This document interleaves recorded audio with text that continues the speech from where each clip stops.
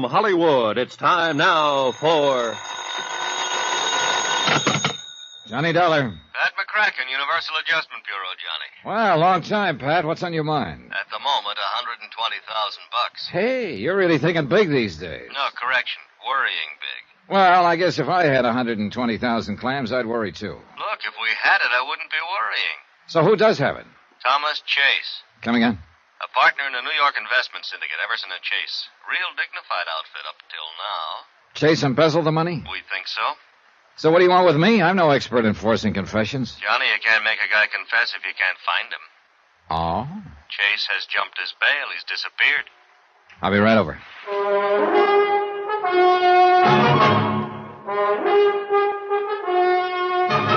Tonight, and every weekday night, Bob Bailey in the transcribed adventures of the man with the action-packed expense account, America's fabulous freelance insurance investigator. Yours truly, Johnny Dollar.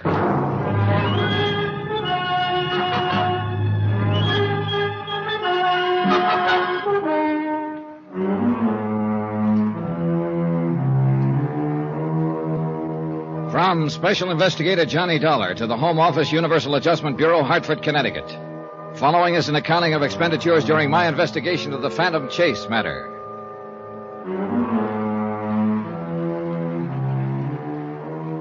Expense account item 1, $1 even, taxi from my apartment to the offices of Universal Adjustment where Pat McCracken was waiting for me, with a worried look and a handful of papers. Well, how can you figure it, Johnny? An outfit like Everson & Chase goes along for years without a blemish on the record, and then Bluey, one of them, turns sour. Well, that's what makes horse races, I guess. Yeah, that's also what gives bonding companies headaches. Yeah. What's the background, Pat? No, it's all in here. Everson & Chase, investment brokers. Real high-class clientele. Partnership? Oh, yeah. George Everson, senior partner. 42 years old. Pillar of society. Married? No, widower. Wife died 3-4 years ago. This Thomas Chase is the junior partner, then? Yeah. He's 38. He's a big fellow, clean cut. All-conference football player in college. You know, that sort of thing. Everything in his favor. Looks, personality, intelligence, ability. Why, Johnny, huh? Why a guy like that? Oh, you're asking the wrong fella. I've seen enough embezzlers, though, to know they come in all shapes and sizes. What turns a man like that sour, anyway? Well, you know the stock reasons as well as I do, Pat. Gambling debts, a woman. Incidentally, is Chase married? Now, that's another thing I don't get. What do you mean? I know one of the stock reasons for embezzling is another woman. If that was Chase's motive, he's nuttier than a fruitcake. Why anyone who had a wife like Lola Chase would even look at another woman is beyond me. Like that, huh? Like that. Impresses me as a real fine woman. And has got the looks to go with it. Well, you'll be talking to her. You'll see for yourself. Always a pleasure, Pat. Now, about the money that's missing, $120,000, you said. Yeah, more or less. Currency, checks, negotiable securities. Well, look, a deal like that didn't just take place overnight. It must have been going on for a long time. No doubt of it. How did Chase manage it? Well, Everson can fill you in on that better than I could. The senior partner? Yeah. Now, he's still not willing to go along with us that Chase is guilty. I think he's pretty concerned about the company name, which is understandable enough. Well, maybe he's got something. Yeah. Well, you better save yourself some time, Johnny. Meaning? Meaning you just answer me one question. All right, what is it? Would an innocent man jump bail? Expense item 2, $16.20, transportation and incidentals to New York to the office of Everson & Chase. George Everson was just as Pat McCracken had described him. Early 40s, a little gray at the temples, a healthy tan. The real solid citizen type. Handsome and, right now, unhappy. I still can't believe it, Mr. Dollar. Tom Chase, of all people. Well, he was like a younger brother. I nursed him through the best graduate business school in the East. I took him in with me. Yeah, how long ago did he become a partner in the firm, Mr. Everson? 4 or 5 years. Yeah, 5 years next month it would be. And Lola. Poor Lola. His wife? What?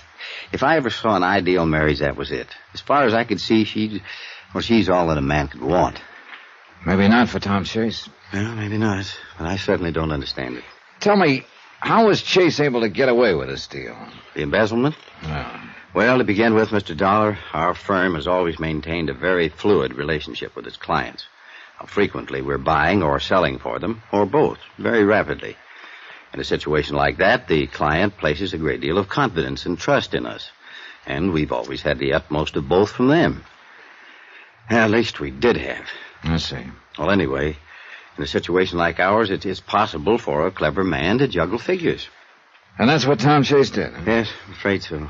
You see, more and more lately, he'd taken over the personal management of some of our best accounts. Oh? Sort of taking them under the wing, huh? I encouraged him to. But if I'd realized I was only putting temptation in Tom's way, Well... How did you find out what he'd been up to, Mr. Everson? Well, Tom had formed a kind of pattern in his accounts. He specialized in handling those clients of ours who were primarily interested in growth investments. Growth? Long range. You know, buy and hold it for quite a while. Oh, yeah, I see. But one of those clients suddenly decided to liquidate his holdings on short notice. The account turned up short, then? Quite short. So, of course, I immediately ordered a full-scale audit. The results of that brought the district attorney's office into it. The rest, you know. Yeah. But I must say that on paper, he'd done a very convincing job. You see, now, here are the files on all his accounts. Pardon me.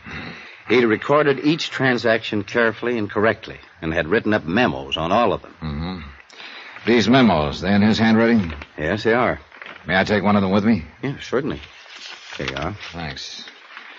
Mr. Everson, as I understand it, Tom Chase wouldn't talk after his arrest. No. And that was the most frustrating part of it. If he'd have given us some kind of explanation, anything. But he refused to make a statement of any kind. I see. I arranged for his bail, of course, and tried to do what I could, but... But he jumped bail and disappeared. Yes, I'm afraid so. This was 4 days ago, I understand. Yes. One more thing, Mr. Everson. Had he acted at all differently lately? Well, I hadn't noticed anything, but apparently his wife, Lola, had. Oh? Yeah, I had dinner with them a week or so before this thing happened. Lola got me off to one side for a moment and asked me if I'd noticed any change in Tom lately. Change? Yeah, she said that he'd seemed rather moody and preoccupied. Well, that made me realize that he had seemed a trifle tense around the office. Apparently, he'd told her he'd been working extra hard. Yeah, I suppose that should have been a danger sign to me, but... I was afraid so I just passed it off. I kidded her out of it. Yeah. Well, thanks for the information, Mr. Everson. It's little enough, I'm afraid. Where do you start looking at a case like this? Well, that's a good question. First, I think I'm going to have a talk with Mrs. Chase, find out all I can about her husband's habits, likes and dislikes, so on. Sometimes you pick up a lead that way. Well, you'll probably run him down sooner or later. I understand you have quite a reputation at that sort of thing. I wonder if you'd do me a favor, Mr. Dollar. Sure. As I say, you'll probably find him, and as for the money, well, I guess whatever part of it we recover, we should be grateful for. Well, that's about the size of it, I guess. But frankly, I'd rather not see Tom Chase again, unless it can't be avoided. Yeah, I understand. But there is one question I guess I'll always wonder about. Maybe you can find the answer for me. What is it? Why did he do it? Why? Expense account item 3, $12.50, cocktails and dinner for Lola Chase and myself. I figured she might relax a little more that way, and believe me, taking Lola Chase to dinner was no chore. She was everything Pat McCracken and George Everson had said she was. Tom Chase must have had some pretty powerful reasons to walk out on her. Well, Lola and I made general conversation throughout dinner. She was poised, but pretty subdued. After we finished eating, I steered the conversation around to her husband. I don't know that there's anything I can tell you that I haven't already told the district attorney's office, Mr. Dollar. Whatever information I can furnish. Well, what I mainly want to know is... what sort of person was your husband? Tom? Yeah. I guess I'm the wrong one to be answering that, Mr. Dollar. Hmm? I thought I knew Tom better than anyone in the world. But as it turned out, I didn't know him at all. Funny how you can live with someone for years and never... Yeah. So when you ask me what sort of person he was, I guess I have to say I really don't know. Well, how about his hobbies, likes and dislikes, that sort of thing? Well, he liked to play golf. Uh-huh. He did some sailing. And he had quite a collection of records and an elaborate hi-fi set. Oh, what kind of records? Jazz, mostly. He used to play them by the hour. I must say he turned them up a little too loudly for me. But then I understand that women's ears weren't built for hi-fi or something like that. Yeah, tell me, Mrs. Chase, did you notice much change in his behavior recently? Yes, I did. And it upset me. What sort of change? Well, for one thing, he became rather moody. I guess you'd call it. He seemed to have something on his mind all the time. Several times he stayed out late at night, said he was working. I see. And then there was the thing about our vacation. What was that? Well, we'd planned a little trip. But at the last moment, he told me he couldn't go. He insisted I make the trip without him. I didn't want to, but he insisted. So I finally went, alone. It was when I got back that I found out he'd been arrested. Where did you go on this trip? Martha's Vineyard. Uh-huh. Well, thanks very much for the information, Mrs. Chase. Thank you, Mr. Dollar. You've been very kind. When and if you find Tom, well... Yes? Well, I guess I'm just foolish enough to think he still might be innocent. I took Mrs. Chase to her apartment and then went back to my hotel. The big question was where to start.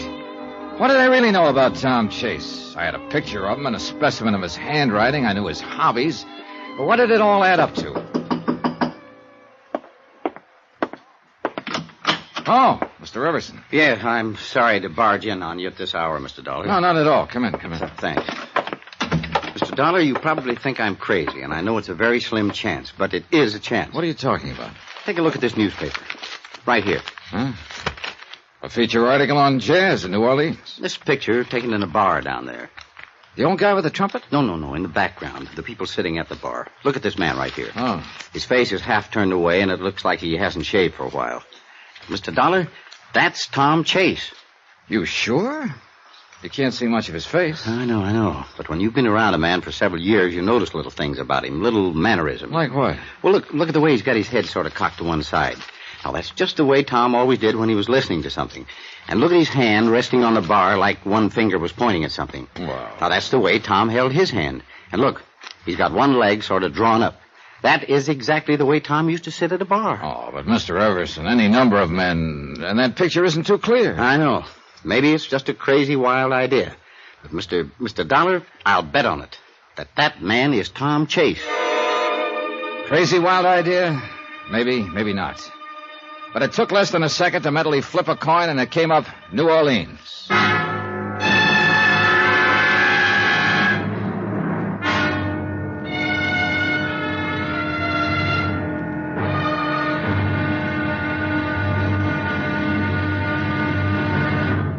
Now, here's our star to tell you about tomorrow's episode of this story. Yeah, on to New Orleans, where the trail proves to be pretty cold, but warms up fast.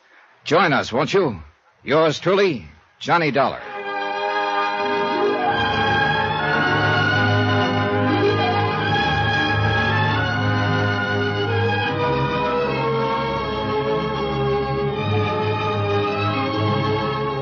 Yours truly, Johnny Dollar, starring Bob Bailey, is transcribed in Hollywood. Written by Robert Reif, it is produced and directed by Jack Johnstone. Be sure to join us tomorrow night, same time and station, for the next exciting episode of Yours truly, Johnny Dollar. Roy Rowan speaking.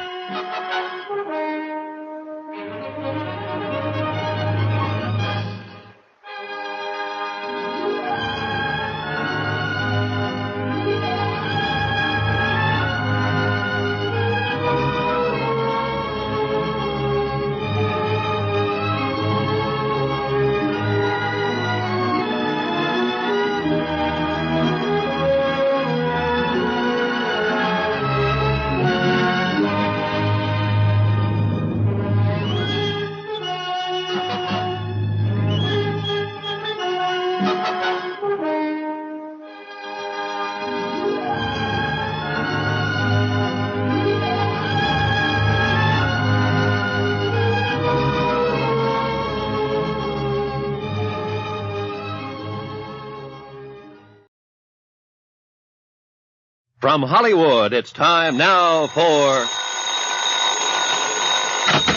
Johnny Dollar. George Everson, Mr. Dollar. Oh, yes, Mr. Everson. I've been thinking, I could have been wrong last night. You mean about the newspaper picture of the bar in New Orleans? Yes, that man in the background of the picture, the way he sits, the way he holds his hands and his head, it's so like Tom Chase. Yeah, that's what you told me last night. Yes, but this morning, Well, you know, things always look different in the morning. After all, we can't see very much of his face in the picture. It might be just a wild goose chase. Well, I've been on plenty of them, believe me. But I've been thinking, too, Mr. Everson. Tom Chase embezzled $120,000 from your firm. New Orleans would be as good a place for him to hide as any. Besides which, his wife told me he was very fond of jazz, and there's certainly plenty of that down there. And you really think it might be a possibility? My plane leaves for New Orleans in an hour.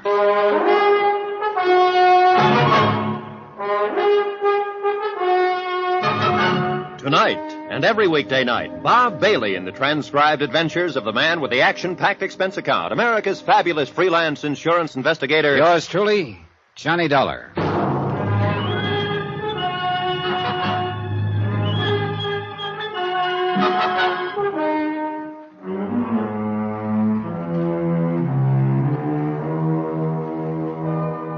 From Special Investigator Johnny Dollar, location New Orleans, Louisiana, to the Home Office, Universal Adjustment Bureau, Hartford, Connecticut. Assignment, the Phantom Chase matter. Expense account continued. Item 5350, cab fare to the airport. George Everson was waiting for me at the passenger ramp. I'll tell you, Mr. Dollar, before I came out here to the airport, I called the insurance company you represent in this investigation. Oh? I told them if this trip to New Orleans did turn out to be just a wild goose chase, that I would assume your expenses. Oh, well, that's very considerate of you, Mr. Everson, but it isn't necessary. Now, an investigation's an investigation. My company's willing and anxious to exhaust all the possibilities. And from what you tell me, it's a good possibility that Tom Chase is hiding in New Orleans. Well, I hope so. Say, look, I've still got a minute or two before my plane loads. I want to make sure I've got all the facts straight. All right. Tom Chase was your junior partner. He began to specialize in those clients of yours who made long-term investments. Right. One of them decided to sell out suddenly, and you discovered there was a lot less in his account than there should have been. You ordered an audit and found that other accounts of Tom's had been juggled, too, to the tune of $120,000. Roughly. He was arrested but wouldn't talk. He got out on bail, then jumped his bail and disappeared. Yes? All right. His wife Lola says that for some time before that, he was moody and tense. Well, look, I didn't mention this to her, but I will tell you. Do you have any reason to think that Chase was interested in another woman? No reason at all. Good Lord, Mr. Dollar. With a wife like Lola, a man would be out of his mind to even think of anyone else. Well, I'm just mentioning a possibility, Mr. Everson. Yeah, I know, and I suppose that always is a possibility in embezzlement cases. But I certainly hope not in this one. The whole thing's been hard enough on Lola as it is. Yeah, did you tell her about the newspaper picture and that I'm going to New Orleans? No, I decided not to mention it to her for the present. I didn't want to get her hopes up. Although heaven knows she doesn't have much to hope for under the circumstances. Yeah. Oh, well, my plane's loading. Well, so long, Mr. Everson. Yes. Best of luck, Mr. Dollar. I'll be waiting for word from you. Don't count on much. Oh, people have hit the jackpot on the first nickel. I know. But oftener than not, they turn up 3 lemons instead. Expense item 6, $114, transportation and incidentals to New Orleans. I checked in at a hotel and headed for the quarter. It hadn't changed much. Maybe a little more neon here and there. But the same streets, the same latticework, the same noises. Then, as I was walking along the sidewalk, something came hurtling down through the air at me. I jumped to one side. It was a basket at the end of a rope. A man from a little grocery store came out, put some food in the basket, and the lady in the upstairs window hauled it up again. No, the quarter hadn't changed much. It was after dark when I located Ace's Castle, a bar that had been shown in the New York newspaper. There weren't many people inside. A few couples scattered around, a single or two at the bar, the bartender. And over in one corner, a small band making slow, sad music. I went over to the bar. Evening, sir. Hi. Scotch and soda, please. Okay. A little slow tonight, huh? It's early. It'll pick up. Here you are. Thanks. This is the bar that was in the New York newspaper picture, isn't it? Yes, sir. This is the place. That must have been good for business, huh? Tourists. This isn't a tourist spot. What kind of a spot is it? People from around the street here come in, have a drink or two, nurse their own private troubles or forget them, and listen to Pops. Pops? Pops Harker, the old man over there with the trumpet. Oh. Hey, he plays like he means it. He does. Do you mind taking a look at this newspaper picture? So what about it? Well, this guy in the background sitting at the bar. Yeah? Know him? Not particularly. What do you mean, not particularly? A lot of guys come in here. Should I know all of them? All right, here. Here's a front view of the man I'm looking for. Recognize him? Afraid not, sir. Afraid I can't help you. Ever hear the name Tom Chase? Chase? Not that I remember. This man in the newspaper picture, is his name Tom Chase? Well, could be. I'm not sure. Well, if he's around the street somewhere, you'll probably run into him sooner or later. How do you figure? People on the street don't leave it much. Oh, world of its own, huh? I suppose. Sort of an upside-down world, but a world, I guess. Seems to be what they want. So you think if my friend Tom Chase is here on the street somewhere, he's liable to stay here? Most of them do. Then it looks like you're going to have a steady customer for a while. We can always use him. Why don't you go talk to Pops, the old boy playing the trumpet there? He's got quite a memory. Maybe he could help you. Thanks, I will. Pop was way off at Never Never Land. He looked as old as Africa. He wore dark glasses. And the horn he was blowing looked like he'd either found it or made it.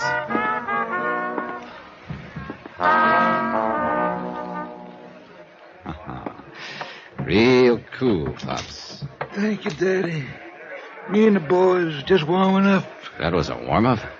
Oh, it ain't what it used to be. We'll still hold up for a while, I guess. I think it will. Yeah, you talk to that horn real pretty. It's when the horn talk back that counts, Daddy. Hey, look, maybe you can help me, Pops. You got troubles? In a way. I'm looking for somebody.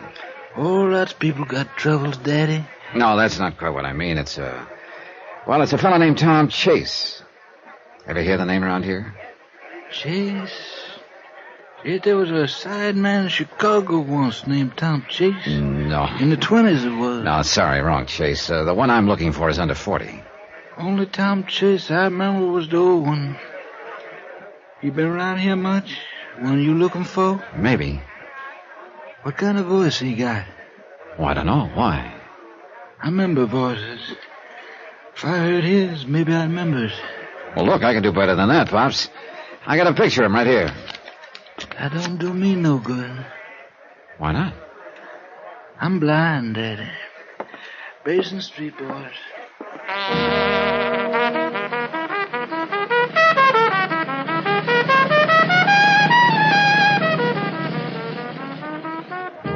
I think I knew now why he could blow the kind of music he did. It had to make up for a lot of things.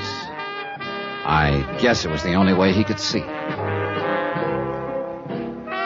Item 7, $2, drinks for me.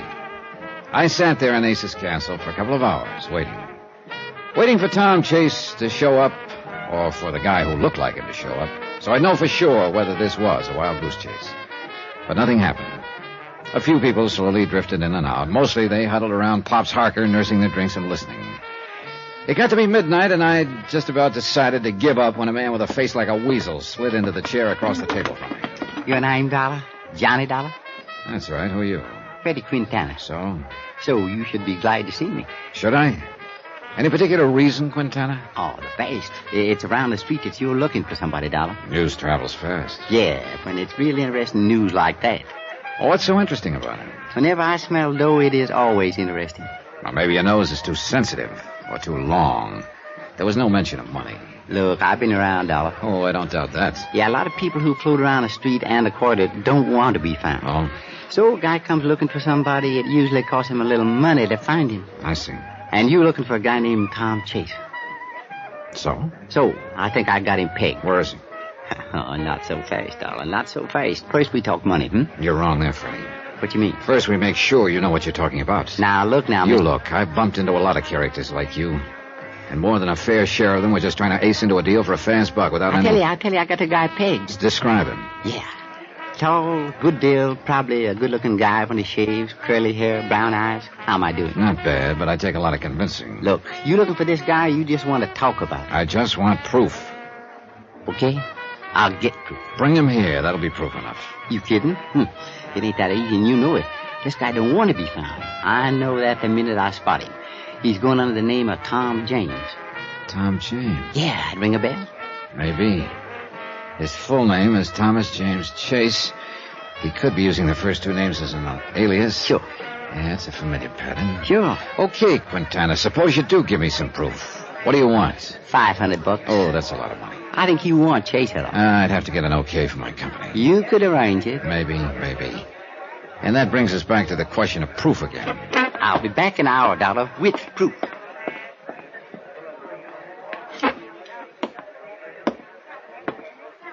Daddy, Yeah? Yeah, what is it, Pops? that man you was talking to, he's a bad one. Oh? I can tell it in his voice, Daddy. Yeah, I know what you mean. You don't want to mess around with a bad one like that.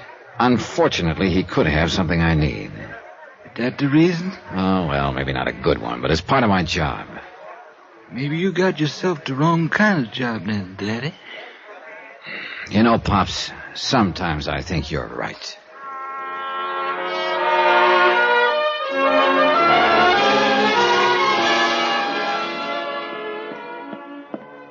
Hi, Dollar. Hello, Freddie. Right back on time. Yeah, with the goods, too. Yeah. Take a look. It's all crumpled up. What is it? Well, smooth it out. I think it's a letter he started writing and threw it away. Where'd you get it? I paid a little visit to his room when he was out. I fished it out of the wastebasket. Okay. Lola, when you get this, I'll be far away. Don't try to find me. It's better this way. I don't know how to explain, but ends there. Well, what you think? Is he your boy? I can tell you in about 10 seconds. I fished the sample of Chase's handwriting out of my pocket and compared it to the half-finished letter. I'm no expert, but I didn't have to be. There was no doubt about it. It was Chase's handwriting. So it looked as though my trip was going to pay off after all. Tom Chase was right here in New Orleans.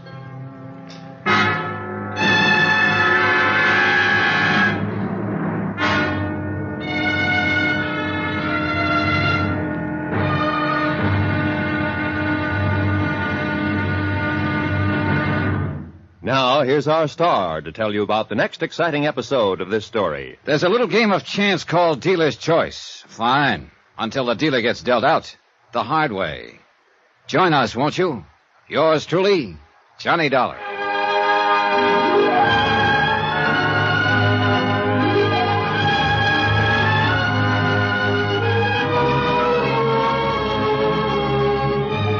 Yours truly, Johnny Dollar, starring Bob Bailey, is transcribed in Hollywood. Written by Robert Reif, it is produced and directed by Jack Johnstone. Be sure to join us tomorrow night, same time and station, for the next exciting episode of Yours truly, Johnny Dollar. Roy Rowan speaking.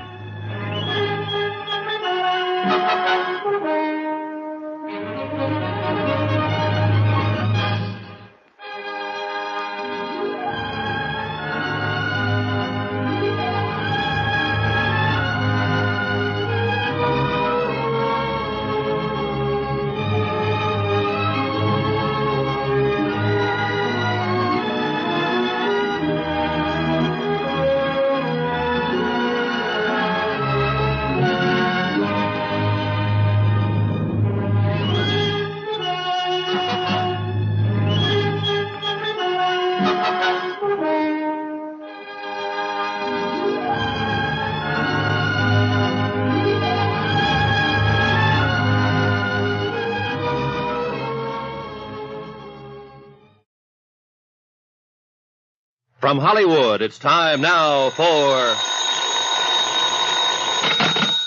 Johnny Dollar.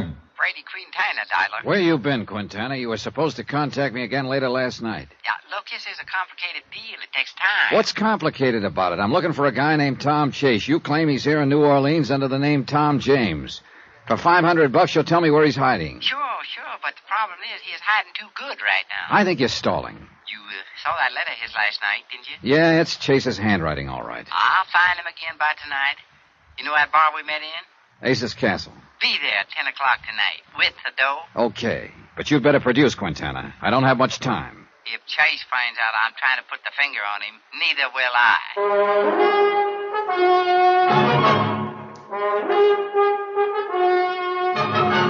Tonight and every weekday night, Bob Bailey in the transcribed adventures of the man with the action-packed expense account, America's fabulous freelance insurance investigator. Yours truly, Johnny Dollar.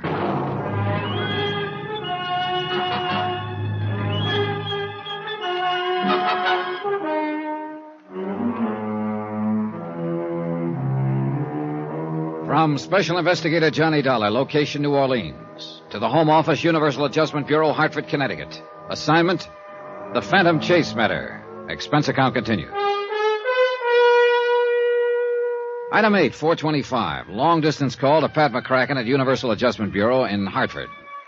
Pat agreed that $500 was a small price to pay if it got us a man who'd embezzled $120,000 from a New York investment outfit.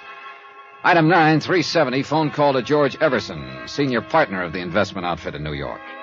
It was Everson who'd spotted a newspaper picture of a New Orleans bar with a man in the background who looked to him like Chase. Everson had been afraid he was sending me on a wild goose chase, and he was happy to hear his wild goose had just laid a golden egg.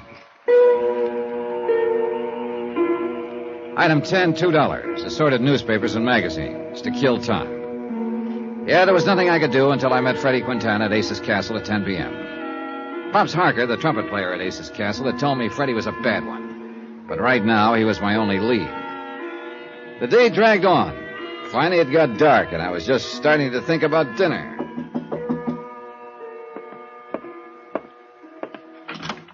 Hello, Johnny. Lola Chase. May I come in? Well, yeah, sure. Come on in. Well, what are you doing here, Lola? I thought you were in New York. George Everson told me about your phone call to him this morning. That you think Tom is here in New Orleans. Well, yeah. Everson said he hadn't told you about the newspaper picture before because he didn't want to get your hopes up. I know. He explained. I got a plane down here right away. Yeah. Well, I'm not sure that was a good idea, Lola. I doubt very much if there's anything you can do. I thought if you do find Tom, if I could just talk to him, maybe I could get him to see that the only thing for him to do is give himself up and return the money. Oh, I wouldn't count on that. Johnny, I had to come. He's still my husband. Yeah. George Everson didn't go into details about the newspaper picture. Oh, there was an article on New Orleans Jazz in one of the New York papers a few days back. It showed a bar scene, a place called Ace's Castle. And in the background, sitting at the bar with his face turned away, was a man George thought might be your husband. So I came down here. And now you have proof he's here? I think so. What kind of proof? Johnny, please tell me. Okay. But I'm not sure you want to see it, Lola. Go ahead. Well, last night in Ace's Castle, a character named Freddie Quintana contacted me. Told me he thought he had Tom pegged, that he was going under the name of Tom James. James? That's his middle name. Yeah. The kind of alias a lot of people use. But that's not proof of anything. Oh, I know. Then Quintana showed me a letter he'd stolen from Tom's room. An unfinished letter. I checked it against the sample of Tom's writing I'd brought with me. It looks pretty genuine. What kind of letter? To you, Lola. Oh. Please, may I see it? Here you are. Lola, when you get this, I'll be far away. Don't try to find me. It's better that way. I don't know how to explain, but... I'm sorry. That's Tom's writing, Johnny. Yeah. What happens now? Oh, I'm supposed to meet Freddie Quintana at Ace's Castle down on the quarter at 10 o'clock tonight. I want to come with you. Oh, Lola. Please, Johnny. Expense account item 11, $820. Dinner for Lola and me. She didn't say much during the meal. I guess there wasn't much for her to say. Afterward, we started walking through the quarter toward Ace's Castle. It's interesting around here, Johnny. Oh, yeah. The quarter hasn't changed much. You've been here before? A couple of years ago. Funny. What is? You, in a job like this. Why? You, well, I don't know. You just don't look like a person who spends most of his time looking for fugitives and criminals. It seems like such a strange job for you. It's a job. Do you like it? Oh, I don't know. Sometimes I like it a lot. Sometimes I don't like it at all. Like now? Like now. Thanks, Johnny. For what? For feeling that way. Well, I guess it's my turn to say funny. What about? You're asking about... Well, Pops Harker seemed to think I was in the wrong job, too. Who? Pops Harker. An old fellow who plays trumpet at Ace's Castle. You'll hear him. He's blind. Oh. Yeah, that horn of his has to make up for a lot. But why did he think you're in the wrong job? Mostly because of the company I sometimes have to keep, like Freddie Quintana. Oh. I hate to see things work out like this. What's that mean? I mean, finding Tom this way through a cheap information peddler like this Quintana. Oh, if he'd only turn himself in. I'm afraid that's a pretty remote possibility. I know. He seems to have forgotten what sort of a person he was. After his arrest, he wouldn't even talk to me about it. I guess he's forgotten a lot of other things, too. All right, come on, Lola. That's Ace's Castle right ahead. Do you think Tom will be there? I doubt it. Probably just Quintana. But he's supposed to tell me where your husband is hiding. Here we are. That must be Pops Harker over there in the band with the dark glasses. Yeah, that's him. Come on, that corner table. This is the place in the newspaper picture? Yeah. Yes. I can believe Tom's been here. He loved this kind of music.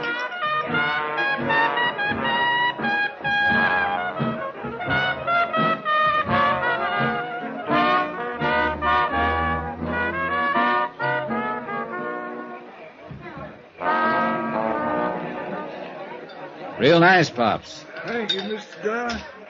How you doing? Oh, pretty good. Johnny, I thought you said he was... Yes. He recognized my voice. You still messing around with that mean one, Daddy? Freddie Quintana? Afraid I have to, Pops. I'm not enjoying it particularly. Well, you stick to the good ones, Daddy. Don't mess with the bad ones. Gossiping about me, Pops? Oh, Quintana. Oh, why don't you keep your face in that horn and out of other people's business? Take it easy, Quintana. That's all right, Mr. Dollar. I'll still be blowing away this here horn long after some folks quit breathing. Yeah, sure. Who's the dame, Dollar? Don't worry about it, Freddie. Let's just say she's with me. Okay. Don't be so touchy. Okay to talk? Go ahead. It's all set, huh? Oh, yeah, I got this Chase on ice for you. He thinks I'm arranging passage for him on a boat out of here with no questions asked. That's cruel. Easy, Lola. Business is business. Where is he now? Now, let's not get noses, sweetie. Cut the smart talk, Freddie. My, you are in a pretty nasty mood tonight, Dollar. Yeah, so just stick to business, huh? Okay. Here. Now, this here's the address of my rooming house. Chase gonna meet me in my room at midnight. You be there in a few minutes before. And Dollar, be sure you bring a dough. You be sure you bring Chase. He's in the bag. See you at midnight. Oh, what a horrible person. Yeah, he's sure not the best. Johnny, let me go with you at midnight. I don't think that'd be a very good idea, Lola. Please. Why? Just say I'm pretty foolish, I guess. I just want to see him once more. Look, why don't you... I know it won't do any good, but after you take him, I probably won't see him again. He wouldn't see me before. He probably won't afterwards, but just to see him once more. Lola, I don't know what good I'd it's like gonna... to go back to my hotel and rest now, but please pick me up before you go to Quintana's room. Johnny? Okay, Lola. 12:15.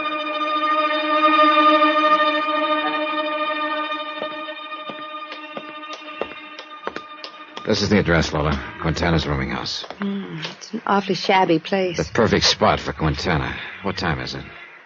5 minutes to 12. All right, let's go in.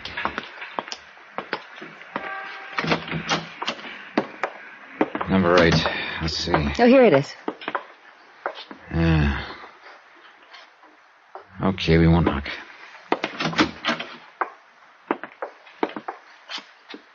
There's nobody here, Johnny. Well, we're a little early. Okay, we'll wait.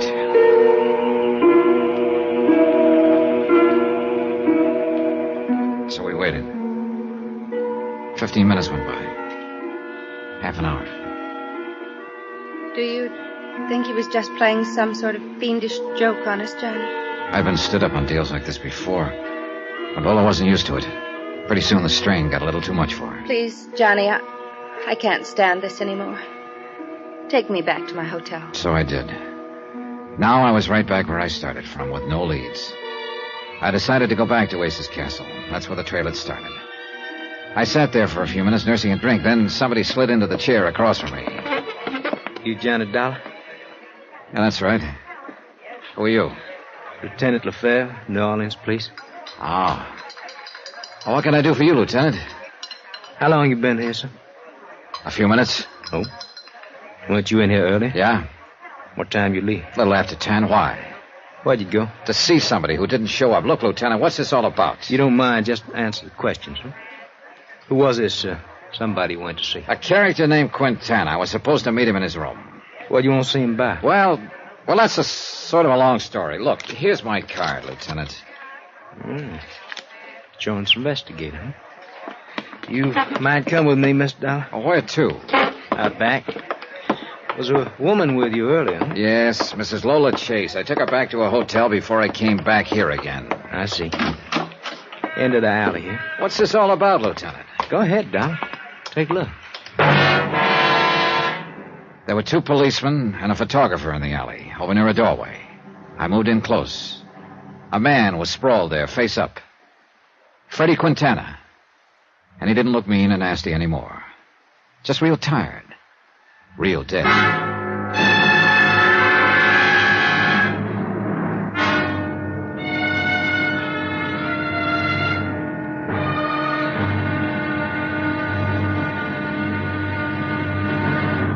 Now, here's our star to tell you about the next exciting episode of this story. Somehow I managed to parlay a scrap of burnt paper into a plane ticket for what almost turns out to be a one-way trip. Join us, won't you? Yours truly, Johnny Dollar.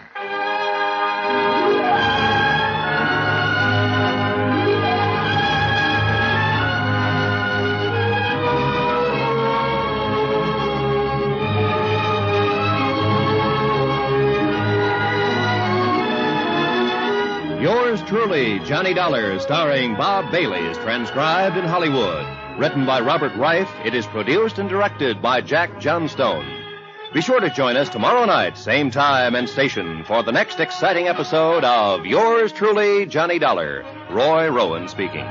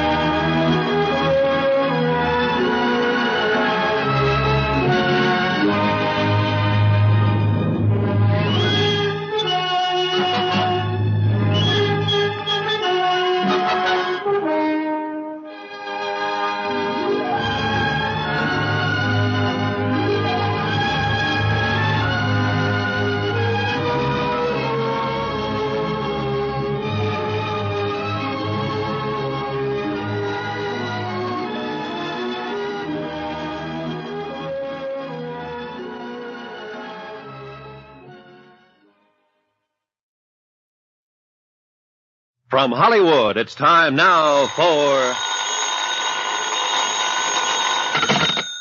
Johnny Dollar. This is Lieutenant Lefebvre, New Orleans Police. Morning, Lieutenant. Anything new on the Freddie Quintana murder? Yes. Oh? You. What? You said you were with Quintana last night. On business, Lieutenant. What kind of business, Dollar? Well, it's a long story. I'm sure. I think you better tell it to me. Okay, I'll be right over.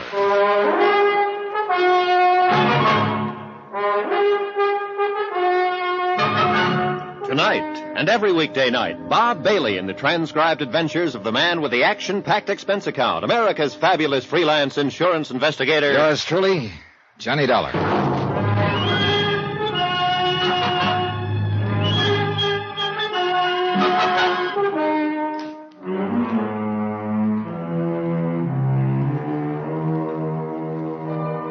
From Special Investigator Johnny Dollar, location New Orleans, to the Home Office, Universal Adjustment Bureau, Hartford, Connecticut. Assignment, the Phantom Chase matter. Expense account continued.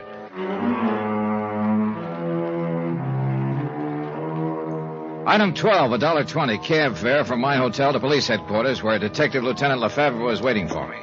All right, Dollar. Now, what's it all about? Lieutenant, it's mainly about Tom Chase, alias Tom James. Chase? James? Who's he? Former junior partner in the investment firm of Everson and Chase in New York City. Chase embezzled $120,000 from the firm. It's not very easy to do. I know, but he was real smart about it. George Everson, the senior partner, explained how Chase had done it. You see, he specialized in long-term investments. Oh, people that buy and hold on, huh? Yeah, that's right.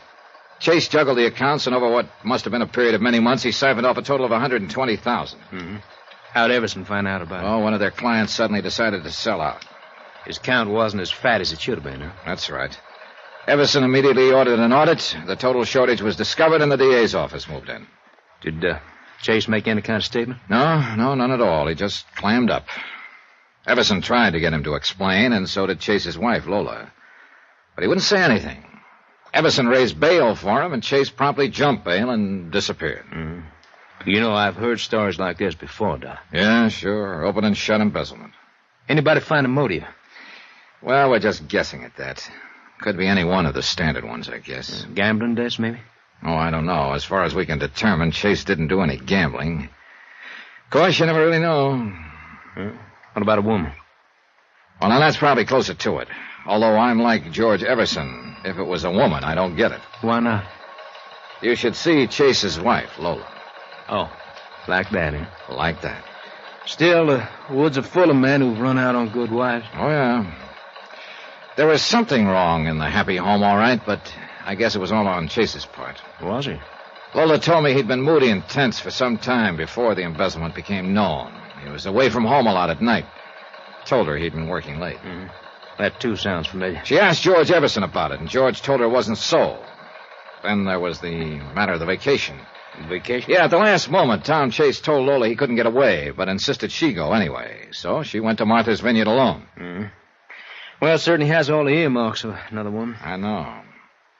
I asked George Everson if he knew of any other woman. He said no. I haven't had the heart to ask Lola Chase that yet. But I got a hunch that's what she's afraid it is, too. Well, it's all very interesting, Dollar, but what's it got to do with Freddie Quintana's murder here in New Orleans? Yeah. Here's a New York newspaper. Last week. Take a look at it. Uh-huh. Article on New Orleans jazz. Yeah. That's a picture of Ace's Castle down in the quarter. George Everson spotted this picture. The fellow in the background sitting at the bar looked to him like Tom Chase, and Chase was crazy about jazz. And that's why you come down here to New Orleans? Yep.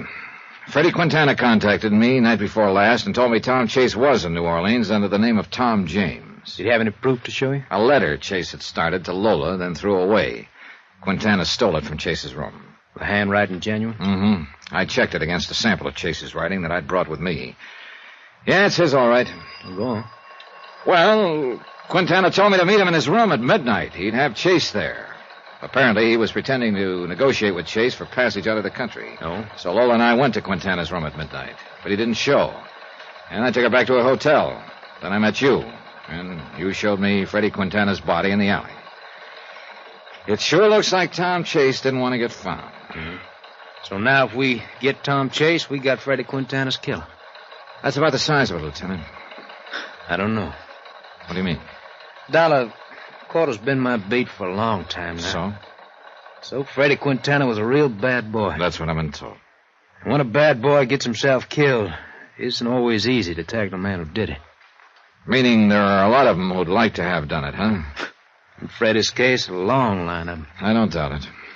Well, we give it a whirl. Tom Chase, alias Tom James. I'll get out bulletin on him. If he's the one, though, he probably skipped time by now. Could be. What's your next move, Johnny? One that I don't look forward to, believe me. Oh? Breaking the news to Lola Chase.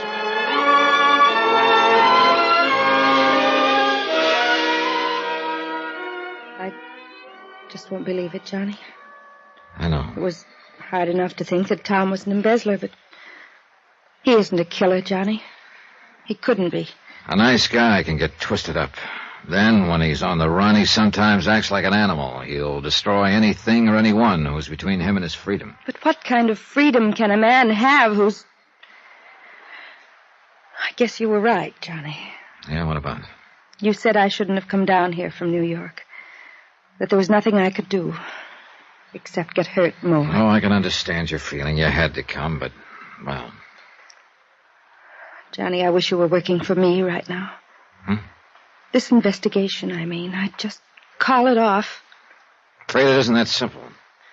Your husband's still a fugitive. He's got to be found. That $120,000 or what's left of it has to be recovered. And if he is responsible for Quintana's murder... I know. It was just a wish. Excuse me. Hello? Oh, yes, just a moment. It's for you, Johnny. Oh, thanks. Johnny Dollar. Lieutenant Lefebvre. Thought I might find you there. Anything new, Lieutenant? Yes. That Tom James alias you gave us for Tom Chase paid off. Oh? We just located his room. Where? A room and house in the quarter, a couple of doors from where Freddie Quintana lived. I'll meet you there in 10 minutes.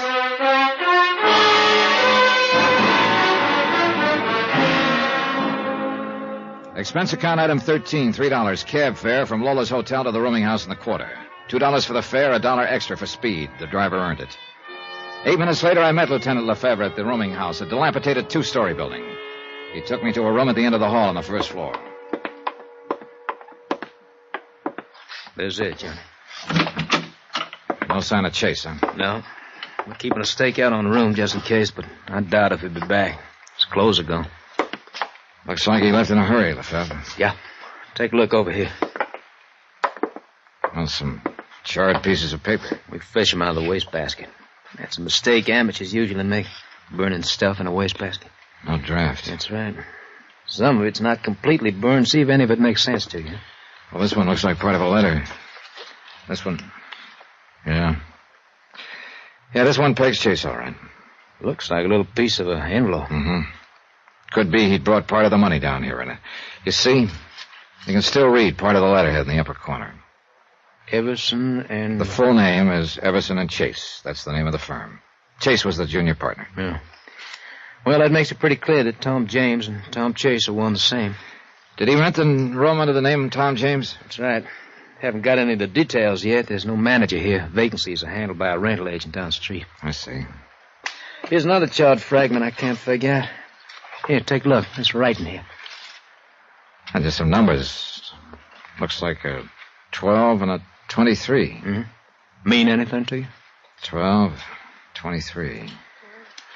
An address, maybe? Possibly. But that's not much help. What address? Oh, well, if I get any bright ideas, I'll call you. I'm going to pay a visit to that rental agent.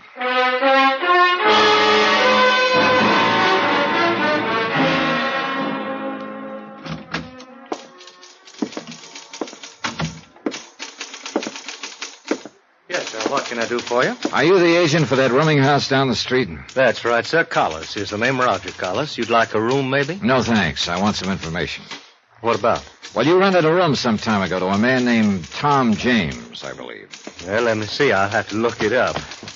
We keep all the rentals in this here book, and it ought to... Yeah, here it is. Oh, yeah. What do you mean, oh, yeah? Was there something special about that rental? Oh, indeed there was, my friend. A little over a week ago it was. Yeah, that would figure. And the month's rent was paid in advance. Is that what was so special about it? Oh, no, that's happened before. It was who rented it was so special. Well, I thought Tom James... It was rented for Mr. James by a friend of his. Oh? I sure wish I had a friend like that. Oh, man, what a woman. The motive for Tom Chase's embezzlement. It was a woman, after all. He probably stayed undercover while she rented the room for him. I thought of his wife, Lola. I didn't want to see her get hurt anymore. Expense account item 14, cab fare to Lola's hotel. Is there something new, Johnny? You left in such a hurry. Lola, do yourself and me a favor. What is it? Go back to New York now. Why? Well, I just think it'd be better all around, that's all. Something's happened. You found out something. Johnny, please don't hold anything back from me. Look, Lola, whatever it is, I have a right to know. Yeah, I guess you do. Okay, I'm sorry to tell you this, but It looks like Tom isn't traveling alone. Oh. I guess I always knew that was it. It had to be. I'm sorry. You're right, Johnny. The only thing for me to do now is go back to New York and forget. Try to forget. Thanks for everything, Johnny. Item 15, $3 even, drinks for me. But they didn't take the bad taste out of my mouth. Lola, heading back to New York alone, and Chase, heading who knew where with $120,000 and not alone. I thought of that scrap of charred paper with the numbers on it, the one we'd found in his room. 12, 23.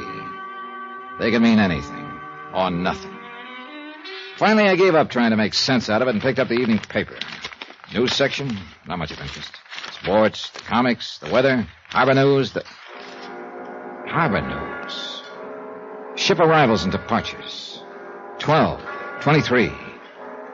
Could that be the time of departure of a ship and the pier number? From Pier 23 at 12, maybe? Sure, it sounded like a long shot. But I had a strong hunch the trail might not be as cold as I'd thought.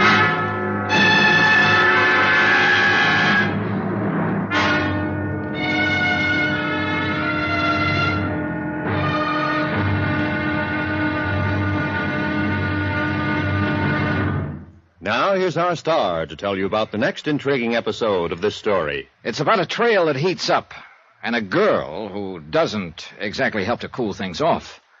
Join us, won't you? Yours truly, Johnny Dollar.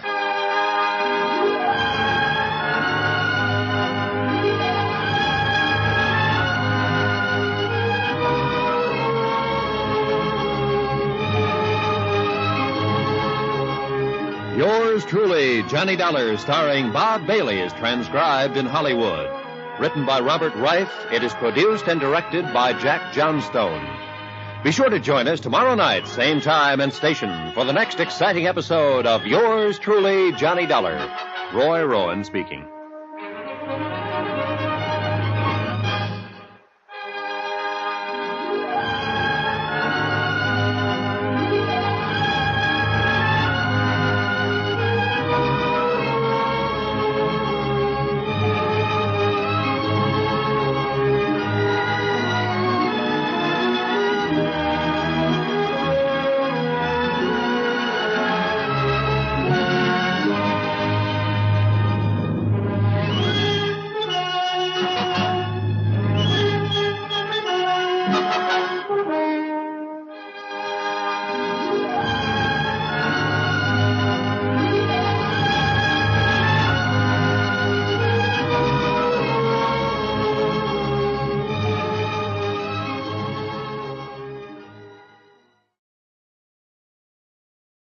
From Hollywood, it's time now for...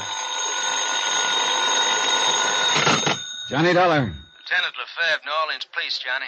How's that when you call? Lieutenant, I think I've got a new lead on the whereabouts of Tom Chase. I could use a new lead. Let me have it.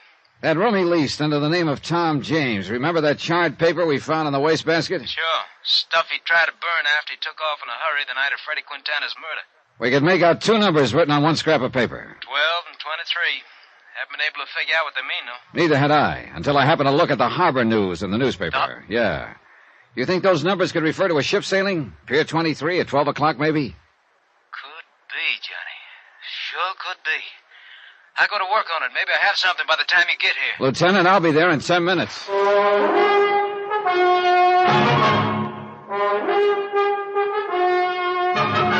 Tonight and every weekday night, Bob Bailey in the transcribed adventures of the man with the action-packed expense account, America's fabulous freelance insurance investigator. Yours truly, Johnny Dollar.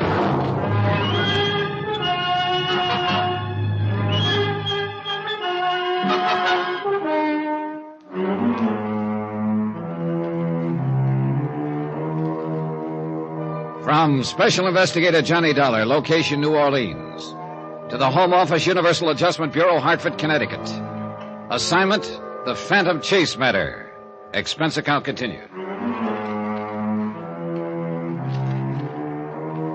Item 16, $1.50 cab from my hotel to police headquarters in the office of Detective Lieutenant Lefebvre. I got some of my boys working on ship sailings, Johnny.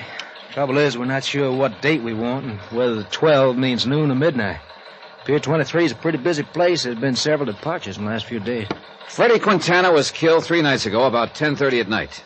Could be the departure time was midnight that same night. Could be, and that's a line we're taking. But, of course, that's assuming that Tom Chase, alias Tom James, was the one who murdered Freddie Quintana. Oh, everything points that way, Lieutenant. Look, Tom Chase was the junior partner in the New York investment firm of Everson and Chase. He embezzled $120,000, jumped his bail, and disappeared. Embezzler isn't necessarily a killer, Johnny. Matter of fact, the two types are usually quite different. True enough. But the big kicker in this deal is why Tom Chase went sour in the first place. A man who changed as completely as he did in one direction might go all the way. It's happened before, of course. His wife Lola and his senior partner, George Everson, were pretty shocked at the thought Tom had embezzled the money. They couldn't understand why a man like he would do what he did. Neither could I, until I found out it was a woman who rented a room for him here in New Orleans. How did Miss Chase take that news? Oh, pretty hard. She's still here in New Orleans? No, I talked her into returning to New York. I just didn't want to see her get hurt anymore. She probably shouldn't have come down here in the first place. Well, that's what I told her. That there was nothing she could do here. But what it boiled down to was she just wanted one more look at her husband. You see, after he was arrested in New York, he refused to make a statement, wouldn't even talk to her about it. Refused to see her at all. So she thought if she could see him again, he might have some kind of explanation. Huh? Yeah, but as it turned out, she was just asking for another kick in the face. How can a man explain another woman? That's a good question.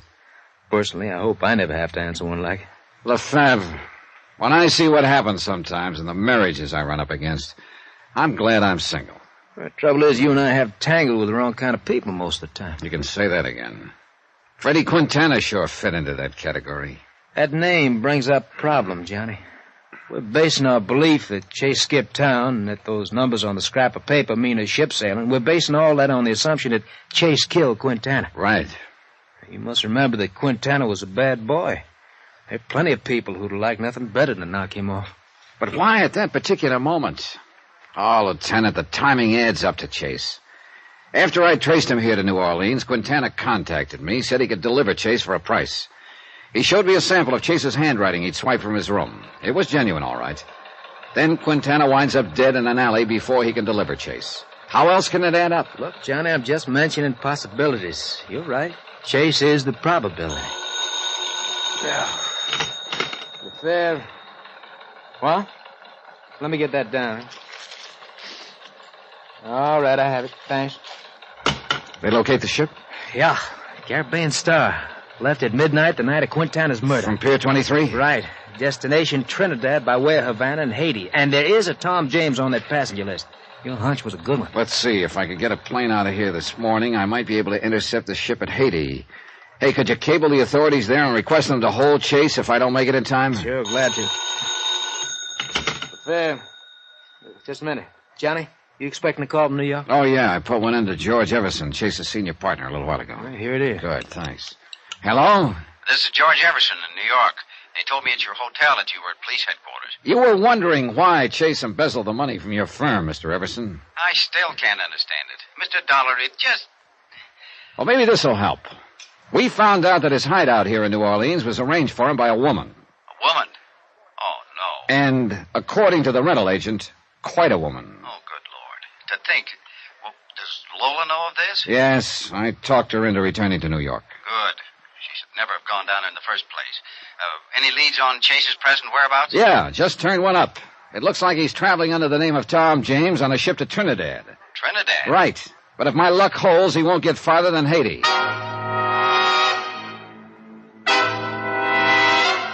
Expense account item 17, $134.40. Transportation from New Orleans to Port-au-Prince, Haiti.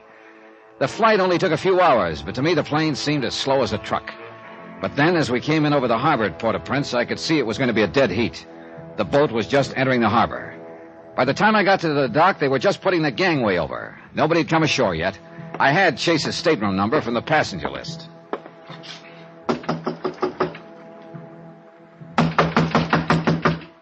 Okay.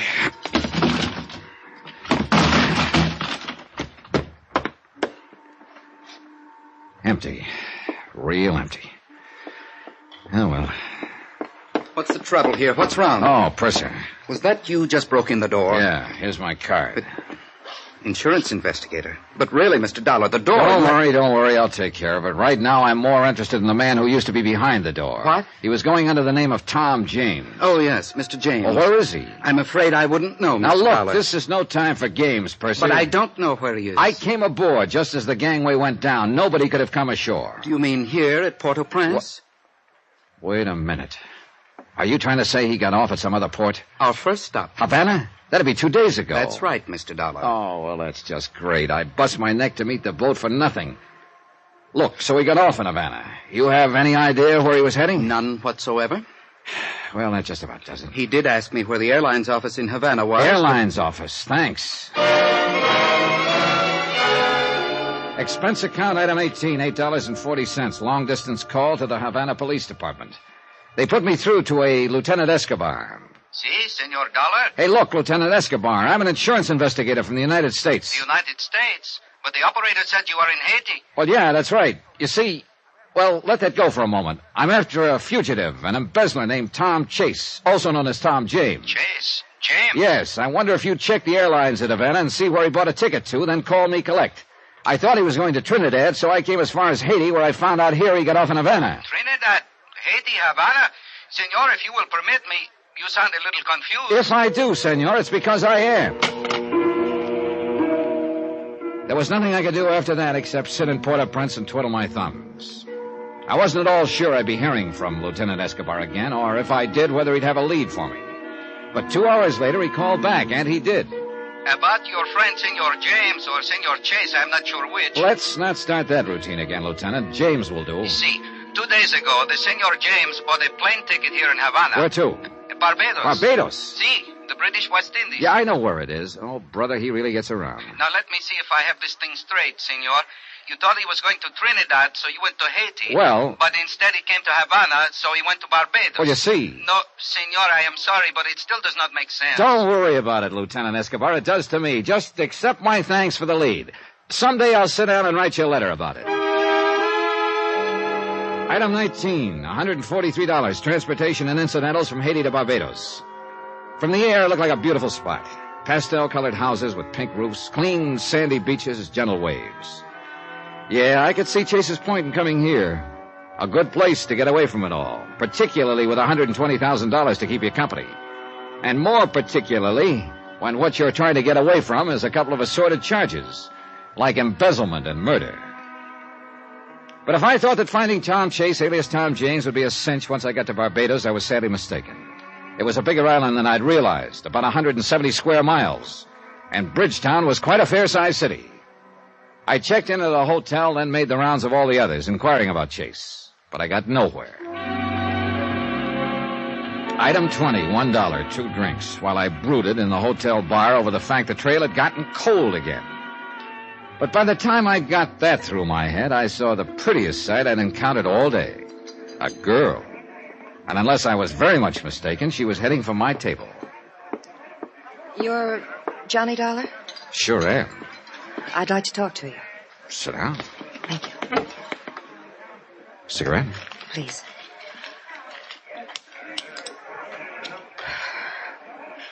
You're looking for somebody, aren't you, Mr. Dollar? Am I? Anybody in particular? Yes. Let's call him Tom James. Oh? What about him? I know where he is. Who are you? Connie. Connie who? Connie's enough. So you're the one, huh? What do you mean? Well, I knew Chase wasn't traveling alone. Yeah, I'm the one. One thing I don't get. What? Why you're doing this, if you're Chase's girlfriend. You want out, maybe? Yeah, I want out. So you'll deliver Chase to me. What do you want for it? Money enough to get back to the States? That might be arranged. Just one thing. What is it? The last person who tried to turn Chase over to me got himself killed back in New Orleans. You better be real careful. I will. Now, look. There's a bar down near the waterfront called the Trade Winds. Know it? I can find it. Be there about 10 tonight. Chase will be with me. Okay. 2 things, Mr. Dollar. What are they? Don't let on to him how you found him. Okay, what else? Bring the money. Connie left, and I sat there basking in the welcome warmth of a trail that had suddenly heated up again. At 9:45, I went down to the waterfront. I spotted the Trade Winds bar down the street a block or so. I waited. Pretty soon I saw Connie go inside. I started for the entrance. Then, suddenly, I realized I was being followed. Somebody crossed the street in the shadows. I whirled and headed for him fast. It took him by surprise. He ducked down an alley, then into a warehouse on a pier. I eased up to the door. It was dark inside, but I went in. Then, too late, out of the corner of my eye, I spotted somebody beside me in the dark. Something hard hit me over the right ear, knocked me to my knees. Yeah, I'd finally caught up with Chase. The hard way.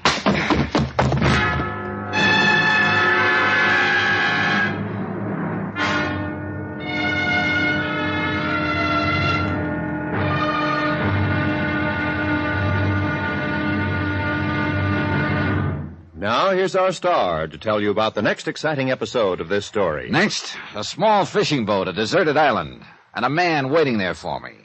A man with a gun. Join us, won't you? Yours truly, Johnny Dollar.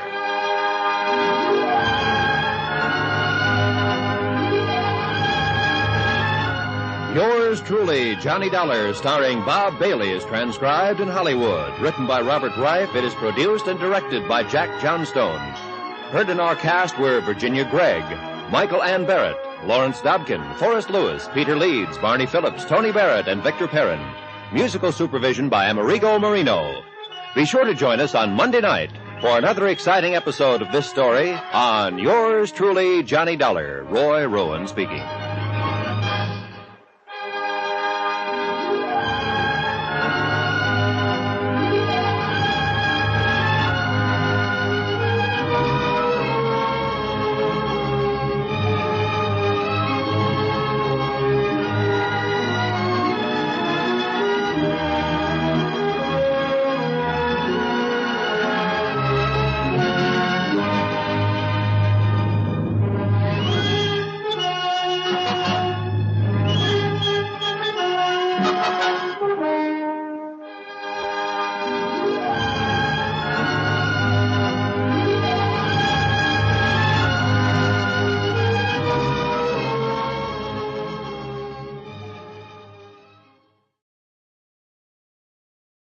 From Hollywood, it's time now for... Johnny Dollar. This is Connie, Mr. Dollar. Well, you're about the last person in the world I thought I'd be hearing from. What do you mean? I waited for you last night at the Trade Winds bar, but you didn't show up. No, I got delayed on the way by a hit over the head in a warehouse on a pier. What? No, don't tell me that surprises you. Of course it does. Look, that whole routine of yours yesterday about telling me where Tom Chase is hiding was just a decoy so he could get me down there and try to finish me off. If that night watchman hadn't come along when he did, I'd still... I don't know what you're talking about. Want to prove that? Yes, but how? By opening up and telling me what this is all about. Where are you now? Downstairs in the lobby. I'll be right down.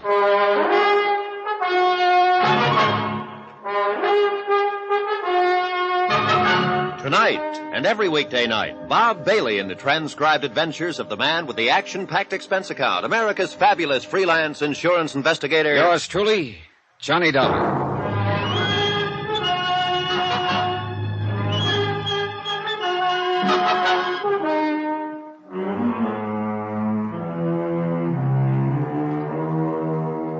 From Special Investigator Johnny Dollar, location Barbados, British West Indies.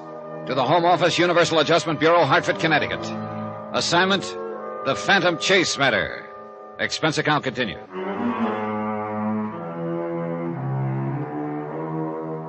Item 21, 2 cents. Exactly what I'd have taken at that point to chuck the whole deal. Getting slugged on the head the night before was bad enough. But when I got down to the lobby that morning and found that Connie was nowhere in sight, I realized I was right back where I started from, which was nowhere. I went over to the desk. Yes, sir? Hey, look, a girl just phoned me from the lobby. Did you see her? Yes, sir. A most attractive young lady. Yeah, and right now a most invisible young lady. Where'd she go? Why, I don't know, sir. Was she alone? Oh, it's quite alone. She came in and asked to be put through to your room. And after she'd hung up, she suddenly turned and walked out. Oh, well, that's just great. You wouldn't happen to know her. I'm afraid that's a pleasure that's been denied me, sir. Ever seen her before? Yes, once or twice around town. Was she with someone when you saw her? Oh, sir, a woman with such obvious charm is seldom alone. Yeah, well, you remember what the man she was with looked like? Well, only in a vague sort of way, I'm afraid. He was large, rather handsome. Athletic looking, I'd say. Could be Chase, all right. Chase? Skip it. Well, that's that, I guess. Sorry I didn't make connections, sir. But perhaps she'll come back. I'm not counting on it. A long time ago, I learned that in my job, it's always a good idea to keep in contact with the local authorities. So I decided to visit the Colonial Police. As of the moment, I needed a shoulder to do a little crying on. The shoulder in this case turned out to belong to an Inspector Whitsett. Let me see if I have this thing straight, Mr. Dollar. This chap you're looking for, Tom Chase, embezzled some money from the New York investment firm in which he was a junior partner. Yeah, that's right, Inspector. Everson and Chase was the firm. $120,000 was the amount. $100,000? My goodness, Chase must be a rather clever swindler. Yeah, and pretty speedy, too. He's kept 2 jumps ahead of me all the way. And you think he's traveling under the name of Tom James? I'm sure of it. In New Orleans, a man named Freddie Quintana told me Chase and James are one and the same, and showed me some handwriting to prove it. But Chase eluded you in New Orleans. Yeah. Quintana was going to turn him over to me for a price, but then he turned up dead in an alley. So your friend Chase is dangerous as well as clever. Why, you do have your problems, don't you? A bucket full of them, Inspector. And now you think that this Chase or James is hiding here in Barbados? Well, I'm pretty sure of it. You see, he left New Orleans in a hurry after Quintana's murder. Understandably. But he burned some papers, not completely, and we found one with some numbers on it. They turned out to be about a ship sailing. I intercepted the ship at Haiti, but learned that Chase had gotten off in Havana. I see. The Havana police found out for me that he'd bought a plane ticket here to Barbados. And so here you are. Well, I must say you're persistent. Oh, yeah. But so far it's got me one big nothing. I thought my luck had changed when I met Connie last night, but apparently that was just a decoy. Connie? Yeah, here. Here, I've written down a description of her. I'd sure appreciate it if you could help me find her. Yeah. Oh, I say, from this description it sounds as though it would be a pleasure to find her, wouldn't it? Oh, yeah, Inspector, she's quite a dish. How does this Connie enter into the situation? Well, pretty basically. You see, nobody up in New York could figure out why Chase had turned sour. His senior partner, George Everson, was mystified, and so was Chase's wife, Lola. But I guess the reason was pretty obvious right from the start, except nobody wanted to face up to it. I take it you refer to perhaps the classic reason, another woman. Right. I found out that Chase's New Orleans hideout had been arranged for him by a woman. Then last night, Connie told me she knew where Chase was, and for enough money to get back to the States, she'd tell me. Well, then this Connie would appear to be the other woman, huh? Yeah. She said she wanted out, but it turned out to be a trap. Oh?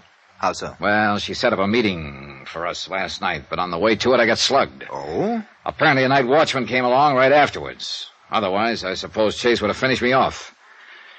One thing I don't get, though. What's that? Well, why would Connie call me from the hotel lobby this morning, then duck out before I could get downstairs? Was she alone when she left? According to the clerk, yes. Oh, I know what you're thinking, Inspector. Could be she still wanted to go through with the deal, but spotted Chase closing in, so she ducked out. Something like that. Well, Mr. Dollar, it would appear you're stymied unless you can find Connie again. Stymied? Inspector, I'm scuttled.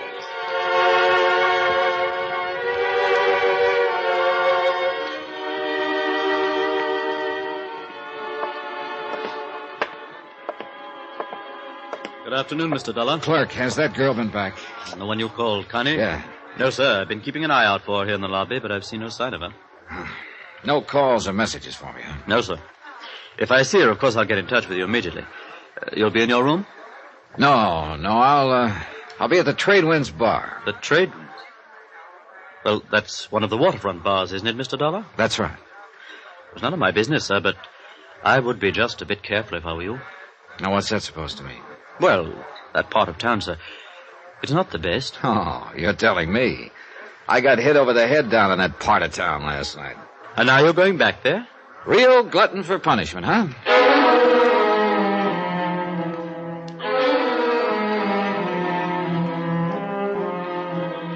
My thought was that the Trade Winds bar was as good a place to go as any at the moment.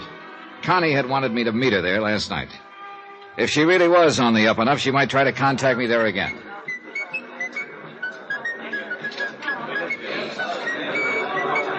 The Trade Winds was a typical waterfront dive. Through the swirling smoke, I could make out sailors, fishermen, West Indians, and tourists all rubbing elbows. Item 22, 50 cents, 2 rum punches. They came cheap here. Halfway through the second one, I spotted someone in the doorway, Connie. But then she saw me and ducked out fast. So she didn't want to contact me. But I sure wanted to contact her. I went out the side door. My hunch was right. She was trying the alley. I stepped in front of her. Let go of me. Oh, no, baby. Just stay put. Stay Please. put. I don't know what this is all about. Honest, Mr. Now, Dollar. look. This is no time to start playing coy. Where's Chase? I don't know. Come on. Please, you must believe me. I should never have come to you in the first place. I'm not Chase's girlfriend like you think. Oh, try again, sister. Really, I'm telling the truth, Mr. Dollar. I know I posed to you as his girl, but I'm really not. Look. I was trying to work something for myself. When you started talking about murder, I realized I was getting involved in things I shouldn't. What are you talking about? Honestly, I can explain everything to you, Mr. Dollar. Okay. Inside. That's just what you're gonna do. Look, we'll take this table right here. Go on, sit down. All right, now, Connie, let's have it. Mr. Dollar, I want you to know I'm pretty ashamed of myself for what I was trying to do. It was wrong. I should have realized it sooner. Less editorial and more news, huh? Well, I met Tom Chase, or Tom James as he calls himself, here in Barbados a couple of days ago. A couple of days ago? You mean in New York a long time ago, don't you, Connie? No, Mr. Dollar, I wasn't Chase's girlfriend. I'd never seen him before 2 days ago, right here. Go on. I had a date with him. Then I found out you'd been asking around town for him, so I decided on a plan. So? I found you and told you I knew where Chase was. You thought I was his girl, and so I went along with it. I was supposed to have a date with him last night here at the Trade Winds, but he didn't come. He was too busy hitting me over the head at the time. You telling me the truth, Connie? I swear it. Then there's one big question. Why did you do it? Because I'm broke, Mr. Dollar. I'm stranded here in Barbados, and I want to go back to the States. I thought you were going to put the finger on him for enough dough to get back to the States, huh? I'm afraid that's about it. And you don't have any idea where he is now? None at all. Well, that's just fine. My last lead, out the window. I'm sorry, Mr. Dollar. You're sorry. Look, did he mention his girlfriend to you? He did say he was expecting a friend down here. They probably had it rigged for her to meet him here later. He didn't give you any indication where he was staying, huh? No. Or what his future plans were? No. There was one thing. Well, what was it? Well, I don't know if it means anything or Come on, not. let's have it. Well, we were here at the Trade Winds night before last. Afterwards, we walked around the waterfront for a while. Yeah? Tom stopped and talked to one of the fishermen there for quite a while. Ah. Could you hear what they were saying? No, they left me and went off to one side. Now, listen, Connie. Do you think you'd recognize that fisherman if you saw him again? Yes, I think so. Then come on.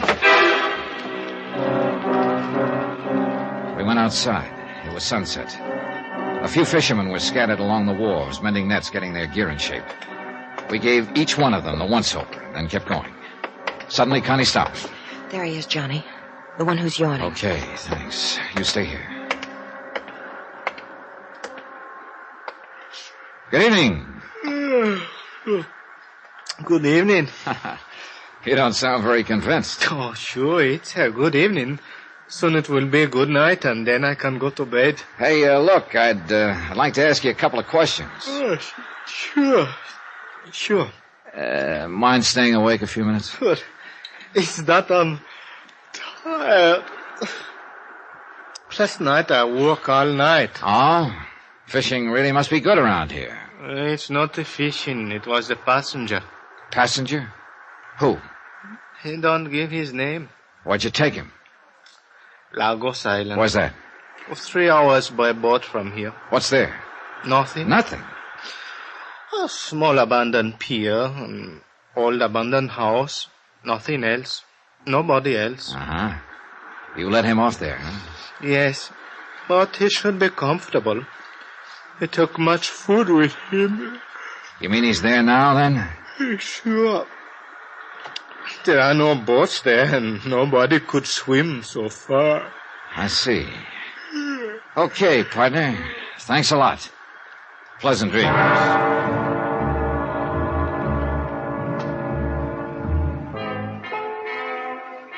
At this point, it looked real easy. And I began to wonder if it wasn't a little too easy. Chase sitting there on Lagos Island with no way to get off. All I had to do was hire myself a boat and go pick him up. I looked at the fisherman. He smiled at me politely. I looked back at Connie. She smiled too. Yeah, everything could be on the up and up. Or it could be a great big trap. But one thing was clear. I was going to have to go to Lagos Island to find out.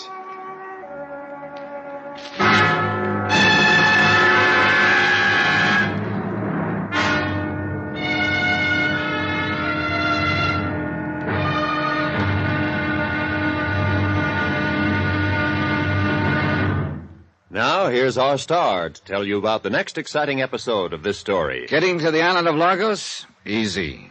But getting away from it in one piece, that's a different story. Join us, won't you? Yours truly, Johnny Dollar.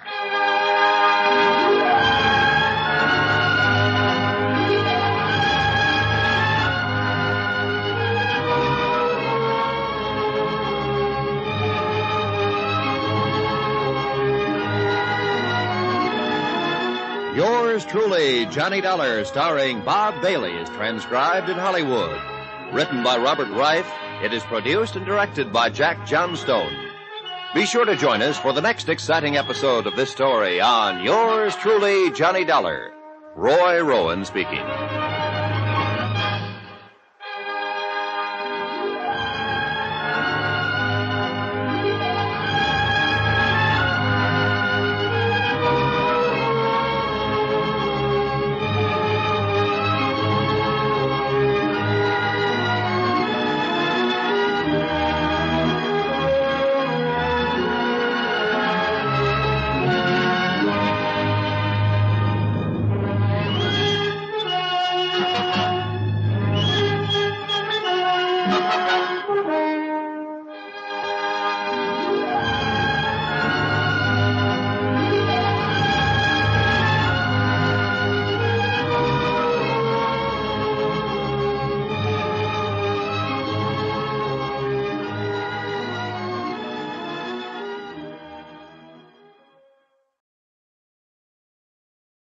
From Hollywood, it's time now for...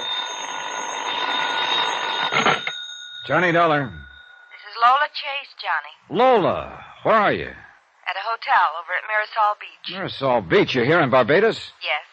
Look, when I left you in New Orleans, you promised to go back home to New York. I know, but I just couldn't stay there. Look, it's my husband you're after, Johnny. He's an embezzler, and according to you, he's even a murderer. But he's still my husband. If there's anything I can do to help him... Lola, the best you can do is to stay away. I'm sorry, I just can't, Johnny. Please don't try to make me. Lola, I'm coming over to see you.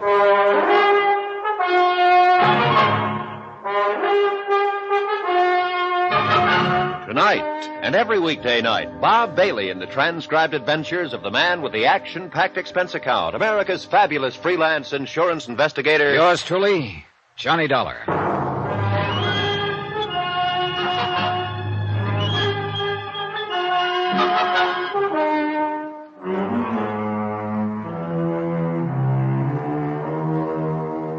From Special Investigator Johnny Dollar, location Barbados, British West Indies.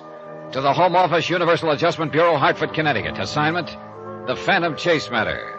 Expense account continued.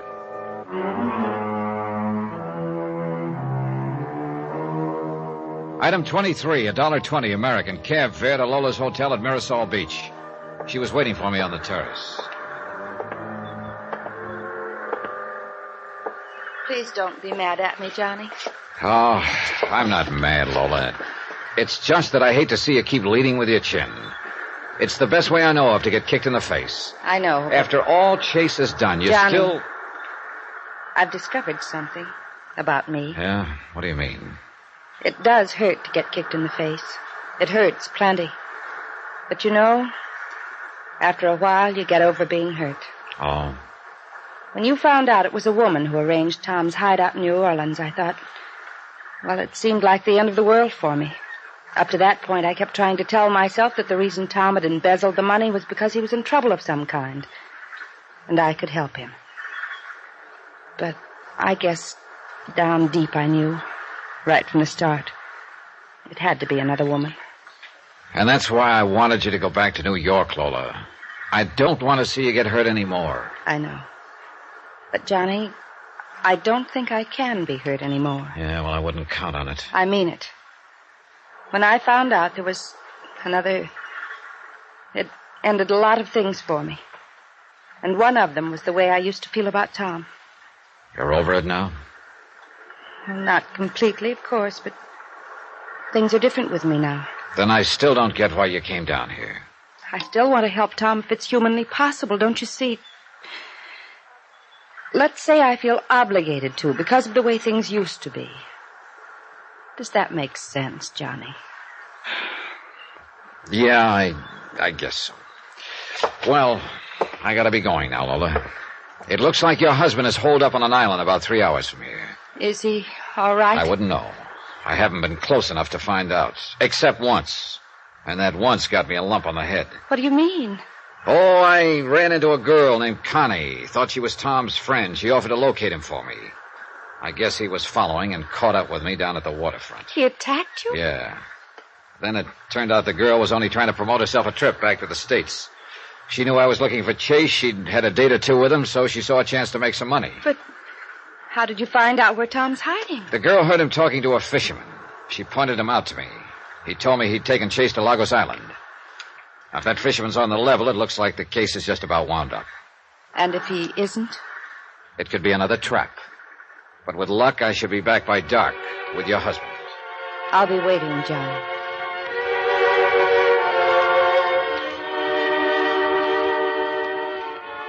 Expense account item 24, $950, long-distance call to Chase's senior partner, George Everson, in New York. I figured he ought to know that Lola was down here in Barbados. Lola there? Why, Mr. Dollar, I thought she was right here at home in New York. No, she just arrived this morning. But this is no good having her there. It just means more pain for her. She says she's over that part of it. You don't know Lola. I don't think she'll ever be over Tom Chase. Mr. Dollar, I'm going to take the first plane to Barbados and bring Lola back to New York with me. Yeah, I think that's a good idea, Mr. Everson. This time, maybe you can make her stay. Things could get a little rough around here, and I'd just as soon she was somewhere else. Rough? Johnny, you've located Chase? I think so. Well, look, maybe if I came down right away, I could persuade him to give himself up. Afraid it's a little too late for that, Mr. Everson. It looks like Chase is holed up on a deserted island. I'm leaving in a few minutes to pick him up. He doesn't know you're coming? That's what I'm going to find out. See you when I get back. I hope. Item 25, $30, rental on a power cruiser. I wanted one I could handle alone and one with a radio. After I'd arranged for it, I told the owner to get it ready while I paid a visit to Inspector Whitsett at Colonial Police Headquarters. Lagos Island, sir. That's where this chap Chase is hiding. Yeah, looks like it. According to this chart I have, it's about 3 hours out. Yes, just about, I should think. How'd you find out that Chase was there? Well, I finally located that girl, Connie, who'd pulled the disappearing act on me. Good. Not good. Turns out she isn't Chase's girl after all. Oh. At least I don't think she is. But she'd heard him talking to a fisherman. She pointed out the fisherman, and he told me he'd taken Chase to Lagos Island. I wonder, Mr. Dollar. Well, doesn't the whole story sound just a wee bit pat to you? Yeah. And that's just what's worrying me. This whole deal could be a trap. Connie could still be Chase's girl. And that fisherman could be in on the deal, too. In which case, you could be in for a bit of trouble at Lagos Island. Well, there's one way to find out, Inspector. Well, let's hope it's not the wrong way. What do you know about Lagos? Well, it's fairly flat, pretty heavy underbrush. A small cove with a rickety pier and an abandoned house on the other side of the island. Anyone living on the island? I mean, other than Chase? No, not that I know of. Oh, there used to be rather good sport fishing out there, but that died down a couple of years ago. Oh, I doubt that anyone's been near the place in quite a while. I see. Look, Inspector, I'd like you to do me a favor. Oh, certainly. Well, I've got a radio on the boat I rented. My call letters are 6X3. Now, here's a description of the fisherman in this boat. I'd appreciate it if you could have one of your men keep an eye on him and radio to me if he puts out to sea after I do. Very well. Of course, even if he did put to sea, it wouldn't necessarily prove that he was working with Chase and was going after you. He might just be going fishing. Oh, sure. Just one thing, though, Inspector. I don't want to be the fish. I went down to the waterfront. My boat was all ready, so I went aboard and shoved off.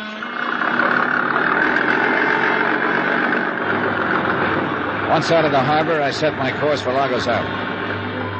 The boat was equipped with a rig for lashing the wheel in position, sort of an automatic pilot. So I snapped it in place and started down into the cabin. And then I saw the cabin was occupied. Lola. Hello, John. Oh, great. For 2 cents, I Lola. knew you'd turn back and put me ashore, but please don't. I can't, but only because I can't afford to take the time. I'm glad. But if you think I like the idea of your stowing away, you're crazy. Do you mind telling me why you did it? For a very good reason. Well, let's have it. Tom obviously doesn't want to be found. I think he's made that clear enough. And you... Well, you're the kind who doesn't stop until you finish your job. So? So, that being the way things are... Johnny, somebody could get hurt. And I couldn't stand that. I thought that maybe if I came, there wouldn't be any violence. Oh, look, Lola, Chase isn't going to get hurt if you'll just be sensible. I wasn't only thinking of Tom. I wouldn't want you to get hurt either, Johnny. Oh? I've thought about you a lot. About how wonderful you've been to me. It's funny. What is? Oh, just that if things were different, maybe you and I... Maybe. But things never are different, Lola. I know. Are you sure that's the reason you came along? What do you mean? It wouldn't by any chance be because you want to help Tom Chase. Help him? I told you, Johnny, if there's anything I can do to help you, I want to. That's why I came down here. Help him get away from me. Thanks for your very charming opinion of me. It's wonderful knowing that's the way you feel. Look, Lola, whatever my own private opinions and feelings are or might be, sometimes I have to file them away and concentrate on the way things look. When the time comes, Johnny, you'll see that isn't the way it is at all. I hope so, because the time could be pretty soon. 6X3 from Barbados Control. 6X3 from Barbados Control. Over. This is 6X3. Go ahead. This is Inspector Whitsett, Dollar. Oh, yes, Inspector. The fisherman in question left the harbor about 20 minutes after you did. He may be following you. Be careful. I'll try, believe me. Thanks, Inspector. Over and out. What does that mean, Johnny? It means that this Lagos Island deal could be a trap. Oh, what are you going to do? Find out. What else? We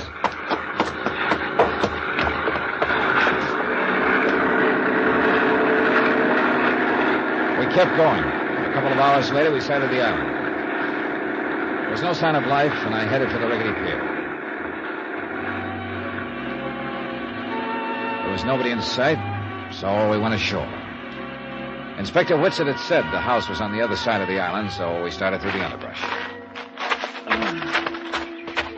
It's awfully dense in here. Yeah, it sure is. How far is it across the island, Johnny? Oh, about a mile, I think. Is there anything over there?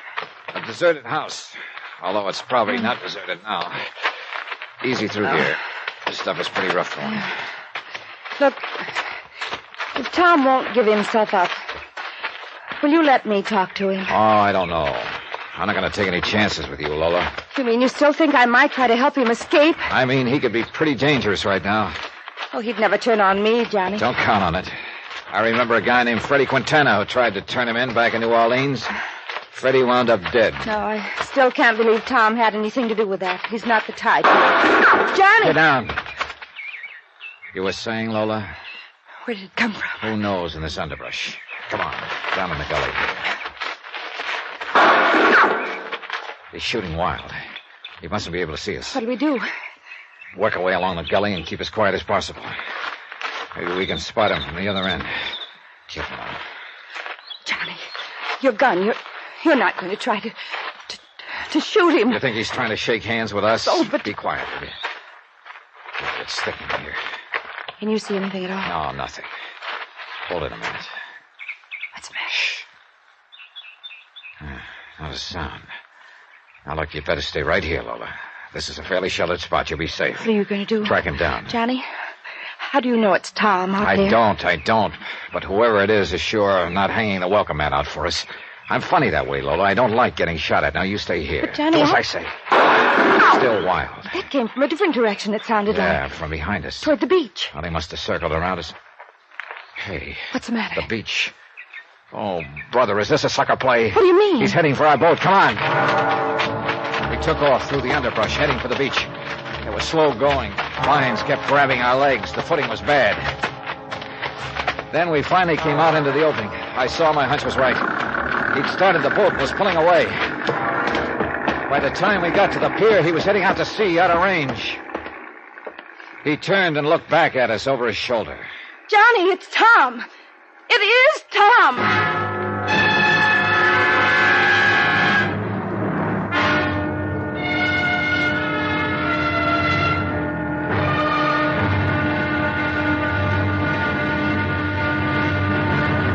Now, here's our star to tell you about the next exciting episode of this story. Next, a friend of the rescue and an unfriendly phone call from a killer. Join us, won't you? Yours truly, Johnny Dollar.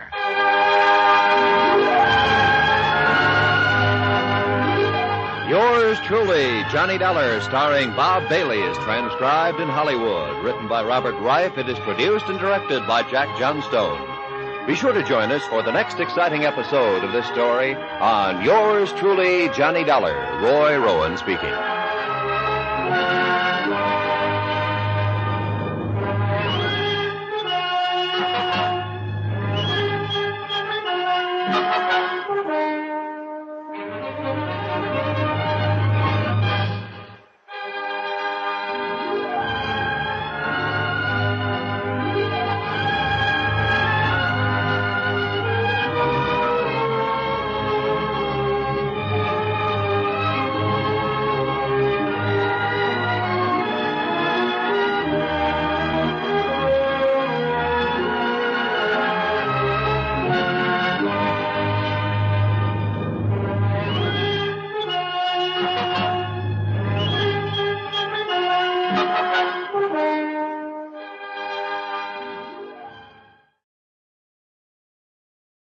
From Hollywood, it's time now for Johnny Dollar, boy genius. Oh, look, Johnny, don't blame yourself. We come here to Lagos Island to pick up Tom Chase, so what happens? He circles around behind us, grabs a boat, and takes off. But how could you help it? I should have figured what he was up to. He was all alone here on the island, no way to get off. So we obligingly show up in a boat. He pins us down in the underbrush with a few wild shots while he works his way around to the boat. Well, one thing I got to admit, Lola, your husband's no dummy. Please, Johnny, I'd just as soon not be reminded of Tom's cleverness. Embezzlement, murder, escape. If that's cleverness, I don't want any part of it. Oh, if he'd only turn himself in. Oh, fat chance of that. Maybe if he goes back to Barbados, we can find him there and persuade him. You're overlooking one small detail, Lola. Huh? You and I are now in the same spot Tom Chase was. We're alone on this island, and there's no way off.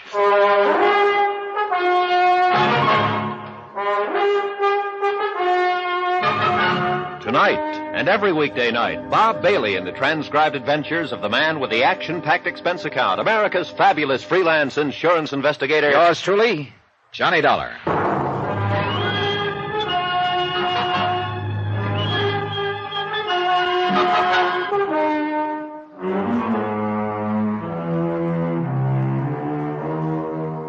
From Special Investigator Johnny Dollar, location Lagos Island, 3 hours by boat from Barbados and the British West Indies.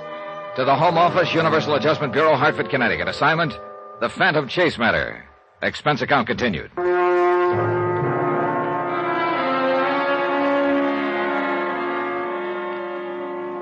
I was getting nowhere. I've been on the trail of Tom Chase ever since he'd embezzled $120,000 from his New York investment firm and jumped bail. First to New Orleans. There, a man named Freddie Quintana had offered to deliver Chase for a price. But Quintana had wound up dead in an alley. Obviously, Tom Chase didn't want to be delivered. I'd finally tracked him to Barbados and found a fisherman who told me he'd brought Chase here to Lagos Island. Chase's wife, Lola, had flown to Barbados and insisted on coming with me to the island, hoping she could convince her husband to turn himself in. But instead, Chase had maneuvered us away from the boat I'd rented and had taken off in it. And now Lola and I were out in the middle of nowhere. But really nowhere. What are we going to do, Johnny? Now, that's a good question, Lola. Police Inspector Whitsett back at Barbados told me that nobody comes near Lagos Island anymore, not even fishermen. We may be here quite a while. But we don't even have any food. Well, that abandoned house across the island where your husband was hiding, could be there's food in it that he brought. Would you do me a favor, Johnny? Now, what is it? I'd just as soon you didn't keep calling Tom my husband. He is, isn't he? Legally, yes. when I found out he wasn't traveling alone, that it was a woman who arranged his hiding place in New Orleans, I guess I just quit thinking of him as my husband. Oh. How do you think of him now? As a confused animal on the run. He doesn't seem very confused to me. One thing I don't get, though. What's that? Well, that night in Barbados, before you arrived, when Chase slugged me over the head in that waterfront warehouse. Why didn't he finish me off then? He had a chance to take me off his trail for keeps. And today, here on the island, those shots of his were plenty wild. Johnny, I keep telling you, Tom is no killer. Look, why don't you... I know he's an embezzler running away from the law, but I can't believe he killed that man Quintana in New Orleans. Can't believe or won't believe. Won't believe, I guess. Yeah. Well, I'm going to build a fire here on the beach. It's just possible a boat might pass near enough to the island to see it. It's funny. The way things work out. Oh? The timing is always so bad. What do you mean? Oh, you and me here. Under other circumstances, I don't really think I'd mind being here with you at all, Johnny. I think I'd better start building that fire. We collected a pile of driftwood and brush and touched a match to it. Then we went across the island to the house where Chase had been hiding out. It was a pretty rickety affair, but he left some food. After we'd eaten, we went back and built the fire higher. Then we waited. The hours dragged by, and I was sure Chase was getting farther and farther from me all the time. But there was nothing I could do about it. Finally, I guess I dozed off. Johnny. What? What is it? What? Look, coming around the point out there. Huh? A boat? Come on. Let's get out where they can see Not us. so fast, Laura. What's the matter? That could be the fisherman who brought Chase here. If he's working with Chase, maybe he's coming here to try and finish us off. Johnny, do you think... Hey, wait. That's a police boat. Yeah, it's Inspector Whitson. Oh, thank heaven. Come on.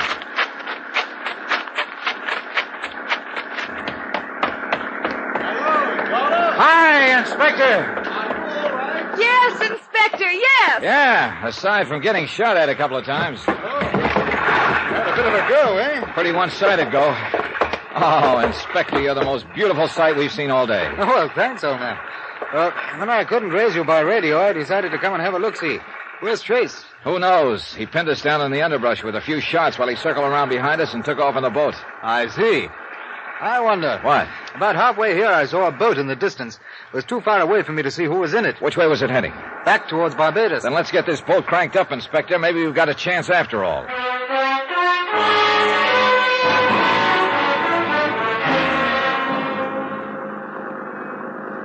I imagine Barbados looks pretty good again to you two. It certainly does, Inspector. Yeah, until you came along, it looked like we were going to turn out to be Lagos Island's oldest citizens. Here we are.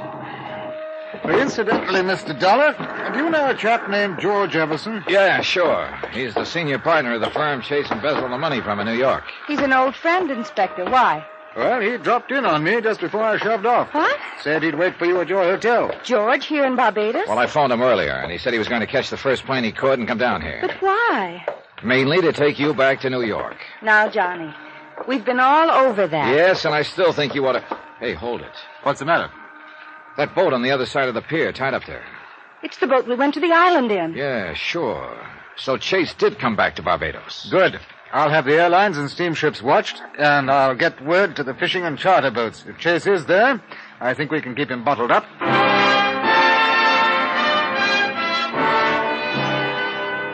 Inspector Whitson took off to cover all the bases, and I took Lola back to her hotel. When I got to mine, George Everson was waiting for me. I took him to my room.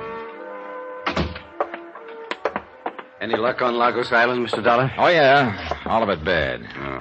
You're sure it's really Chase you've been trailing? All the way. Freddie Quintana in New Orleans stole a letter from him, one that he'd started to Lola. It matched the sample of Chase's writing you gave me in New York. And when he grabbed our boat on Lagos Island, Lola got a look at him and recognized him. How's Lola holding up under all this? Oh, I don't know. She says she's all over being hurt, that when she found out there was another woman involved, it killed her feeling for Chase. I'm not so sure of that, Mr. Dollar. Neither am I. Lola was completely devoted to Tom. She was badly hurt by his embezzlement, and I think she's still being hurt. Well, in any case, I'd feel a lot better if she'd clear out. Well, as you know, I came down here to take her back, but on the way, I started thinking about it. Oh? As long as she is here, perhaps she could be a big help to us. How so? Well, I still think Tom Chase would listen to Lola, even if he wouldn't listen to anyone else. Nobody could change that much. I wouldn't count on that, Mr. Everson. Yeah, well, still, it's worth a try. Now, if it could only work out so that Lola could talk to Tom, or, better yet, if Lola and I both could talk to him. Well, what would you say to him? I don't know what Lola would say, but for me, I'd put it to him that his only hope of straightening himself out is to turn himself in and turn over whatever the embezzled money is left. Oh, look, I'd even go so far as to guarantee eventual restitution to our investors of whatever amount he's already spent. I know it'll take time. Well, that's pretty generous of you, Mr. Everson, but I'm afraid you're a little too late. Why? In the first place, Tom Chase obviously is not going to turn himself in. He's had plenty of chances to up to now, and he hasn't exactly jumped at them. But if I think I think he's got a good reason for not turning himself in. It's better than an even chance he's the one who knocked off Freddie Quintana in New Orleans. The man who offered to turn Tom over to you for a price? That's the one. Oh, no, Mr. Everson. At this point, it looks like there's only one way for me to get Tom Chase, and that's to track him down and drag him in. Expense account item 27, $1.20 American. Cab fare from my hotel to Colonial Police Headquarters. To check with Inspector Whitsett, who, fortunately for me, was being most cooperative. Chase hasn't contacted any of the airlines or steamship lines. We're in touch with the charter and fishing boats. He hasn't approached any of them so far as we know. In other words, the chances are good that he's still here in Barbados. That's right. The question is, where? Right again. Take a look at this map and you'll see our problem. 170 square miles, more or less. Yeah. He could be here in the city or on the sticks somewhere. Or over here in the Mirasol Beach area. I somehow doubt that, though. Why? Well, it's a pretty fashionable spot. Well, I imagine Chase would try to be as inconspicuous as possible. Yeah. So he's probably hiding out in the city here. Well, there are scores of hotels and rooming houses. I don't have enough men to... Oh, excuse me. What's that here? Yes? Oh, what's the address? Oh, thanks, old boy. Yeah. Things are looking up, Mr. Dollar. Oh? Yes, a man answering Chase's general description just checked in at a hotel out in the north part of the city.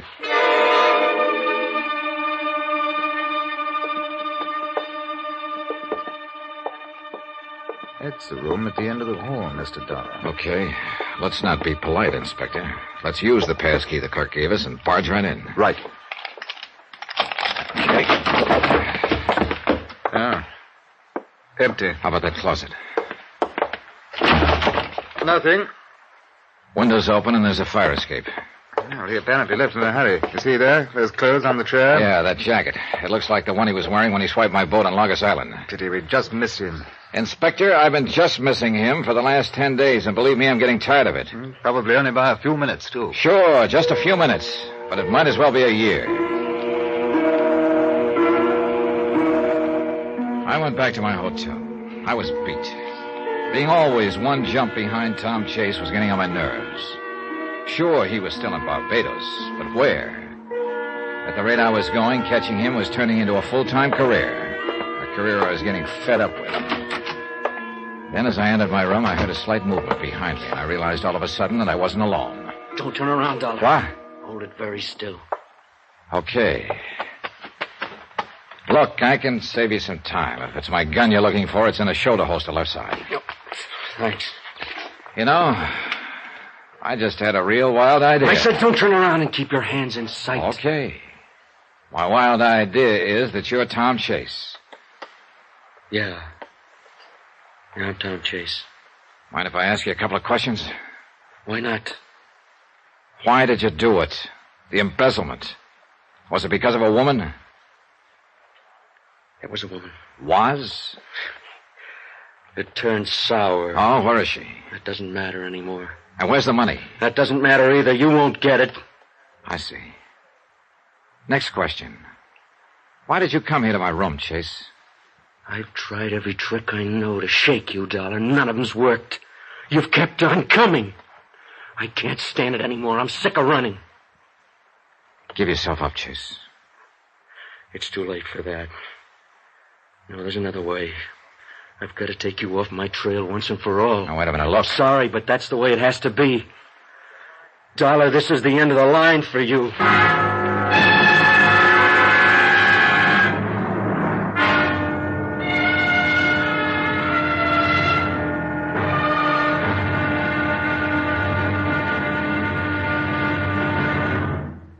now, here's our star to tell you about the final episode of this story. Tomorrow, the payoff.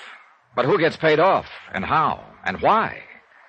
Well, the answers to those questions surprise me plenty, and maybe they will you, too. Join us, won't you? Yours truly, Johnny Dollar.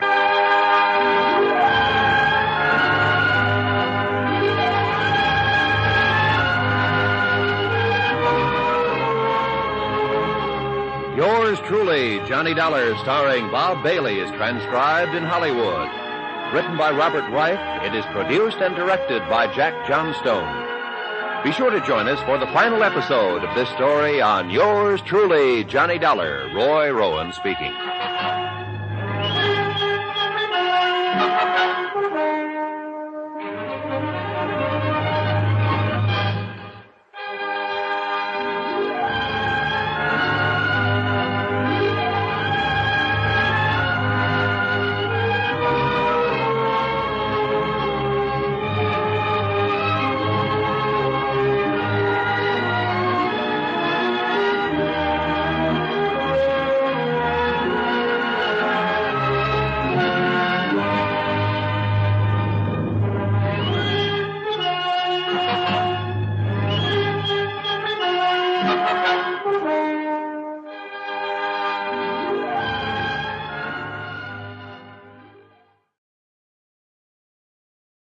From Hollywood, it's time now for...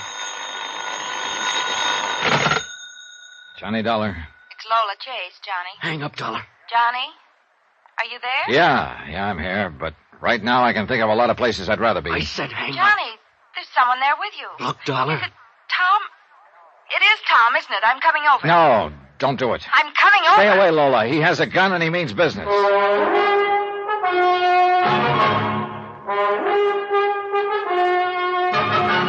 Tonight, and every weekday night, Bob Bailey in the transcribed adventures of the man with the action-packed expense account, America's fabulous freelance insurance investigator. Yours truly, Johnny Dollar.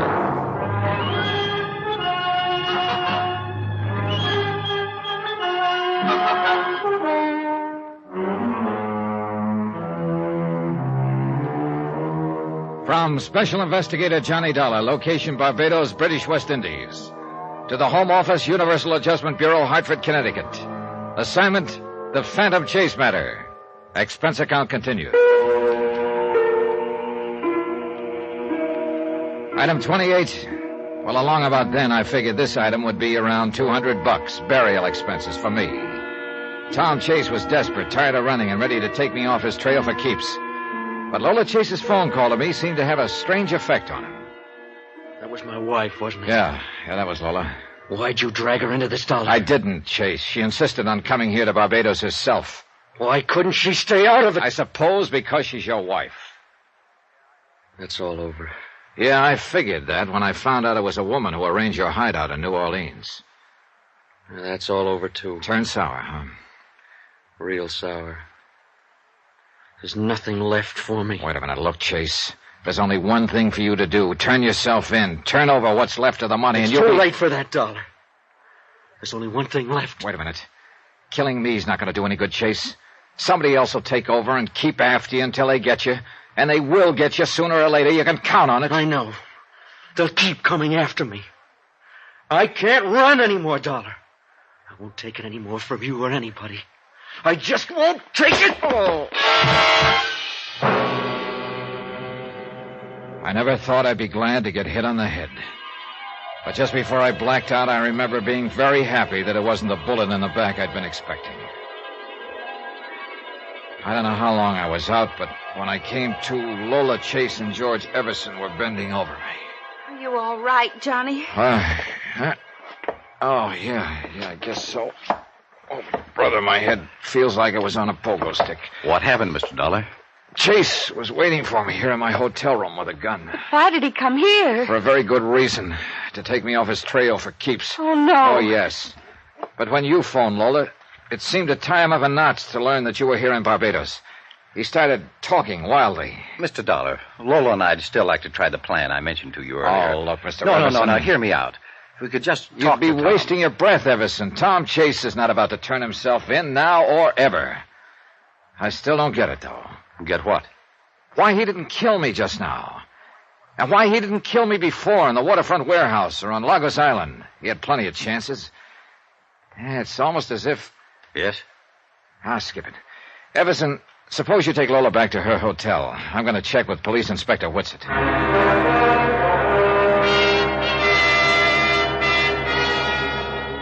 From what you tell me, Mr. Dollar, I'd say Chase was just about at the breaking point. Yeah.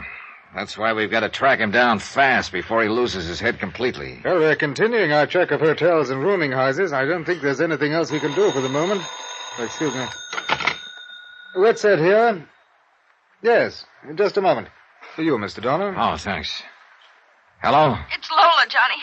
He was just here. Chase, where? Here at my hotel cottage. Please come quickly, Johnny. I'll be there in 10 minutes. I made it in 8.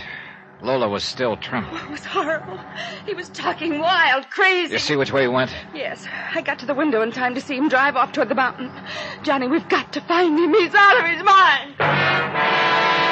We piled into the car and took off after Chase up a twisting, steep mountain road. Tell me what happened, Lola. What'd he say?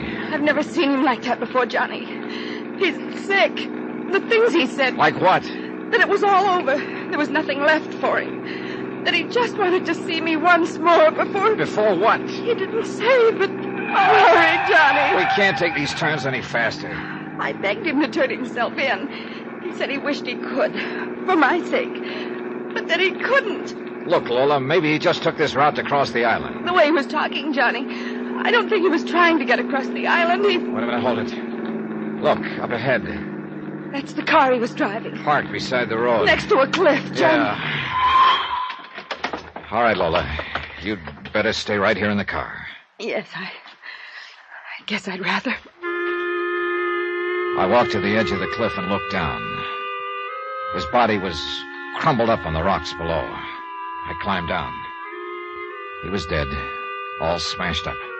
It wasn't pretty. I climbed back to my car. Lola just looked at me with the big question in her eyes. All I did was nod. All she did was slump over on the seat. I drove her back to her hotel and phoned Inspector Whitsett. Then I went back to my hotel. Expense account item 29, $3, drinks for me. I thought about a lot of things. About Tom Chase, who'd had everything in his favor back in New York, but who'd embezzled $120,000. Had killed a man in New Orleans for trying to turn him in, but who hadn't killed me for trying the same thing, and who ended up at the bottom of a cliff in Barbados. I thought about Lola, who'd come a long way for nothing, except the final heartache. And I thought about me, who'd also come a long way for nothing, period. The next day, I dropped in on Inspector Whitsett at police headquarters. Well, Dollar, I've missed you. I sort of took time out for a while, Inspector. I don't wonder. Well, Mrs. Chase, of course, identified the body. The inquest was this morning. Verdict suicide. Burials this afternoon. Here in Barbados? At first, Mrs. Chase wanted to take the body back to New York, but Mr. Everson felt that would just be adding another painful experience to those she'd already been through. Oh, yeah. Well, I still don't have the money Chase embezzled, Inspector. No, and offhand, I'd say your chances of finding it were not too good. Did you find anything at all in Chase's pockets that might give me a lead? Oh, just the usual. Loose change, his wallet, cigarettes, some matches, a comb. Book matches? Yeah.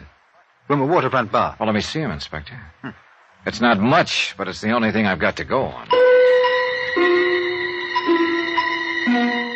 I went down to the waterfront bar named on the match folder and started combing the neighborhood. I checked every hotel and rooming house. 3 hours later, I was about ready to give up. And then I found it. Yep.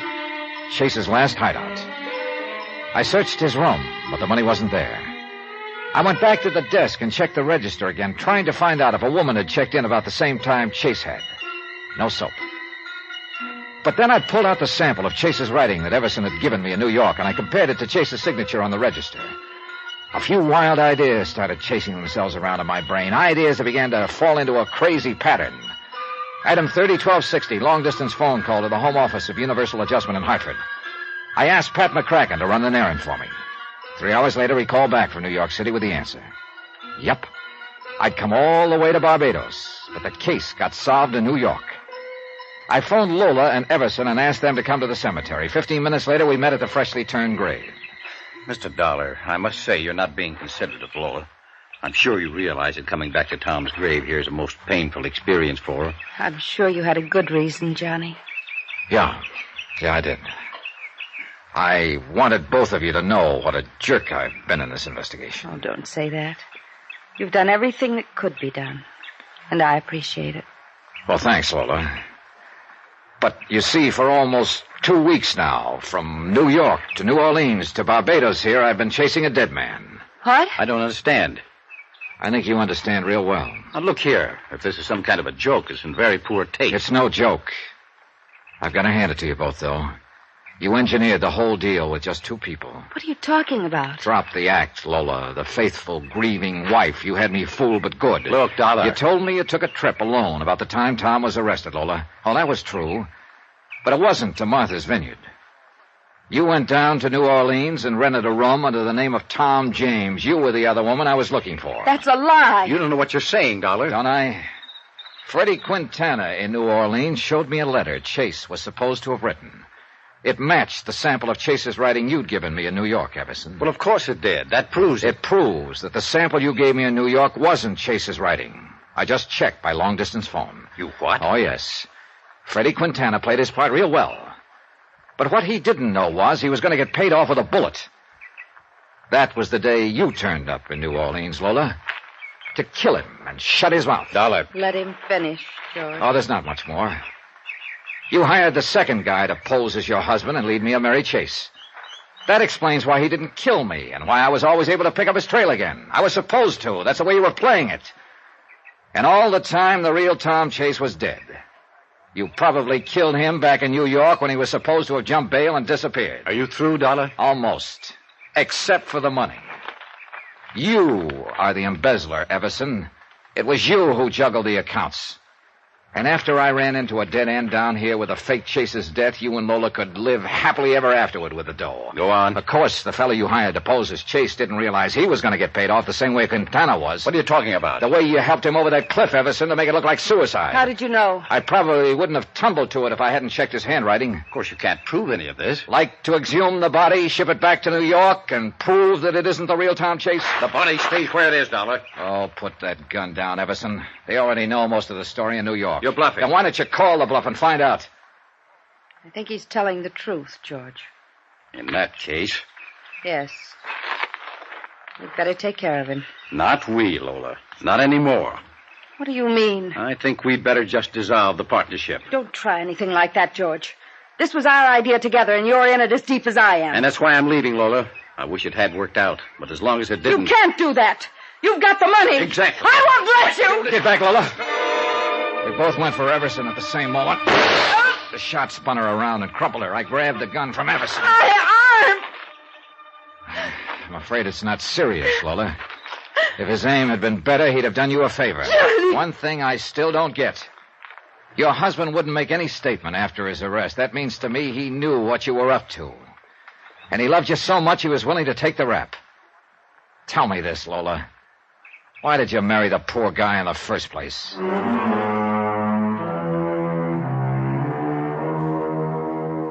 Expense account total $1,723. Lola and Everson were turned over to the authorities, and Everson gave up the key to a safe deposit box in New York where the embezzled money had been all the time.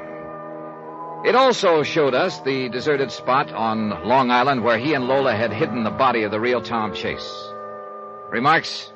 Dear Pat, next time you call me for an assignment like this one, I hope you get a busy signal. Yours truly, Johnny Dollar.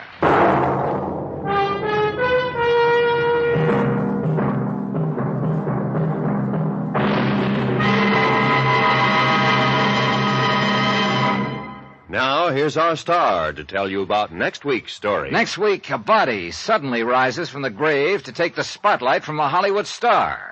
Join us, won't you? Yours truly, Johnny Dollar.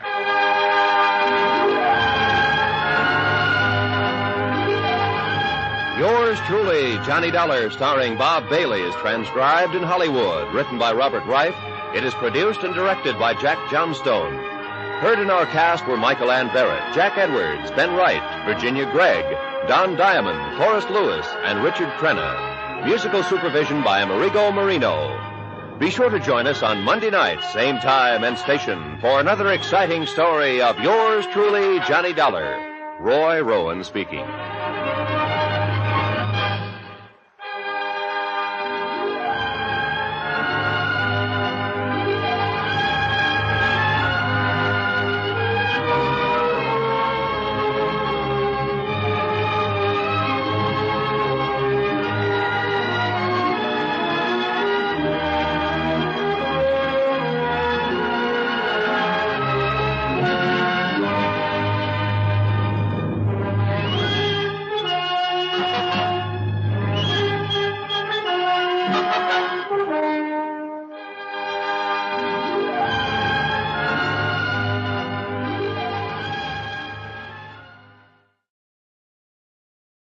The Adventures of Sam Spade, Detective, brought to you by Wild Root Cream Oil Hair Tonic, the non-alcoholic hair tonic that contains lanolin.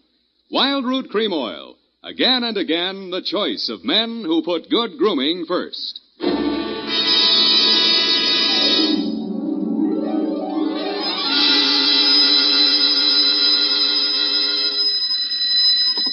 Sam Spade Detective Agency. Me, sweetheart. Oh, Sam, I got it. Got what, my pet? A bank book, Sam. Well, you must advertise in the Lost and Found right away, Effie, and find the owner. There might be sickness in the family. Oh, but it's your bank book, Sam. What? Uh-huh, it has your name on it. Samuel Spade, account number 4. It's a forgery. Somebody's trying to pin something on me. Lock it up and don't touch it until I get there. Oh, all right.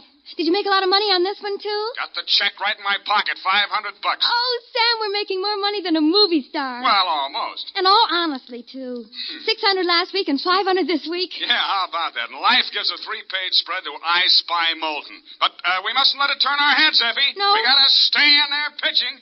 I'll be right down to pitch my report on the Adam Fig caper.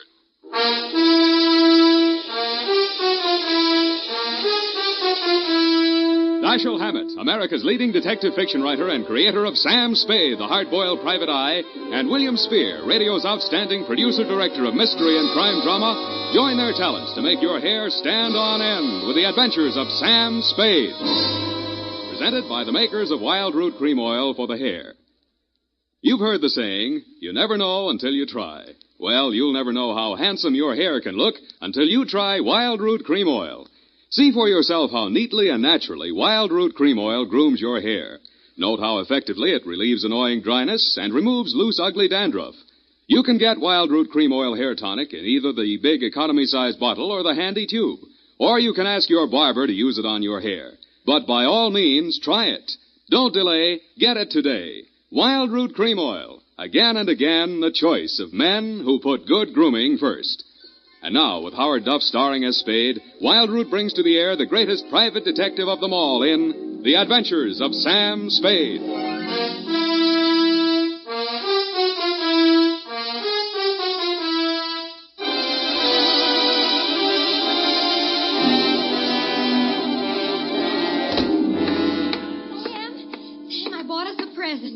Oh, you're going to love it. Well, we got to watch these expenses, Effie. There's always something. Yes, but this will be saving.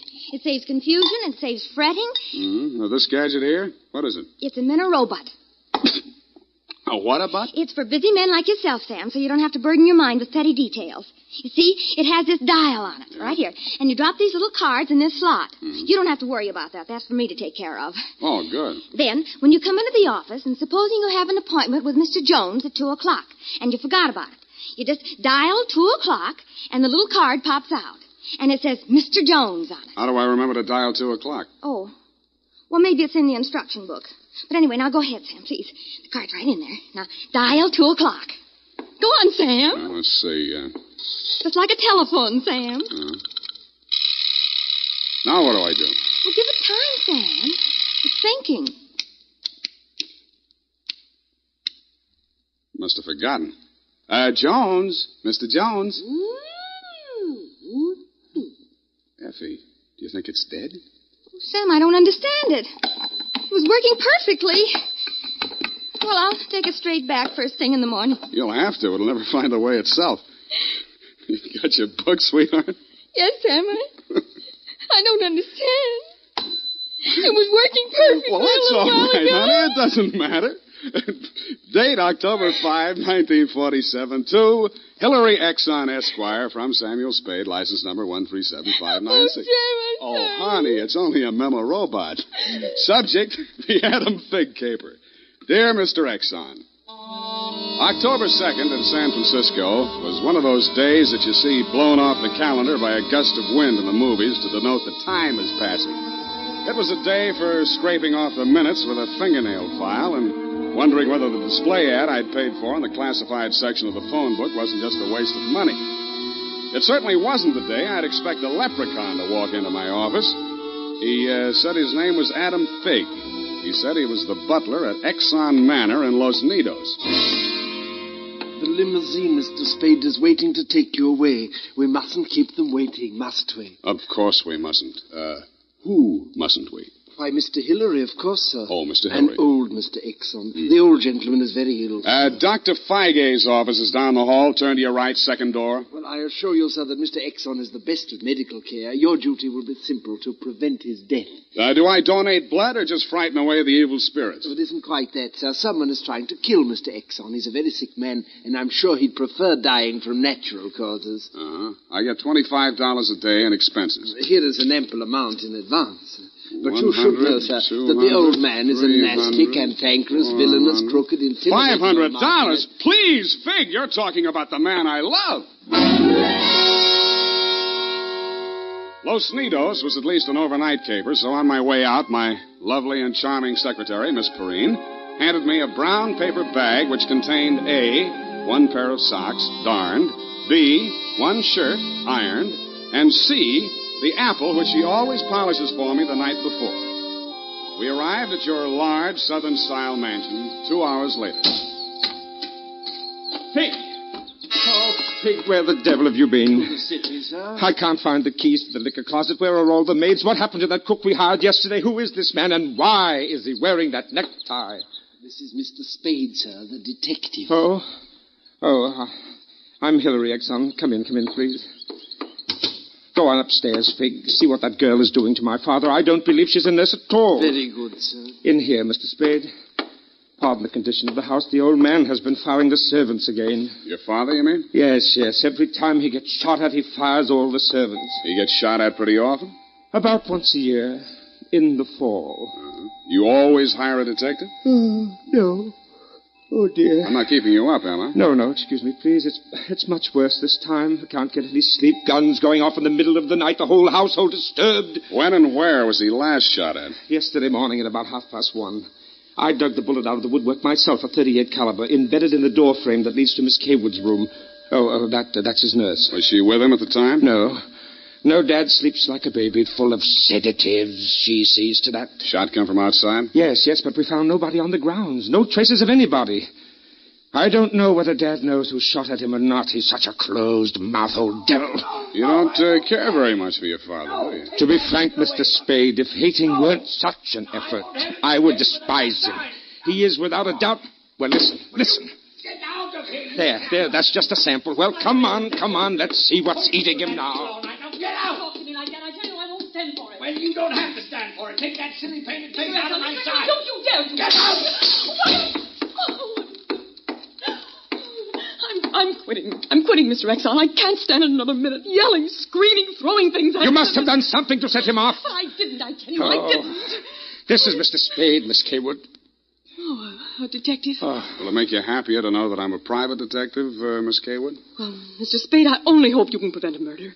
If there's any way at all that I can help, Thanks. I'll see you downstairs after I've talked to the old man. You'd better go in alone, Spade. Oh, Miss Kaywood, do you have a throat spray downstairs? I seem to be congested. Oh, go away. Go away! Go away! Oh, well... wasting ammunition. Who are you? If you're a total stranger, come on in. Well, don't be afraid, son.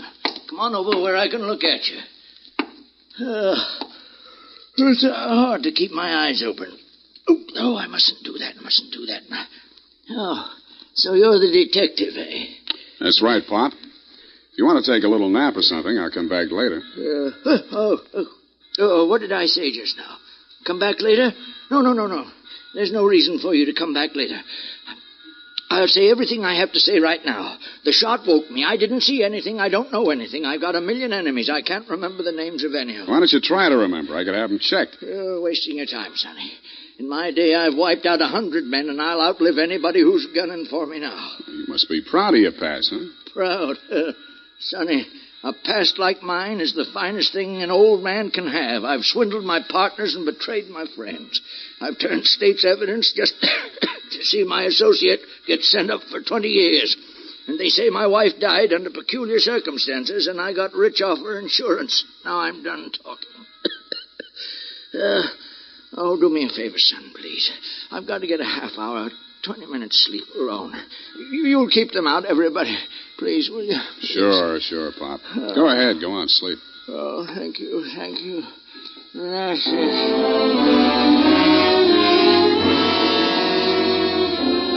He closed his eyes, rolled over, and fell into a heavy sleep. I stood there a moment, looking down at the frail, wasted old body. Then I cased the room.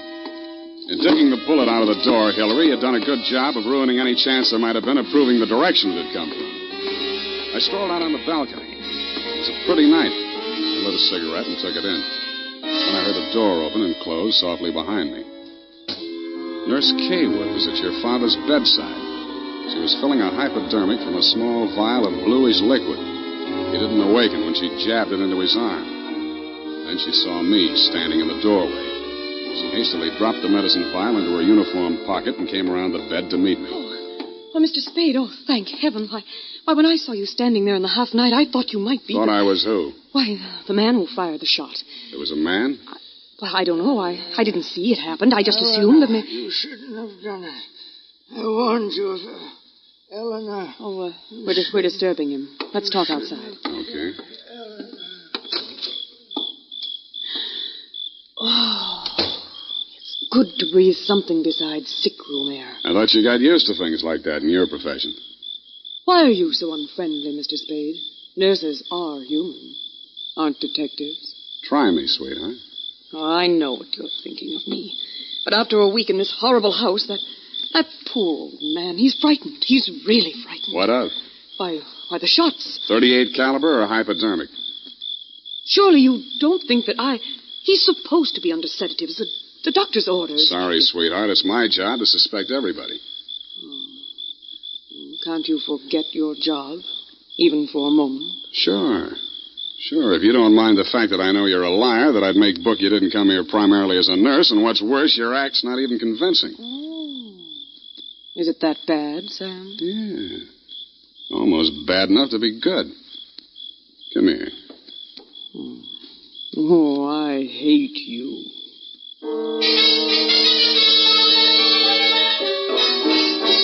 It was a very satisfactory love scene for both of us. For reasons of her own, Barbara wanted to keep me out of that sick room for a while, and she did. For reasons of my own, I wanted to get that medicine vial out of her uniform pocket, and I did. Then, as suddenly as we had fallen into love, we fell out again. After she'd gone to her room, I went back to my sentry duty around the house. Under a light on the front veranda, I examined the bottle from which Barbara had taken the injection for your father. It was labeled sodium thanatol and had been dispensed by a firm called Ibis Chemicals Limited in Cairo, Egypt.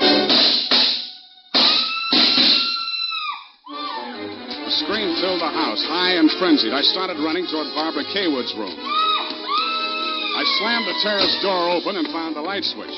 Barbara was sitting upright in the center of a bed. Her face jerked up so abruptly that it seemed her neck had snapped. She clutched both hands to her chest and fell face down among the bedclothes, staining them with her blood.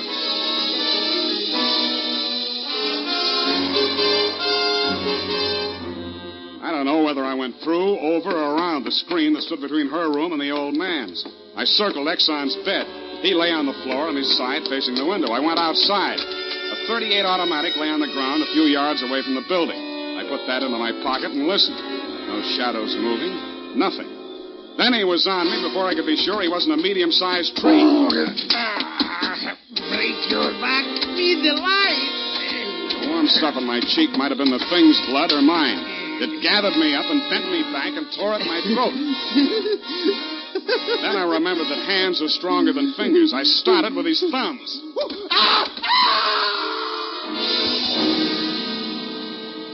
He lay there for a moment, then his huge body began to twitch. He was holding his fingers and sobbing like a baby. I pulled him up to his feet, poked him in the back with the flat of my hand. I followed him through an opening in the hedges and down a long, pitch-dark lane toward the lights of a squat brick house set on the top of a slight rise. As we approached it, a door opened and light streamed out onto the porch. The tall man framed in the doorway was the last person in the world I expected to see. Ah, Marcus, you brought him. Oh, master, very delightful service, but how much pain in fingers. Always complaining, Marcus. Welcome, Mr. Spade. Come in, my dear fellow. Come in. I've been expecting you. Family fortune by blackmailing me.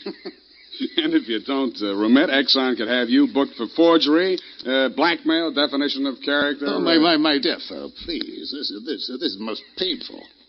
But if I had but the original letter, I could destroy it and go back to the felt. Ah, the felt. What happened to it? That fig, that stinker stole it. He burgled my home. Are you taking pot shots at old Exxon? Well, don't be a fool, man. I want Exxon to stay alive. I must find out some part of his life which will have an exchange value that will cancel out what he has on me. By the way, old thing, you met Miss Kaywood. Mm-hmm. At the present moment, she's milking me for $150 a day. Oh? She's supposed to goad the old man, by whatever means necessary, into talking about his past. And that information she is to bring to me. Well, that ought to be easy. Exxon brags about his past. Now, so far, I've learned that Hillary Exxon stole 2 heifers at a livestock show in Abilene in 1906. I feel for you, Captain. That wouldn't get much on the current market, would it? My dear fellow, I've a proposition to make to you. Should you ferret out anything that would be of value to me, I'll reward you handsomely. Well, maybe something can be arranged, Captain. Good, excellent. May I have your word on that? Well, there isn't much time, Captain. I'd better trot on back. I'll show you to the door, sir. And let me warn you, Mr. Spade, for your own good, should you ever hear the thrum of ibis wings, run, flee. I assured him that I would heed his warning, bade him good night, and started back down the lane in the direction of Action Manor. Business was going on as usual. There were no shots this time, only the scream. When I got to Barbara's room, you and Adam were standing at her bedside trying to quiet her down. Well, Mr. Spade, is this the way you guard the house against intruders? Where have you been? Ask Adam. What does he mean by that, Fig? I'm sure I don't know, sir. I've not left the house, sir. What happened here? Oh, she woke up screaming. She said someone had come into the room and torn off her bandages. A nightmare, of course. Please, I want to talk to Mr. Spade alone. Oh, please go. Adam, you go too. Please, Hillary, you go too. Good. Some questions I want to ask you, sweetheart, alone. Oh, but look here, Spade, look here. She just had a terrific shock. She shouldn't be questioned. The code of detective transcends that of the medical, Mr. Hillary. Perhaps he should have a few minutes alone with Miss Kaywood. Oh, very well, Fig. I suppose you know best. Remember what the doctor said, Miss Barbara. Not too much exertion. What happened, Barbara? Well, it could have been a dream. Somebody was standing over me in the darkness and peering down at me. And then he started to rip off my bandages, and I screamed. And when Fig came into the room and he turned on the lights, he was gone. It could have been a dream, Sam, and I could have been clawing at the bandages myself in my sleep. But you weren't. It wasn't a dream. I've been talking to Captain Sherry. And then I thought... Oh, well, how much do you know? That you've been feeding the old man truth serum to get him to talk in his sleep. Oh, How much talking has he done? well, plenty. How much you told Sherry? Well, just as little as possible. Why? Because, Sam, if we can keep that old man alive and out of jail long enough to sell what we know to Sherry for what it's really worth, we'd be fools not to do it. What makes you so sure you'll stay alive long enough to collect, sweetheart? Well, because you're going to help me, aren't you, Sam?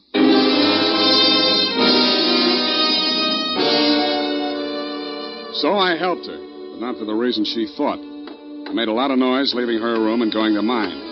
Going back, I didn't wear any shoes. I slipped into a clothes press in her room so quietly that even she didn't hear me. I left the door slightly ajar and waited. Time passed, and I was stiff from standing still. It happened at about 3 a.m.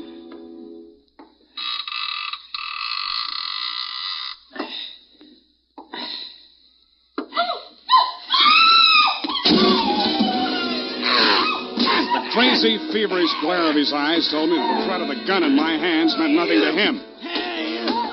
I jumped to his side, twisted the knife away from him, picked him up in my arms, and carried him, kicking, clawing, and swearing, back to his bed. He lay there, breathing hard. Then he smiled. You're a smart one, Sonny. You had me figured out the first time you came in here, didn't you? Not quite, Mr. Exxon. The gun under your window was the clincher. That gun? Sure. I had it under my pillow all the time. I got tired of shooting into door frames. Look, you're dying, Mr. Exxon. There's no use trying to make up stories now. You're right, Sonny. I knew that nurse would sit up in bed after I fired tonight. And then I let her have it right through the screen. Why? You know why well enough. She was doping me up and sneaking in here at night, listening to what I was babbling about. Maybe you weren't saying anything important, Mr. Exxon. I might have, Sonny. I might have. 14 years ago, I killed my wife. I wanted to carry the secret to my grave.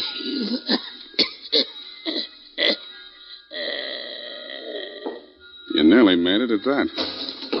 Mr. Spade, what's happened? Is he dead? He's dead. Did he say anything, sir? Did he confess anything? You must tell me if he said anything. I didn't hear him say a word. Well. Yeah, Mr. Spade. Charged with a certain texture, a significant quality. There's a certain smell, yes. An omen. You can inhale it, sir. Journey thou to Nairobi on the veldt. Tarry 7 days, and you will collect the fabulous golden skull of Wizami, king of the Bojamas.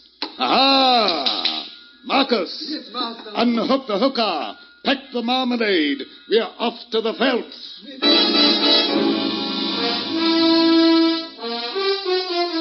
Just then, a flock of birds broke across the horizon, screaming. There must have been thousands of them, but not ibis, Mr. Exxon. Vultures. I suppose if you're going to pay any attention to omens, it's a good thing to know your birds. Period. End of report.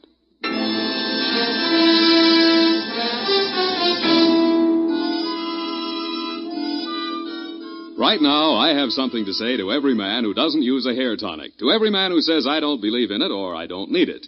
That all depends on what you mean when you say hair tonic. If you mean the old-fashioned greasy kind that leaves your hair smelling like a perfume factory, you're absolutely right. But remember, Wild Root Cream Oil Hair Tonic is nothing like that. Wild Root Cream Oil is an entirely new kind of hair grooming preparation.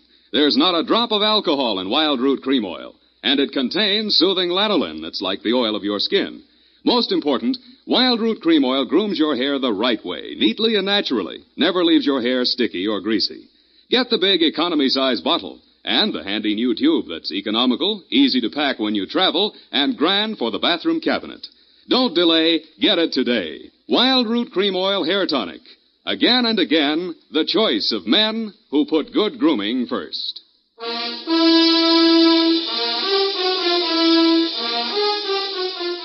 Well, Effie, we, Sam, the memo robot works after all. I told you it would. Yeah, it just takes a little time, sweetheart. Oh, read the card, Sam. Now, you see? You'd know you were supposed to see Mr. Jones at 2 o'clock. Isn't it wonderful? Well, this card doesn't even mention Jones. Huh? What does it say, Sam? Well, it says, journey thou to Friskin's drugstore, wager $5 on Ira W. in the 3rd at Belmont Park. Oh, Sam, it's psychic. Tarry but a moment. Yes? Thou wilt lose $5. Oh, good night, Sam. Good night, sweetheart.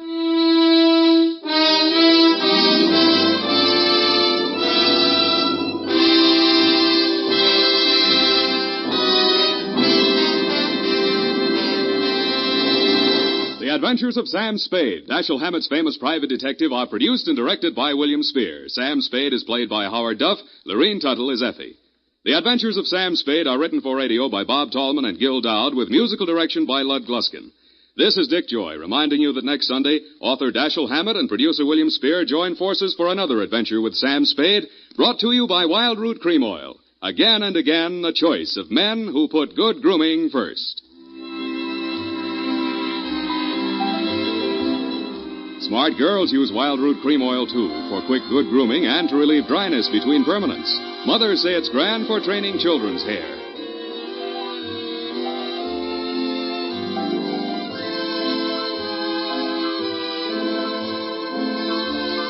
This is CBS, the Columbia Broadcasting System.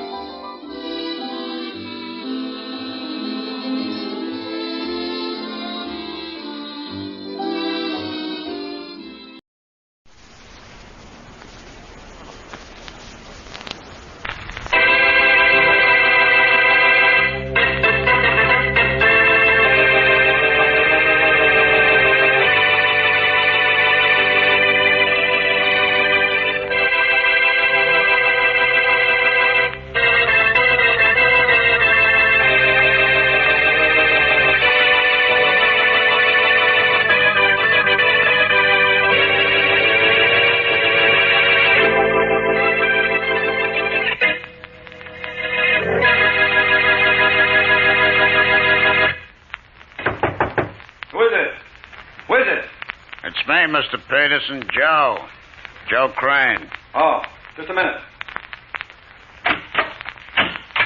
Come in, quick. It's okay, Mr. Peterson. There's nobody on the street. Nobody saw me. You sure no one saw you? Yeah, I'm sure. Well, I hope you're right. You're right on time. It's exactly 5 o'clock. Well, you hired me for 5 in the afternoon, so here I am at 5 sharp. Want to get started right away? Yes, the sooner we get it over with, the better. There's the rope and something to gag me with. You can tie me to this chair here. Okay. You just sit down. Take it easy, Mr. Peterson. It'll all be over before you know it. All right. Tie me good and tight, Joe. I want this to look like the real thing. Right, I'm doing just that. Ropes feel tight, don't they? I'll say they do.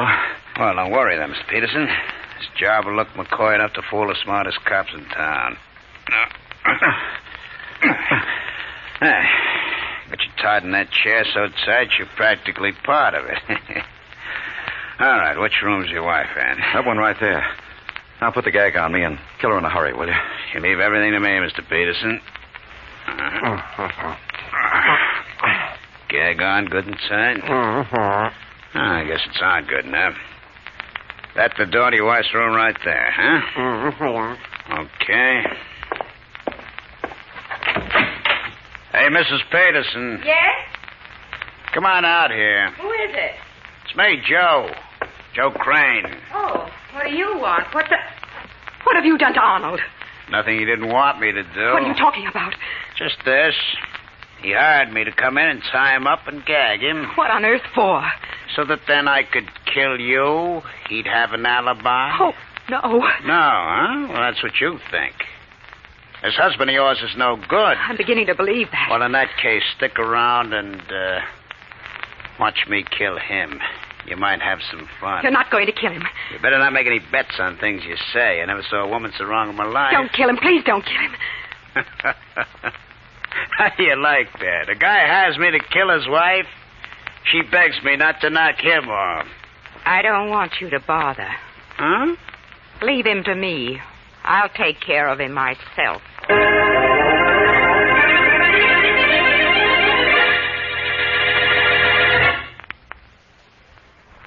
And now meet Dick Calmer as Boston Blackie. Enemy to those who make him an enemy. Friend to those who have no friend.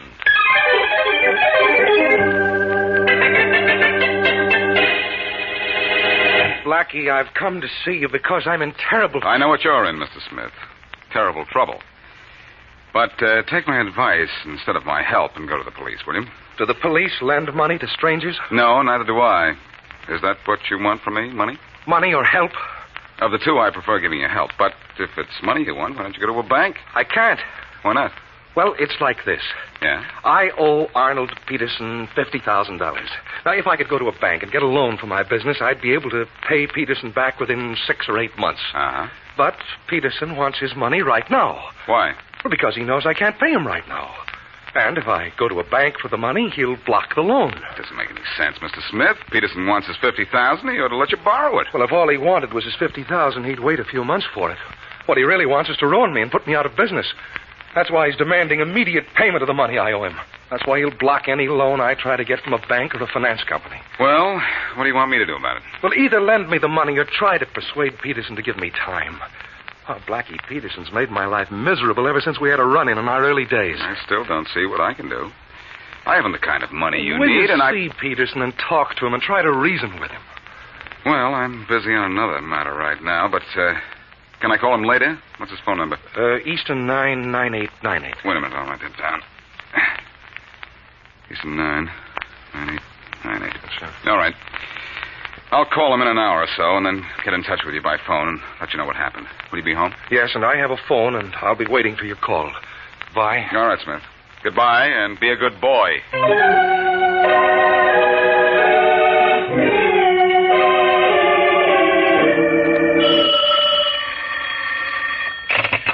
Homicide, Faraday speaking. Inspector Faraday? Yes, Inspector Faraday. Inspector, this is a friend. Well, what do you want, friend? Nothing at all. I just want to give you a little tip. Go ahead, I'm listening. Good idea, Inspector. This is a friendly little tip. Yeah, I know, from a friend. You said that. Now, what's on your mind? Listen. Killer Joe Crane's in town, Inspector. Just got in. You know what that means, don't you? Yeah, I know exactly what that means. When Joe Crane comes to town, a murder comes right after.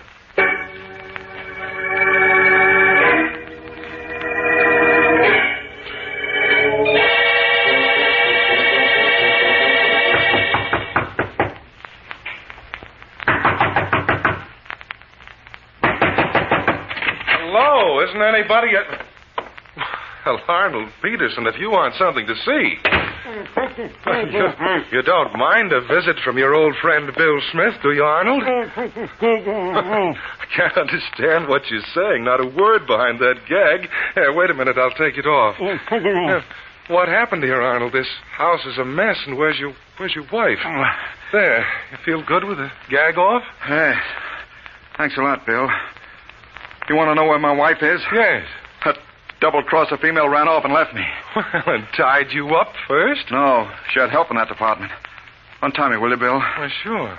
I'm sure glad you came along. Might have sat in this chair till I starved to death. Well, that would be an unpleasant way to die, wouldn't it? Is there a way that's pleasant? Untie me, will you? I'm not sure I will, Arnold. I just got an idea.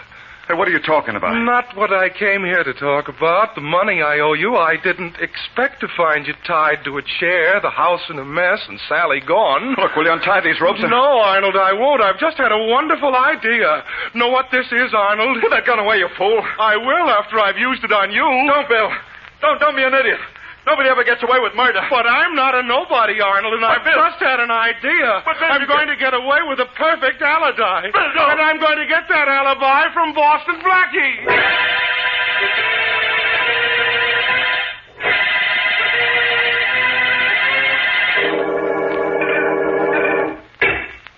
You might hurry, you know, Blackie. It isn't everybody I'd come to pick up and then wait for. It's just 7:30 now. I'm not late.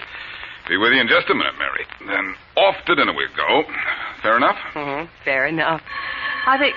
Oh, all I know is that isn't the dinner bell. It's the phone. It won't be a second. Uh-huh. Hello. Blackie? Yeah? This is Bill Smith. Hi, Bill. Say, I've been meaning to call you. I tried to reach your friend Arnold Peterson, but no one answers the phone at his place. Well, that's what I wanted to find out. I thought perhaps you'd gotten to him and had something encouraging to tell me that... Oh, just a minute. I'll be right there. What's the matter? Blackie, there's somebody at the door. Would you call me back in a minute or so? Well, sure. What's your number? Oakville 41561. Live in the suburbs, huh? Okay, Smith. Go answer your door. I'll call you right back.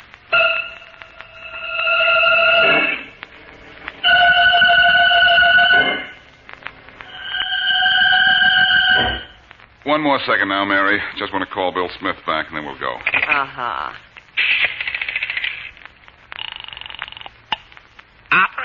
Operator, I want Oakville 41561, please. Oakville 41561. Just a minute, please.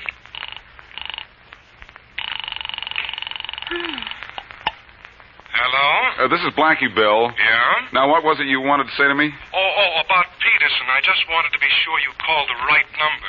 Well, I called the number you gave me, Eastern 99898.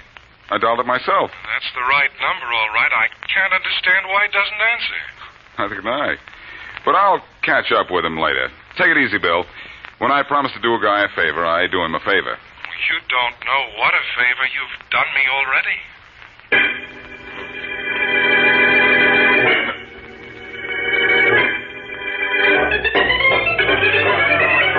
All right, you guys, get those fingerprints down to headquarters for checking. Here's a picture of Peterson's wife, Inspector Faraday. Let me see it. I found some papers in the desk that show her name before she married him was KRAIN. KRAIN, huh, Matthews? Yeah. Well, that's a coincidence, isn't it? I got a tip that Killer Joe KRAIN has come to town, and the husband of a KRAIN is found dead. Did you send out an alarm to pick up KRAIN and Peterson's wife? She's obviously on the run. We'll have men watching every railroad station, bus, and air terminal. That's fine. Oh, by the way, Sergeant Williams talked to the woman next door. I think we know the time of death. Good. She says she heard what sounded like 3 shots at 7:30.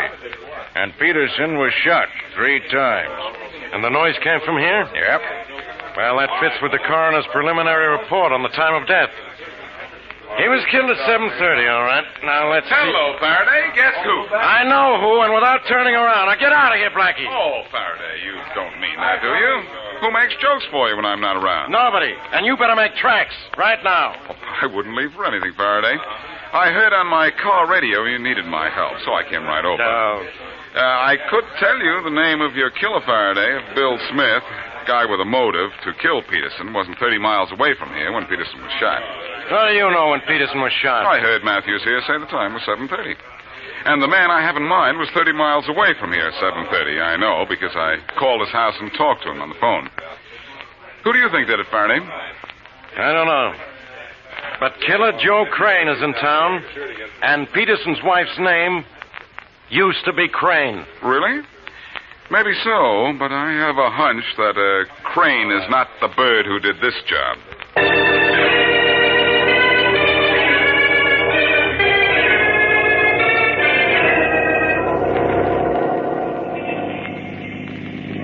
We've timed this just right, Sally. Yeah. This cab will get us to the station only a couple of minutes before train time. The station will be full of cops, won't it, Joe? Maybe, but we won't be there long enough for them to spot us. Sally, you did a nice job. You didn't do such a bad job yourself, Joe. No. I guess we couldn't have done better. Now, look. As soon as the cab drives up in front of the station, I'll pay the guy. We'll separate. Uh-huh. That should be about 3 minutes before train time. All right. You go right in, head for the gates. I'll wait outside until you're out of sight. Because it could be the cops know I'm with you and be looking for a man and a woman together. Oh, we're coming to the station. I'm nervous, Joe. I don't be. Now, look, you carry a small bag here. I'll bring the big one. You're going to get on the train, aren't you? Oh, sure. I'll meet you in the club car just after the train pulls out. Here, driver. It's all right. Keep it, Sherry. Yeah, thanks, Mac. Hurry up, Joe. It's all right, Sally. Yeah. Still plenty of time. Train leaves on track 6. That's the gate just beyond the information booth. Yeah, I see. Now, remember, just walk through the station straight to the gate. I won't duck out on you. I'll be in the club car just as I said. All right, Joe. Good luck. Yeah, same to you, honey. Oh, Now, beat it. See you on the train. We can celebrate. be careful, Joe. Don't worry. I'll be okay. Just a minute, lady. Oh, say, what's the idea? Let go of my Police arm. department, lady. But, You're Mrs. Peterson, Jay. aren't you? Yes, but Joe, look out, it's the police. Oh, so he's with you, huh? Stop that man! Stop that man! Let go of me, Regan. Let go. Why do you want me? No reason to get excited about, Mrs. Peterson. Just a little matter of murder.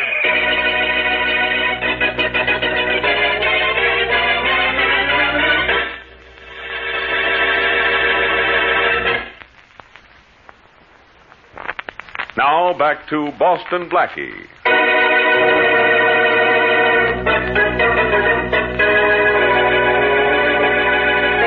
Arnold Peterson plots to have himself alibied by Joe KRAIN, whom he hired to kill his wife. But KRAIN refuses to kill Mrs. Peterson, and both she and KRAIN later attempt to leave town. Bill Smith, in the meantime, finds the helpless husband and indicates he will kill him. Boston Blackie knows that Smith has a motive to kill the dead man, But he also knows that he made a phone call to Smith at his home, 30 miles from the scene of the crime, at almost the time of the murder. Mrs. Peterson is arrested, and as we return to our story, Blackie is searching for Joe Crane, believed to be the wife's accomplice. Hey, Tiny, can a guy get something to eat in this time of yours? Well. Every damn Boston's Blackie.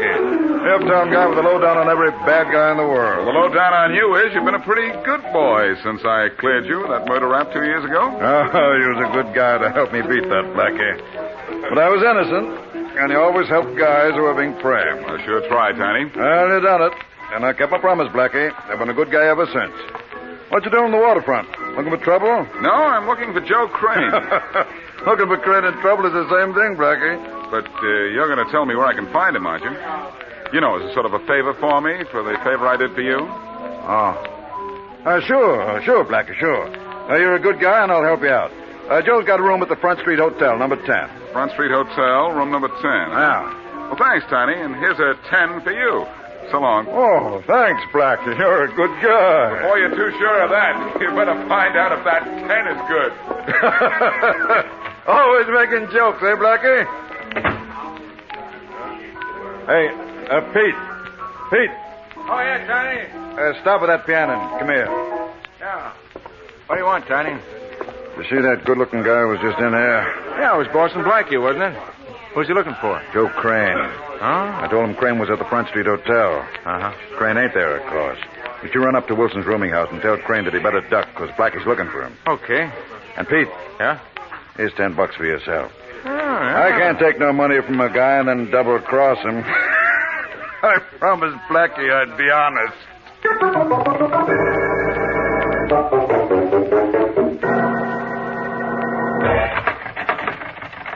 Who's that? It's me, Joe. Pete. The piano player from down at Tiny's place. What do you want? Open up and I'll tell you. Okay. Come on, then. What's up? Boston Blackie's looking for you, Joe. Tiny gave him a bum steer, but you better get another hideout just the same. The next place he goes is with me. Blackie! Quick, Pete, close the door. Wait, you're too late. I'm already in. And thanks for leading me here, Pete. I didn't think Tiny was telling me the truth. Pete, you're some piano player, you. Ah, we can take care of this guy, Joe. He's too quick for a piano player. Pete!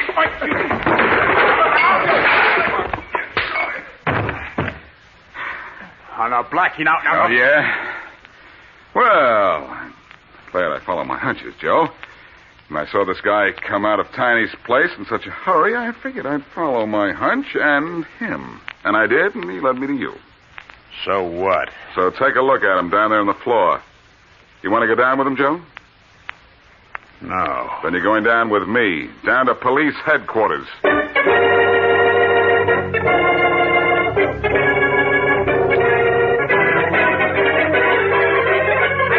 You killed him. What do you mean I killed him? Yes, I mean you did. Quiet! I forgot to tell you, Crane. Inspector Faraday likes quiet in his office. And you be quiet, too, Blackie. Inspector, is that the way to talk to me after I brought Joe Crane in for you? I found Mrs. Peterson here myself. I could have found Joe, too. All right, let's not argue about who found whom and where. Let's find out who killed Peterson. I think they both did. I tell you, I didn't kill Arnold. He was alive when I left the house. And I didn't kill him. He was alive when I left, and I left before Sally did. Oh, it's Sally, is it, Crane? Yeah. Since when does murder breed familiarity? Sally here's my ex-wife. That's one of the reasons Peterson knew about me. But what he didn't know was I couldn't kill a dame, even if she is my ex-wife. That's some logic. Now, what's wrong? I never killed a dame, and I'm never going to. And I didn't kill Arnold. But maybe she did, though. After I left, she shot him. Oh, no, you killed him after I left. You came down to my place afterwards and said you wanted to go to Chicago with sure me. I did. But Blackie, she even told me before I left the house that she was going to take care of him herself. What do you mean by that, Mrs. Peterson? I meant I was going to leave my husband. Well, you left him all right. You left him dead. He was alive when I left the house. I didn't kill him. Joe did. You did. You did. Quiet. Not going to go through all that again. I'm arresting you both on suspicion of murder. Blackie. Yes? What about your friend, Bill Smith? From what you told me, he had every reason to kill Peterson. Sure he did. But Peterson was killed at 7:30. I called Smith's house in the suburbs and talked to him at 7:30. If Smith is our killer, he's got the greatest alibi I ever heard. Me.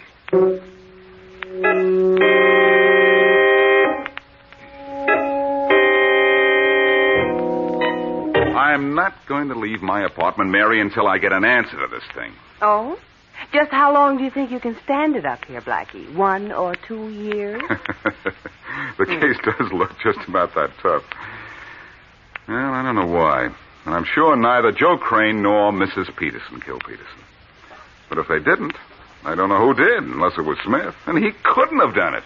No, I'm sure I don't know anything, and I'm not going to try to figure it out either. My hair will be gray soon enough as it is. Come in. Oh. Hello, Blackie. Oh, Smith, good morning. Come on in. Thank you. Blackie, I just thought... Oh, I didn't know you had company or I had a phone. This is Mary Wesley, Miss Wesley. Mr. Smith? Dear Miss How do Wesley? you do, Mr. Smith? Blackie, I just dropped in for a minute. I thought you'd be glad to know I got a bank loan today. I'm glad to hear it, Smith. I suppose your troubles are over? Yes, they are, with Peterson out of the way. You know, I'd consider you a number one prospect if I hadn't called you at your house at almost the same time Peterson was killed. Really? Yeah. Well, I guess I had every reason in the world to kill Peterson, but I'm glad you know I didn't. I'm positive you didn't. Unless you could go the 30 miles from your house to Peterson's in the matter of 2 or 3 minutes. Yes, well, humans aren't equipped with jet propulsion just yet, Blackie. Well, I won't impose any longer. Goodbye, Blackie, and glad to have met you, Miss Wesley. Oh, thank you. See you again sometime, Blackie. Could be. Goodbye. Blackie, there's something about that man I don't like. Something about this case I don't like. Of course, the fact you can't solve it. Mary, Smith is a perfect suspect. Oh? Oh, I'd like to figure out how he could be at home at 7:30 and still kill Peterson 30 miles away at that time. He was home, I know. I phoned him. I was here, remember? Oh, yes. Say. Blackie, I don't like the look on your face. And somebody's not going to like the idea that just popped into my mind. Mary, go to your apartment, then in an hour, dial the operator and ask her to ring my number. Oh, all right, but what for? Never mind. Call me crazy if you want to. But I'm going to break this case wide open when you call me on the phone.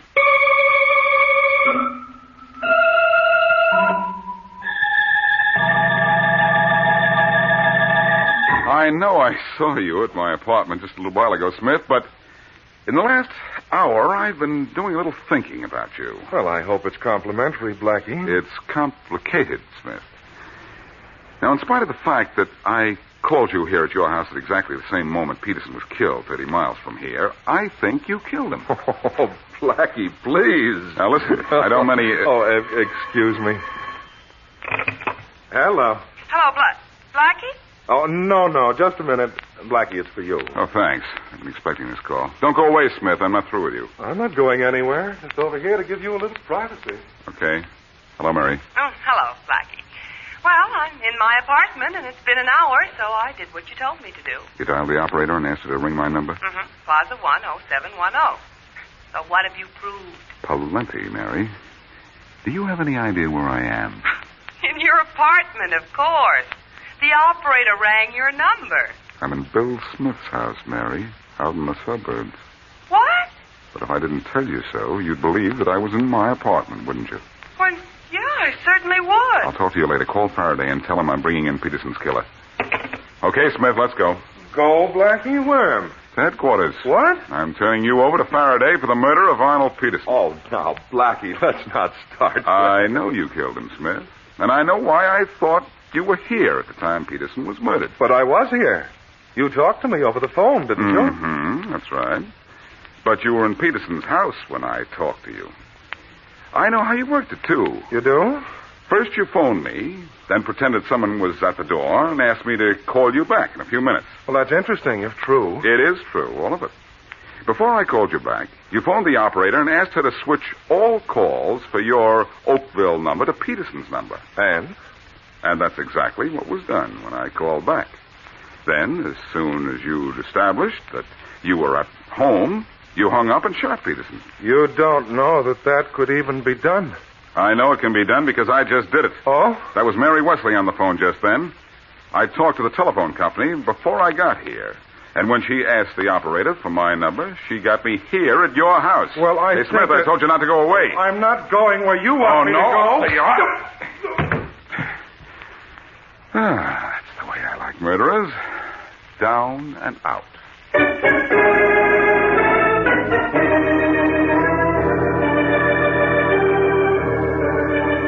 Blackie, before I go, I want to thank you for helping me. Oh, I wasn't necessarily helping you, Mrs. Peterson. I was just trying to find out who killed your husband. Incidentally, I'm waiting in Faraday's office to read a copy of Smith's confession. Don't you want to wait here with me? Well, yes. Well, the sooner I get out of here, the better. My ex-husband, Joe, has been sent back to Kansas. That's because he's wanted out there for the same kind of thing that we thought he was wanted for here. Well, I'm glad he didn't kill Arnold. I'm glad you could prove who did, even though Arnold always threatened to kill me. Did Mr. Smith really kill my husband? Yes, he made a complete confession, Mrs. Peterson, and the telephone company verified my theory that he had them switch all phone calls from his Oakville number to your number. That's how I could phone his number and think I was talking to him at home when actually he was at your house. Probably standing over Arnold's body. No, he didn't kill your husband until a minute or two after I phoned him. He knew I was going to phone him back because he'd asked me to.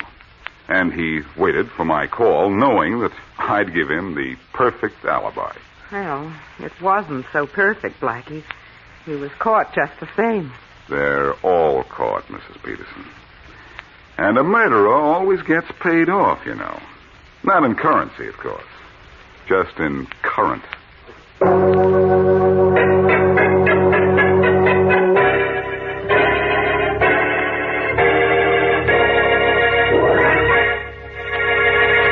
The FBI in Peace and War, ordinarily heard at this time throughout the year, is taking its usual summer vacation and will return to CBS 5 weeks from tonight on September 1st. Broadway's My Beat. From Times Square to Columbus Circle, the gaudiest, the most violent, the lonesomest mile in the world.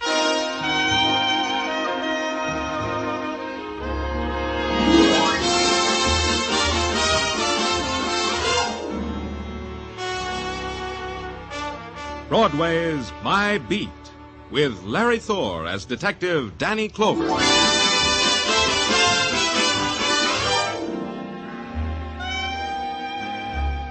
Broadway. It's an enchanted island or a prison, a crazy happy dance, or a funeral march in blues time. It's a sorcerer's palace with golden mirrors and jeweled fountains, or it's a wailing wall corroded with pain. Call it anything you want. It's My Beat.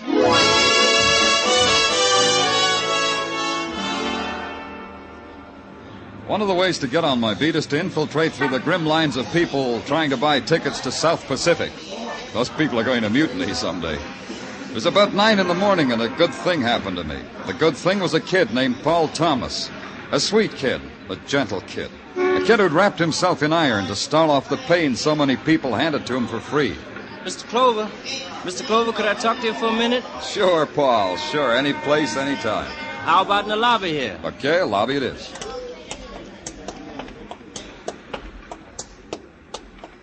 Oh, I'm sure glad to see you, Paul. It's been a long time. Not so long, Mr. Clover. It's only 5-6 months since you got me that job. Maybe 7 months since you caught me breaking into a store. Who remembers what happened 7 months ago? How's the job, Paul? How's it working out? Mr. Eric KRAIN's been treating me fine. He's even had me bonded so I could deliver all that jewelry and stuff. I bet your folks are proud. Yeah, they're real proud, Mr. Clover. I've been meaning to get up to Harlem to visit them. Your mother's a fine woman, Paul. Give her my best.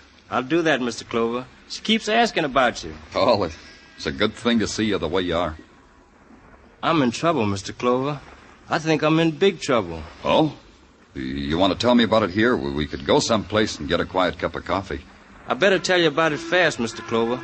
A couple of days ago they came... Danny Clover, how's Broadway's grabber boy? How's the finest of the finest, Oh, hi, Kirk. Am I interrupting something, Danny? The boy won't mind being interrupted, will you, boy? Maybe I mind, Kirk. Oh, no offense, Danny. Come on, ask me how I am. Ask me how I've been doing. How are you? How you been doing? Oh, great. Very, very great, Danny. Yes, sir.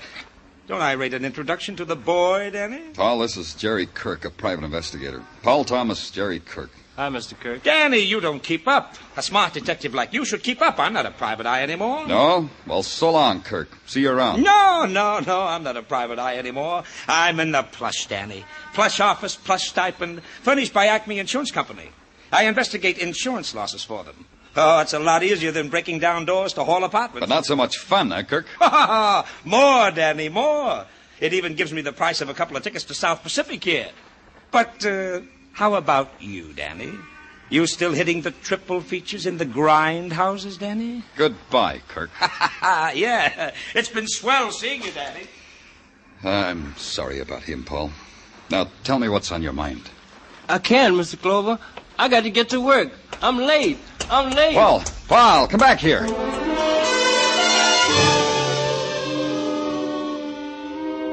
That's how the day began, with the kid starting to tell me of big trouble and then running away. It was about 5 when Paul's big trouble started to catch up with me. A patrolman leaned out of a squad car and handed me a slip of paper. J. Arakarian, the paper said. It said the Paramount Building, and at the bottom it said urgent.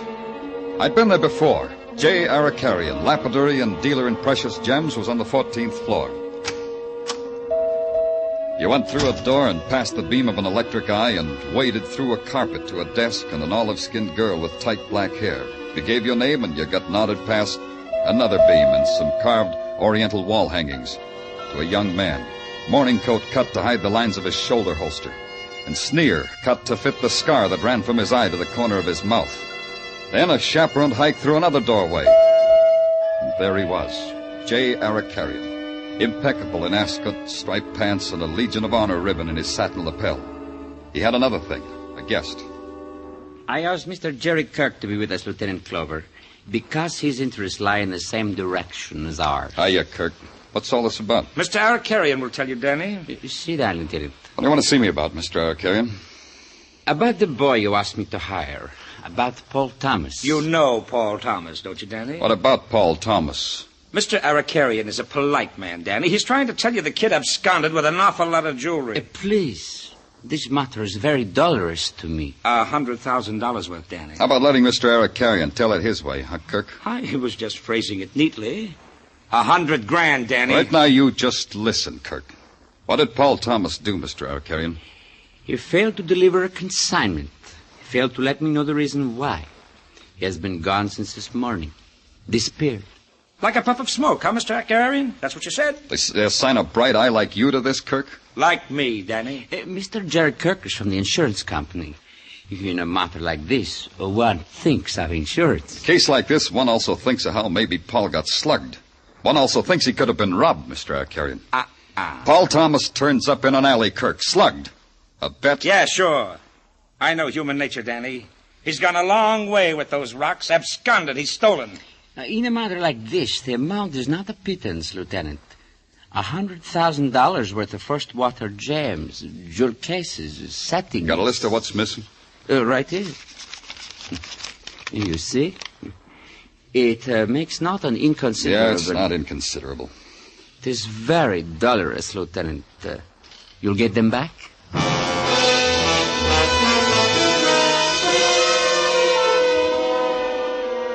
Dolorous means it can make you cry. But Arakarian's dolorous was different from mine. His was $100,000 he'd lost. Mine was a boy named Paul Thomas that maybe I'd lost. But it was still only a maybe. I had two things to do. Turn the list of missing jewels into headquarters, which I did, then call it Paul's home in Harlem.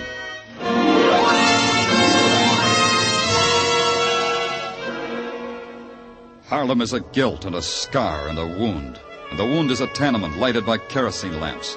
A tenement with barred windows through which you can watch the moonlight darting out on the backs of hungry rats. And Harlem is a place of quiet laughter that stops when it sees you walking up the stairs to the one room in which Paul's family of 5 live.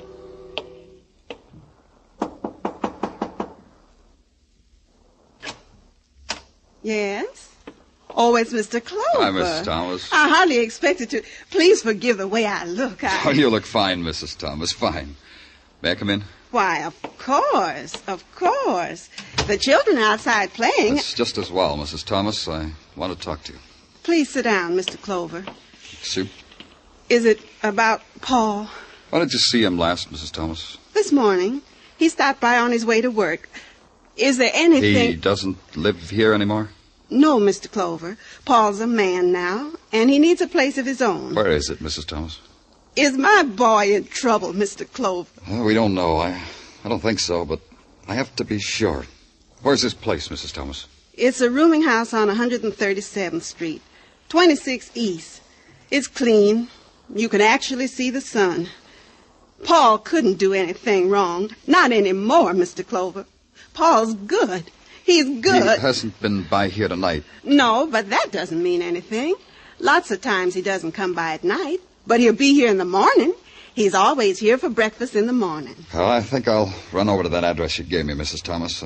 Sorry I can't stay and visit with you. You'll let me know about my boy, Mr. Clover. Whatever way it is, you let me know. It'll be all right, Mrs. Thomas. It has to be all right. Outside, it was 1 block north and 2 to my left of the subway station at 125th and Lenox. In those 3 blocks, you could feel the breeze from the East River fighting a losing battle with the heat. But it wasn't the heat that stopped me. It was Squad Car 15, Patrolman Florio at the controls. Not bad, Florio. 3-point landing. Hi, Lieutenant. Come on, get in. Thanks. You headed uptown? Well, that depends, Lieutenant. Wherever you say. Uptown? You better call headquarters first. I've been cruising, looking for you. Headquarters said you were in Harlem. Yeah, call them, Florio. Sure. Patrol Car 15 calling headquarters. Come in. Patrol Car 15 calling headquarters. Headquarters receiving Patrol Car 15. Go ahead, 15. I take it, Danny. Yeah. Danny Clover speaking. Danny, Tartaglia speaking. About that Arcadian robbery. Guy named Jerry Kirk called you. Yeah? Said he wanted you there when he took Paul Thomas. Oh, where's all this taking place? 137th Street, a condemned tenement, 3 houses from the northeast corner on Lenox. 10 o'clock, the guy said. That's right now, Tartaglia. Thanks. Let's go, Florio. You heard the man. Right. Florio. Yeah, Lieutenant? You're only giving me a lift down the block. Turn off that siren, huh?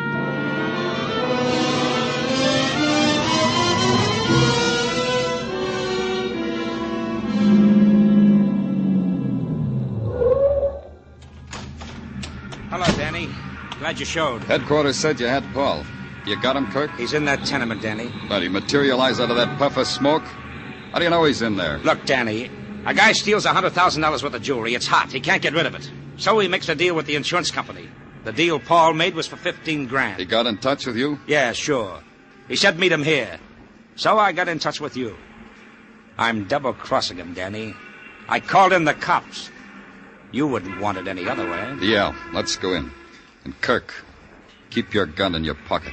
Danny, you know I seldom carry a gun, and tonight's one occasion when I don't. Come on.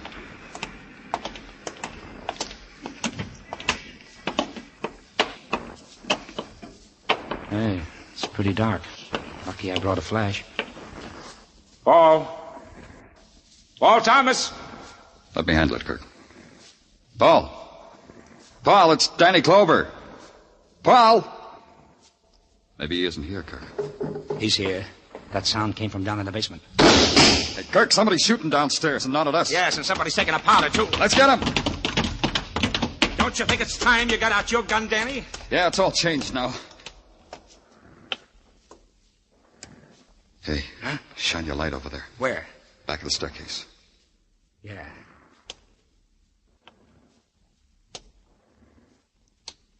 Hey, Danny. A body. Danny, look, he's got a gun.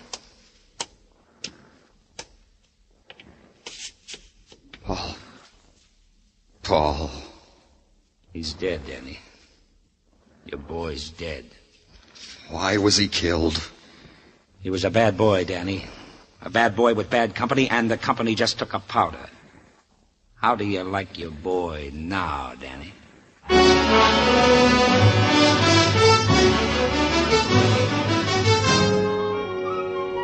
You are listening to Broadway's My Beat, with Larry Thor as Detective Danny Clover.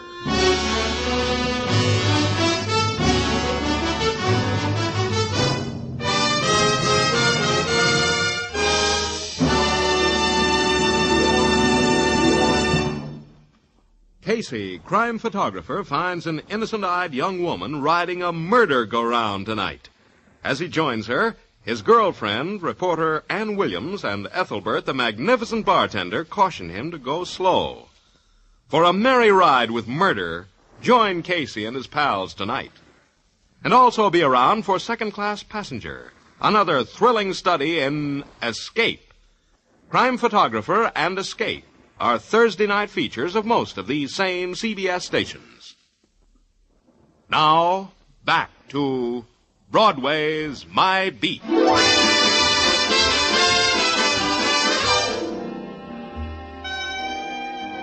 One thing about Broadway, you can become a name overnight. All you have to do is have 3 current wives or ride 4 winners in a row.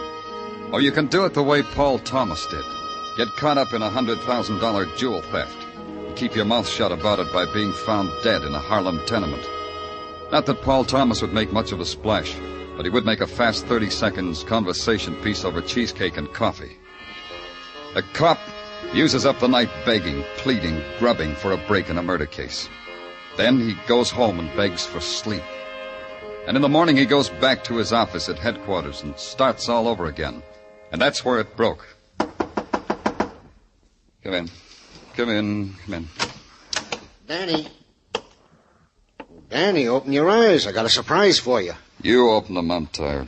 I got something on the Paul Thomas case. What? Yeah, see? You opened your eyes all by yourself. It's not hard, is it, Danny? I could close yours just as easy. What do you got?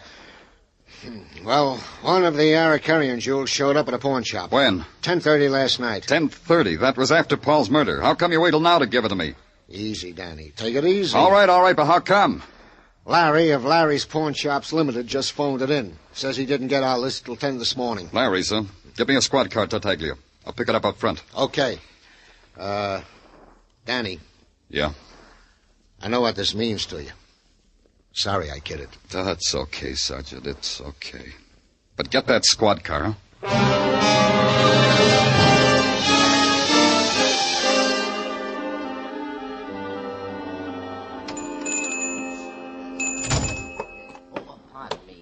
Danny, boy. Danny, this is quite an honor. Hi, Larry. Hi, I could have saved you the trip if you had just called me. You needed the air. Okay, Larry, what do you got? Danny, do you mind stepping in the back room? I'm trying to close a deal. Sometimes it embarrasses my clientele to see me consorting with a detective. Ain't it a shame? Give it to me, Larry, and quick. Oh, Danny, this isn't like you. You want me to show you what I can really be like? Okay, Danny. Okay, I'll get it for you. Think it over, mister. I'll be right with you. Here it is, Danny. Here, you see? This diamond ring matches up exactly with the one on the Arcarian list you boys sent me. If I say so myself, it's a beauty. Yeah, but who pawned it? It's on the ticket. A girl named Ellen West. Lives at this address on 115th Street. At least that's the name of the address she gave me. You know where to send it. Send the ring. It hurts me to part with it. Say, isn't it polite the way I cooperate with you boys, Danny? You'll remember it, won't you? Sure. By the way, what did you give the girl for the ring? It's worth $2,000. I gave her $600. Can't hear you, Larry. How much? $600. Still can't hear. It was worth $2,000. I gave her $600. Oh, Danny, I could kill you. Hey, mister, you didn't hear what I said. I was just kidding. Pay no attention. I didn't mean it. I'm ready to offer you a little more. The girl whose name might be Ellen West lived in a street that might have been anywhere. It could have been a market street in the slums of Madrid or Rome or Athens or New Orleans. It could have been anywhere. Right now it was under the bridge of the New York, New Haven, and Hartford Railroad. Right now it was a street where Paul's murderer might be waiting in a dark room behind a locked door, waiting for a knock that had to come. Yes? Who is it? The police. Open up. Please. Why you come here? I haven't done anything. Are you Ellen West? That's right. That's my name. How you know my name? I don't know you. I'm Danny Clover, Ellen. Broadway Special Detail. I'd like to ask you some questions. Mr. Danny Clover. Huh? Paul told me a lot about you. Please come in, Mr. Clover. Thanks. You knew Paul Thomas? I knew him. I knew him better than anybody. We were going to be married. How old are you? 16, Ellen? 18, going on 19. That's not too young to get married, Mr. Clover. I mean, it wouldn't have been. Ellen, you pawned a ring yesterday. Where'd you get it? Did Paul give it to you? Where would Paul get a ring like that, Mr. Clover? Where'd you get it, Ellen? Came in the mail. Oh, you have the package it came in? I threw it away, Mr. Clover. I threw it away. Because I didn't want to know where to send it back. Maybe you should have given it to the police. Maybe I should have done what I did. I got $600 for that ring, Mr. Clover. With $600, two people like Paul and me could get married. Did you tell Paul about the ring? I didn't see Paul yesterday, Mr. Clover. I didn't see him to tell him about the ring or anything. I've got so much to tell him. Paul's mother said he had a room of his own. Did you ever see it? I saw it. I met his roommate, Joe Kendall. His roommate? Well, not exactly. You see, Mr. Clover, where Paul lived, that room of his own, that was just a place where he could sleep for 8 hours. Joe Kendall had it for the other 8 hours. They do that a lot up here. Yeah, I know. Well, that's all, Ellen. Just one thing. You won't go away. Where would I go, Mr. Clover? Mr. Clover? Yes, Ellen. Here's the $600. I got no use for it now.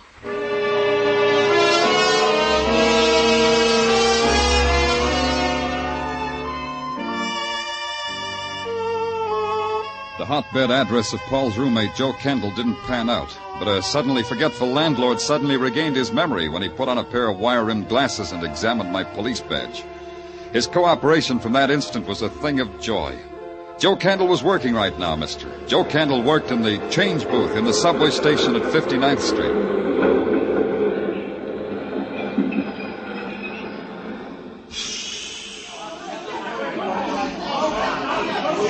Want some change, mister? No, information. What kind of information? Your name, Joe Kendall? That all depends on what connection the name's being used. In connection with the police. Show me. Try this. Yeah? Yeah, that badge says you're the police. It says my name's Joe Kendall. What can I do for you, Lieutenant? It's about Paul Thomas, Joe. I read about him in the papers this morning. I'm sorry about Paul. How sorry? Lieutenant? Wait a minute. Here you are, lady. 2 dimes and a nickel. Lieutenant, it's this way. Maybe I asked you a bad question, Joe. Not at all. I'm sorry about Paul, Lieutenant. As sorry as I am for any man who died the way Paul did. What about Paul? What did he tell you about himself? Well, things like I'm tired, Joe. That's what he used to say to me. When he woke me up because it was his turn to sleep, he'd tell me things like that. That's all? Other things, too, Lieutenant, but that was a general idea. Something else, Joe. That ring on your finger. Where'd you get it? Are you going to believe me? Okay, Lieutenant. I'll tell you anyhow. I got it in the mail yesterday. You should have let the police know. I should have, but I didn't. Maybe I was going to. Maybe I was going to pawn it. I don't know. You'd better let me have it. Sure. Here. Take it. Lieutenant, I'm in trouble now, huh? I guess right now you come under a couple of laws in the penal code, Joe, but which one escapes me? Just don't run away. I'll be here, Lieutenant. Here or in Harlem, one place or the other.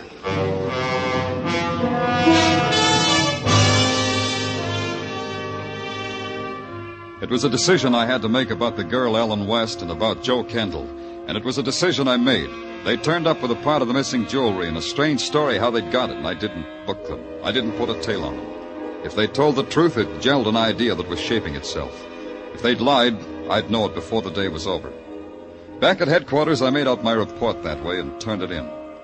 Then there was nothing to do but trade stares with Sergeant Tartaglia and wait for the report from the technical boys. Well, I don't know, Danny. I don't know. I'm not sure you did the right thing. Those two might have been holding back. Technical lab reports, Lieutenant. Ballistics, chemical, prints, all of them. Thanks. Okay, Lieutenant. Ballistics, nothing. I figured there'd be nothing there. Hey. So long, Tartaglia. Hey, Danny, where you going? Take a look at those reports. They'll make your red face even redder.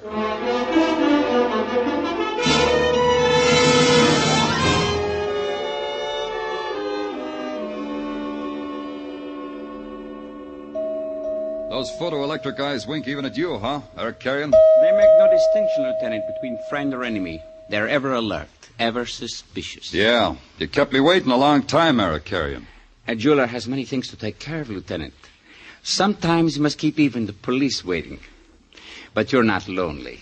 Did not Monsieur Artaud amuse you? Oh, so that's his name. No, your flunky Artaud didn't amuse me. He's so silent, so sinister, is that the word? It's a good word for Artaud. Tell me, Artaud, that shoulder holster you wear under your morning coat, how do you avoid a bulge? You must have a good tailor. I wish I had a tailor like that. I will send you the name of Artaud's tailor, Lieutenant. That all you wanted? That's just part of it. I'd like to have a look at your vaults. You wish to buy some jewelry wholesale? No, I'd just like to find some lost jewelry. Stolen, it says on this list. Stolen from a Mr. REGAN. That's why I'd like to have a look at your vaults. You're insane, but I will humor you. But first, a trifle. You have a warrant, Lieutenant? Now, what do you know about that? I clean forgot to get myself a warrant. But as you say, it's a trifle. Now, how about the vaults? I do not think so, Lieutenant. In your country, I have learned to do everything comme il faut. How? Comme il faut. Translation, as it should be. Thanks. I like to learn new words. A warrant would be as it should be. Then I'll just have to get the vault open myself. Artaud! Tell your flunky to take his hands off me. Artaud is a very difficult man to tell things to. Not only does he not talk often he does not listen. Tell him to take his hands off me. Perhaps you could persuade him yourself, Lieutenant. Yeah, perhaps I could. Oh, Artaud, I went and spoiled your creases. You policeman,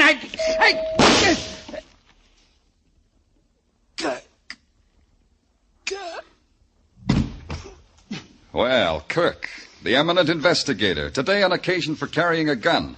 You didn't have to shoot REGAN. I did, Danny. To save you from getting knocked off, I had to do just that. Save me? What are you talking about? Well, look at him.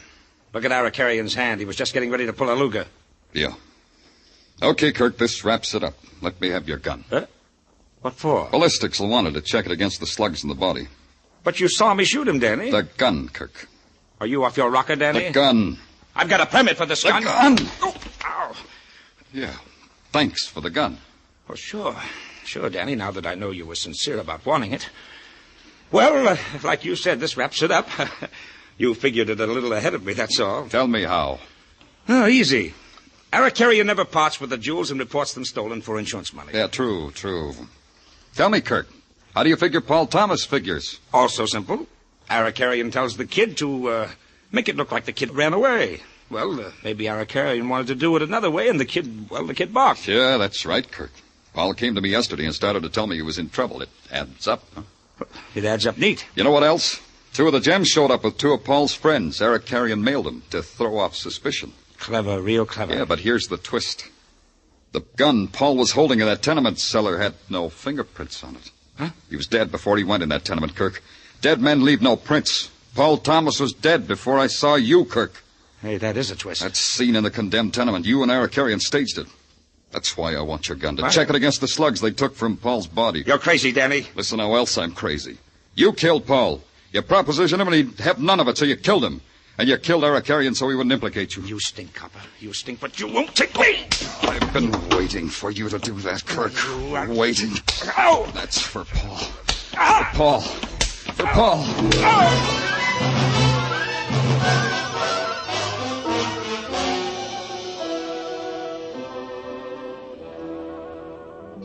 What stopped me was something gentle. A tap on the shoulder, it was all. But it stopped me. Man from headquarters looked down at me, and his tap was gentle. He said that was enough. I quit, but I didn't believe him. He said Kirk was something the law had to take care of. Then I had to believe him, because I'm a cop.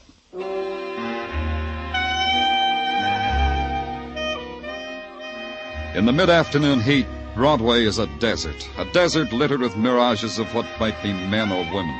You touch some and they vanish. You touch others and they snarl and slink away. It's real or it's phantom. It's Broadway, the gaudiest, the most violent, the lonesomest mile in the world. Broadway, my beat.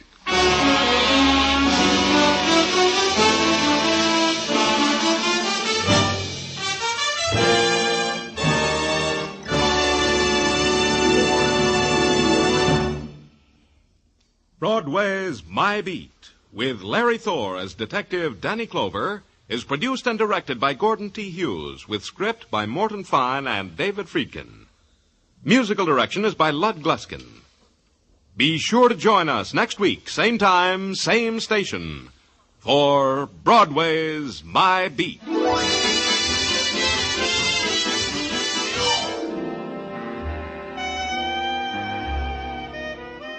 Mr. Keene, the famed tracer of lost persons, goes society tonight. Knowing Mr. Keene, you'll realize at once that it's not so much the question of which fort, but which suspect. Mr. Keene's latest adventure, the Society Murder Case, will follow in just a few moments on most of these same CBS network stations. This is CBS, the Columbia Broadcasting System.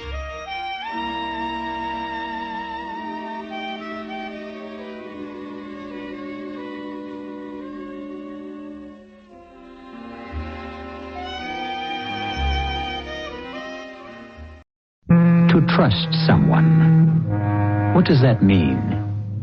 I suppose that in simple terms it means you feel sure that a certain person will not let you down, that you can put complete confidence in him or her. Assuredly, trust ranks among the strongest expressions of the human psyche.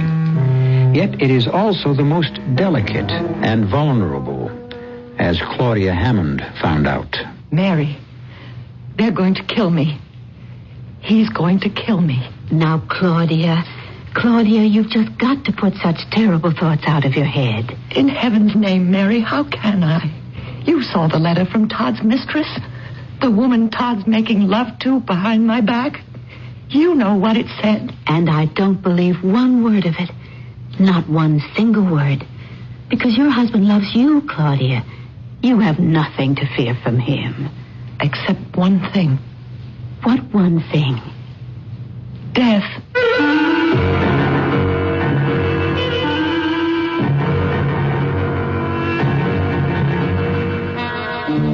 Our mystery drama, Trapped, was written especially for the Mystery Theater by George Lothar and stars Nina Foch. It is sponsored in part by True Value Hardware Stores. I'll be back shortly with Act One.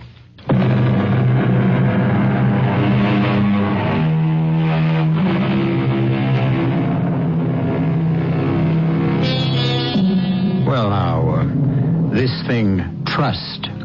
It's as strong as tempered steel, yet as delicate as, a piece of porcelain. Strong because it grows slowly, deeply, in the compost of unselfish deed. Example, you would not trust me on brief acquaintance, but if I did several unselfish things for you, you would say, I trust E.G., because my welfare means more to him than his own. Yet, should I do one selfish thing, for whatever reason, and your trust, your confidence in me would crack, perhaps even shatter. No, Claudia. When you want to sit up in bed, you let me adjust the pillows. That's what I'm here for. Dear heaven, Mary, can't I exert myself at all? Not if you want to recover from your heart condition. Bed rest. That's what Dr. Stein ordered, and that is what I am paid to see you get. Money can never repay you for all your care. Oh, now I'm rewarded in other ways, in watching you get better. Huh, better? You are getting better. Oh, it's slow, but you mustn't despair. Mailman. Todd, darling. In person. How's the most beautiful wife in the world doing today? She's very well, Mr. Hammond. Oh, looks it, too. Rosy cheeks, bright blue eyes, shining gold hair. Give your actor husband a kiss. Speaking of my actor husband, shouldn't you be at the theater? Oh, I'll make it. Jerry kept me on the phone talking over the new film contract, and I wanted to sort the mail before taking off. Here's your batch. Thank you, darling. One more kiss. And I'm off. Take good care of her, Mary. You know I will, Mr. Hammond. Well, now, let's see what your handsome mailman has brought today. Now, let me open some, Mary. All right, you can open these while I... Well, what's this? What? It's a letter addressed to Mr. Hammond. He must have overlooked it when he sorted the mail. Huh? Shell pink envelope. Perfumed. Woman's handwriting. It's another MASH note. Todd gets them by the gross. Open it, Mary. Let's see what it says. Oh, should we? Of course. Todd shows me all his fan mail. Oh. Well, you know, proposals of marriage and offers of love and, I don't know what all. What's the matter? A matter? The way you look when you open that letter. Mary, what is it? Now, let me see that letter. No, Claudia. I'll just give it to Mr. Hammond when Mary, please, let me have that letter. All right. What? Mary, did you read this? Well, I glanced at it enough to... Todd, dearest, of course I love you as deeply, passionately as you love me. And you're right. Claudia does stand between us. So, dearest heart, I've changed my mind. I will go along with your plan to put her out of the way. Signed, Margot. Margot, whoever she is, could use the services of a psychiatrist. You think this is just one of those crank letters? Oh, what else could it be? Claudia, you don't think it's anything but that? If it is, he'd have good reason. What are you talking about? I'm not a wife anymore. I'm a burden. Now, I will listen to no more of that. That husband of yours doesn't just love you. He adores you. Or acts as if he does. All right. Have it your way. Now, it's time for you to take your tonic and have a nap. I don't want any tonic. You've got to have it. It's the one thing that really builds up your strength. Strength? For what? To go on living? Of course. Oh, Claudia, honey, what makes if Todd doesn't love me anymore, I'd just as soon be dead.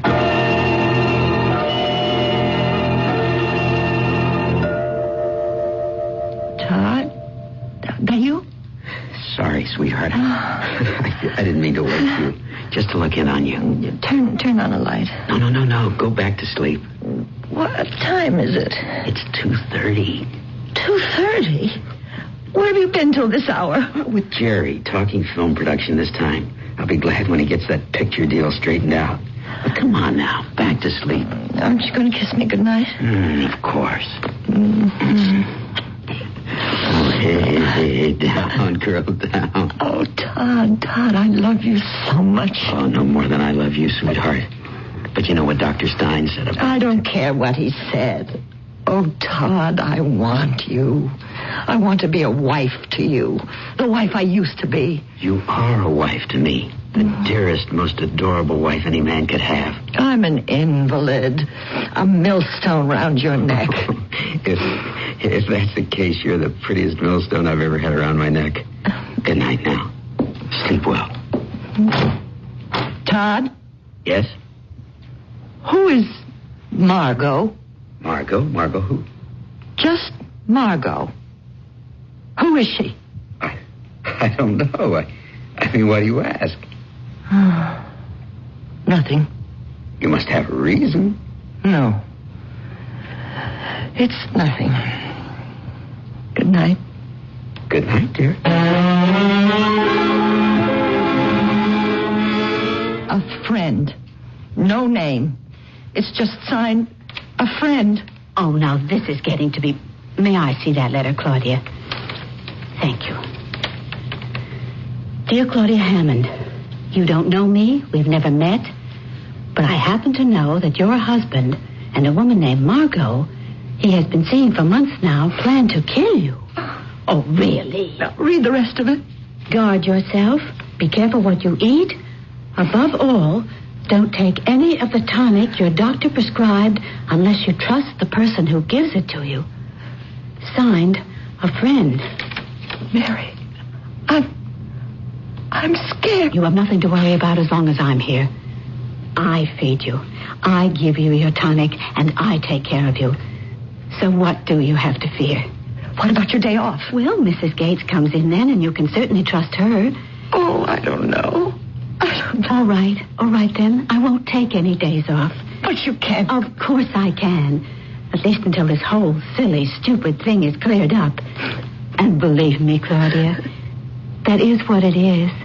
It's silly and stupid. I wish I could believe you.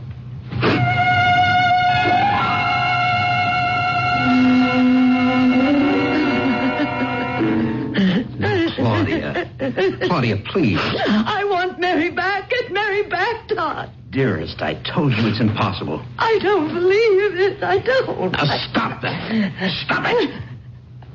What? Oh, I'm sorry, sweetheart. But you can't go on letting your emotions run away with you. It'd kill you. It could. You know it could. Now, calm down and listen. Mary came to me this morning and said she had the offer of another job, nurse companion to an elderly and wealthy woman. I asked her what salary she'd be paid, hoping that I might meet it. But I couldn't. It's 3 times what we're paying her. And I don't care. I want Mary. Honey, I'm sorry, but you just can't have Mary. Tell her I want to see her. I'll talk to her. I'll persuade her. You can't talk to her. She's gone. Gone? She left an hour ago. Left? Without saying goodbye? She said to tell you she couldn't bear to face you. Oh, I can't believe this. I simply can't. Look, the world hasn't caved in. Mary was good. But there are other practical nurses. In fact, I'm going to run over to the agency right now to interview several. Leaving me alone? You're safe enough for an hour or so. You've been left alone before. Never as alone as I am now. What? Nothing. I won't be more than an hour, I promise. What are you doing? Giving you your tonic before I go. No. Sweetheart, you've got to take it. No, I said no. Okay. Won't hurt you to skip it for once. It isn't exactly a matter of life and death. Isn't it?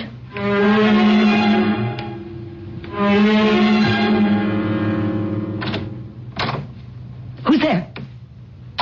Who's there, I say? Don't be scared, Claudia. It's only me. Oh, Mary. Yes, I saw Mr. Hannon leave and took the chance. He forgot to ask me for my key. But, Mary, why have you come back? Todd said you didn't want to see me. Didn't want to say goodbye because it would upset me. Oh, now, why would I say anything like that? How could I possibly upset you more than he did by firing me? He fired you? Well, yes. Why do you think I left? Claudia, what did he tell you? Well, that you had a better offer with some wealthy woman or other and that he couldn't afford to keep you as my nurse. I see. Mary, what is this? Oh, honey, there was no offer of another job. He fired me. He told me to pack my things and get out and never come back. Then he's getting ready to... Now, it looks that way, Claudia. But I'm going to call the police. The police? There's no other way. With me out of the house, you need protection. But what can the police do? There's no proof Todd means to kill me. There are the letters. You still have them, don't you? Yes. But do you think they're enough, those letters, to convince the police? Won't they think what you thought at first? Crank letters? Very likely, but they're all we have. Now, you keep them until I need them. And I'd better leave. He could come back any minute. Oh, here. I wrote it out for you. It's my telephone number. And you call me. You just call me anytime you need me. Oh, Mary, I can't let you go. I know, honey. I don't want to go. But we have no choice. But don't you worry. You are going to come out of this. Believe me. Question is, will I come out of it alive?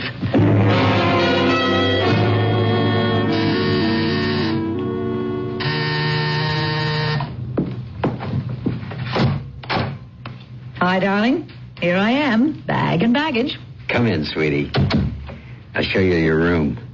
Mary's former room. You got rid of her, I take it. Fired her this morning. Good.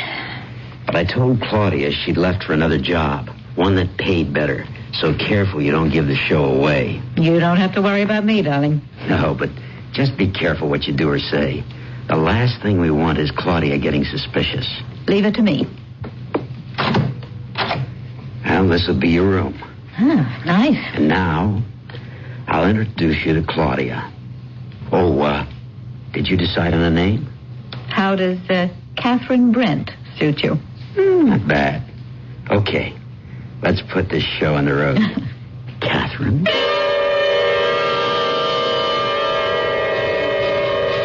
Trust, as I said, is both strong and delicate. I might also have said that it can be misplaced. As it virtually goes without saying, Claudia misplaced hers. It's a mistake to misplace one's trust. A serious, indeed a dangerous mistake. For Claudia, it may be the last mistake she'll ever make. I'll return shortly with Act 2.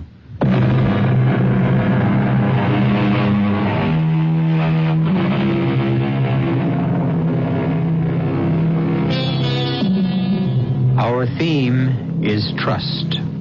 Abiding faith of one person in the honesty of another. Yet who of us has not at one time or another been duped by a person in whom we reposed complete confidence? Or did we dupe ourselves? Did our very faith in another place too much of a burden on him or her? In sum, did we have the right to impose our trust on another? Claudia, this is Catherine Brent, your new nurse. She's replacing Mary. Hello, Mrs. Hammond. I'm delighted to meet you. Well, aren't you going to say hello to Catherine? Hello, Catherine. I'll leave the two of you to get acquainted. Got to get to the theater. We're rehearsing a new second lead for tonight's performance. Goodbye, sweetheart.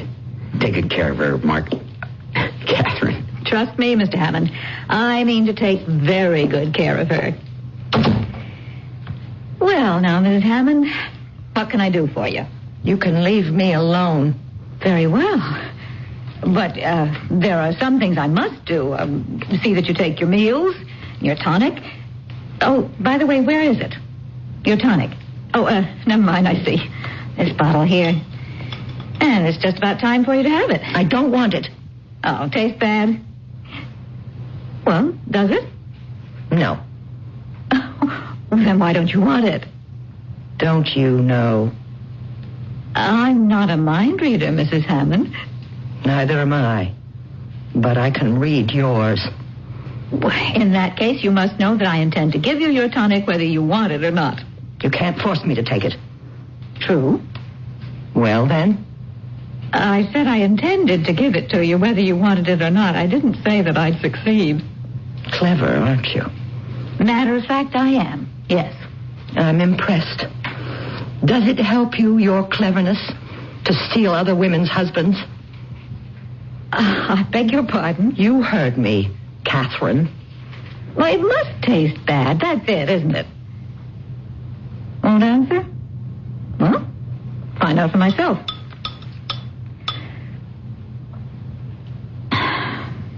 Well, it doesn't taste bad.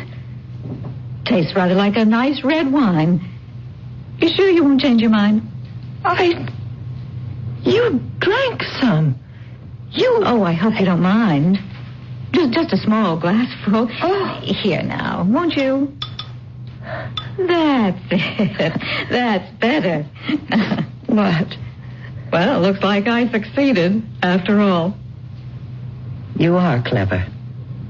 Very clever.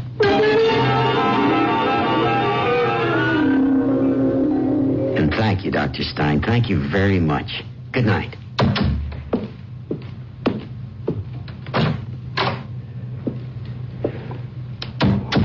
Well, you heard what he said, Claudia? Yes. If you continue to refuse to eat, to drink, to take the tonic, you'll find yourself in such a weakened state that I don't know what'll happen to you. I'll die. That's what you want, isn't it? Well, don't just stare at me. It is what you want. Sweetheart, Dr. Stein said, well, he said if you don't keep your strength up, you begin to think all kinds of crazy things, delusions like that. And, well, damn it, sweetheart, I'm beginning to think you are. It's no delusion. You do want me to die, to put me out of the way. Claudia. And I don't blame you. How could I? I mean, look at me. An invalid, so weak I can't even leave this bed. A useless woman. A useless wife. Oh, Claudia. You think I don't know how it must be for you? You're a man. Not just any man, but a Broadway star who could have any woman he wanted. And all you've got is me. All I want is you. Don't lie to me. Oh, please, don't do that. I couldn't bear that. You remember our promise to each other. A promise? You don't remember. And it isn't so long ago. We were so in love then. So in love. We promised we would trust each other. We sat in that little garden by the side of St. Bartholomew's Church on Park Avenue. Oh, yes. I remember the promise now. Have you kept it? Have you? Claudia, you're weak. You're worn out. Have you? What are you doing to me? To yourself? Have you? Claudia. Todd, what is it? What's that? Another heart seizure, I think. Phone Dr. Stein. He's not back in his office yet. Phone anyhow. Get it on record that you phoned. Yes. Yes?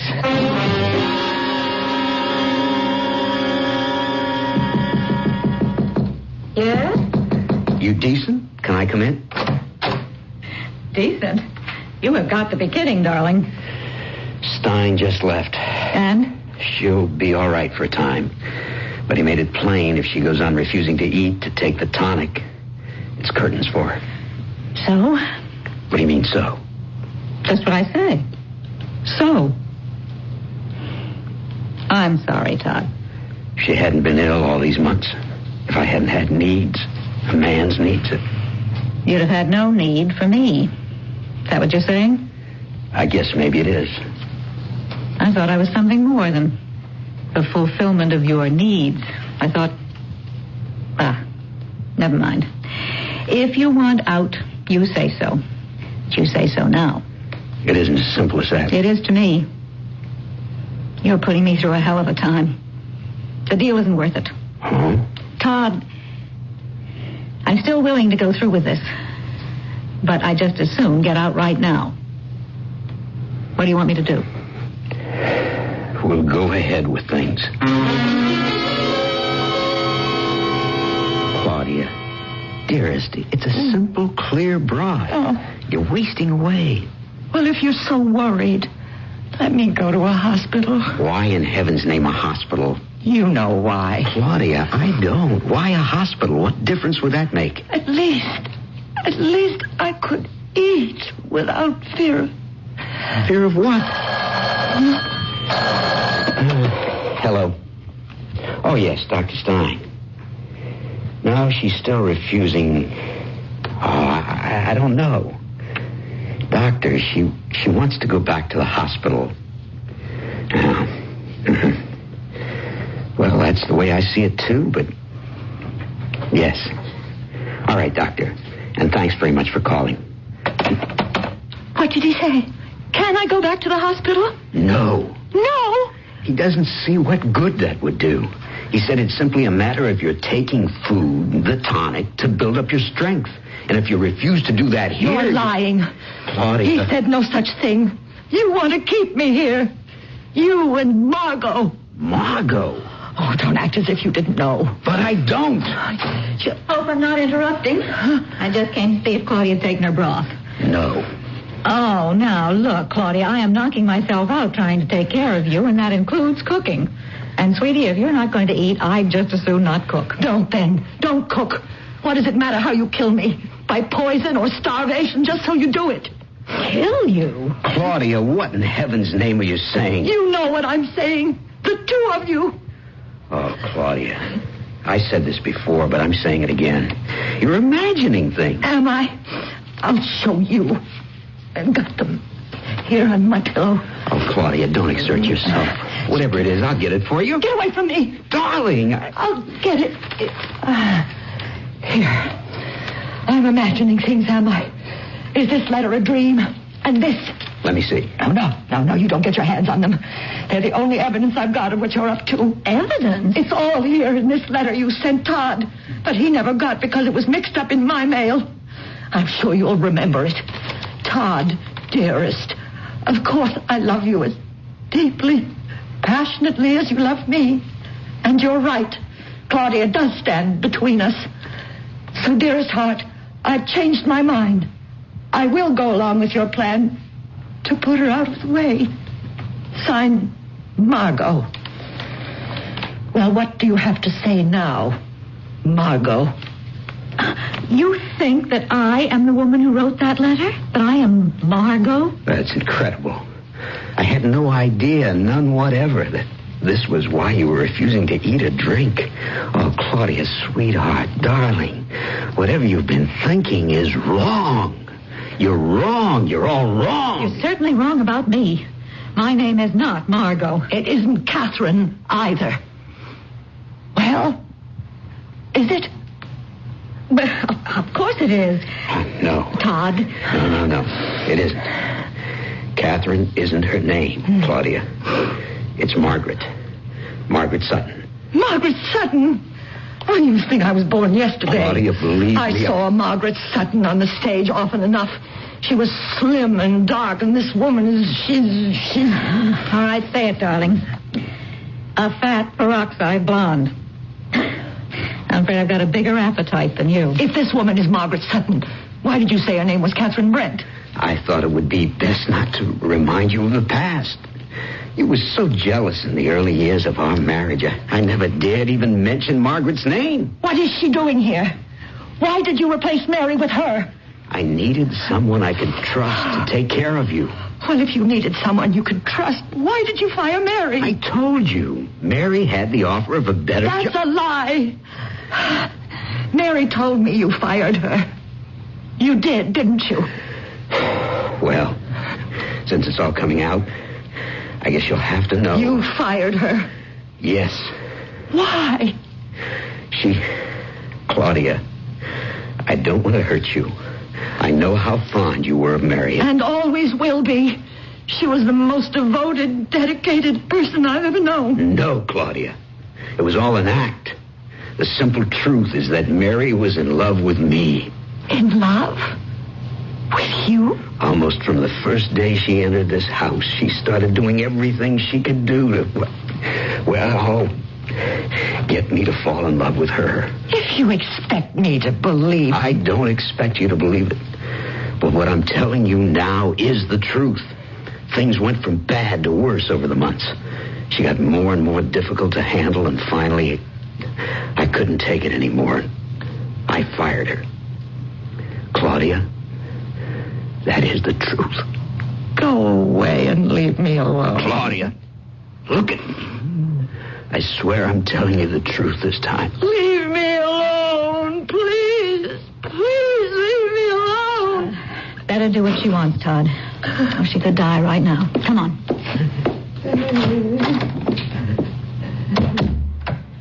I've got to hand it to you, Todd.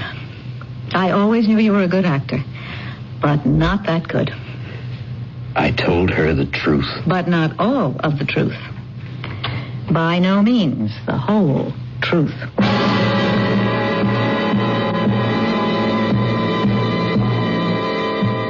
What is the whole truth?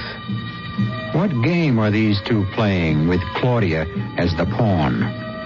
Todd has lied to Claudia again and again.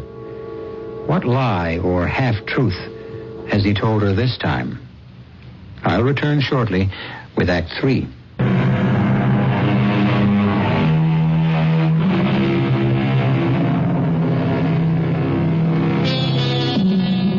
The very foundation stone of trust is truth. Accordingly, since Todd Hammond has lied to his wife Claudia repeatedly, she can scarcely be expected to trust him. So far as I'm concerned, she'd be a fool if she did. Apparently, she feels as I do. For as we rejoin her now, a helpless invalid, trapped in her bedroom, we find her telephoning the police.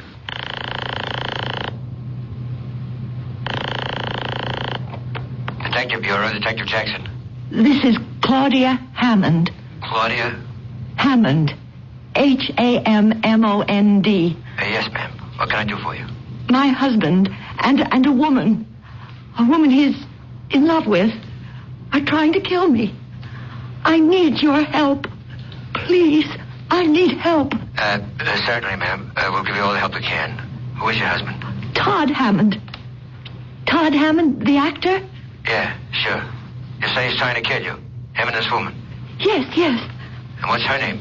She's trying to palm herself off as an actress named Margaret Sutton, but I know better. Her real name is Margot. Margot who? I don't know. I'm an invalid, helpless and bedridden, and he wants to get rid of me. How's he trying to do this? What's he doing? He's poisoning my food, everything I drink. Are you on any kind of pills like that? You think I'm high on pills? That I'm imagining things? No, ma'am, I didn't say that. Maybe just a little excited, a little hysterical? I'm not uptight. I'm not hysterical. I'm telling you the truth. They're trying to kill me. Hello? What's your address, ma'am? 1219 Park. Apartment house? Yes. Apartment number? Penthouse B. Okay, we'll check this out. In fact, I'll check it out personally. What do you mean you'll check it out? Oh, there's nothing to check out. They're trying to kill me, Todd and Margot. Only she doesn't call herself Margot. She calls herself Margaret Sutton. And I can prove it. I tell you, I can prove it. I've got the letters to prove it. Letters? A letter from her to him saying she was willing to help him kill me. And another letter from a friend warning me against them. What friend? What's your friend's name? You don't believe me. I didn't say I don't believe you. I shouldn't have called. I should have known I'd only be wasting my time. I should have known you wouldn't believe me.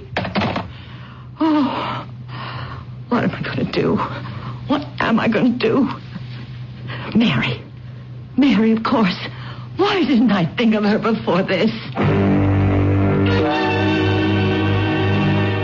Hello? Mary, this is Claudia. Oh, Claudia, I've been so worried about you, but I didn't dare phone you. Yes. Listen to me. It's happening. What the two of them planned, Todd and Margot. That she replaced you, and he pretended she was a nurse from the agency. He lied. Even gave her a different name. Called her Catherine Brent, and well, you won't believe this. You really won't believe it. She tried to palm her off as an old flame of his, Margaret Sutton, who was slim and dark, and this woman, this Margot, she's fat and... Claudia. Yes? Now, you must control yourself, dear. Yes. Because of your heart. You're putting a terrible strain on your heart. Yes. I'll quiet down. That's my girl. Mary! Now, hush. Just listen to me. They're not going to harm you, because I'm not going to let them. The police? Yes, I went to the police as I said I would, but I could see that they didn't take me seriously. No, me neither. I was just talking to them. What is it? Is there something wrong? If you can't send the books over today, then send them when you can. Goodbye. Bookstore? Yes. You ordered some books. I'll be happy to go and get them for you if they can't send them over today. Do you dare let me out of your sight? Just to go around the corner? 10 minutes at most. Which is why I don't understand how they can't deliver today. Who were you talking to, Claudia? That's none of your business. Suit yourself. Oh. That'll be Dr. Stein, I guess. Dr. Stein? He's going to give you your vitamin injections. Oh, and, darling, don't waste your time telling him Todd and I are killing you. He thinks you're off your rocker as it is.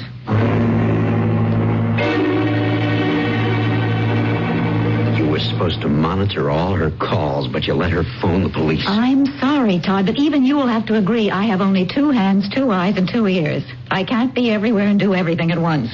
A detective coming to see me backstage. I'm sorry. Oh, I guess it's not that important. What's important is not to let her get in touch with Mary. Or Mary with her. What happened with the detective? He didn't believe her, of course. Just checking up was all. But she did manage to get past you, and that worries me. Mary could start an awful lot of trouble. And that's the last thing in the world I need right now. Take the phone out of her bedroom. No. We don't have to go that far. There's an easier way. Just take this extension off the hook. You're kidding. No, it was a gimmick used in a play I was in years ago. That way she can't call out and nobody can phone in. But watch her. Watch her like a hawk. One slip up in it. It could mean the end. Believe me, the end.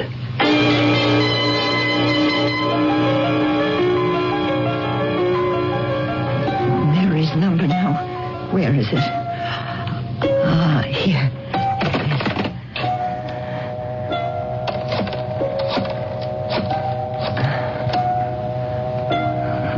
It's funny. Something's wrong.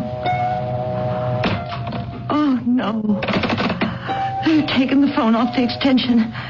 It's like in that play he was in. I can't phone out, and nobody can phone in. Oh, God. God, help me. Please. I don't want to die. Please. Oh, please. I want to live. Could I possibly? What time? 10:35. He won't be back from the theater till after 11. And she's... I'll take my chances.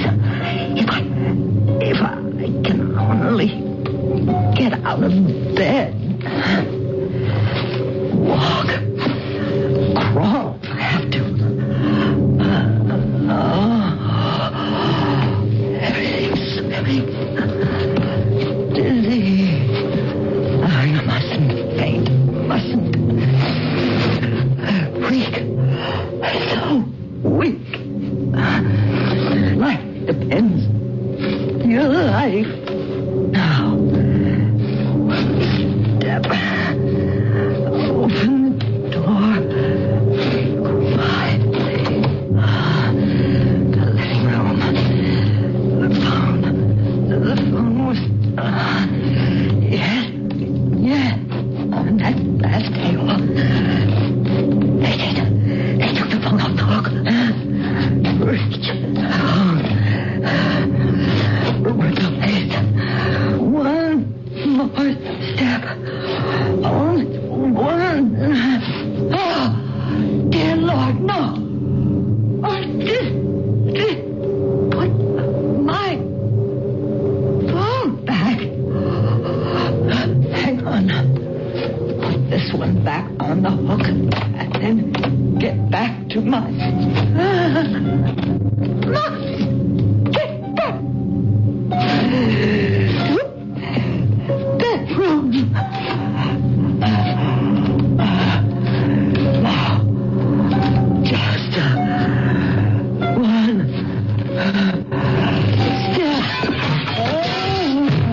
What in the name of Claudia?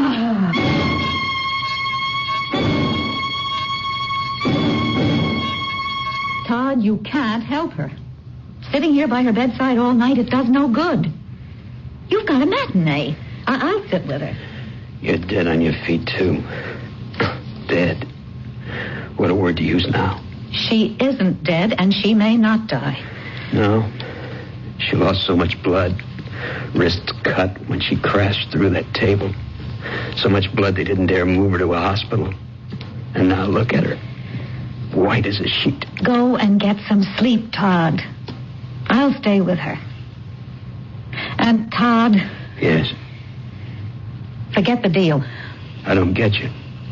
I agreed to play nurse because you needed somebody you could trust. You know something, darling? You trusted the wrong woman. You wanted me to protect her against Mary. And I said, okay.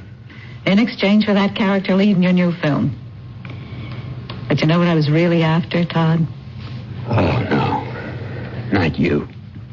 Not after all these years. Afraid so. I'm a woman. I love you. Enough not to envy you your happiness with her. I love you, too. But I love her a hell of a lot more.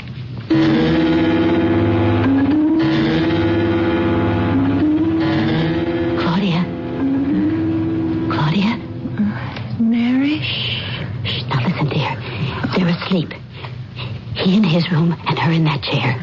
I still have my key. Oh, Mary, you came at last. Shh, now quiet, dear. I'm going to take you down in the service elevator. I jammed the door, and then into my car and home to my place, where you'll be safe, honey, really safe. Now, can you walk? I can't even get up. Oh, dear, and I can't carry you. Honey, you've got to find the strength to walk. The tonic. I'll give you a glass of the tonic. That always gave you quick strength. No, it's poison. Oh, no. They wouldn't have dared to do that. If they succeeded in poisoning you, the coroner would have impounded the bottle. No, they'd have poisoned the glass, not the bottle. Here, now you drink this right down.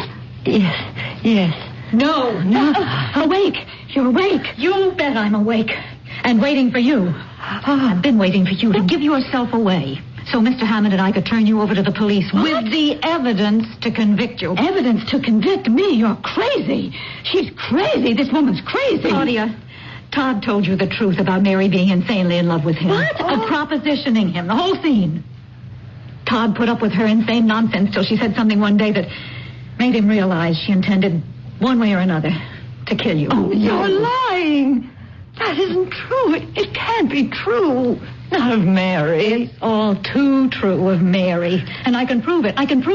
By what Mary just told you. What? What did Mary just tell me? That if Todd and I wanted to kill you, we'd not have risked poisoning the bottle of tonic. Only the glass. What? Well, I never poisoned the bottle. And so I'll drink it straight off. There. You drank the whole bottle. It's quite delicious. And healthy. So you drank it. What does that prove? It proves that what you poured into the glass, Mary, could not have been poisoned unless you slipped the poison into the glass, which you did. No, I did not. In that case, Mary, drink the glass. Well, go on, Mary. Drink it. Mary. I hate you. I have always hated you, you sniveling little invalid. A man like him needing a woman. Needing a wife, the kind of wife that I could have been. That's why I wrote those letters. To prepare you for the death that you had coming to you. And to play it smart. Yes, smart. Because if anything had gone wrong, he would have been blamed for your murder, not me. You're crazy. I am not crazy. She's stupid, too. Todd, stupid? I was stupid? That letter from a friend. Only 4 people knew Claudia took that tonic. Claudia, Dr. Stein, me, and you. Marge, call the police, will you?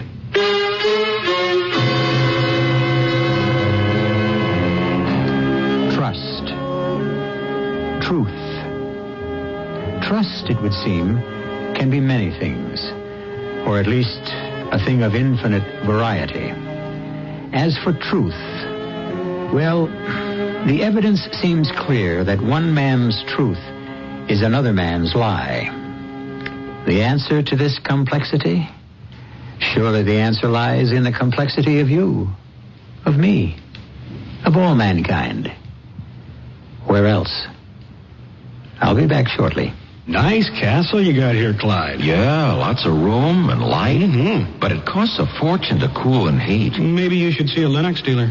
Why a Lennox dealer? Well, he can replace your old equipment with an energy-efficient, money-saving Lennox air conditioning and heating system. Yeah, but does he work on castles? That's the nice thing about Lennox dealers, Clyde. What's that? They treat every home like it's a castle. Take it from Dave Lennox. To modernize your home, call your independent Lennox dealer. He's in the yellow pages.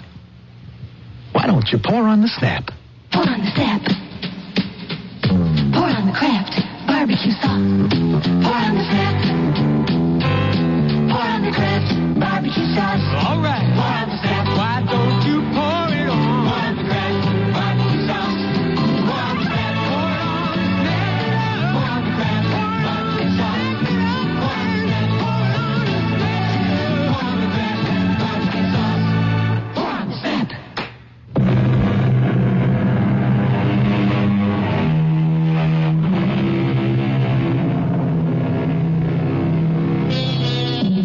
I'm sure you'll want to know that Claudia is now fully recovered from her illness and that she and Todd are very happy together.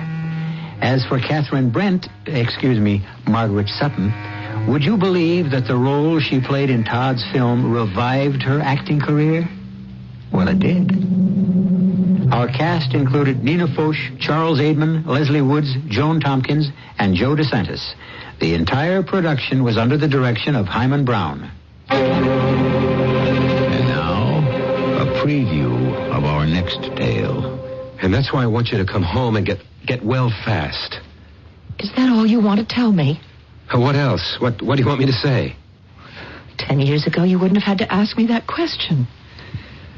I think you better go now, Ted. What are you talking about? What do you mean about 10 years ago? Well, then you might have said come home because you loved me. You know I love you. Hey, what gives here? You get away from that door, Ronald. I'll leave when I'm good and ready. I came to talk to your mother, and I'll go when I'm finished. You can talk, but I'm not listening. Hey, you come back here, Annalie. You're not turning your back on me.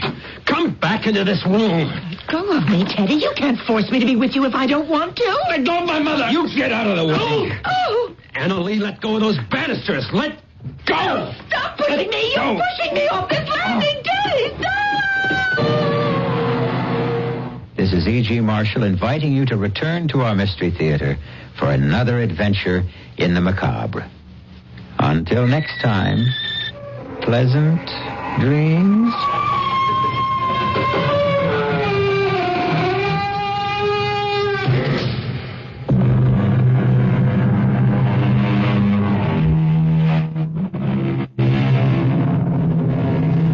Monday night CBS Radio Mystery Theater at 8:06 here on 1160.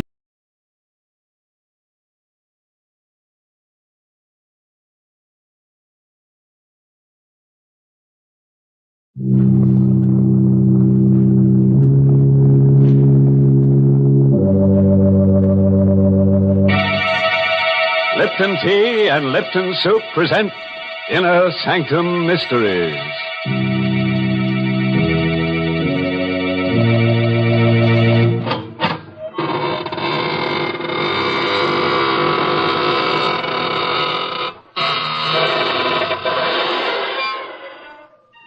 Good evening, friends of the Inner Sanctum.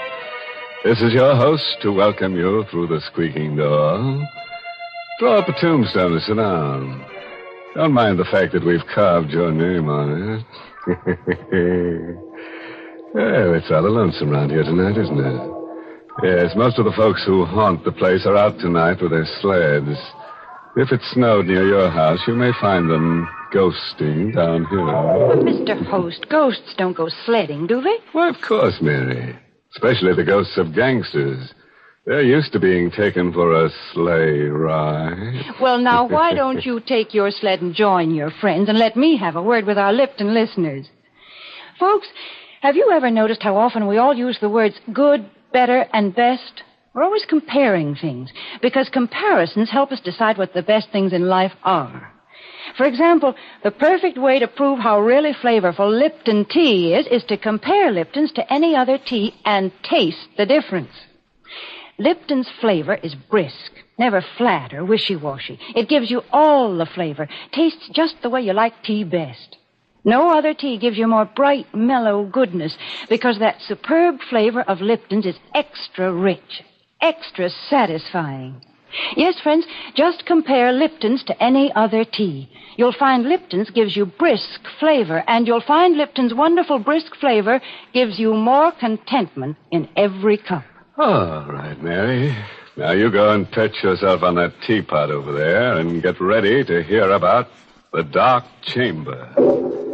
It's an original radio play by Robert Newman, who witnessed the story while peeking through a keyhole. Yes, and our star tonight is Kenneth Lynch, who plays the role of Joe. Our story tonight is about death, violent death. And also about something which is even more terrifying, the unknown. You don't believe that anything can be more frightening than death? Then you've never experienced the ultimate in fear. But you will within the next few minutes. If you'll put out the lights, pull your chair up close and listen to The Dark Chamber.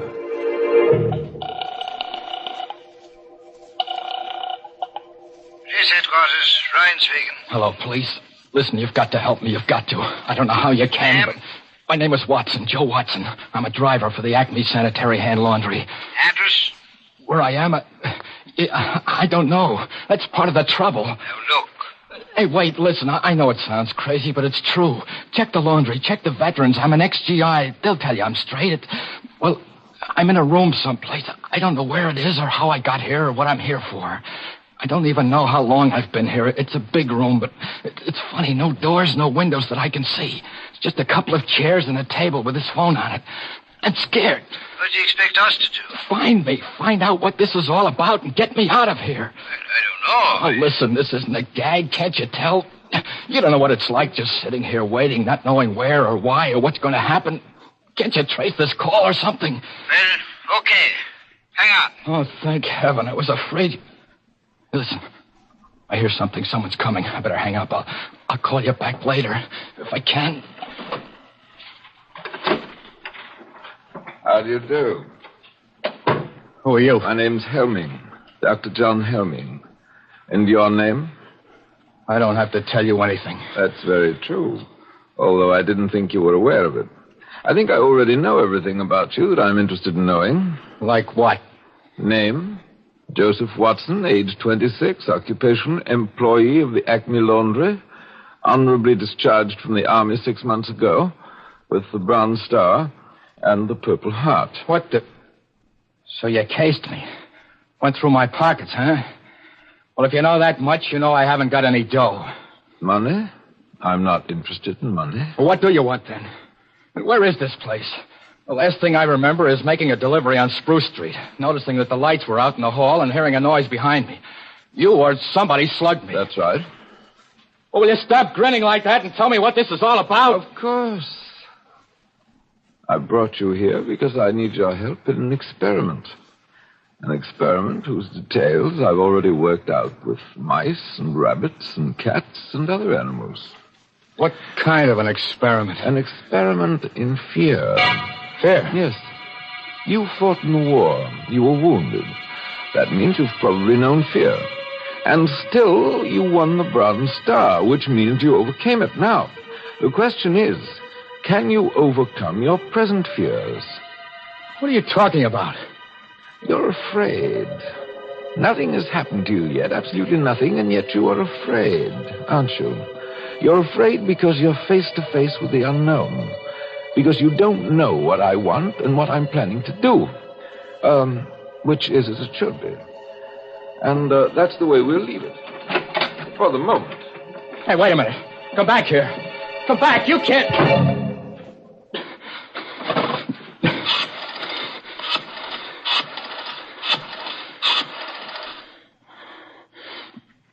Hello, police. This is Joe Watson again. Listen, I got a little more dope. I don't know if it'll help, but there was a guy in here just now. Said his name was Helming, John Helming. That's probably a phony. He's about 50, tall, over 6 foot, white hair and gray eyes. No, I still don't know what it's all about or what he's after, but have you been able to trace this number yet? Well, how long will it take? Okay, I'll hang on, but... What? The lights just went out. The room's pitch dark and somebody's coming in again. I better stop. But for Pete's sake, hurry!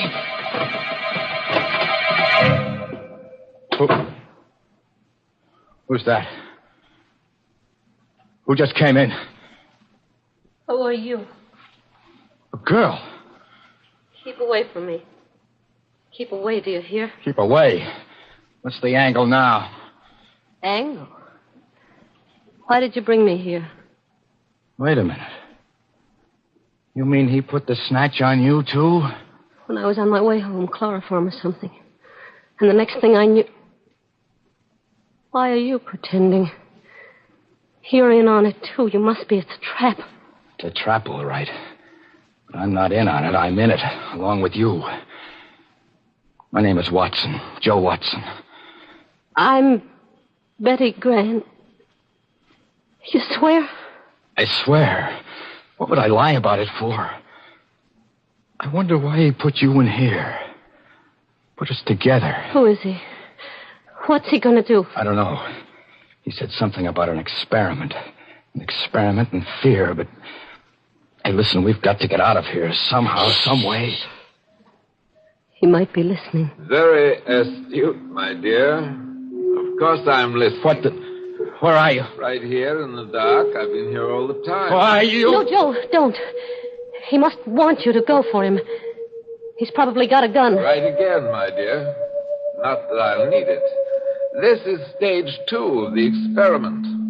A new stimulus to action has been introduced. Man against the unknown has become man and woman against the unknown. Look, let's get down to brass tacks. Be sensible about this. Thank you, Joe. That's why I won't need my gun. This new stimulus has been negated by an increased sense of responsibility.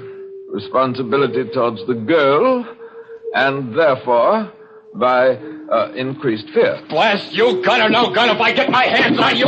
Where are you? Where are you? Outside now, so you can relax.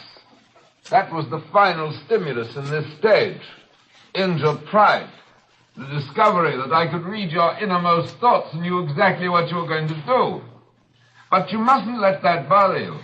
I already know everything you're going to do from now on. Till the end. Listen, you! Helming! Helming! He's gone. Joe. I know. Hold on, baby. Don't let it get you. There must be a way, some way. I suppose he's still listening? It's hard to say. But I'm going to take a chance. There's one thing he didn't figure on. A telephone. Here? Yes. If I can find it again in the dark. It was over on the... Here it is. I put through 2 calls already to the police. Told them what was happening and asked them to get me out of here. I had to hang up both times before they could trace the call and get this number, but this time... Hello. Hello, operator. What? No, this isn't the operator. You're on a busy wire. It doesn't matter. Thank heaven I got somebody. I've been trying for about 10 minutes now. Look, get off the line, will you? I've got to get through to the police. It's terribly important. But you've got to help me. You've got to. My name's Ben Lazarian. I'm a prisoner someplace. I don't know where. What? It's true. Strange house somewhere. A doctor who says his name is Helming. What? What are you laughing at? Joe, what is it? What is it? I haven't got headquarters. I've got a guy that... I'm sorry, Ben. It's no use. What do you mean? We're in the same boat you are. A girl named Betty Grant and myself. Helming's got us locked up, too. You too? Yeah. He said he knew everything we were thinking, everything we were going to do. I did get through to the police before, but I guess he caught wise. We're talking to each other over an inside line. Then... Yeah. We're through. No. Joe, don't say that. Don't even think it. Look, ask him exactly where he is. Just where are you, Ben? Do you know? It's hard to say. I was out cold when he brought me here. It's a kind of a hall, a passageway. Cement floor, ceiling, stone walls. There doesn't seem to be any door opening or anything like that. That's what I thought here, too. But there must be one, or how would he have gotten you in there? Hey, listen, start looking. See if you can find it. That's true. I never thought of that. If I do find the door and it opens into where you are... That's right. 3 of us together. We'll surely be able to figure something out then. Hold on. I'll start pounding on the walls. You see if you hear anything. Go ahead. What's he doing? He's going to knock on the walls to see if he's anywhere near us. And if he is, if he can find a door, we can get together. Hear anything? I'm not sure. Maybe. I'm not sure either. Sounds awful far away, is it? There, listen. That wall right there. Hello. Hello, Ben. Yes? We heard you. You're right next to us. Now, Ben, you listen, and Betty will knock back. Go ahead, Betty. That way, Ben, you'll be able to tell just which wall it is. Okay. Right. I hear it. I know where it is. Now to find the door, if there is one. Hold on. He's got it. He's going to see if there's a door. There must be one. There must be. Ben. And... Ben. Hello. What is it? I don't know. Thought I heard a moan. Joe! Look. There is a door. It's opening. It's open. Joe. Dr. Helming. Why, yes. Were you expecting someone?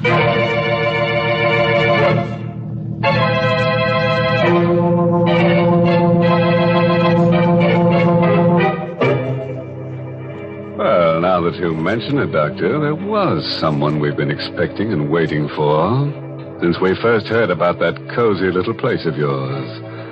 I think he's finally arrived. He's a tall, rather striking gentleman with a skull for a face, and his name is Death. Mr. Host, that Dr. Helming is insane. He gives me the chills. Oh, maybe it's just because it's so cold tonight, Mary. You know, it's getting so nippy these days that some of my friends are having fur collars put on their shrouds. Well, my friends are smarter. They know that the way to warm up in cold weather is with a hot cup of fragrant, delicious Lipton tea. A cup of tea in front of the fireplace just hits the spot these chilly days. But make it Lipton's and your pleasure's complete. You brew up a pot of Lipton's, throw another log on the fire, and summer tiptoes right into the room. Let the wind blow and the snow pile up on the roof. There's all the magic of June in a cup of Lipton's, in its deep amber color, its tantalizing fragrance, and its rich, hearty flavor. And what flavor that is.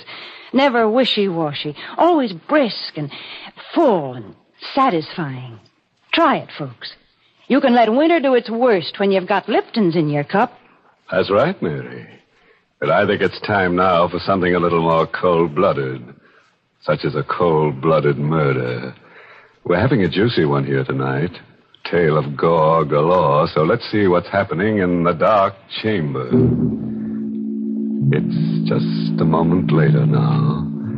Standing in the darkness of the strange room, Joe and Betty stare at the tall figure of Dr. Helming, silhouetted against the dim light from outside. I asked you whether you were expecting someone. Then it was just a trick. It was you on the phone all the time. Now, don't you think I'd know his voice? Where is he? Our friend, Mr. Lazare, right outside. What did you do to him? Answer me. What did you do to him? Don't you know? Sure, I know. You killed him. Did you kill him? Quite a state you've gotten yourself into. Why? Is it because you finally tried to do something about your predicament and failed? Or is it because you weren't sure whether I would kill or not, and because you still don't know? You're mad. Really mad. You'll be interested to know you have not done, nor will you do, one thing that I did not foresee. Every move you made, every emotion you felt, was charted, outlined, and... What's that? That, I think, is probably the police. The police? Yes. I know that you're very anxious to talk to them, and I'll see that you get a chance to. Soon.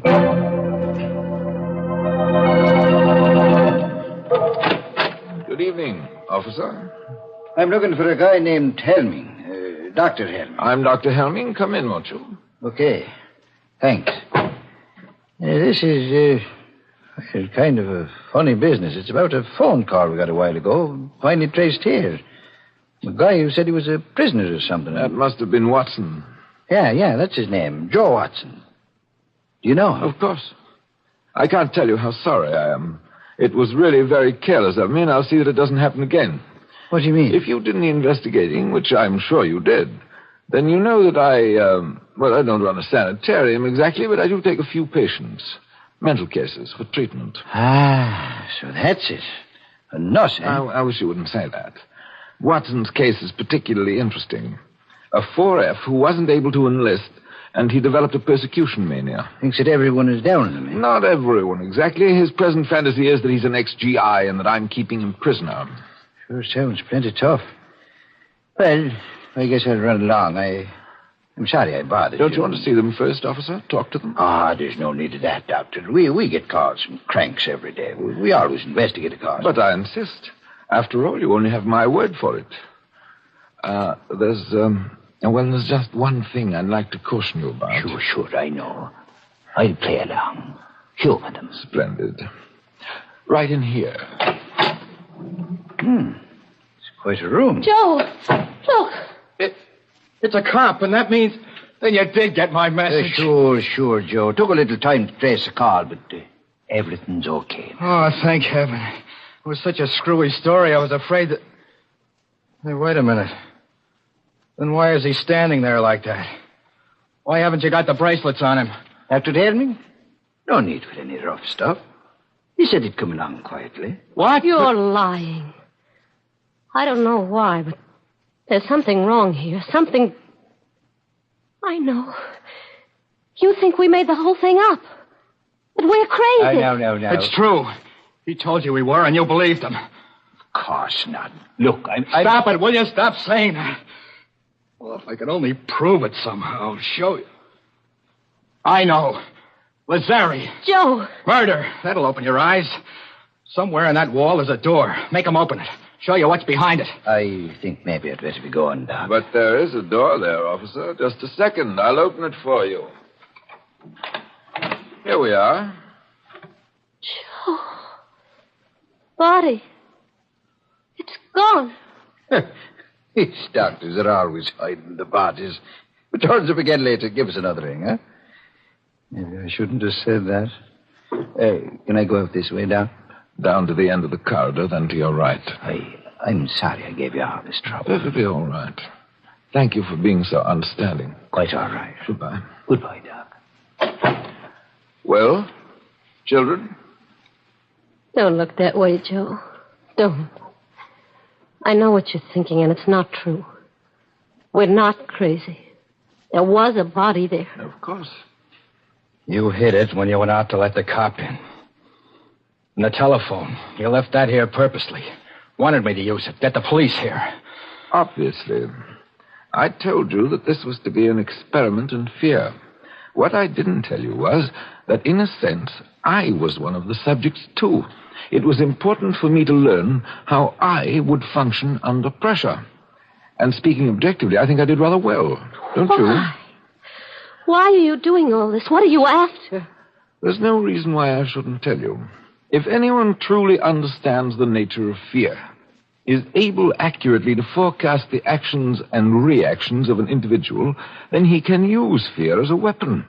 Society will react as the individual reacts. You see, society doesn't want to believe that anything can menace it. Doesn't want to take action to protect itself, any more than the individual does. This was something that Hitler and Mussolini understood intuitively. I understand it scientifically. They failed, but I shall succeed. You mean that you... I'm afraid that's all I have time for. As far as you two are concerned, the experiment is finished. Completely finished.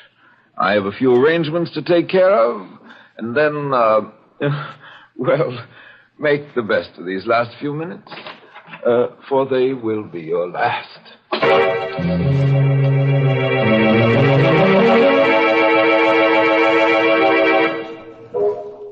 Joe, do you hear anything? Is he coming back? Not yet. He's going to kill us, isn't he? Just the way he killed Lazzari. He's going to try to. Why are you sitting there like that, looking at me? I guess because it's the first chance I've had to look at you. How do you mean? When they first put you in here, it was all dark. So many things happened after that. It's funny. What is? The things that you can tell about a person even in the dark. I kind of thought you were little, and I knew you were awful nice and had a lot of nerve, but I didn't think you'd be so pretty. I'm not so pretty, Joe. I'm not very brave either. I'm scared. I'm awful scared. And I don't want to die. Don't worry about it, baby. Don't think about it. Just sitting here like this, waiting. And there's nothing we can do. Every time we did try to do something, it was something he knew about. Was expecting us to do. Please, baby. Joe, something happened to you. You were scared before, too, but now... It was not knowing that was scary. Not knowing what was going to happen or why or what you could do about it. But once you do know, once you make up your mind, then you've got to forget about it. Forget about everything. Make up your mind about what? This is going to sound kind of funny, especially now, but... Well, do you have anyone special? A fellow, I mean, that... Why... Oh, no. That's good. I mean... Well, gee, it's a shame we never met before. If we had, we wouldn't be here now. I mean, we probably would have been out together someplace, and... What time do you get through work, usually? About 6. The store closes at 5:30, but... Me too. I could have picked you up at about 6. Joe, I hear something. He's coming. Yeah. Okay, get up. Over in the corner of the room so that he'll see you as soon as he opens the door. What about you? I'll be waiting over here, behind the door. Joe, you're not going to... I know I haven't got much of a chance, but... Well, wish me luck. That it'll be quick anyway. Oh, no. Joe, please. All right, my young friend. Time. All my arrangements have been completed, and I'm... Where's Watson? Right here. It's okay, baby. Didn't get me. I had the barrel of the gun and... Good Lord. Got him. In the chest. But you couldn't have done that. You couldn't have. Outside, Betty. See if you can find another phone. Call the police again. And this time, tell them to bring an ambulance. But you couldn't have done it. It was all plotted, graphed, and worked out in detail. I knew just what you were going to do, how you would react. By this time, you were to be in a state of complete frustration, resigned, ready to die. Why did you do it? Why? I don't know. Now, just take it easy. I've got to know. You've got to tell me. Was it because of the girl? Out of desperation? Because you knew you were going to die anyway? I tell you, I don't know. I just know that... Well, a guy will take just so much pushing around.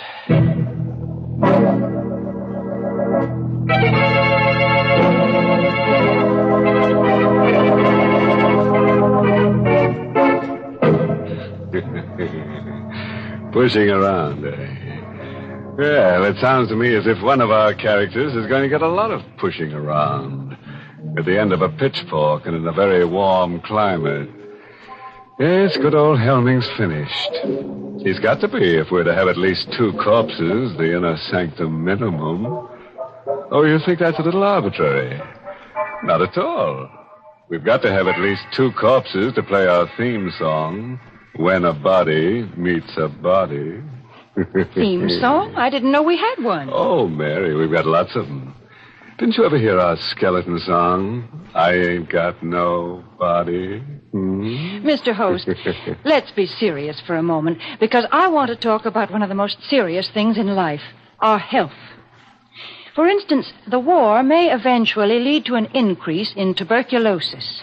And that's why the makers of Lipton tea and Lipton soup have asked me to remind you of the annual sale of Christmas seals. Funds raised by this sale support tuberculosis control programs, X-rays, health education, and medical research. Remember, over 500,000 people in the United States and Canada suffer from this disease. So buy as many Christmas seals as you can. No one is safe from tuberculosis until everyone is safe. And Christmas seals can save lives.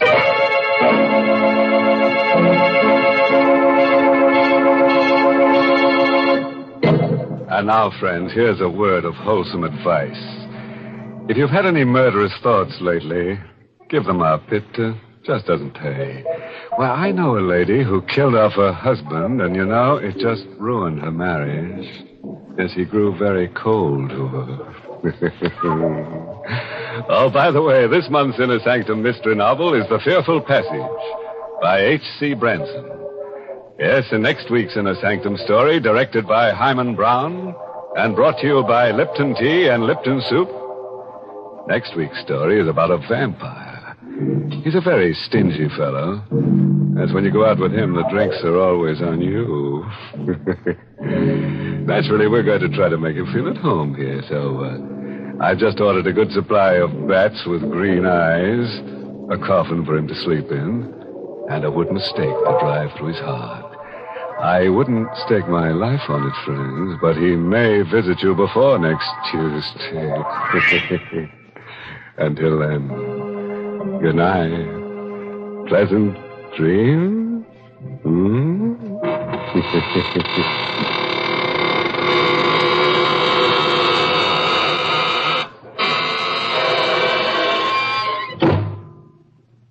Easy to make and easy to take. That's Lipton's Noodle Soup. The perfect opening dish for your cold weather menus. Lipton's Noodle Soup has that real chickeny flavor your family likes so much. And it has that wonderful fresh cooked homemade goodness. You can prepare Lipton's Noodle Soup in a jiffy, too. And it's oh so kind to your budget. Costs less and makes more than canned soups. So don't forget to serve Lipton's Noodle Soup. And don't forget to tune in next Tuesday night for another Inner Sanctum Mystery.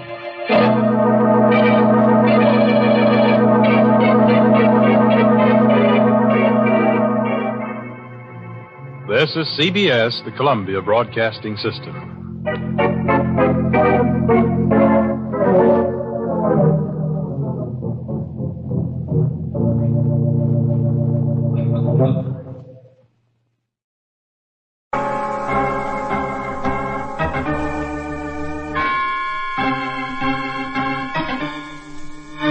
My name's Regan. I work for Anthony J. Lyon, Detective Bureau. They call me the Lion's Eye.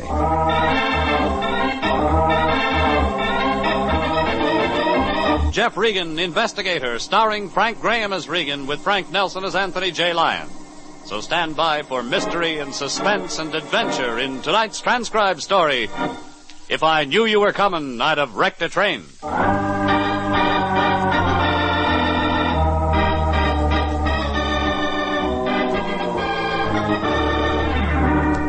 The letterhead said, Hardingstone Railroads Associated, Fairfield Hardingstone III, President. Only it turned out they owned less than a mile of track, there was no passengers, and you couldn't even buy a ticket to Pomona. It was a one-man corporation with a one-track mine. But before it was over with, all the competition was dead. I made the mistake of showing up at my boss, the Lyon's office, too early on Tuesday. He was holding a letter. From the look on his face, you could tell in another 10 minutes he'd have run out to handle this case himself. Hardingstone Railroads Associated, Fairfield Hardingstone III. Name of a new wonder drug, Fatso? Jeffrey. Oh, don't be ridiculous. That's a man's name. Fairfield Hardingstone III, President of the Hardingstone... I got it the first time. Yeah, but Jeffrey, you don't understand. This is a letter from Mr. Hardingstone himself. He wants to hire our agency. He's our client, my boy, the Mr. Hardingstone. Sorry, Fatso, I never heard of him. You haven't? I'm still singing the Atchison, Topeka, and Santa Fe. Oh. You haven't heard of him either. No. Yeah, but that doesn't mean he isn't an important client, Jeffrey. Just take a look at that letterhead. Not printed, engraved. Run your finger over it. And with a name like that... Okay, Fatso, we got a client. We do what? For how much? Well, he doesn't say, Jeffrey. Mr. Hardingstone merely requests that we send an investigator to his home as soon as possible. He says it's urgent, and he encloses a check for $100. That helps. Helps, my boy. We're in clover. When a big industrialist like Hardingstone hires us, we're in. You handle this case right, and the next thing we know, we'll be hearing from General Motors. Matter of fact, I got a letter from him yesterday. You did? Yeah, something about, would I mind making another payment, please? All right, Regan, you make jokes about it, but I'm telling you this is our big chance. Now get out there and see Hardingstone. Tell him we guarantee our service. Convince him he hired the right agency. Oh, and, Something bothering you, Fatso? Well, as long as you're talking to him, Jeffrey. See if he has any good tips on the market.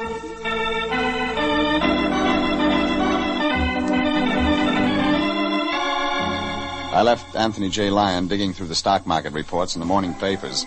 It was a cinch he was counting future shares of Hardingstone Railroads. The letter the Lyon gave me said nothing, all right, except that Hardingstone lived in Cheviot Hills just off Motor Avenue. I fought traffic all the way out Olympic and pulled up in front of a brick mansion just after 1 o'clock. It took me 5 minutes to make the hike from the street to the front door. I rang and waited.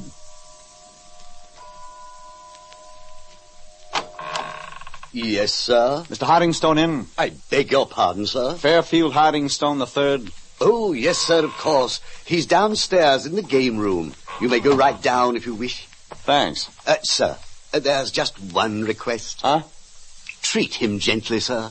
Mr. Hardingstone is in very poor humor today. Instead of getting better, it got worse. I followed the butler's nod and walked down the thickly carpeted stairs into the basement. Only it wasn't a basement the way you think of basements. It was mahogany-paneled walls, paintings in gilt frames, not copies, originals, and indirect lighting throughout. And over against the far end of the room stood a table the size of a tennis court. On it, trains, all kinds of trains, electric trains, all scale model stuff. And in front of a master switchboard, flashing 5 different colors of lights, stood Mr. Fairfield Hardingstone III. Age 12. What you are about to see is a duplication of the famous wreck of the Long Island Railroad, which occurred several years back. A step closer, please. If you will notice, the engineer of the train does not see the red warning signal up ahead. His approximate speed is 70 miles an hour, and he's approaching a dangerous curve. Now, he's coming closer. The signal flashes steadily, but he ignores it. The train nears the bend. The engineer moves the throttle up faster. The turn is coming. Now!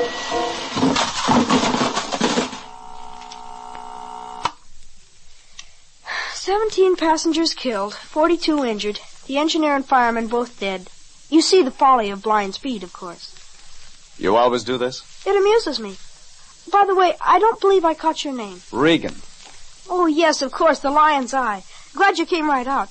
My name's Hardingstone. The third. Must you remind me? It's bad enough being the sign of a wealthy family without attaching that stigma. You wanted a detective. Naturally. Mr. Regan, what do you know about murder?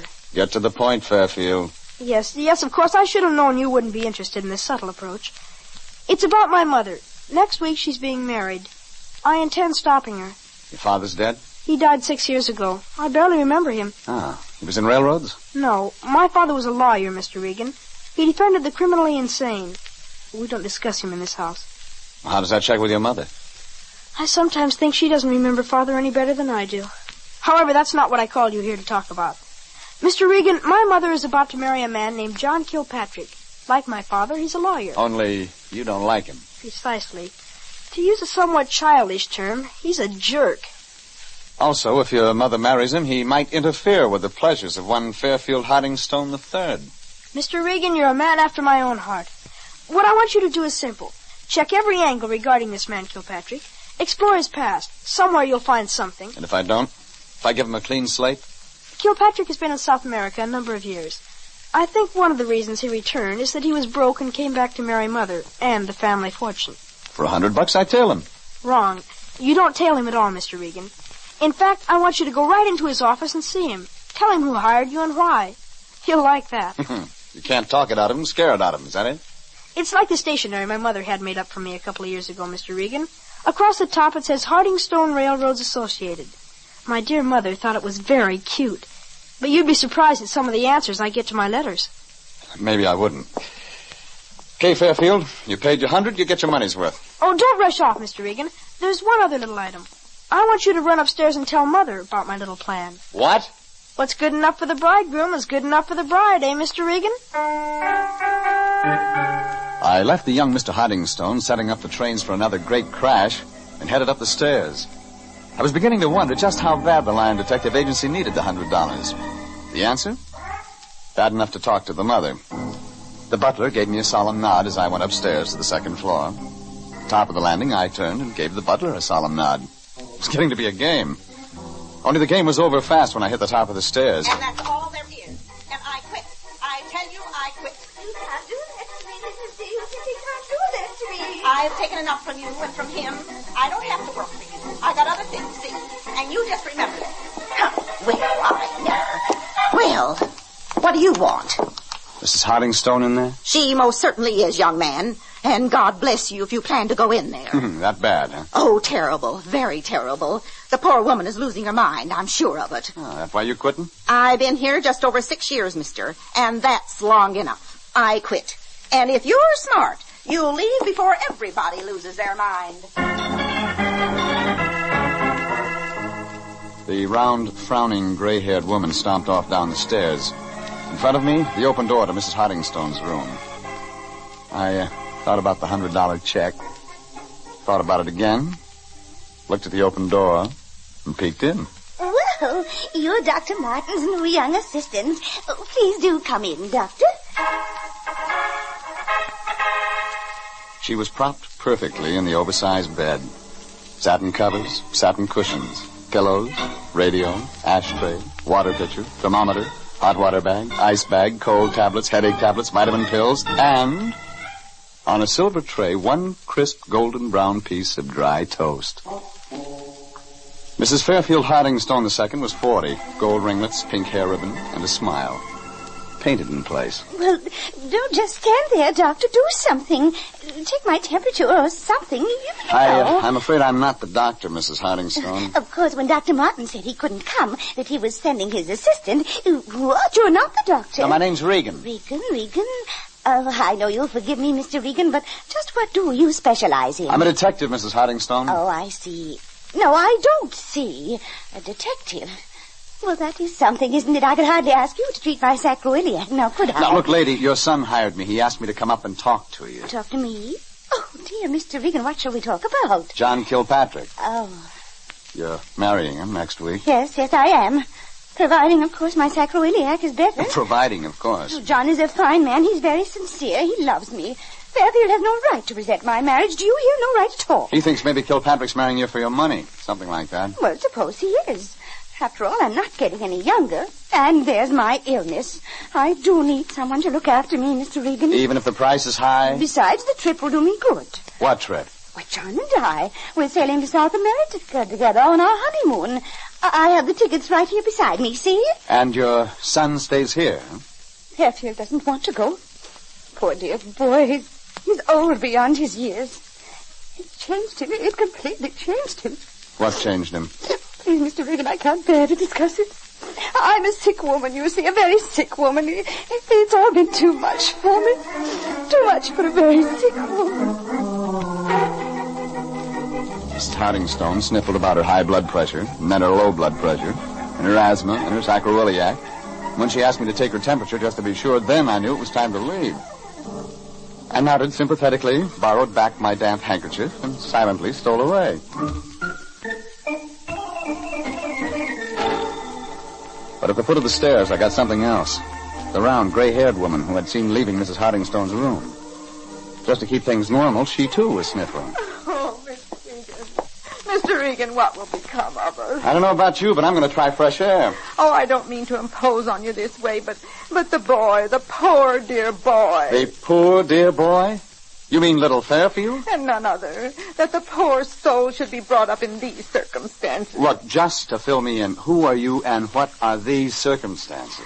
My name is Mrs. D. I'm the housekeeper. I've been here for 6 years, ever since poor Mr. Hardingstone passed on. God bless his soul. You like Mr. Hardingstone? The second, that is. Oh, a fine man he was. Oh, a very fine man. Tell me, Mrs. D, what do you think of Mr. Kilpatrick, the bridegroom-to-be? They're two of a kind, him and her. It's fitting they should wed. And that is that. I'm leaving tomorrow. Oh, poor dear little Fairfield. Poor. She was gone. Gone with her wet napkin and sad eyes into the pantry. It was getting so moist inside the house, an umbrella salesman could have made a fortune. I got out fast, into my car, and drove down to Hollywood. A quick look at a phone book gave me John Kilpatrick, attorney at law, Taft Building. 10 minutes later, I'd waited through 3 secretaries and reached the inner sanctum. The man across the desk was tall, thin, mustached, beady-eyed. He was Kilpatrick. Sit down, Mr. Regan, do. Sit down. Thanks. I think I may as well be frank with you, Mr. Regan. I know why you're here. Mrs. Hardingstone phoned you. Yes, she did. Well, why the sad look? Oh, it's about Fairfield, Mr. Regan, your client. The kid? Yes. Poor dear child. What's this poor dear child routine? Everybody treats him like an executive with ulcers. Mr. Regan, I suppose it's going to be my unpleasant duty to inform you. You see, We of the family don't like to think about it. About what? Fairfield Hardingstone killed his father. What? It's true. Oh, it was an accident, mind you. Fairfield had been given a chemistry set for Christmas. That was 6 years ago. Well, he was quite enthusiastic. He liked it a great deal, except that he mixed things. Poisons. Poison? And put some in his father's coffee. As a boyish prank, mind you, poor little fellow had no idea what he was doing. Neither did his father, is that it? Mr. Hardingstone died a few hours later. Kid took that pretty hard. Yes. Sorry. Colored his entire life. I'm sorry. Are you all right, Kilpatrick? Oh, yes, of course. Slight indigestion. Something they served for lunch. They? The Hardingstones. I lunched there. To continue, it was quite a tragedy for the family to face, and that's why I believe you ought to forget this case, Mr. Regan. Look, I'll get you some water. No. That won't be necessary. You see, Mr. Regan, poor little Fairfield simply has an overdeveloped imagination. He's simply... I'll be right back. I rushed out to the water cooler and filled a cup. John Kilpatrick looked worse than a case of indigestion. When I went back into his office, I found him slumped in his chair. But John Kilpatrick had water wouldn't cure. He was dead.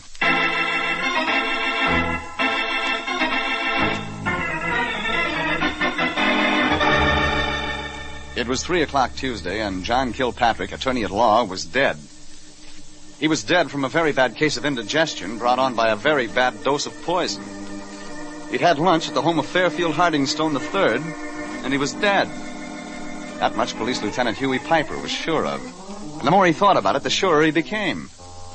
He and I were driving out to the Hardingstone place in Cheviot Hills at city expense.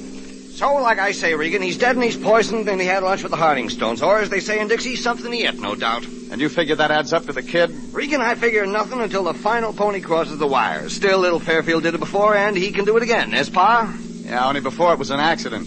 This time, it's on purpose. If it was a joke, it was a very unfunny joke, and I'm sure nobody is laughing. Least of all the deceased one, John Kilpatrick. Piper, what do you know about the death of the father 6 years ago? Nothing. We never knew anything. The kid was playing around with those homemade poisons, and the father turned up dead. What about Mrs. Hardingstone? She inherited a fortune. Don't I know it? Still, what can you do when the dame was half off her rocker? Besides, she was even out of town when it happened. No evidence, no proof, no arrest. And the kid took the rap. Correct. Oh, don't worry. It was an accident, all right? Nobody had a motive to knock off the old man, except if you want to count the wife. The kid loved him, the servants loved him, everybody loved him. There we are, Regan. Stick around. Maybe we'll have things to talk about later. I'll be listening.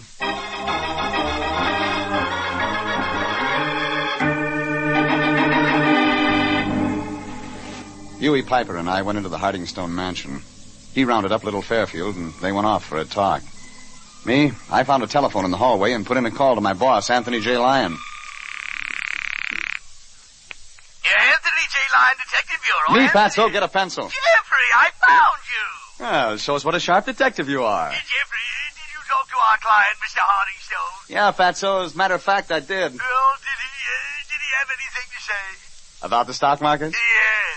You see, Jeffrey, I did a little investigating myself. Hardingstone Railroad isn't listed on the New York Stock Exchange or the curb.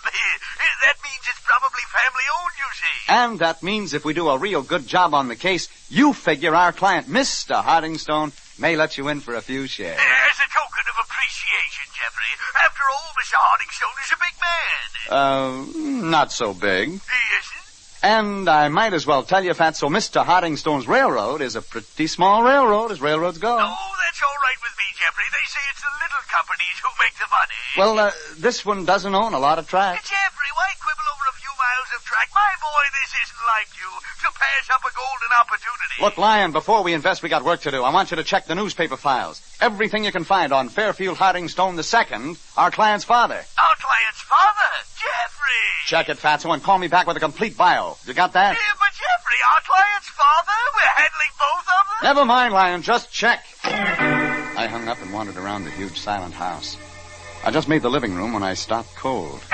Standing very close to a locked door stood the forgotten member of the Hardingstone clan, the butler. I went over. I beg your pardon, sir. What's your name? It's Timothy Richard Nesher, sir. But they call me Casey. Casey? The boy gave me that name, sir, while playing one day with the model trains. We were reenacting a disastrous crash, and I was... Casey Jones. Yes, sir. You served lunch today, Casey? Oh, no, sir. Who did? Why, Mrs. D, sir. Mrs. D always serves the luncheon meal. Yeah, maybe I ought to have a talk with Mrs. D. Where is she, Casey? Well, sir, I'd like to accommodate you, but the fact is Mrs. D took bag and baggage and departed less than an hour ago. Maybe the look on my face printed it. But when I turned around, Lieutenant Huey Piper of Homicide was standing at my elbow. Well, that's very interesting indeed. You have a way of getting very good answers very quick, Regan. I think maybe this man and I will talk together, huh, Mr. Butler? Let's you and me talk. Piper and Casey moved off into the hallway, and I looked around at the open door to the room Piper had been in. Fairfield Hardingstone III was in there now. I wanted to talk to him.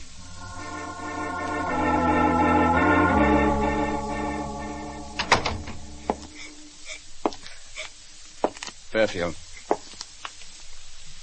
Got a minute, kid? Go away. Might help things if we talk. Go away. Detective's job is to protect the client, son. You're my client. All right, I killed him. I killed Mr. Kilpatrick. Is that what you want me to say? I hated him when I killed him, just like I killed my dad. Fairfield. Yes? You didn't kill your father. What did you say, Mr. Regan? When you were 6 years old, there was an accident.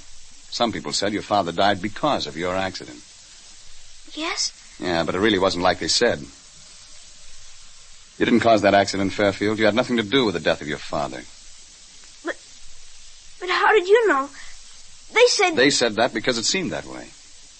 Maybe your father's death was an accident, and it seemed like you were responsible. I tried to tell him, Mr. Regan. I tried to tell him I didn't do it. I tried. But they wouldn't believe me. Thought I wasn't old enough to know what I was doing. But, Mr. Regan, I didn't kill my daddy. I loved him. I loved my daddy. Fairfield, tell me something. That day your father died, who was here in the house? I don't remember anything about it, Mr. Regan. I don't remember anything. Now, it was a long, long time ago, Fairfield. I know you can't remember very much, but think. Who was here in the house with you? Well, it was Daddy. Yeah. And me. And Casey. Yeah. And Mrs. D. And Mr. Kilpatrick. Kilpatrick? What was he doing here? He and Daddy were arguing about something. They argued at the dinner table. Son, are you sure? Yes, Mr. Regan. Okay, we'll try it that way. Now, you stay right here and sit tight. I'll check back with you. Mr. Regan. Yeah? Mr. Regan, do you really believe me?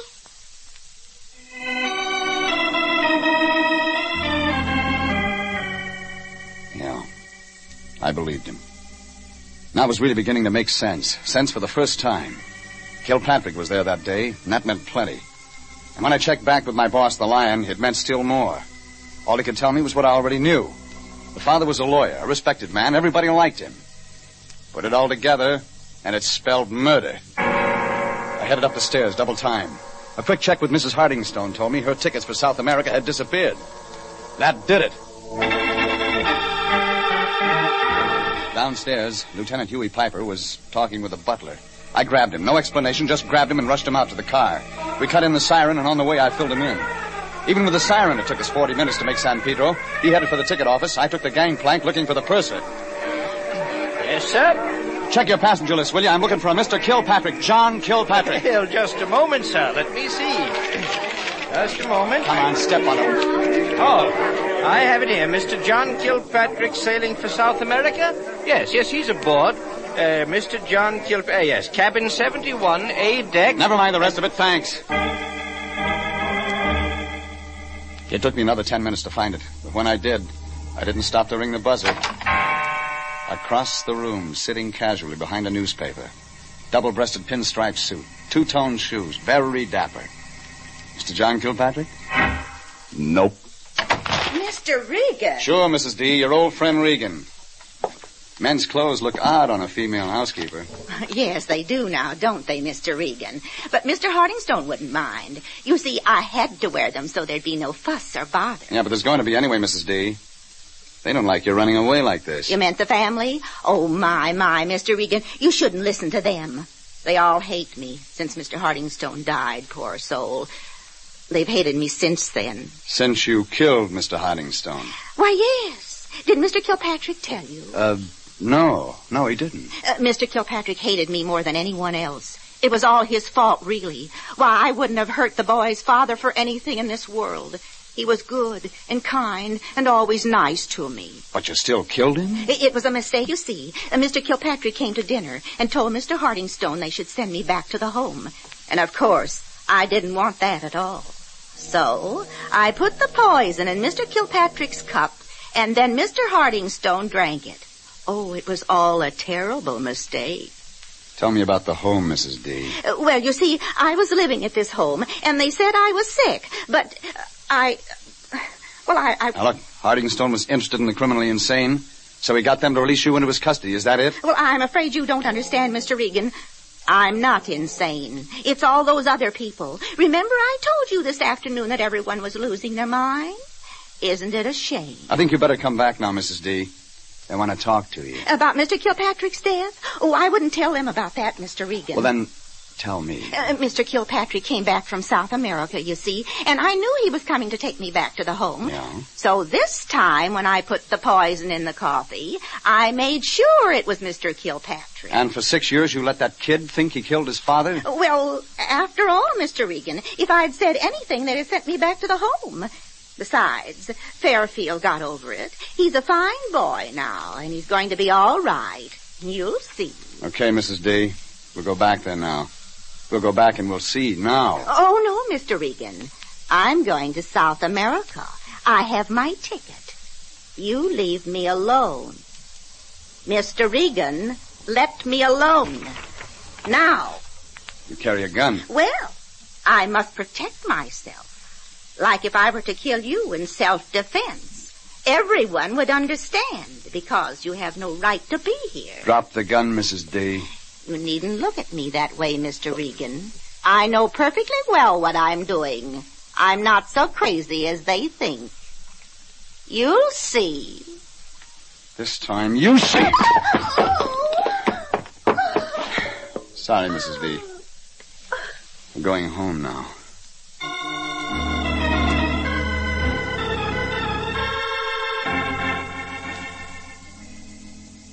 Lieutenant Piper showed up, and together we escorted the protesting Mrs. D back to police headquarters. Her next stop from there was the home, the official title of which turned out to be the L.A. County Home for the Mentally Infirm, the place she'd left just 6 years before. Well, the next morning I checked into the home for the tired and aged detectives, the office of Anthony J. Lyon. That turned out to be the worst mistake of all. Aha!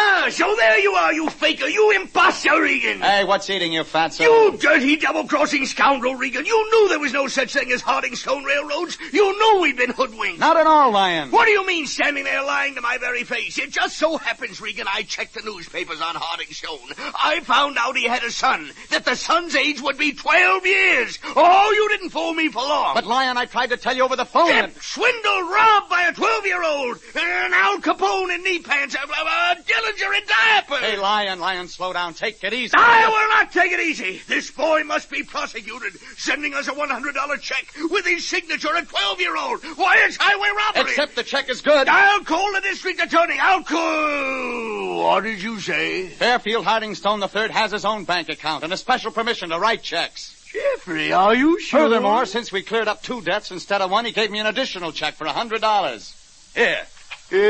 Extra $100. Well... Sorry, fatso. Looks like you just can't prosecute the boy. You prosecute? Prosecute, Jeffrey? Are you out of your mind? You know I wasn't going to prosecute that poor dear boy. Yeah. Why didn't you know, Jeffrey? Some of my best friends are children.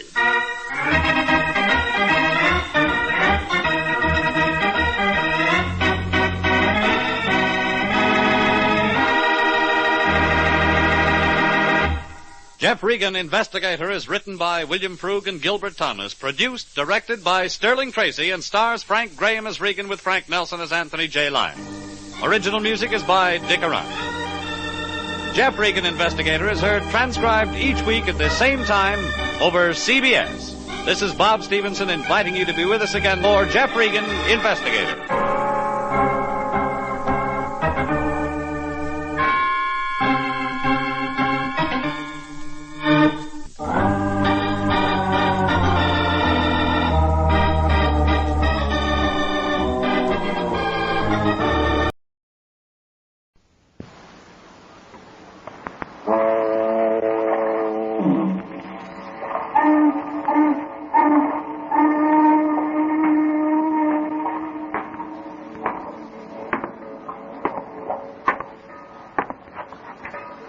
Sure. I'm Pat Novak. For hire.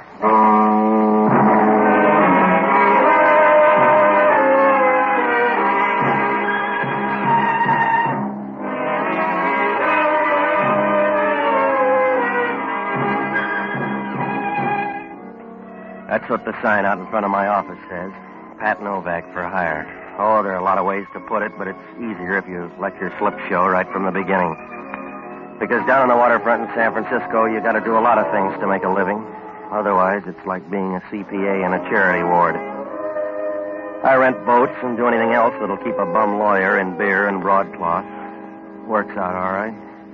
You make a few bucks if you don't forget there are only 2 questions you can ask anybody down here. When and how much. Even then, you got to watch out, unless you like your trouble without a chaser.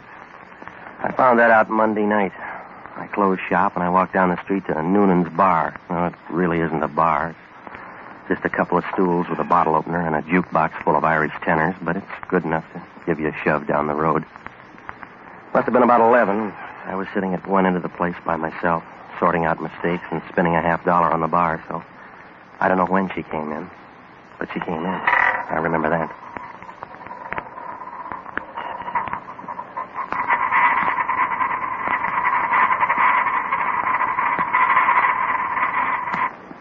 Does it always come up heads? If you're lucky. Who are you? If you're that lucky, you'd have dollar bills to do it with. Look, I'm low on chatter. Why don't you go down the counter and talk to the race he set, huh? I'd rather buy you a drink. Noonan's a social climber. He's going to throw you out. You buy me one, then. And I'm broke to strangers. Now, that winds up the conversation. See you later. We'll talk Thursday, then. I went to your office, but they said you were over here. I want to hire you, Mr. Novak. If you got a name to go with a figure? It won't fit in your file. I want you for 3 hours' work tomorrow afternoon. Can you do it? If I said yes, it might be too tough. There's a flower stand at the corner of Post and Kearney. I want you to go to that stand tomorrow afternoon at 2 o'clock. Pick up a geranium plant and deliver it to this address. I'm too big for a Western Union boy. Are you too big for $50? No. Must be a pretty geranium at those prices. Some people love nature, Mr. Novak. Do you care? No, I know a guy who likes parrots. You go to the stand and tell them you want the plant. Take it straight to the address I gave you. It's important. Don't let it out of your hands. For $50, I'll act like we're married. I better give you the money now. Oh, you're eager.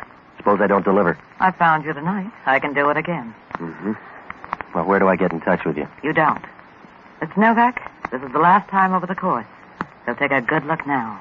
Yeah, I'm away past midnight already. Suppose something goes wrong tomorrow. Then it's very simple, Mr. Novak. You won't have to send for flowers. Good night.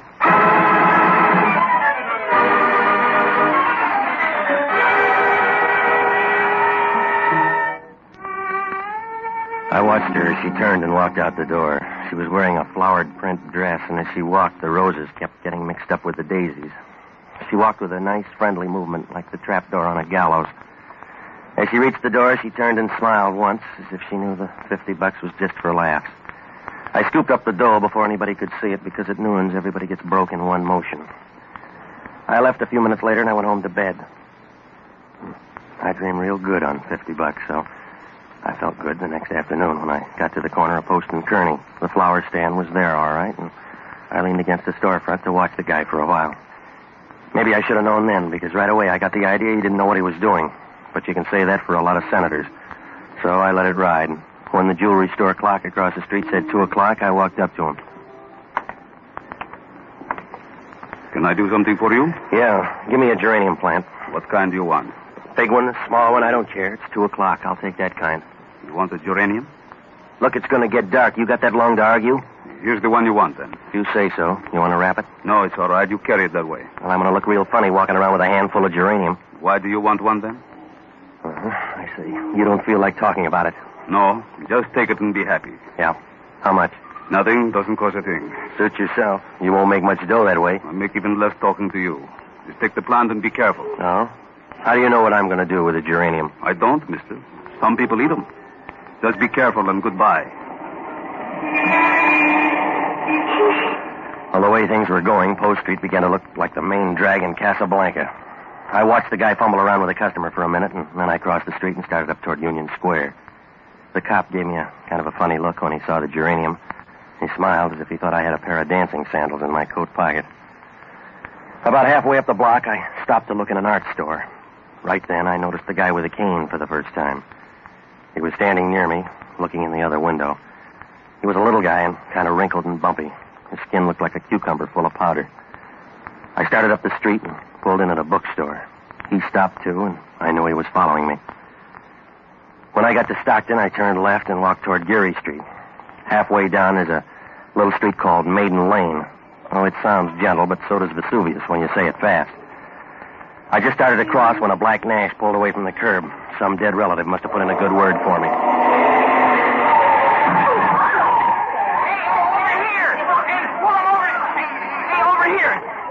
You all right, mister? Yeah, I'll do, I guess. You're lucky you're not dead. Yeah, we're all that way. Give me a hand, will you? Oh, thanks. That car came out of there and hit you on purpose. You're lucky you're not dead. All right. I owe the house a free roll. This lady here took down the license number. You want it? Yeah, thanks. You sure you're all right? Yeah, I'm a slow bleeder. I dropped a plant somewhere around here. This it? This red thing? Yeah, that's it, thanks. Didn't even hurt the plant. That's something. You know, when I saw that car come out of there and hit you, you know what I thought about you? That fella's lucky he's not dead. Yeah.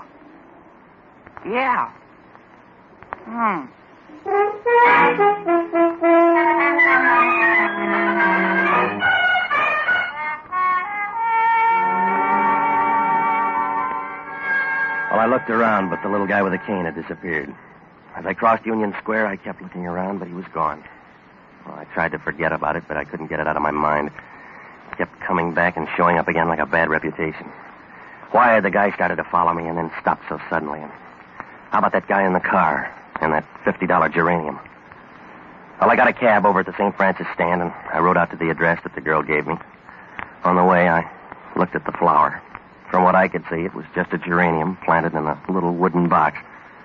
Like all the rest of them, it bloomed unevenly with buds that looked too nervous to come out, like a debutante with thick ankles. Well, the cab pulled up at the address. It was a rooming house out on Clay Street. The note I had said third floor rear, so I went up there and knocked. There was no answer, so I went in expecting to find anything. Anything but what I did find. Hello? Go away. Go away and leave me alone. She closed her eyes and stopped talking. She was so sick it showed like a searchlight in a cave. Her complexion was pasty and the color of a November sky. She had no expression on her face, just thin lips drawn so tightly the rims were white. Oh, she wasn't ready to quit yet, but you could tell she'd been papering the house for years, and you wouldn't want to bet on her. She was going to last about as long as a warm snowflake, it was easy to tell. You got a bad cough, you need some sun. I need more than that. Yeah, I guess you do. Who are you? Relax, I'm not the welcome angel. I just brought you some flowers. Is it a joke for somebody? I don't know, lady. With me, it's a $50 hustle. They're your flowers, so you work out the right answer. Go away. Go away, please. You want the flowers? You brought them for me, didn't you? Leave them and go away. Well, it's just a geranium. I'm going to leave it on the table. Why'd they send you? My reason was $50. Did you come to hurt me? I don't know. Do you rate it? Oh, I'm too tired. You couldn't really hurt me, could you? Oh. Thank you for coming. Thank you for your kindness. Sure. If that's what it is, you're welcome.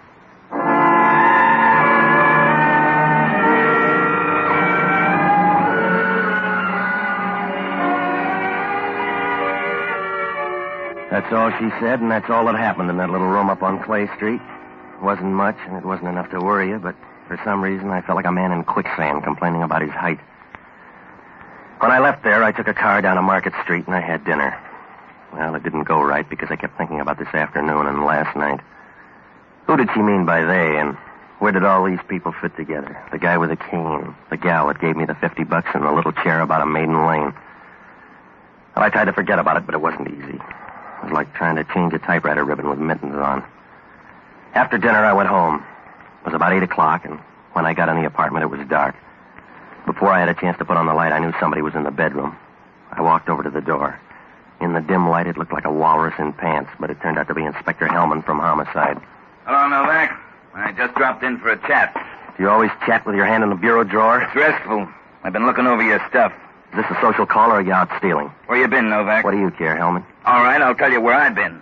In a third-floor room out in Clay Street. I left one this afternoon. It's the same one. Your fingerprints are all over the joint. I'll bet you checked everywhere. What were you doing out there? Delivering flowers. Is that your best try, Novak? It's the best I'm going to do for you. If you don't like it, check with a woman out there. I brought her flowers and left. What woman? The one on the couch, a black-haired girl with a half-dead look. You're wrong twice. Huh? There's no girl out there, unless she's tattooed on the guy's chest. Oh. And that guy doesn't have a half-dead look. It's better than that. All the way. That's right. He's dead enough to pray for. Will that do?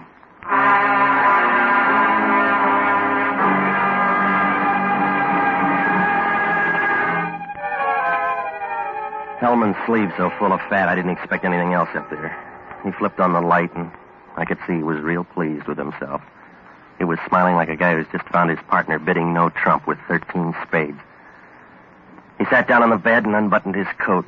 Part of his stomach oozed out and hung over his belt like a 1910 lampshade. He lit a cigarette, and then he began to run his tongue over a set of teeth that looked more like old mandolin picks than teeth. He blew smoke and looked about as appetizing as a piece of squid pie. Must have been a short argument, Novak.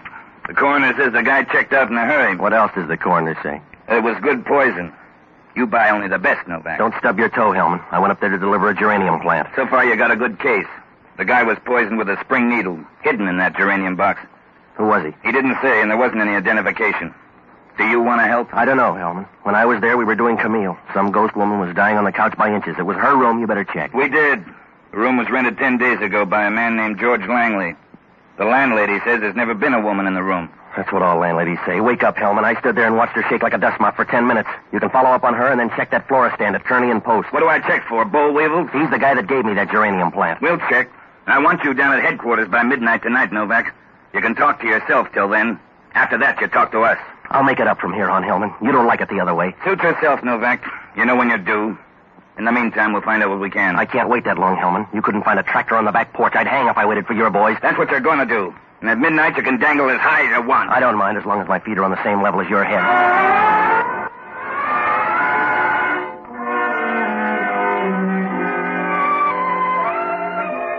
When Hellman left, I sat down to try to piece things together. I knew everything was there if I could just shove it into place. It was like trying to swap an egg beater for a mixmaster.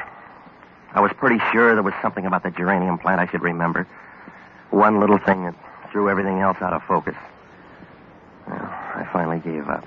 I was $50 ahead and one murder rap behind. Depends on how you like your fun. $50 is all right, but the pleasure's limited. Like giving somebody a hot foot in an ammunition dump. If I was going to drag to town, I needed help. So I looked up the only honest guy I know. An ex-doctor and a boozer by the name of Jocko Madigan. Oh, he's all right for a guy who thinks people with steady hands are lazy. I finally found him in a little tinsel joint on Mason Street. It was high class for the neighborhood. The smoke was only a week old, and they had a cigarette girl. A long, leggy biscuit that wandered around trying to sell a sour smile at sweet prices.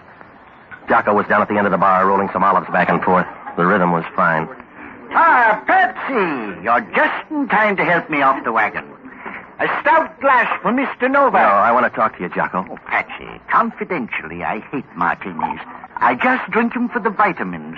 Everybody should have a few vegetables, and I have chosen olives. Look, I'm in trouble, Jocko. Will you sober up and talk? I could do that easily. I've done it 2 or 3 times, and it's no trick at all. But I refuse because it's a vulgar display of willpower. Will you stop, Jocko? You know, Patsy, there are only 2 things that could cause my downfall. Whiskey or women.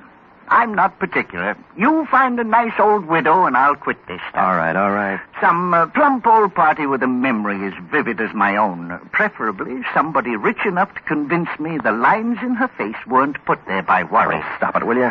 Patsy, I'll allow you to motivate my dissent, but I will not permit you to bring it to a halt.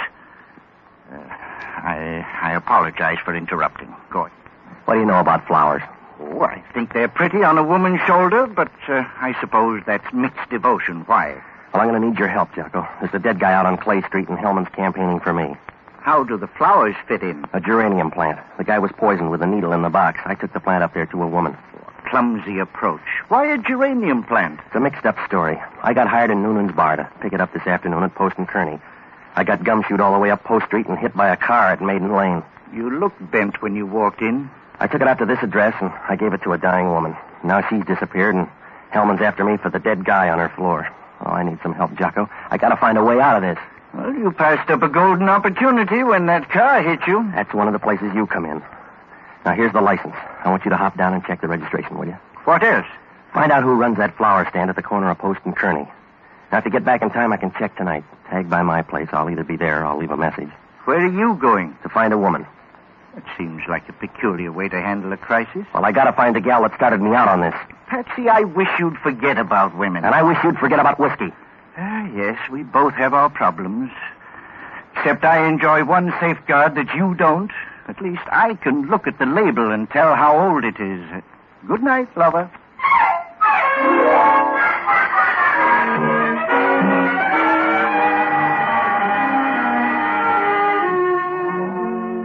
Well, I got out of there and I went by Noonan's place. I asked him if he knew the girl in there last night.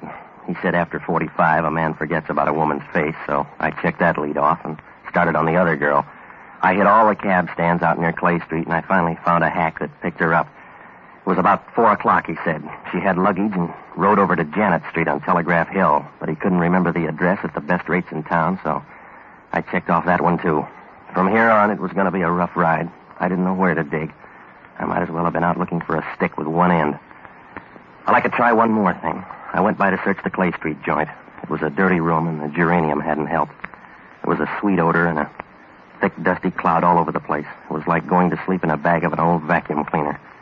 There wasn't anything there that could help, and on my way out, I heard footsteps. I snapped off the light and waited. The door opened slowly. I couldn't see her face, but I knew it was the girl from Noonan's. Turn on the light and you'll see your friends. Well, Mr. Novak. Sit down. Let's talk. In here? Why don't we drop by a gymnasium and get some fresh air? We can start with your name. It's easy. Say your piece, Mr. Novak. I've run out of $50 bills. Yeah, that's the way it is with my patients. Who killed the guy? I don't know, Patsy. I can narrow it down to one county for you, but after that you'll have to do your own sorting. The police think I did it. Maybe you did. You look big enough to carry the load. I don't care, Patsy. I'm not going to weep. I've got about 3 tiers left, and he isn't high enough on the list to rate one. Who was he? And how'd you find out he was dead? There's generally a dirty rim in the wash bowl. His name was Charles Dowd. Don't worry about him. He was a small-time guy set the fast music. Well, I'm going to worry about him because homicide's worried about him. Then worry in a calm way, Patsy. If you do it that way, I'll help. Sit down. Now, look, lady, you better help out or I'll lose your teeth for you. Patsy, you're tough. And everything, I guess. Who runs that flower stand? It wouldn't help.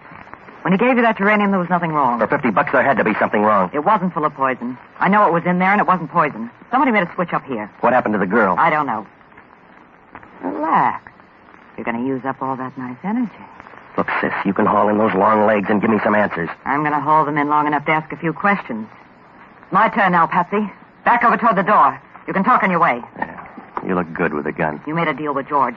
I want to hear about it, Novak. I don't even know George. If he's got a part, you just dealt him in. I'm too old for fairy tales, Patsy. George got to you and found out about that geranium box. It couldn't have happened any other way. Sorry, lady. Remember, you're nothing to me, Novak. You're $50 worth of muscle. You're $50 and I'll spend you fast. Go easy. You're going to break open a seam. I don't know your boy, George, and I can forget you, too. You can do it while you're talking. I came a long way, Patsy. Too far to toss it over for a mail order bum. You're just a passing pair of pants to me, and I'll throw you away faster than a wad of gum. Now's your chance, baby. Come on.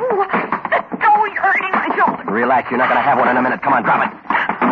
Now, reach down for that gun, and I'll jam you in the basement faster than a ton of coal. All right. Now, let's hear you talk.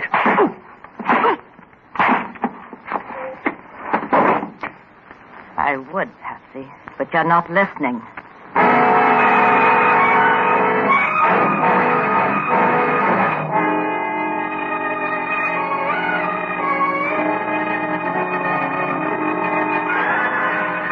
That's what happens when you don't watch the door. Somebody falls in love with the back of your head. I didn't even have a chance to see who hit me. I don't know what good it would have done unless you're the kind of a guy who keeps a scrapbook on those things. When I woke up, I had company. He was taking a nap, too, only his was going to last longer. It was the little guy with the cane. He tailed me right to the end.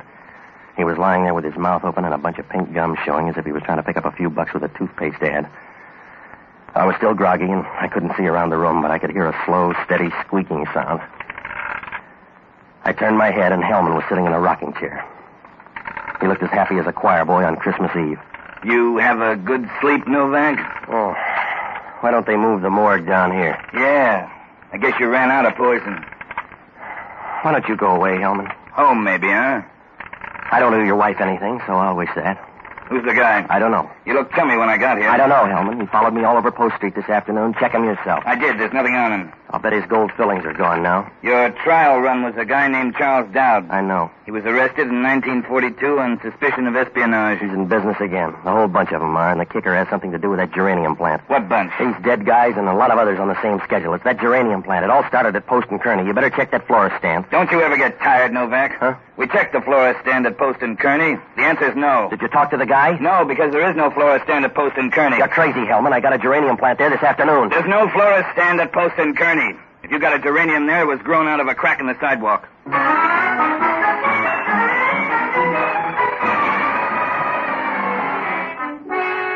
I left Hellman standing there over the dead man. The little guy was looking up at Hellman with a dull, bored look like an usher in a burlesque house. I was sure now there was something about that geranium I'd missed. If I could find the string and pull it, the whole thing would unravel. The questions were piling up, and there was only one answer. Who got to that box and made a switch? Well, it was close to 11 when I got back to my apartment. Jocko was in the kitchen working on an experiment. Ah, Patsy, I'm drinking to your memory. I'm making up for cheap booze with extra sentiment. What'd you find out? You were mixed up.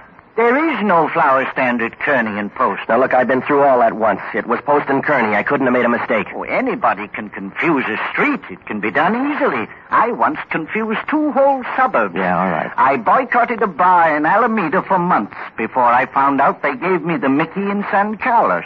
Now, look, I know what I did, Jocko. Maybe the flower stand moved. Maybe it was never there before. But today it was at Post and Kearney. How about that license number? The car is registered in the name of George Langley.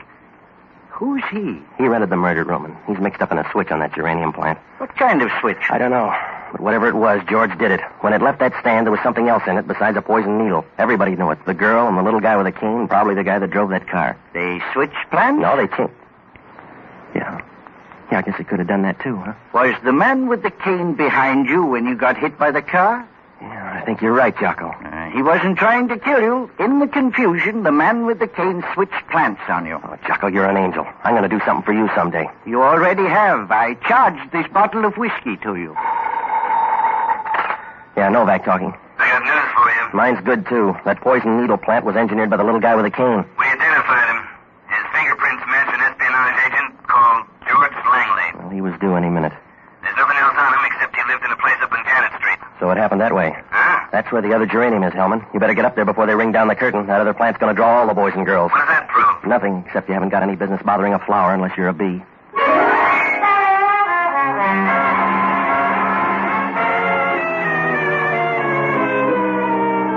Well, you never know how the cards are going to fall, but when it's a wild game like Red Dog, whichever way they fall, it's going to hurt.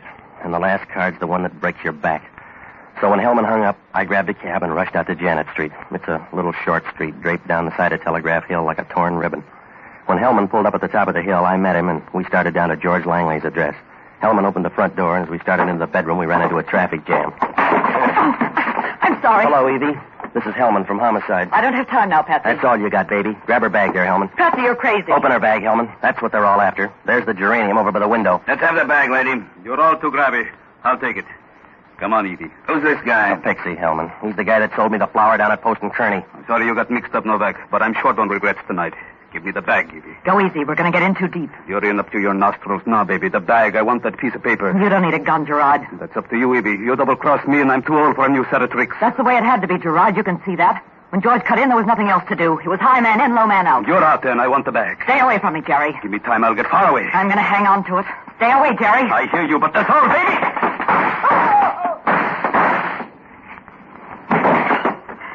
Give me your hand. You're going to need more than that, Angel. Help me to the couch.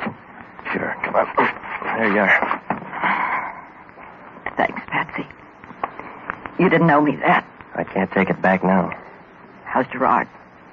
He bleeds big. If I wasn't so tired, I'd laugh and laugh. No, I wouldn't do that, Angel. You're going to be there in time to hear the echo.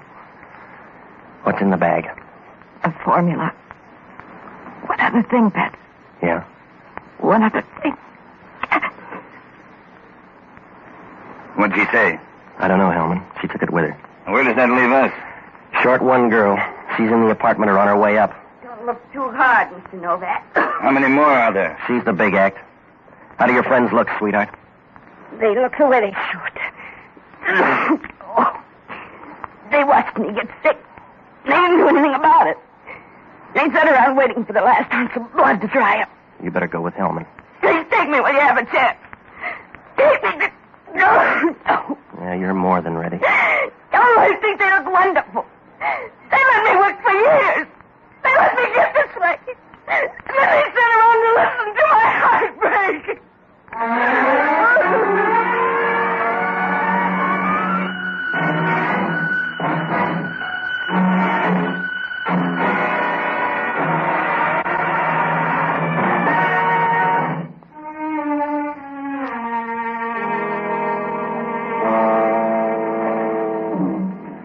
I don't know why, but Hellman was confused. He finally got the story off the girl in a hospital bed. All 5 of them had worked together once, gathering government information, but when the big order came, double-cross set in like an epidemic. They were out after a formula. The dying girl had one half, and the other half was in that geranium plant. It came off the boat and went to that phony flower stand. Evie and Gerard were afraid to deliver it themselves, so they hired me to do it. The sick girl was in on another frame. She tipped off Langley, and he worked that hit and run with Dowd, only he forgot to tell Dowd about the poison needle. When Dowd was dead, the girl checked out for Langley's place. Between them, they had the formula, but they got in a beef, so she killed him. She came back to plant a phony lead for Evie, and that's how I got sapped. Evie tumbled and headed for Langley's place. When she left, the girl planted Langley next to me in that room and then went back to watch Evie and Gerard in that overtime match. I guess she was too sick to care one way or the other. Well, Hellman asked only one question. How come 5 such bad people ever got together in one shuffle? I don't know, except most people are full of a lot of good and a lot of bad. The day we met them, all the bad was showing.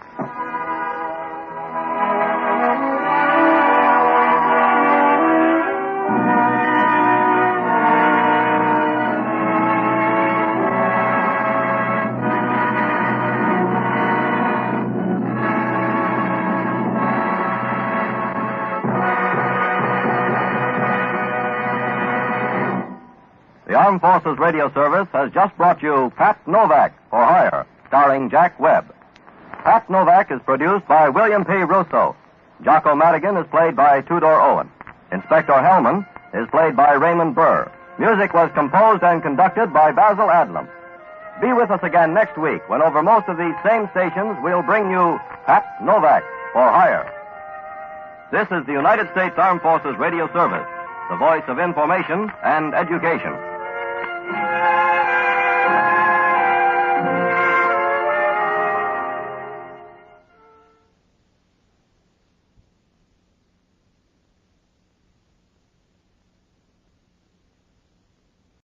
Get this and get it straight. Crime is a sucker's road, and those who travel it wind up in the gut of the prison of the grave. There's no other end, but they never learn. This one began as the threat of a beating that turned into murder with a brown-eyed blonde, a jovial hippopotamus, and a tough ex-soldier of fortune, all complicating the problem until I got next to the key man. From the pen of Raymond Chandler, outstanding author of mystery, comes his most famous character and crime's most deadly enemy, as we present The Adventures of Philip Marlowe.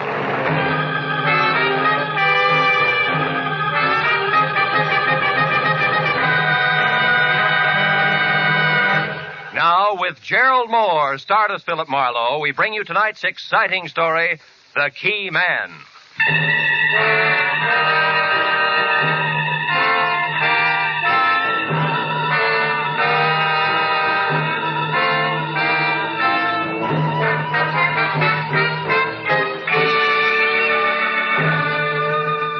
Along about dusk, Hollywood Boulevard is some desolate place between the end of work and the start of play, and about as boisterous as taps. So except for a sallow-faced masher leaning against a nearby storefront warming up his evening leer, I was alone on a lot of fancy pavement when I walked up to the box office of the Newsreel Theater near Cahuenga. Paid my 40-cent admission, tax included, and started inside, where, of all places, I was to meet my new client, one Mark Hummel. He'd called my office at 6:35, and in a tight voice, fringed with fear, urged me to find him in the last row, last seat, far left of the Boulevard Cinema at once, if I could use a $50 bill. It was exactly 6:45 when I crossed the length of lobby to aisle 4 and entered the theater proper, which was almost empty.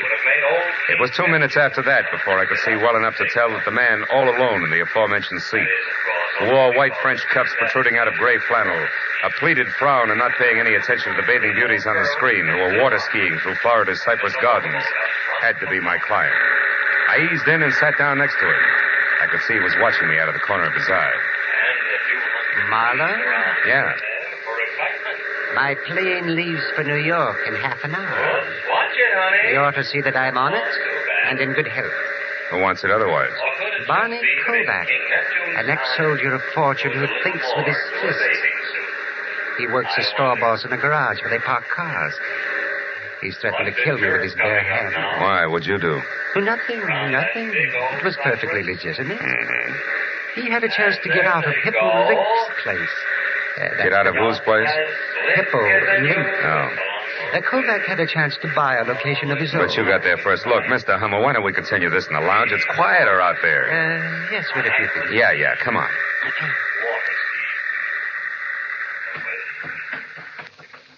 Oh, this is better. Come on, we can talk over here.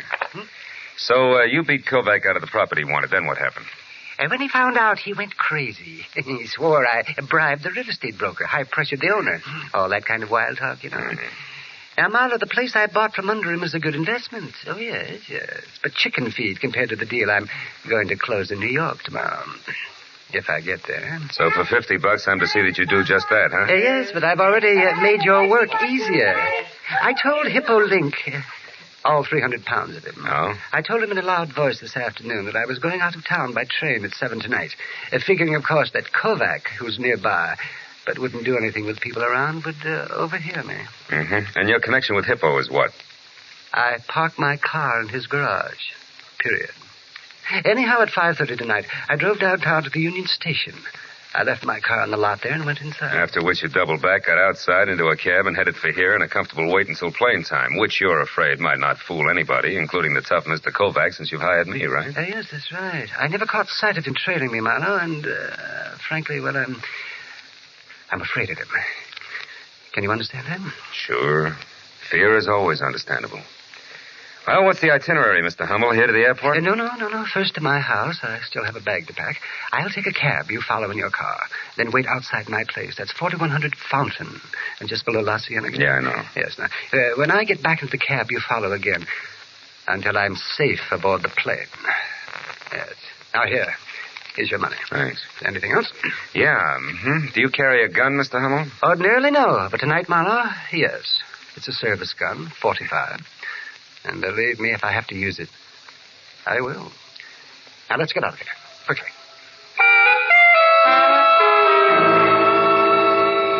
I was 20 minutes playing follow the leader up through Hollywood to Fountain Avenue as far as the neat cube of stucco that was number 4100, where I parked behind the taxi, lights out, and waited. Until I heard a frightened scream from what had to be Mark Hummel. I piled out of my car and darted past the cabbie who said he had enough trouble in his life and ran up the front steps and into the house where in the light of a single overturned lamp at the bedroom, I found my client face down in a widening pool of his own blood.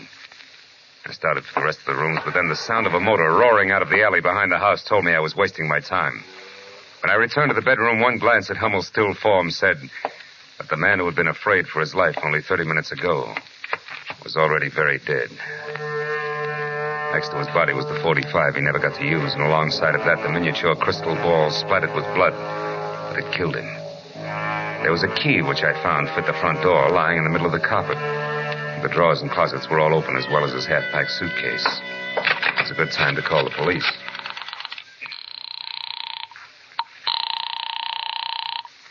Thomas, Detective Lieutenant Matthews speaking. Marlowe, Lieutenant. I'm at 4100 Fountain and standing next to a man named Mark Hummel who used to be a client. He's dead, Matthews, murdered. Any idea who did it, Phil? Well, I got an idea it might be a lot of muscle called Barney Kovac, who works in a garage on Santa Monica Boulevard. You sure it wasn't a robbery killing? No. Well, we've had a lot of second storage jobs there about every 3 weeks in that neighborhood. I'm not sure of anything yet, but you see, I was company, Lieutenant. I'll catch up to you later. Mark, I beg your pardon. Is it Mr. Hummel in? Yes and no. Did he expect you? Well, no, he didn't. Who are you? Philip Marlowe. Well, is Mark in or not? Yes, he's in. You'll find him in here, if you insist. Oh, thank you. I'm sorry I bit your head off, but what I have to... Oh, no. He's dead? Shot with that? No, that's his own gun. He was beaten to death with that glass ball there. Oh. That key is his, too. It fits the front door. I already tried it, and then I put it back when I found it, since the police appreciate neatness on the scene. But that doesn't make sense. Mark always carried his keys in a leather case that should be right there in his right pocket. Yeah. Yeah, you're right. House key with a bunch of others, and, this one matches the one on the floor. How'd you know about this? Oh, I'm an old friend of Mark's, Marlowe. You'd have to be. What were you in such a hurry to tell him? I don't remember. Maybe I can help you. Maybe it was a little message you were going to deliver from Barney Kovac. I don't know anyone by that name. And since that leaves us with very little in common, Marlowe, I think I'll leave with only this 45 here for companionship. Oh, fine. Now, get over there against the wall and turn your back. Well, go on. Now what? And don't move until you hear me drive away, or your health will suddenly be very, very poor. Good night. When Little Red Riding Hood slammed out of the place, I knew I could either follow her or wait for Matthews to siren up to the front door and then tell all. One last look around the room, including the key in the middle of the carpet, made me change my mind again. If the key could be traced, it might be a definite link to Kovac, so I headed for Hippo Link's garage on Santa Monica Boulevard in the hope of further information about a hot-tempered man who worked there. Less than 5 minutes later, I was walking down a cement ramp that dropped from the street level into an acre of underground parking space filled with a crowd of heavy with chromium cars that belonged to the fashionable neighborhood nearby. Hippo himself was a perspiring oval, approximately 5'8", measured in any direction, with tiny eyes, tiny nose, and a dozen chins that danced when he laughed, which seemed to be always. He was standing next to a pickup truck marked Ace Battery Shop, talking to the driver. Get, huh? And because of that, you want more money for him, huh? That, I suppose, is easy to get. Now, look, Hippo. Listen, Plume, I won't pay any more. My overhead's too high already. So if you can't get them for me at the same price, forget the whole deal. Besides, I don't like the way you do business anyhow. Meaning what, Hippo? Meaning that when I give you an order, Plume, I want it delivered to me in person, not to just any flunky that's standing around. Okay. That was a slip. It won't happen again. Yeah, not twice it won't. Goodbye, Plume. I got customers. Can I help you, mister? Maybe. I'm looking for Barney Kovac. Is he around? No. Why? What do you want him for? Maybe murder. What? Barney, he killed someone? Wait a minute. Plume, I said goodbye. Go on, beat it. Okay, Hippo. I'll see you around. Let's go in the office here, mister. A little quieter. Sit down. Thanks. You a cop? No, private detective. Name's Marlowe, Hippo. Marlowe, huh? Mm-hmm. Never heard of you. But then I never heard of a lot of people, huh? That's right, Hippo. People like, for instance, Mark Hummel. Why him, Marlowe? He was the one Kovac killed. Well, what do you know? Doesn't seem to break you up. Why should it?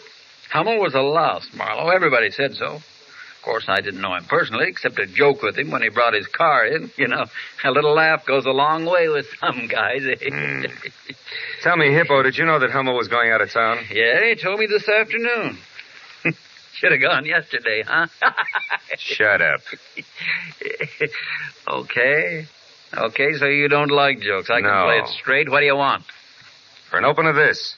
A tall blonde with brown eyes and a pretty face who knows how to handle a 45 as well as conversation walked in here. Would you know her? Yeah, might. Could be Rhonda Beaumont, Barney's girl. She lives in a plush apartment over at 38 Sweetser Drive, just above the Strip. How does she figure? Probably great in a Catalina swimsuit, but in this deal, I'm not sure. She might have put me on the right track by setting me straight about a key to Hummel's apartment that I found next to his body. wasn't his. A key? Yeah, the design on it near the top, the round part, was like a fancy figure 8. Mean anything to you? Not being a locksmith, no. Anything else? Yeah. Where can I find Barney Kovac? How would I know? He quit at 5 today, just like he does every day. And I quit at 9, Marlowe, which happens to be right now. So, goodbye, mister. Just like that? Yeah, just like that. You see, if I work late, Marlowe, I got to pay myself overtime. That hurts, because I can't afford it. See what I mean, boy?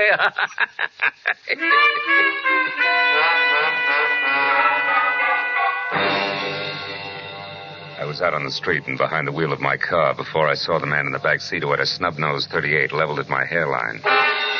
He looked rugged enough to be no one else but Barney Kovac. Drive, Marlowe. Straight to the corner of Melrose and Orange Drive. I live over a store there, and it's quiet, so we can talk without being disturbed. Go on, drive.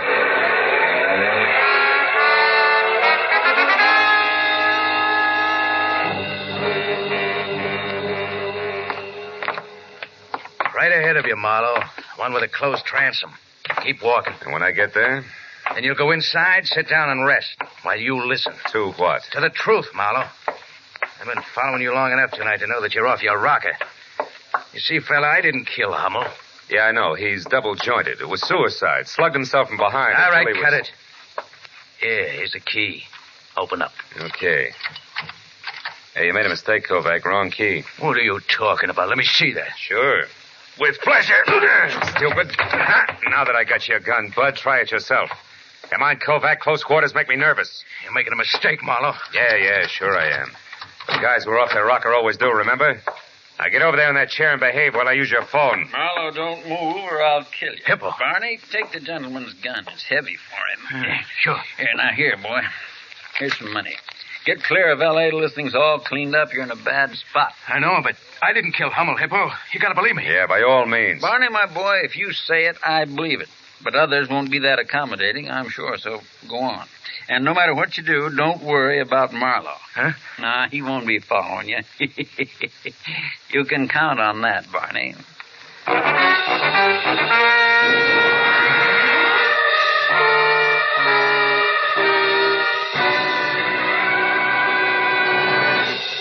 In just a moment, the second act of Philip Marlowe. But first, programs on a summer Sunday afternoon come to you at home, in your cars, on the beaches, and 101 other places where you are at ease. And for your leisure time listening, what is better than music? Every Sunday afternoon, CBS brings you 2 outstanding programs of music. Gems from the great composers played by the Symphonette, and the sweet, memorable songs of the outstanding modern composers and semi-classicists sung by the Choraleers. Each program is designed especially for fine, summer Sunday afternoon listening. Hear both the Symphonette and the Choraleers tomorrow afternoon on most of these same CBS network stations. Now with our star, Gerald Moore, we return to the second act of Philip Marlowe and tonight's story, The Key Man. The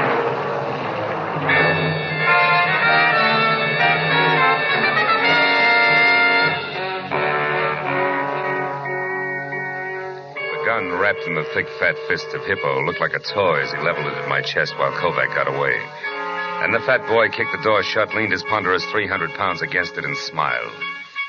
The smile faded gradually and finally died, but the muzzle of the gun in his hand didn't so much as twitch until the battered alarm clock on the dresser had clanked off a monotonous 15 minutes. At that point, Hippo Link leaved his face up into another smile, waddled across the room, and laid the gun down on the table in front of me. Okay, Marlowe. You behaved yourself real nice. Barney's got all the head start he'll need, so you can leave now. You know something, Link? You're not only fat between the sleeves, you're overweight between the ears, too.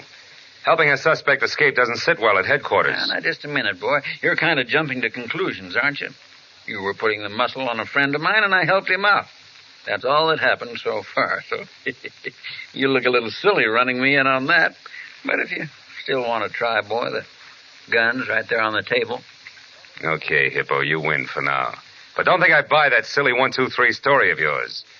May not be Peck's bad boy, but I don't see you as Sir Galahad either. Well, how do you put the story together then? I don't know that that's any of your business, and even if I thought it were, I wouldn't tell you.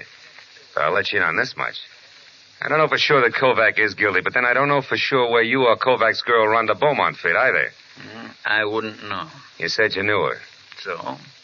You seem to think a good deal of that kid, Kovac. So? So couldn't it be possible she paid you to come up here and see that her boyfriend got away? Like you said, Marlowe. I don't know that it's any of your business. How much cash does it take for you to stick your neck out as far as you have, huh? Or could it be you've got a thing going for Kovac's girl and would be glad to see him out of town? You're kidding, Yeah? boy. Look, why don't you leave it alone? What's it to you now? My client was knocked off right under my nose, remember? Now, you gonna let me out of solitary? Sure. Pick up your pistol and run. And if you need me for any more help, why, be sure and let me know. I left Hippo standing at Kovac's flat, and downstairs I stopped in a phone booth long enough to have the latest developments for what they were worth relayed to Lieutenant Matthews. Then I drove out to where Sweets had turned straight up into the hills and parked in front of number 38, the Morrow Apartments. A terraced heap of pastel plaster and angled glass in which Rhonda Beaumont had a first-floor front. I took a look at the large private view of the city as I crossed the small private patio and knocked on the substantial private entrance. When it cracked open, I helped it along just enough to step inside. What in the... Marlowe, you will come in, won't you, whether you're asked or not? Yes, and it's sweet of you to ask me, Rhonda. Is he here? He? In a city of 4 million, half of which are male, that borders on being a stupid question. But the answer is no in any case, because until you strong-armed your way in here, I was alone. I can't buy it. I figure Barney's the kind of a boy that will want to take stuff like you right along with him when he leaves. Barney leaving? Mm-hmm. What are you talking about? He's running away from that mess over on Fountain. He's leaving town. You're lying. I've heard enough from you, Marlowe. I'll take the handbag, baby.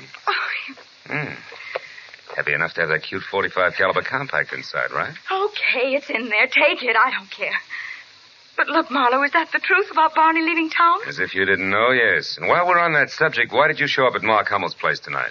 Well, I went there to warn him about Barney. Now, wait a minute. I thought you were in love with Kovac. I am. Do I have to draw you a picture? Barney Kovac's strong and reckless, but he was trying hard, awfully hard, to get started for himself, and then... Well, I used to go with Mark before I met Barney, and because of that, Mark deliberately beat him out of the best deal he'd ever had, the louse. Just to spite me. Well, Barney was furious, and I knew something terrible would happen if they ever got together, so I went to tell Mark to stay out of his way, that's all. You got there a little too late, is that it? I don't know. Well, at least give me a handkerchief out of my bag, Marlowe, darn it. Yeah, sure. Here, Hey, these keys. Rhonda, this one, the one with the figure-8 design. Where'd you get it? Oh, it's my new door key. Yeah, I know, but where'd you get it? I don't know. Barney had it made for me one day while we were having lunch. Who's the guy who made it? I don't know. Where were you eating that day? A Hungarian place on Fairfax near Santa Monica. Where are you going, Marlowe? Fairfax, near Santa Monica. Here's your bag, Rhonda, and if you got any sense, stay put and try real hard not to shoot anybody. At least until I call. Okay. So long, baby.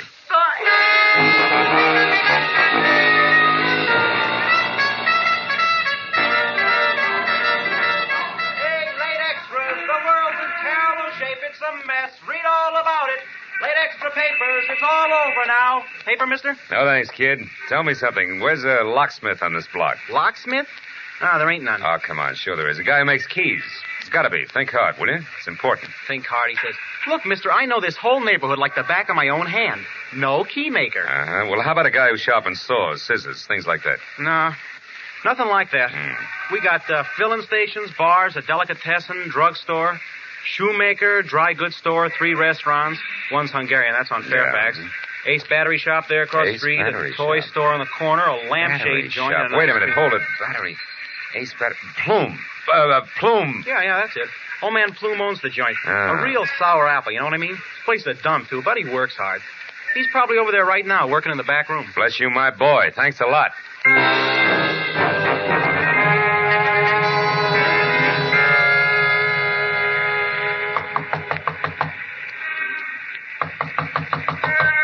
Yeah, who is it?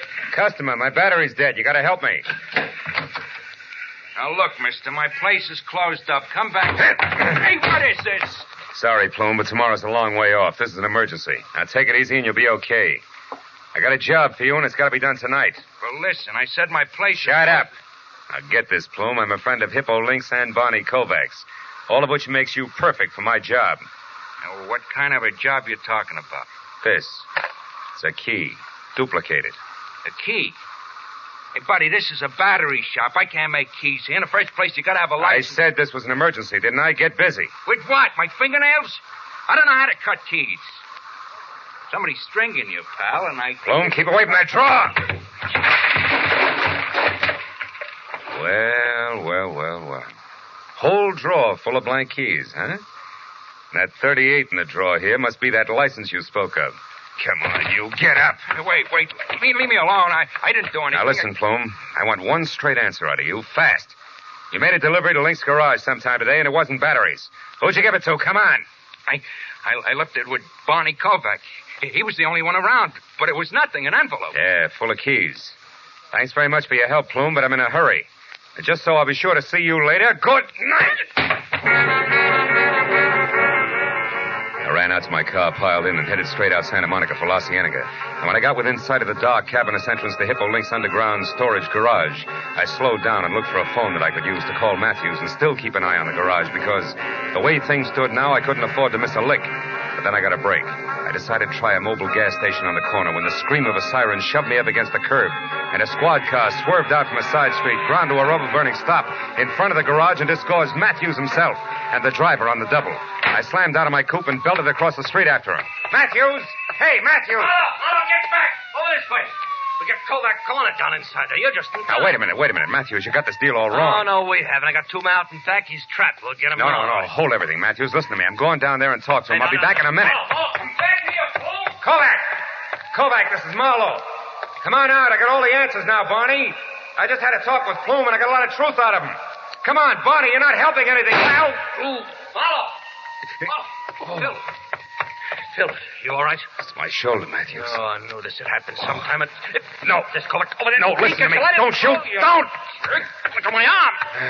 Listen, Matthews, Kovac didn't do it. What? The shot that got me came from back there on the other side. Yeah, that's it, Pete. Further back. There he is, Matthews. That's the boy. That's the fat guy runs this That's joint. right. Yeah, Hippo Link, second lieutenant. He's your killer. Stop, Link. Stop. I got him, Phil. He's down. Yeah, that's one nice thing about Hippo. You can't miss him. Oh, thanks. I think I better sit down a minute.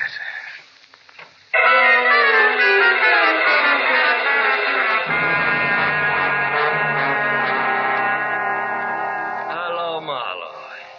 You feeling better now? Oh, great. Yeah, you can't beat these hospital beds for comfort, Lieutenant. I'm getting one for my apartment. You can crank it into 30 different positions. You know that? Yeah, I know. The doc says you got off with a flesh wound. Uh-huh. Yeah, you're pretty lucky, Phil. And I just stopped by to tell you they saved Hippo Link, so he'll have to be tried. It won't be much, though. He's already admitted everything. Oh, what about Plume? Did you get anything on him? He's still so groggy, I hardly knew his own name when we picked him up. Yeah, it was quite a racket they had, Matthews. Yeah, smooth. Every rich customer come into Hippo's garage, left his house key with his car keys, was a cinch to be burglarized sooner or later. Yeah, Plume cuts a duplicate key. They find out when the people are away, and that's all they need. Some setup. But it sure backfired on him tonight. Hummel went to a lot of trouble to tell Hippo that he was leaving town at 7 just to throw Barney off his trail. But Hippo took it as a great opening for his racket. So Hummel came home right in the middle of the burglary, and Hippo had to kill him to get our way. That's it? Oh, by the way, the friend of yours out here. Oh? Yeah. I'll get him. Come on in, Barney. He's feeling fine. Oh, swell. Hi, Mr. Marlowe. Hi. I guess Rhonda and I owe you quite a vote of thanks. You owe me nothing but an explanation, Kovac. Why'd you run? Oh, I don't know. After the way I shot my mouth off about Hummel, I figured I was hooked for sure when he turned up dead. Once I started running, I couldn't stop. Kept getting worse. Yeah, it's exactly what Hippo figured. Yeah, that's one I don't get, Marlowe. Why'd he help me in the first place? He had to, brother. Hippo knew that my best clue was an extra door key. But he also knew that Plume had left a bunch of keys with you to give to him. He was sure that if we ever got together and talked about keys, he'd be stuck. But as it turned out, I got the same lead anyway from the key Plume made for Rhonda. Hey, Matthews. Yeah? Crank me up in the middle, will you? What, like this, Phil? Oh, yeah, that's perfect. Barney, turn off that reading lamp, will you, please? Sure. Yeah. Anything else, Marlowe? Yeah. You see that no visitors sign there? Yeah. Well, just hang it on the door on your way out. I'm here for 3 days, fellas. I'm going to make the best of them. Good night, all.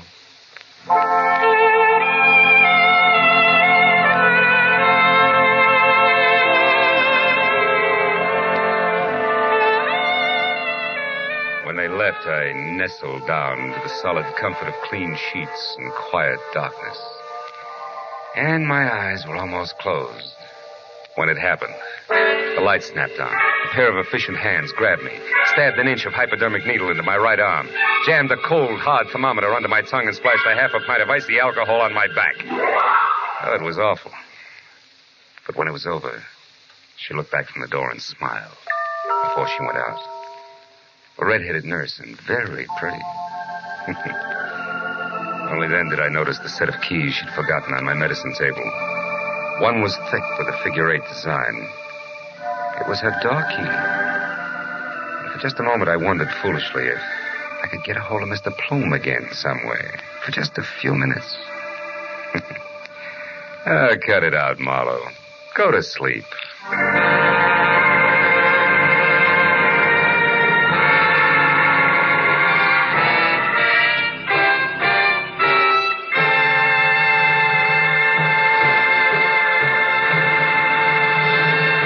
The Adventures of Philip Marlowe, bringing you Raymond Chandler's most famous character and crime's most deadly enemy, star Gerald Moore, and are produced and directed by Norman MacDonald. Script is by Mel Donnelly, Robert Mitchell, and Gene Levitt. Featured in the cast were Vivi Janis, Parley Bear, Jack Moyles, Howard McNear, Shep Menken, and Don Orick. Detective Lieutenant Matthews is played by Larry Dobkin.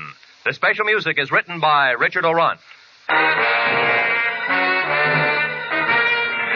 Be sure and be with us again next week when Philip Marlowe says... It was going to be a vacation in the wide open spaces, but a black stallion, a tiny emerald, and a battered horseshoe meant a 24-hour delay. It could have been worse, because to the dude from Manhattan, they meant death.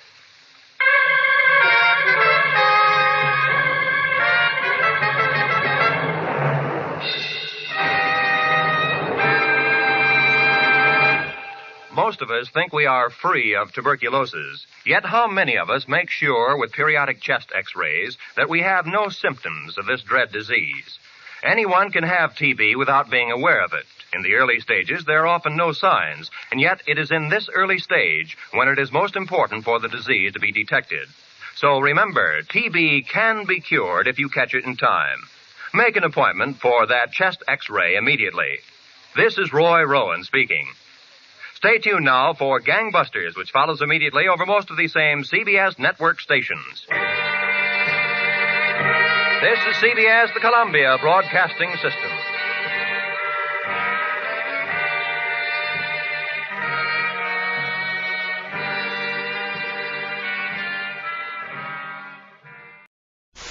The amazing Mr. Malone.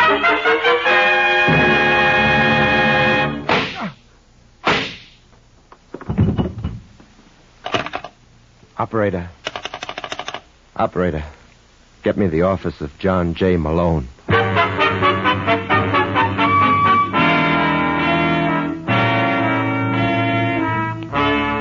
The National Broadcasting Company presents The Amazing Mr. Malone, an exciting half hour of mystery starring George Petrie as the lawyer whose practice before every type of bar has become a legend.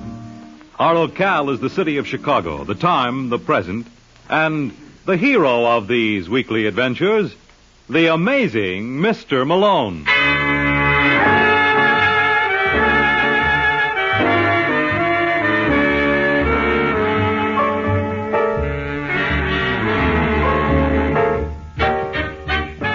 Malone's the name, John J. Malone, attorney and counselor at law. Tonight, in our study of the cliché, let's examine the oldie, never judge a book by its cover. As Exhibit A, I give you Richie Holland. Mr. Holland is the good-looking boy behind the desk in 427 of the Wentworth Building. To watch him check his gun, you'd think he was auditioning for the part of a private detective in some movie thriller.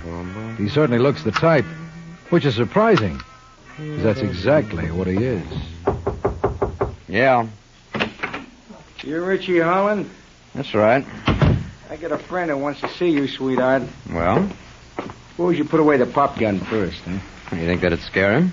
Yeah, his mother was once frightened by a wedding. Hey, that's very funny. I must remember that. I'll write it down so you won't forget. You do that. All right, Fred. Everything okay, Sandy? Everything's okay. Holland, this is Mr. Fontaine. Hello, Holland. Sit down. All right, Sandy. Wait outside. Hey, don't you think I better said stick... wait outside. Anything you say, sweetheart. If you want me, just yell. I'll try to remember. Nice boy. Somebody ask you? No. And suppose you keep your mouth shut. I'll look. Maybe you'd better take a look first. What are your rates? I get $40 a day plus expenses. I'll pay you $100 with $1,000 in advance. You interested? No end. I'm looking for a girl named Connie Burton. Why? If I'm willing to shell out this kind of money, I must have a reason. Yeah, but you'd rather not tell it to me. Obviously. What did you say her name was again? Connie Burton. Connie Burton. Got a description? I can do better than that. Here's a picture. Wow. This is business, Mr. Holland. Well, it could be pleasure, too. It's not going to be. With all my heart, Connie. So, you know, that's very pretty sentiment. You think you can find her for me? Sure she's here in Chicago? I'm positive. She came here from Boston a year ago. Oh, then I'll find her. Where can I reach you when I do? There's no telling. I like to be on the move, but don't worry, Holland. I'll keep in touch. That you can depend on.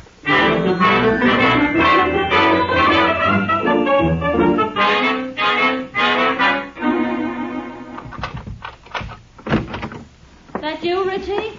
Yeah, Jim. Do you realize what time it is? I've been waiting with dinner for 3 hours. It must be pretty cold by now. That's not funny. This is the 4th time this week. Where have you been? Working?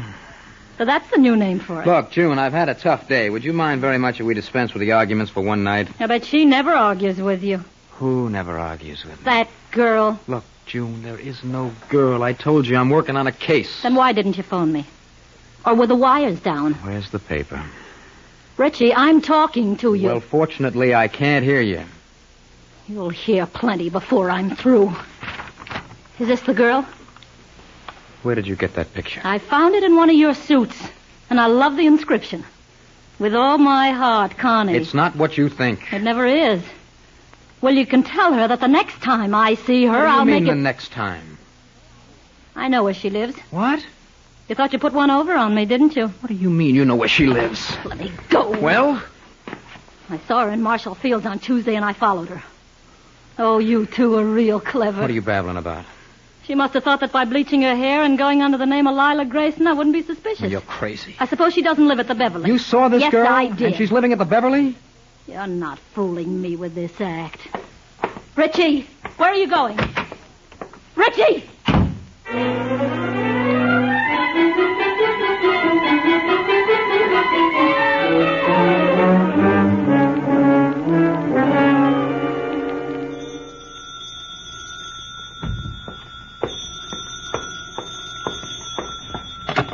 Hello? Is that you, Connie?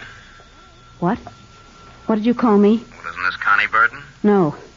No, you've got the wrong number. My name is Lila Grayson. Well, then I guess you wouldn't be interested in my message. I'm sorry if I...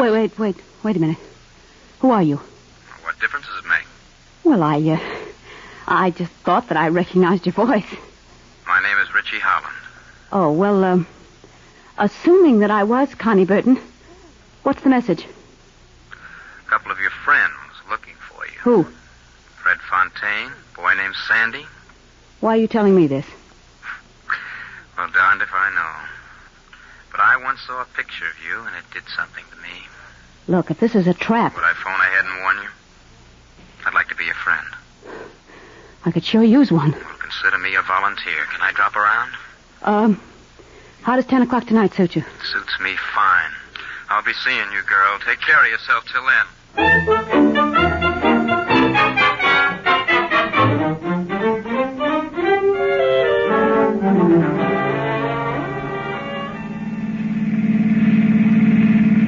I hate to heckle, Mr. Holland, but that was a red light you just passed. Will you do me a favor? What? You call me Richie? All right. No. Go on, say it. Richie. How's that? It sounded just the way I thought it would. I don't understand you. I don't understand myself. You mind if we park? Not if you want to. Well? No, I liked your hair better the other way. What? You know, the way it was in the picture before you bleached it. I hope you realize you're not making sense. Mm-hmm. Nobody knows that better than I do. Listen, Connie, I'm a private detective. I see. A week ago, 2 boys came into my office. Fontaine and Sandy. Yeah. They wanted me to locate you. And you did. No, that was a fluke. See, June saw your picture and remembered running into you at field. She followed you to the Beverly. Who's June? It's my wife. She must be a real help to you in your work. No, she was just jealous. And she had reason to be. What do you mean? Well, why do you think I called you without notifying Fontaine? Maybe you wanted to check first. No. Look, you're going to think I'm crazy, but I fell for you. You what? First time I saw your picture. It's pretty ridiculous, isn't it? Yes. Yeah, things like that just don't happen in real life. As I said before, you're not making sense. I know that. I'm all mixed up. Well, what do you intend to do? Well, I want to go on seeing you. And what about Fontaine? That doesn't worry me. Well, it worries me. Oh, don't let it. Just don't let anything bother you. No, Richie, don't. Don't, please. Well? Funny you saying you're all mixed up. Why? Because I think I'm going to be in the same boat. Move over, darling, and make room.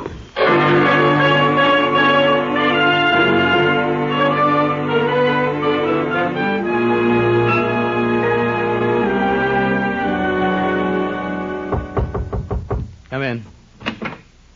Hello, sweetheart. Well, this is a surprise. We meant it to be. We? Mr. Fontaine is here, too. Oh. All right, Fred. Hello, Holland. How are you? Sandy and I were in the neighborhood, so we thought we'd drop by. It's very nice of you. Mind if we sit down? No, help yourself. Well, what's the story? The story? On the assignment I gave you. Oh, well, I've been running into bad luck, Fontaine. I haven't been able to find the girl. It's been 6 weeks. Time sure does fly. Darling. Well, I'm sorry to let you boys down. I don't think you did, Richie. Come again? You remember our deal? Certainly. You were to get $100 a day plus expenses. So? So, outside of that original $1,000 I gave you, you haven't asked for any more. That's not in character. Why not? Well, I pride myself on being a good judge of human nature. And I'd say you had a large streak of larceny in your makeup. Really? Really. And I can't figure out any reason why you'd miss an opportunity to clip me. Unless... Unless what? You found Connie Burton. Well, then why wouldn't I tell you? Because you're real clever. Where is she, Holland? I have no idea. What do you think, Sandy? Well, if you want my humble opinion, I'd say he was lying. That's my opinion, too. You want me to try coaxing him? Please. Listen, you big lug, you put a finger on me. No, you don't. Oh. So, sweetheart was reaching for his pop gun, huh? That's not nice. If you don't get out of here, I'll... I'll... what? You no good dirty bum. Where is she, Richie? What do you think I tell you now? All right, Sandy. Carry on. Come on, sweetheart. Charge! I said charge! Well, what do you say? Drop dead. Okay, sweetheart. I'm glad you don't give in too easy. Because that's just how I get my kicks. And tonight I'm really gonna live.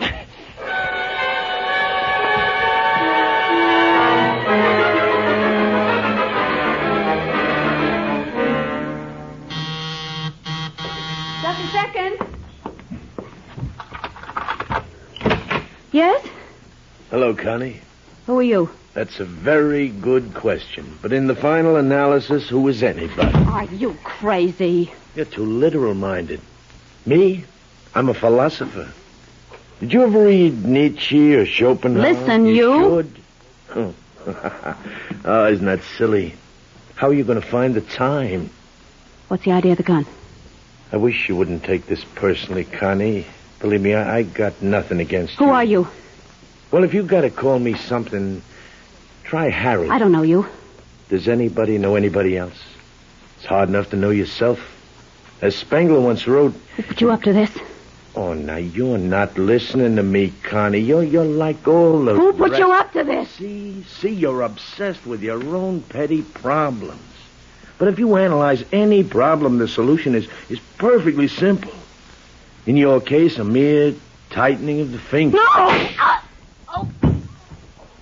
See how simple it was?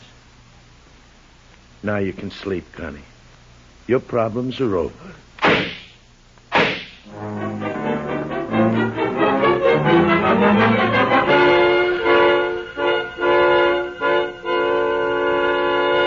Just one of those things, just one of those crazy things, one of those bells that now and then ring, just one of those things. It was just one of those That's funny. It was just one of those things, just one of those crazy things. I must be in the wrong office. Uh-huh. Hello? Is that you, Malone? Who's this, Lieutenant Brooks? Yeah. I'm glad you called, Lieutenant. The darndest thing's happened. Just a second ago, I walked into the office singing just one of those things. And there was no one there. Ain't it amazing? You were 15 minutes late, Counselor. What do you mean? Well, that's when we picked up a little lady who was waiting for you. Who? Her name is June Holland. June Holland? Yeah. We're inclined to think she's responsible for the murder of one Lila Grayson, alias Connie Burton. And this June Holland wants me to represent her? Yeah, so it figures she must be innocent. Absolutely. Well, maybe this is our week to amaze you. Come on down, Malone. We're waiting. You are listening to The Amazing Mr. Malone.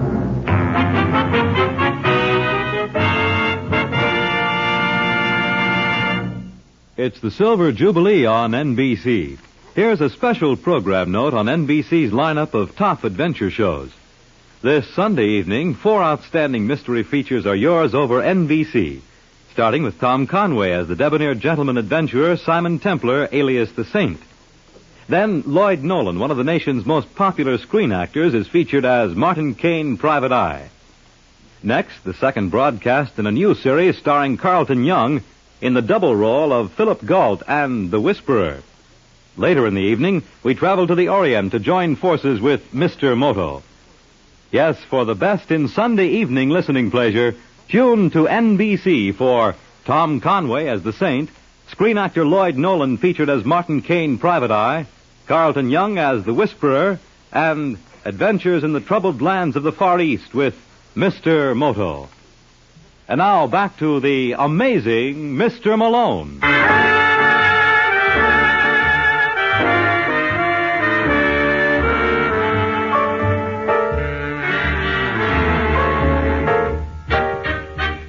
And that's where I got into the act. 2 hours and 47 minutes after the murder of Connie Burton, I was down at headquarters. As I walked over from my office, I made an interesting discovery. The path from my door leading to the Homicide Bureau was an inch lower than the adjacent territory. I was in a rut. Well, as I live and breathe. That's what amazes me, Lieutenant. What? Why you live and breathe. Oh, that's a splendid one. Where's my client? Oh, wouldn't you care to pass a few pleasantries with me? Where's June Holland? Oh, I guess I don't have it for you anymore. Sussman.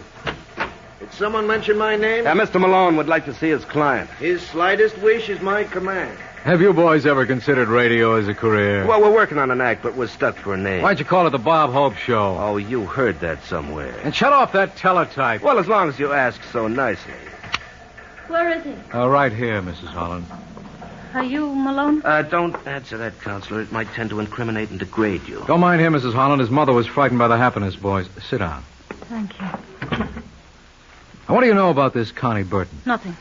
Absolutely nothing. I suppose you didn't know that your husband was running around with her. That's a lie. It was just business with Richie. He was hired to find her. What do you mean he was hired to find her? He's a private detective. Well, what do you got to say to that, Lieutenant? Oh, it was hardly business.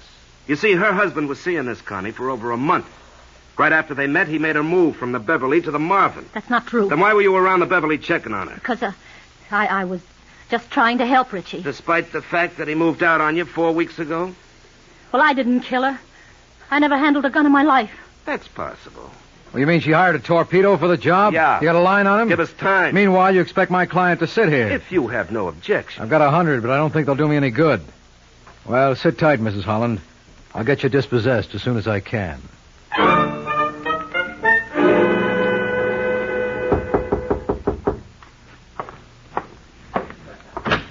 Yeah. I'm looking for... Hey, what happened to you? I got to mind my own business. Oh. Maybe a moral on that for you. I can't see where. You Richie Holland? What if I am? I'm glad to know you. My name's John J. Malone. Well? I'm representing your wife. What for? Didn't you know the cops are holding her for murder? What are you mumbling about?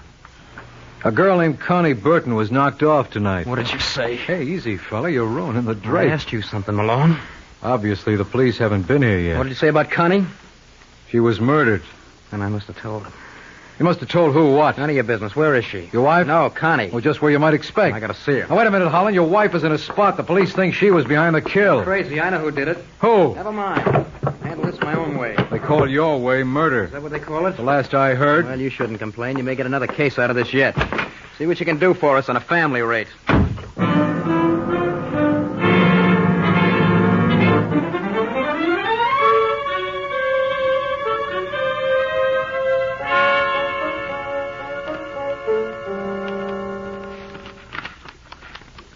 Did you see tonight's paper, Fontaine? No, I haven't, Sandy. There's a wonderful story on the front page. I mean wonderful. If the sordid appeals to you. And it certainly does to you. Yeah, you betcha. Seems a little girl named Connie Burton was shot and killed last night. Let's see that. Connie Burton. Haven't I heard that name before? I wouldn't know. I'm probably confusing it with two other girls. Anyway, they're holding the wife of a private dick named Richie Holland for the murder. This may come as a shock to you, Sandy, but I know how to read. Well, I didn't want you to strain yourself. Seems this June Holland was just... Who's that? Get behind the door. I got you. Just a moment. Hello, Fontaine. All I can say, Holland, is your recuperative powers must be tremendous. They are. Sandy will be awfully disappointed in himself. What can I do for you? I just wanted to check something. Did I tell you where to find Connie before I passed out? What do you think? I'm asking the questions now. Well, put away that gun, Richie. Might give people wrong ideas. Yeah, who, for example? For example, me. What? No, as you were, sweetheart. Just drop the cannon. Would you be kind enough to dispose of that, Mr. Fontaine? Gladly. Hey, you made a field goal. Now, listen, you guys. Take it easy, sweetheart. We'll get back to you. What do you suggest, Frank? Well, he's pretty persistent. Let's dream up something very special for the boy. Something that'll really discourage him. Hey, I got an idea. Well, suppose you illustrate on Mr. Holland. He's all yours, Sandy.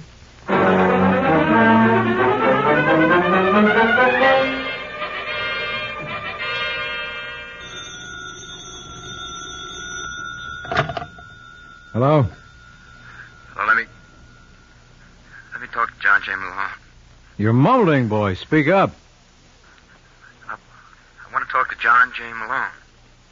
Who is this? It's Richie Holland. You sound like you had another accident. Listen, Malone.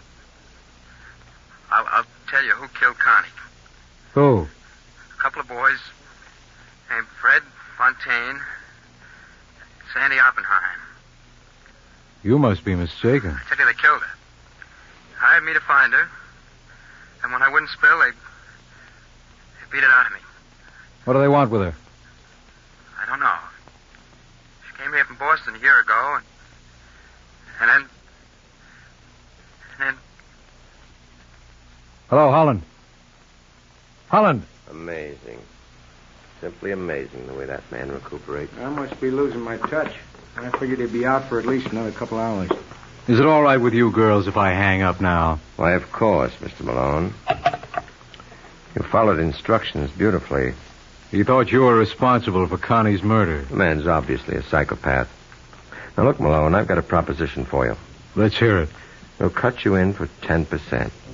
How much does that mean in dollars and cents? Don't you know long division? Never even heard of her. You know something, Fred? I think we're wasting our time. I don't think he knows anything about Connie. I'm inclined to agree with you, Sandy. I'm sorry if we inconvenienced you, Mr. Malone. Now, wait a minute, boys. You can't walk off like that. He's right, Fred. I forgot something.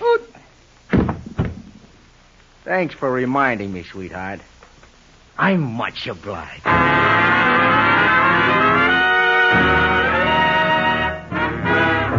You're listening to The Amazing Mr. Malone.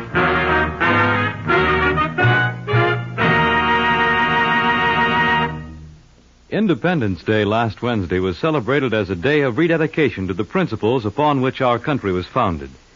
Each of us can play a part in this year of rededication to the principles of our founding fathers by taking several important steps. The success of the activity will depend on, first, a more active participation by citizens in the affairs of the nation, state, and community. Second, an increased awareness of our individual rights and liberties. Third, an augmented pride in America's past and its accomplishments. And fourth, a wider recognition of the importance of making this country an example to the world of the strength and effectiveness of our own form of government. And now, back to the amazing Mr. Malone.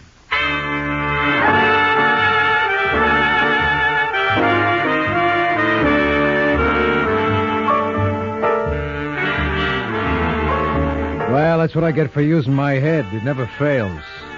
And after Sandy threw me that kiss, I took off for Cloud 16.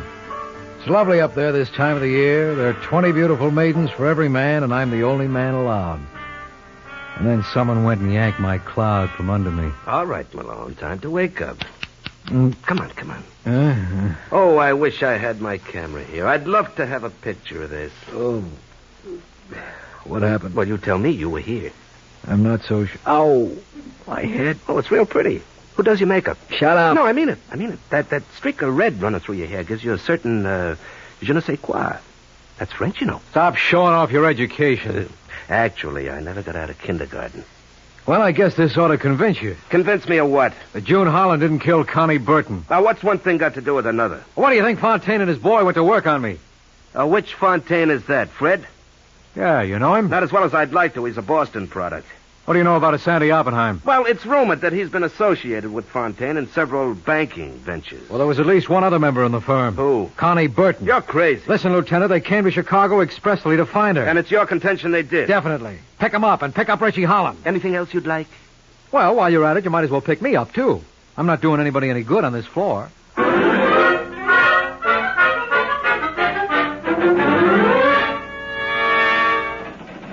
Hey, sweetheart. Me? Yeah. How long do you intend to keep us here? I really don't know. Now, look, sweetheart. That's enough, Sandy. You don't hear Mr. Holland complaining. I never do, Fontaine. That's what I admire about you. You always take your medicine like the little man you are. Listen, why don't All you... right, hold it, Holland. That'll do. Open them up, Sussman. Hi, Hank. Hello, Counselor. Hey, what's the idea with the towel on your head? I'm doing a mind-reading act at the Orpheum. Everybody here? Everybody but Mrs. Holland. Well, suppose you get it. Aye, sir. I think you gentlemen all know Mr. Malone. Sure. Hello, boys. My, it's awfully quiet all of a sudden. What's the matter, Fontaine? Don't you remember me? I don't believe I've had the pleasure. Sure you did. You and your friend were up to see me this afternoon. You remember that, Sandy? Well, you can't prove it by me. Well, that's understandable. I've changed a little since then. Look, Lieutenant, I got a headache of my own. Do I have to sit through this? How about it, Counselor? All right, Holland. In deference to you, we'll make it short and sweet. Now, you all know why we're here. I don't. Okay, Fontaine, we'll take it from the beginning. We're here to find out who was responsible for the murder of Connie Burton. According to the paper I read, it was a lady named June Holland. That was just enemy propaganda. Then suppose you tell us the truth, sweetheart. All right, Sandy. Connie Burton came to this town a year ago from Boston. That's the place that's noted for its beans, isn't it? It has a more recent claim to fame. About 14 months ago, 7 men entered a bank messenger company there and waltzed off with close to $1.5 million in cash. Hey, remember that, Fred? Vaguely.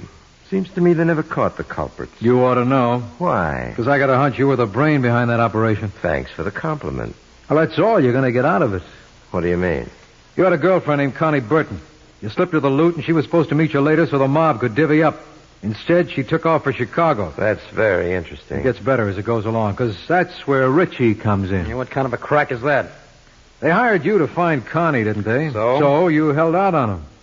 Why? Well, not that it's any of your business, but I went for the girl. Tell me something, Holland. What did she have that got you? I mean, besides all the money. How's that? Well, the money is why you had her killed, wasn't it? Look, Malone, I don't like those kind of Neither jokes. do I, Richie. Somehow I can't see anything funny in murder, but then I've got no sense of humor. Okay, Lieutenant, he's all yours.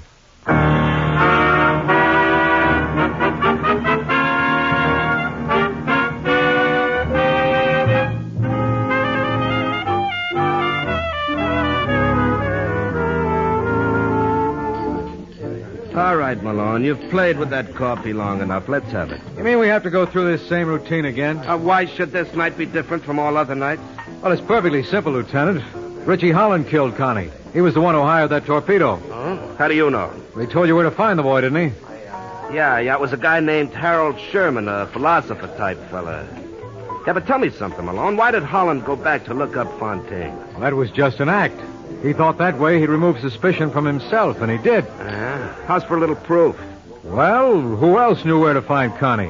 How about your client, Mrs. Holland? Nope. Remember, Richie moved Connie from the Beverly right after he met her. Well, what about Fontaine and Sandy? Holland never told them. He pretended to pass out. As soon as they left, he called his friend Harold and gave him his orders. Fontaine never would have killed her. Oh, why not? You claim she double-crossed him with that loot. Sure. That's why they had to keep her alive if they wanted to recover it. What makes you think they didn't? Because they came to me later with an offer of a split. They thought you had all that dough? Uh-huh. But you're sure Holland got it. Well, doesn't he admit it now? No. You mean you haven't recovered that $1.5 million? And it looks like we never will. What's the matter with that, Holland? Doesn't he know you can't take it with you? You know, I told him that. You know what he said? What? If he can't take it with him, he ain't going. Let me talk to him, Lieutenant. Oh, no. Oh, no. Because you're just amazing enough to figure out how he could manage it. Good night, Malone.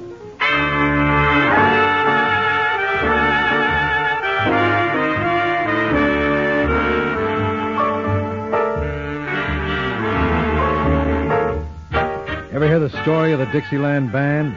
The boy on trumpet was especially good. He got hot at a party one night and blasted himself clear out of this world. Yeah, he was dynamite. I'll tell you all about him next week, so why not pick me up at my office at the same time? I'll be waiting for you. Good night. George Petrie was starred as John J. Malone, with Larry Haynes as Lieutenant Brooks. Our program is written by Eugene Wang and directed by Richard Lewis. The amazing Mr. Malone is based on a famous character created by Craig Rice and produced by Bernard L. Schubert. The events and characters in the story were entirely fictional, and any resemblance to persons living or dead is entirely coincidental. Fred Collins speaking. The amazing Mr. Malone has come to you from New York.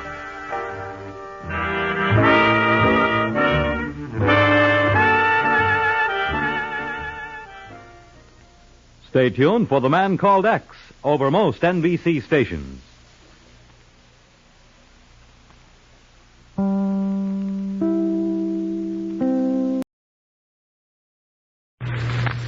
Truth or Consequences, the program to which you customarily listen at this time, is leaving the air for the summer, but will greet you again at the same time on September 9th. Remember, Truth or Consequences, September 9th at the usual hour.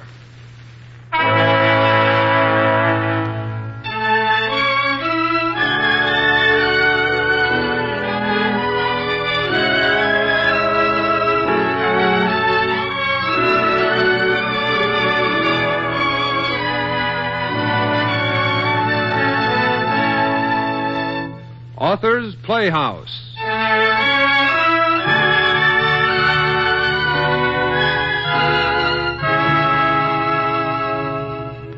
Presenting Frederick Englehart's fantastic drama of a submarine, its brave commander and crew, and the mythological monster, the Kraken.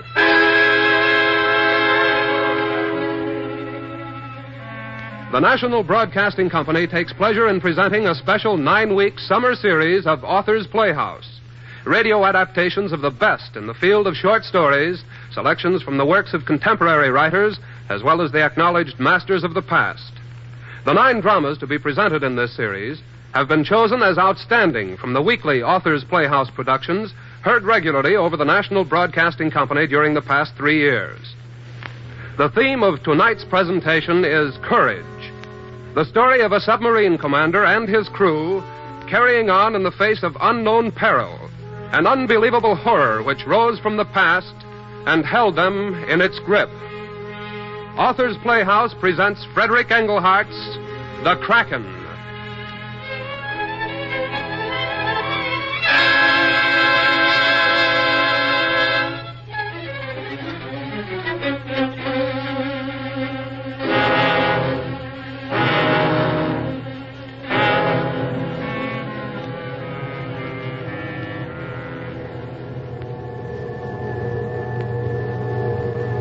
Mighty destroyer, sir. 3 points off the starboard bow. Crash dive, Mr. Pomeroy. Prepare for crash dive. Crash dive it is, sir. Flood the forward tanks, Mr. Pomeroy. Flood the forward tanks. Flood the forward tanks it is, sir. Bow planes, hard dive, Mr. Pomeroy. Bow planes, hard dive. Bow planes, hard dive it is, sir. All ahead, full, Mr. Pomeroy. All ahead, full. All ahead, full it is, sir. 10 feet, sir. Pump the torpedo room bilges. Pump the torpedo room bilges. Pump the torpedo room bilges it is, sir. 20 feet, sir. Stern planes, steady. Stern planes, steady. Stern plane, steady it is, sir. 30 feet, sir. 40 feet. There goes the 90 can, Mr. Pomeroy. 50 feet, sir. That one was closer by the sound, sir. 60 feet, sir. They've lost us, mister. 70 feet, sir. Still farther away. 80 feet, sir. 90 feet. They're miles away now, sir. 100 feet, sir. That's deep enough, Mr. Pomeroy. All motors ahead, normal. All motors ahead, normal. All motors ahead normal it is, sir. Flood the stern tanks. Flood the stern tanks. Flood the stern tanks it is, sir. Zero bubble. Zero bubble. Zero bubble it is, sir. Release more oil, Mr. Pomeroy. Release more oil. Release more oil it is, sir. Can you hear them on the phones, Mr. Pomeroy? Yes, sir. Very slightly. They're going away, sir. We fooled them again. What a miserable bunch of sailors they are. Little oil on the surface, and off they go with another cock and bull story. You'd think they'd find out sometime that it's nothing but a trick. Not the ideas. They're steaming back to Toronto right now at forced draft to boast how they destroyed another of His Majesty's submersibles. I can barely hear their screws now, sir. Captain Campbell, sir. The thieves are completely undamaged. No leaks and no plates strained. Good. Not that I expected anything of the sort. Gentlemen, may trouble always avoid us by as wide a berth as the Italian depth bombs give us. Sinful waste. Spending all that money for ash cans just to kill a few fish. Good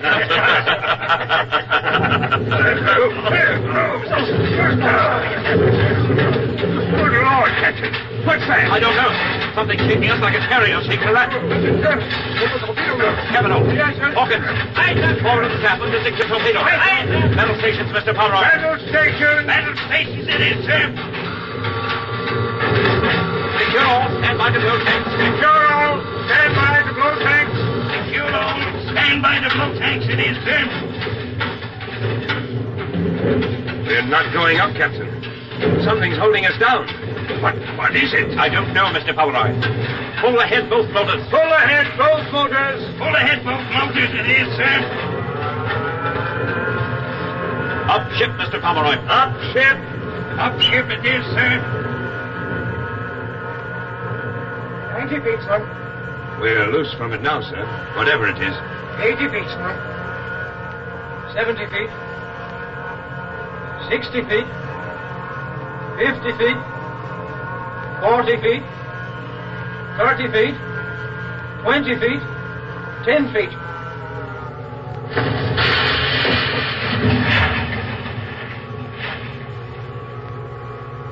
All clear on the surface. Surface battle stations, Mr. Pomeroy. Surface battle stations. Surface battle stations it is, sir. Now we'll see what was playing with us. Cavanaugh. Aye, sir. Mount a machine gun on the chariot bridge. Aye, aye, sir. I'll go first, Mr. Pomeroy. I couldn't see a thing through the scope. There's no way of telling what we'll find when we open the hatch. Right, sir.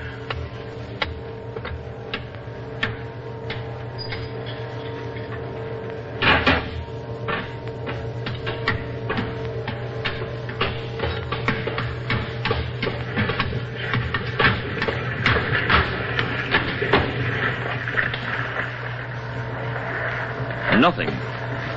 Not a thing in sight anywhere. But what could have tossed us around like that, sir? Could it have been a volcanic eruption? No, nothing like that. We'd have felt the heat. Mr. Pomeroy, did you notice that after the motors were turned full, we hung for a moment and then jumped toward the surface? Yes, sir, I did. The Theseus leaped a frightened rabbit. Something, I can't imagine what. But something had hold of us. And I'm going to find out what it is. Give the order to switch to diesels, Mr. Pomeroy. Yes, sir. Diesel motors! Diesel motors it is, sir.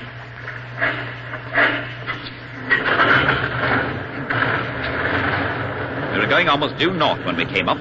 We'll backtrack a little. Perhaps we'll raise something.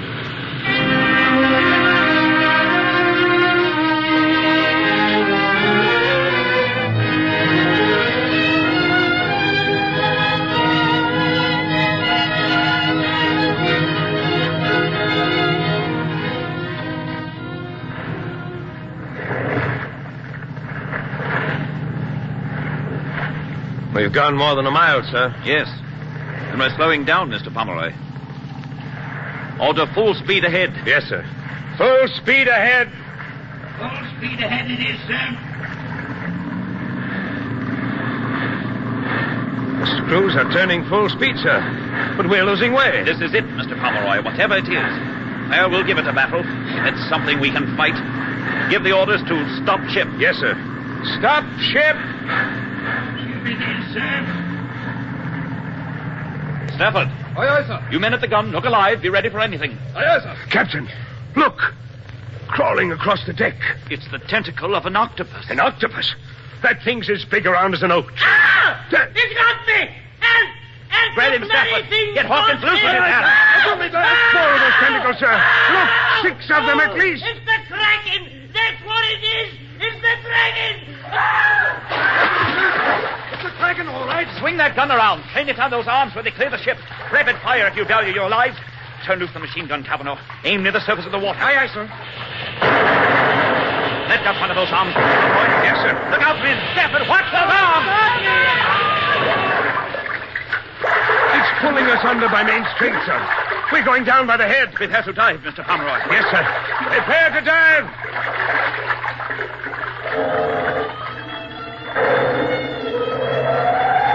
Below decks, men. Aye, aye, sir. Below decks, Mr. Pomeroy. Yes, sir.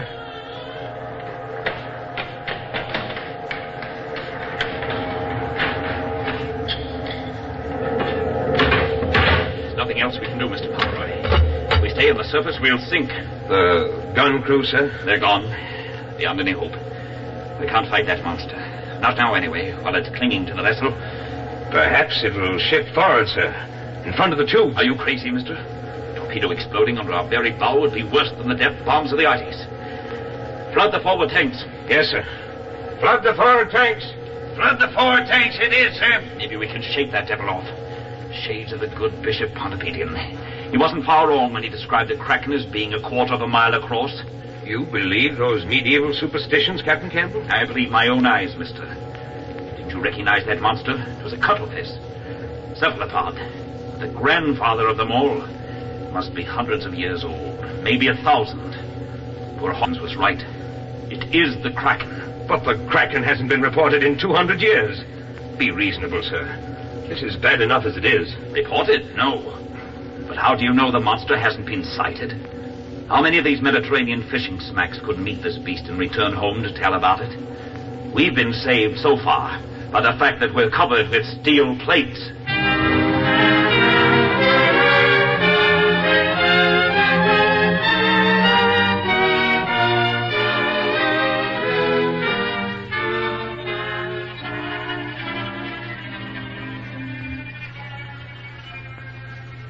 Isn't there something we can do, Captain Campbell? Nothing, Mr. Pomeroy. It's suicide to go on deck while the Kraken still has hold of the Theseus. The only thing we can do is wait until it finally gets tired of wrapping itself around us and swims away. What do you think happened to the gun crew? I prefer not to think. It's been 30 minutes since we cut the motors and let that devil tow us. What's our course, sir? Northeast. Speed 3 knots. If this keeps up until midnight, we'll reach the coast of Sicily. The Kraken probably has its home in a cave somewhere along the shore.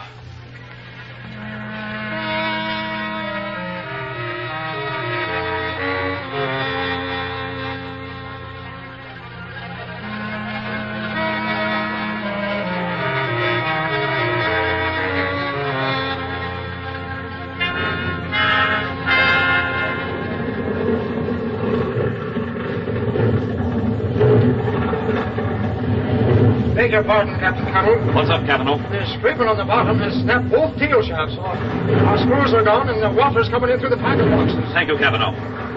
What does the thermometer show, Mr. Pomeroy? Not quite 8 fathoms, sir. No all tanks, mister. Captain Campbell, we're in a tunnel of some kind, a cave. I presumed as much, Mr. Pomeroy. But you'll have to risk hitting the roof or having our heels scraped off. Give the order, mister. Yes, sir. Blow all tanks. Blow all tanks it is, sir.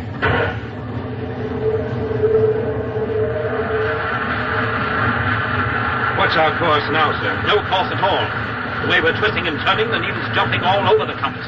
Do you know where we are, sir? Somewhere on the south coast of Sicily. Then we can call for help by radio.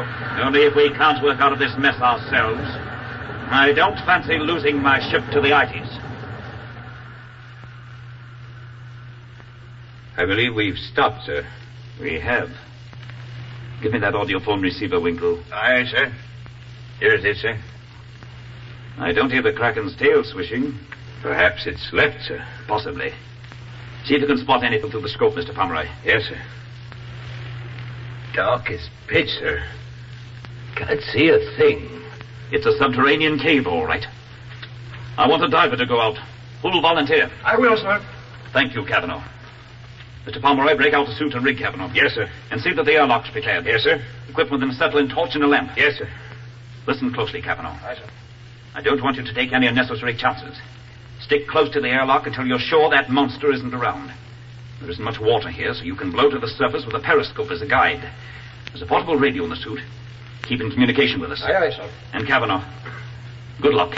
Thumbs up. Thumbs up it is, sir.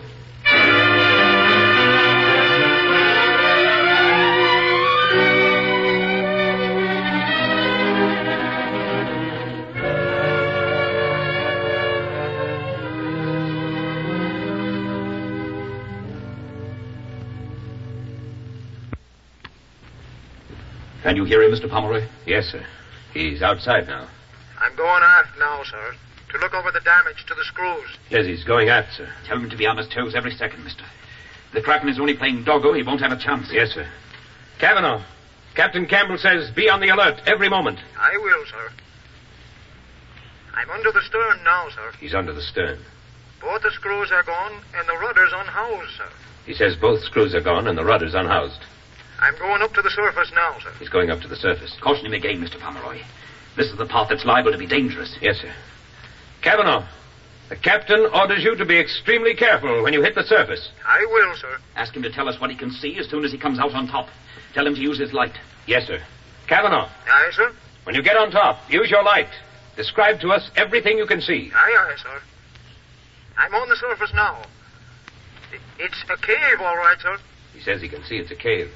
There's plenty of room on all sides and overhead. Plenty of space on all sides and overhead. My light won't reach the... Hey, what the... Cavanaugh, what's wrong? Good Lord, Captain. It's got me. Kraken. It's holding me high in the air. It's got him, sir. It's got him in its tentacles and it's lifted him right out of the water. Tell him to use his torch on it. Cavanaugh, use your torch on it. Burn it. I dropped it, sir. I dropped the torch. He dropped it, sir. Oh, it's swallowing me. Help, Lieutenant. It's eating me. It's eating him. What a way to die. Doctor him again. He may still be alive. Yes, sir. Cavanaugh. Cavanaugh. Sir. He answered, sir. I'm still alive, sir. I'm in the thing's stomach. He's down in the Krakken's stomach, sir. Ask him what it's like, mister. Yes, sir. What's it like, Cavanaugh? Hold up the phone so I can hear him. Yes, sir. It's like a cave, a big cave, sir. And the walls are yellowish white, and they keep moving back and forth. They're covered with long white things like snakes. And that's what I'm hanging on to. Tell him to use his knife and try to cut his way out. Yes, sir. Cavanaugh, use your knife and try to cut your way out. I have tried, sir, but the walls are so thick it's no use, sir. What's the matter, Cavanaugh? Every one of these white things is filled with some kind of juice. It burns. Some of it just fell on my hand. There's a big pool of it down at the bottom. I can't hang on much longer, sir. That liquid would be mainly hydrochloric acid. Creature that size, without teeth, would necessarily secrete a powerful digestive juice. Kavanaugh's doomed, but he's lucky. He still has his knife. Order him to use it, Mr. Pomeroy. Yes, sir. Kavanaugh, can you still hear me? Aye, sir. There's nothing we can... No way that we or anybody else can help you. But you can die like a human being. You've got your knife. I can't do it, sir. It's against my religion. He won't do it, sir. He says it's against his religion. Tell him it's an order, Mr. Pomeroy. Yes, sir. Kavanaugh, Captain Campbell's order is that you kill yourself. Now, with your knife. He's praying, sir. It's all over. Let the men have some air from the tanks, Mr. Pomeroy. Not too much. Yes, sir. And try to raise our base at Malta. We still aren't giving up.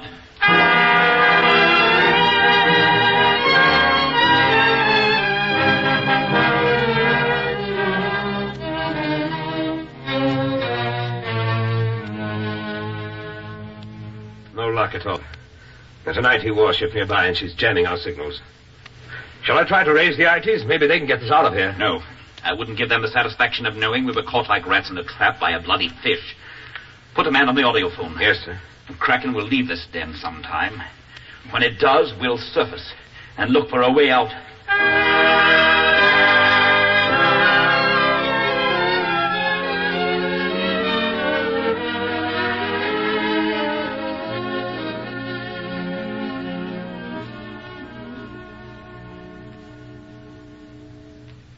I believe it's leaving.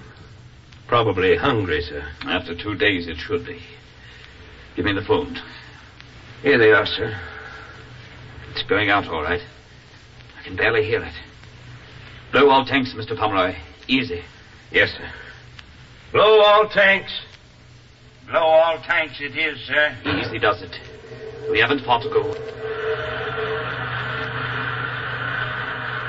0 depth, sir. We're on top. Good.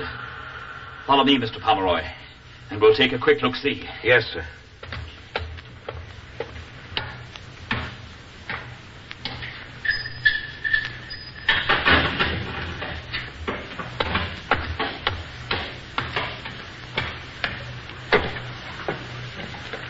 It may take that monster as much as a full day to feed, so we'll probably have plenty of time to get ready for it when it comes back. Grab the searchlight, Mr. Pomeroy. Yes, sir. Nothing there. Solid rock on top. No opening on that side. It's what I was afraid of, Mr. Pomeroy. The tunnel mouth is underwater, so we'll probably have the devil's own time finding it. What do you think this cave is, sir? An ancient volcano? Not exactly. Notice the folds in that rock over there? Yes, sir. The stratum was forced up at some time and has since been cut out by the sea. You can see the marked ocean. Then the land dropped and carried the tunnel below sea level. Organize a gun crew from the men who are left, Mr. Pomeroy. Yes, sir. Do you think we'll get out, sir? We'll get out. Never doubt that for a moment, mister. But the first thing we've got to do is to kill that monster when it comes back. We can't do anything while there's still danger. It may turn up at any minute.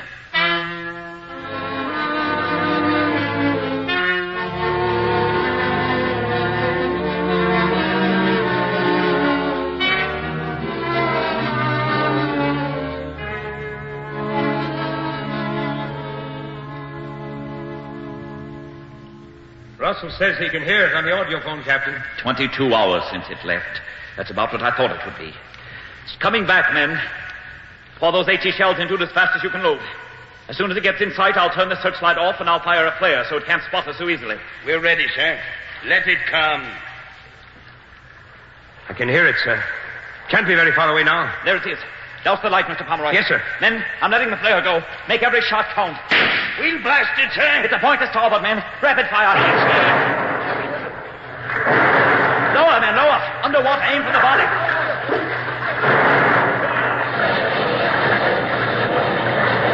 Look, Captain. The roof is falling. The whole top of the cave's dropping on us. The gun. Cease firing, men. Cease firing.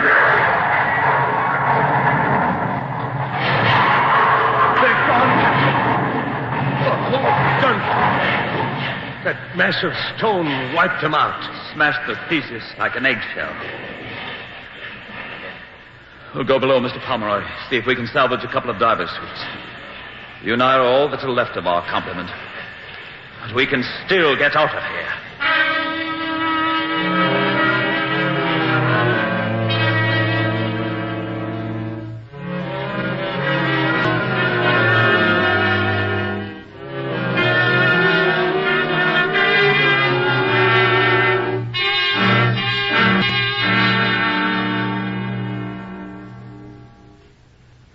Captain Campbell? Can you hear me? Faintly, mister. Let me give my receiver a little more juice. Try it again. Can you hear me now, sir? All okay now. How's your reception? Perfect, sir. Lucky we had these diving rigs. We wouldn't do much good with nothing more than a lung. These may turn out to be no better. At least we've got a chance. Here's what we'll do, Mr. Pomeroy. The Kraken isn't dead, although it's lost all its tentacles. It's my idea it will head for the open sea. And we follow it through the tunnel, sir? Not follow, mister. You forget that tunnel is at least 1/4 of a mile long, and only Father Neptune himself knows what kind of a bottom it has. The Kraken towed us in here, and I intend that it shall tow us out. But how, sir? With this harpoon. It's always a big enough target that I shouldn't miss. When I harpoon it, it'll probably dive into the tunnel. You grab the line and go overside, and I'll be right behind you. Yes, sir. Inflate your suit so that you float clear of the bottom. It'll be a terrible passage, Mr. Pomeroy. But if you let go of that line, you're lost. I understand, sir. When we're clear of the tunnel, cast off and blow to the surface. The tide is flowing now and should wash us ashore. Here it comes, mister. Get ready. I hit him. Grab the line and hang on. Thumbs up, Mr. Pomeroy.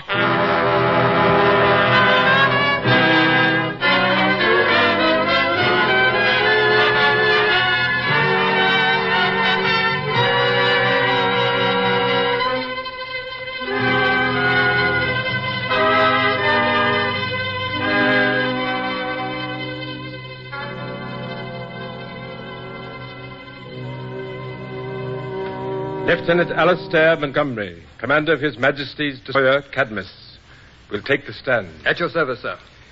It was your ship which picked up Captain Donald Campbell, late commander of His Majesty's submarine Thesis. We're very anxious to add anything we can to Captain Campbell's report that his ship was destroyed by Italian depth bombs.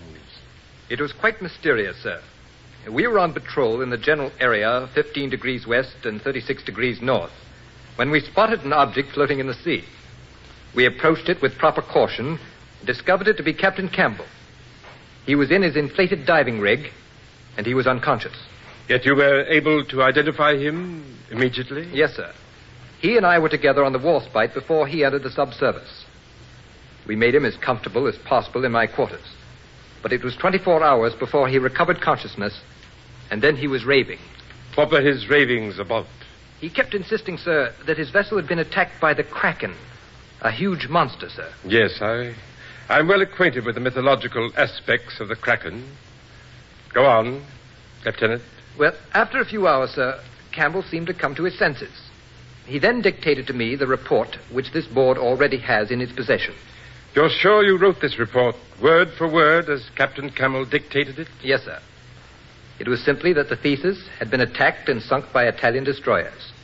That Captain Campbell and his second-in-command, Lieutenant Ian Pomeroy, were the only survivors.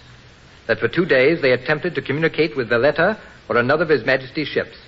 And that finally, in diving suits, they attempted to leave the Thesis and reach the surface. You found no trace of Lieutenant Pomeroy? No, sir. Continue, Lieutenant. Yes, sir. Captain Campbell asked to be alone for a few minutes, so I left him. Less than half an hour later, I heard a shot. He was seated at my desk and had taken my pistol out of the drawer. He was shot through the temple. And this note which you mentioned in your report? It was very strange, sir. It made me realize that poor Campbell never had actually recovered his sanity. Please repeat what was in the note, Lieutenant. Yes, sir. The note read, "A commander loses his ship to a fish and then survives the loss of his vessel and its entire crew. Not a nice story to return to the world with." Those were the exact words, sir. There's no doubt Captain Campbell was stark mad. We buried him at sea, sir. the sea which took his mind, we gave his body.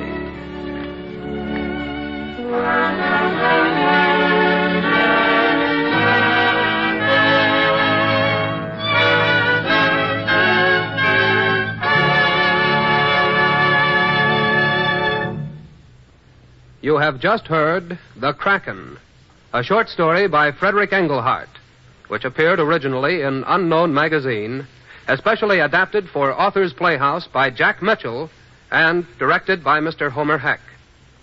Captain Campbell was played by Mr. William Everett, Lieutenant Pomeroy by Mr. Charles Irving.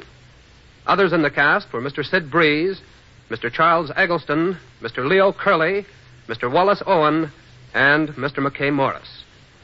The original musical score was written and conducted by Dr. Roy Shield. This has been the first in a new 9-week summer series of Author's Playhouse productions. Radio adaptations of the best in the field of short stories, selections from the works of contemporary writers, as well as the acknowledged masters of the past. These 9 dramas represent outstanding productions presented on the weekly Author's Playhouse, heard regularly over NBC during the past 3 years. Next week, Author's Playhouse will bring you Corey Ford's hilarious story, He Woke Up Famous.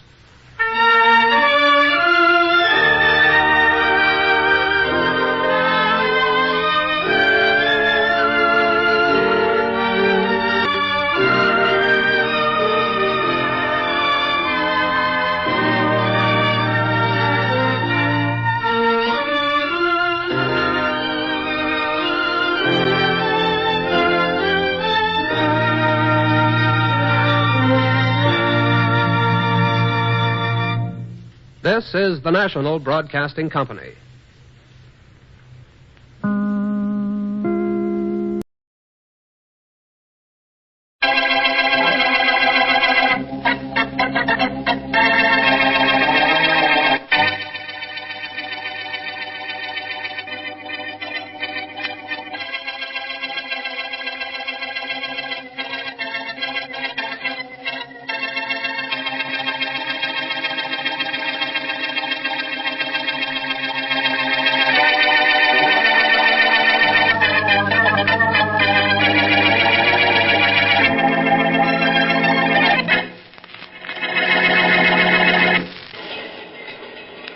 Nice country this train goes through, eh, Walton? Maybe you think so, but the train ain't taking you where it's taking me, copper. I expect to go all the way with you. All the way? Yep. Don't I wish it? And you first. Well, almost all the way. Yes, it's a beautiful country. Yeah, with a beautiful electric chair waiting for me at the end of the line. Well, Walton, that's something you should have thought about. What's the matter with this train? It's like we hit something. You're stopping. You're not getting out of this drawing room to see why. Grab him, Walton. I'll finish the job. Yeah, I got him. What is... Nice work, Pete. Slug him, quick. Get the keys off him and get me out of this slave bracelet. Till I find him. I hope you picked a good place to stop this train. Sure I did. There's a thick woods alongside the track. Yeah? Bill's waiting on the highway with a car. Good. Here's the copper's keys. Okay, get me out of these cuffs so I can get going. Where to? To the guy who wanted to send me to the chair. That rover boy named Boston Blackie.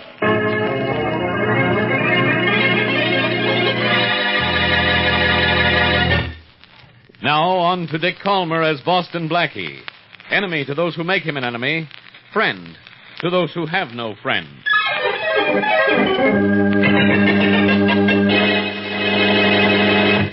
Come here, baby. No. Why not? Who buys your furs? Who buys your jewels? Who got you that nice new car? Oh, you did, Henry, darling. Come on, Sal. Give us a kiss, huh? No, I paid for it, didn't I? In advance? Just the first couple of installments, darling. Who is it? Me, Joe. Okay, come in. Hey, Mr. Lewis, did you hear the news? What news? Tom Walton. Oh, hi, Sal. Hello, Joe. What's all the excitement about? Tom Walton, he got away from the cop taking him up the river. Got away? Yeah, and he's heading back to town, too, from what I hear. So what's there to get excited about, Joe? Walton doesn't have anything against us. No. Got plenty against Boston Blackie. And so have you, honey. Yeah, that's just the trouble. I shut my mouth off in public about killing Blackie. That's just what Walton's coming back to town to do. Yeah? What'll we do, Mr. Lewis? I can't let Walton get him. It looked like I did it. Yeah. Joe. Yeah? You and I are going over to Blackie's. Okay. Why? Because I gotta protect the guy I hate more than anybody else in the world.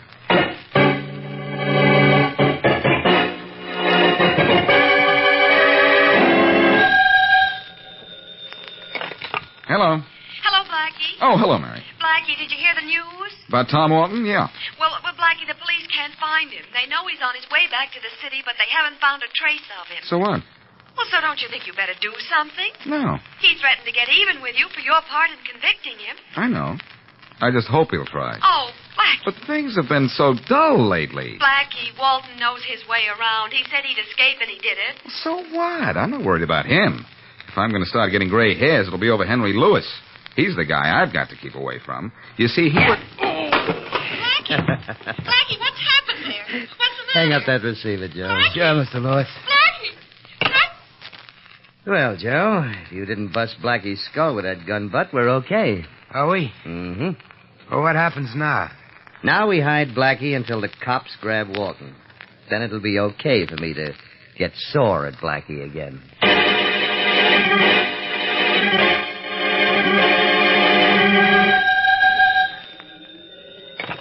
Police Department, homicide, Sergeant Matthews. What? You've seen Walton, have you? Okay, where? 110 Wellington Street, huh? This is the fifth tip we've had that somebody's seen him. I hope that 5's his number. Thanks. Yeah.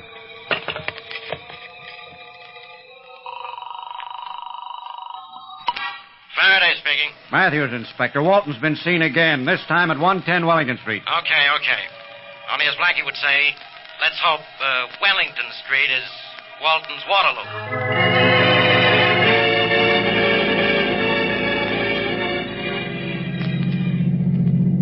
Looks like another false alarm, Sergeant Matthews. The cops are all standing around doing nothing. Well, at least they got here after the alarm I heard broadcast. Hey, officer, any luck? No. Anybody see Walton? That's what I thought. Another phony tip. Come on, Matthews. Let's get back to headquarters.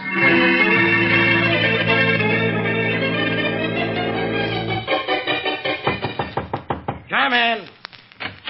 Inspector Faraday, Get out of my office, Miss Wesley. I'm busy. But, Inspector, this is important. I've tried to reach you ever I've since... been out looking for Tom Walton. You trying to reach me ever since what? Ever since I was talking on the phone to Blackie. When all of a sudden something happened to him. Yeah? I heard other voices and then somebody hung up on the phone. Uh-oh. Inspector Tom Walton threatened to get Blackie and he did. So it seems. So Walton grabbed Blackie, huh? Yeah. That Walton didn't know how well off he was with just a whole police force looking for him. He'll find out if he tries to handle Blackie.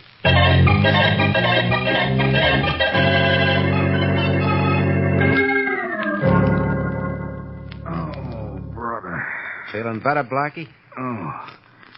I'll let you know as soon as I get my head back. Okay. Right now, it's floating on the ceiling. Who are you? Just a fella. Fella works for Henry Lewis. Lewis sent you to crack my skull and bring me here. Yep. Wherever here is. Sure, he wanted to grab you and keep you away somewhere so Walton couldn't get you. Hitting you on the head, though, was my own idea. It was? Yep. What'd you use, a steam shovel? Nope. My gun. The back of my gun. I think I like it better than the front of it. Must you point it at me? Sure. Because you're slippery. You're liable to get away. Mr. Lewis told me that. Why didn't you tie me up when you knocked me out? You can get out of any kind of ropes. Mr. Lewis told me that. Did Mr. Lewis tell you I don't like guys who bang me on the head? You should like me. I was doing you a favor. Mr. Lewis told you that. How did you know? I don't know. Just a passing thought. What's your name? Joe. You know, of course, I'm getting out of here, Joe. Right now. I don't think so, Blackie. I ain't supposed to let you. That's why I'm holding this gun. It's because you're holding that gun that I'm now holding my head. Give me some water, will you? Oh, no, Blackie. You get it. I gotta watch you every second. Well, come on, then. You bet I will. Mr. Lewis said for me to stay right in back of you, no matter what you did. You'd be awfully uncomfortable if I decided to lean against the wall. Yeah, I suppose so. Want a drink of this water? Later. Right now, I gotta keep my eye on you. No, here, have a drink. Have the whole glass full. Hey! I'm all wet. You're not kidding. I'll take that. Hey, come on, give it to me. Throw that gun. Sorry, I've got it. And here's your receipt. When you come to, Joe, call Mr. Lewis. Tell him what happened. See what Mr. Lewis says about that.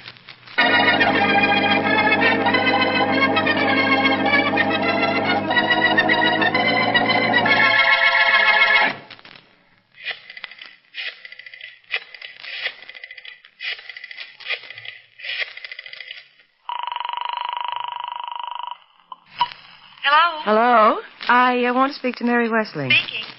Miss Wesley, Boston Blackie's girlfriend? Yeah, do you know Look, anything? I'll do the talking. You know something about Blackie? I said I do the talking. Who is this? Nobody important. Just call me Sal.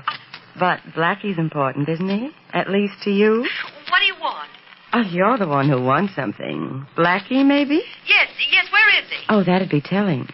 Not that I mind telling, but I don't want to do it for nothing. You know where he is? I sure do. Where? Tell me, what's happened to him? Is he all right? So far, so good. But I'm going just so far without being paid. Oh? How much do you want? $10,000 will do. $10,000? Now, don't give me that old gag about not having it. But I don't, and I don't know where I can get it. Well, you better get it. Next time I call, I want to see you with $10,000 in your hand, or you'll see your friend Blackie with a hole in his head.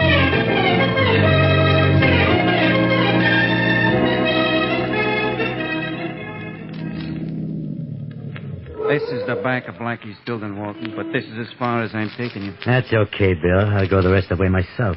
How are you going to get in Blackie's apartment? I don't know yet. I'll figure out it. Hey, look. Yeah? They're washing the windows in this building today. That gives me an idea. It is one of the window cleaners standing by the basement door there right now with his payment stuff. Yeah, I'm in luck, Bill. I'll knock that guy out, tie him up, gag him, and dump him somewhere, then go to Blackie's apartment and wait for him. See you later, Bill. Okay. Good luck. Thanks. Now beat it.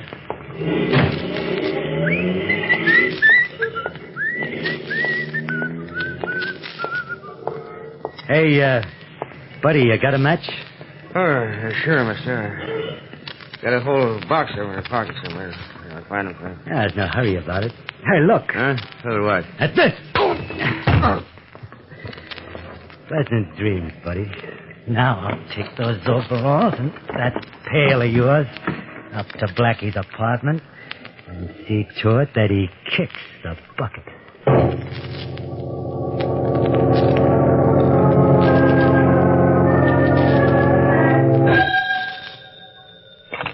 Hello. Hello, Mary. This is Blackie. Blackie, where are you? What happened? I'll tell you all about it when I see you. I just phoned to say I'm all right. Well, thank goodness. I thought Tom Walton had found you and you were dead. Walton, and he was near me. Oh. It was Lewis and one of his men who grabbed me. Louis? But I got away from him. Oh, Blackie, you better go to the police. And have Faraday laugh at me? Oh. Nothing doing. I'll handle this my own way. Mm-hmm. And what way is that? Well, Lewis and one of his boys grabbed me in my apartment, so they won't try it there again. Mm. I'm out in the country, so it'll take a while, but that's where I'm going, to my apartment, where I'll be nice and safe.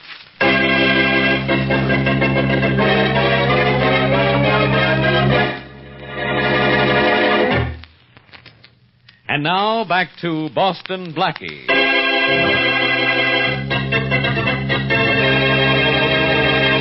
Killer Tom Walton escapes from the police officer taking him to prison and returns to the city to kill Boston Blackie.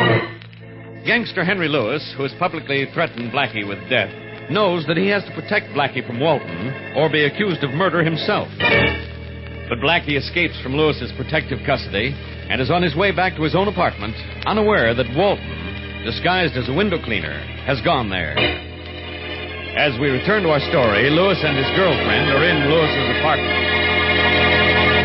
Come here, baby. Oh, I'm happy where I am, Henry darling. Oh, baby, that's no way to treat the guy who makes you look so good. I was born looking good. You just gave me the accessories to match. Well, come here and let's see. Who could that be? I don't know, but remind me to thank whoever it is. Hello, Mr. Lewis. Joe, what are you doing here? I'll tell you, Mr. Lewis, I had tough luck. You didn't kill Blackie, did you? He almost killed me. What? He got away, Mr. Lewis. He grabbed my gun and got away. Oh, you don't. You dumb ape. I told you what would happen if you didn't hold Blackie. Well, I did my best, Mr. Lewis, but he... the idea of clipping me? I've only just started. Why don't you both stop? Stop. I'll show him what happened when he doesn't do as he told. Louis, I'm telling you, don't clip me no more. No, okay, call this anything you like. Boy, you... Well, thanks, Sal. Thanks for breaking that vase over this mug's head. It wasn't anything, sweetie. You were losing the fight. You shouldn't hire men you can't lick, Henry. Oh, no? Besides, a new dress would thank me much better than anything you can say. Don't bother me about a new dress. I gotta locate Blackie. If the dress were nice enough, maybe I could do it for you. You? Uh-huh. All right. That's an idea. Only remember, baby, you're going after him for me.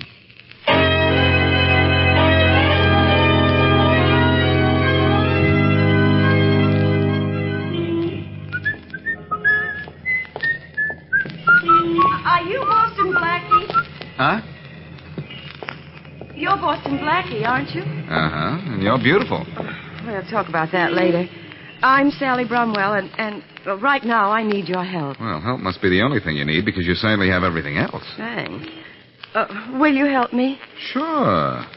But first I have to go up to my apartment here and change. Come along with me, will you? After I get washed up, I'll try to clean up whatever trouble you're in.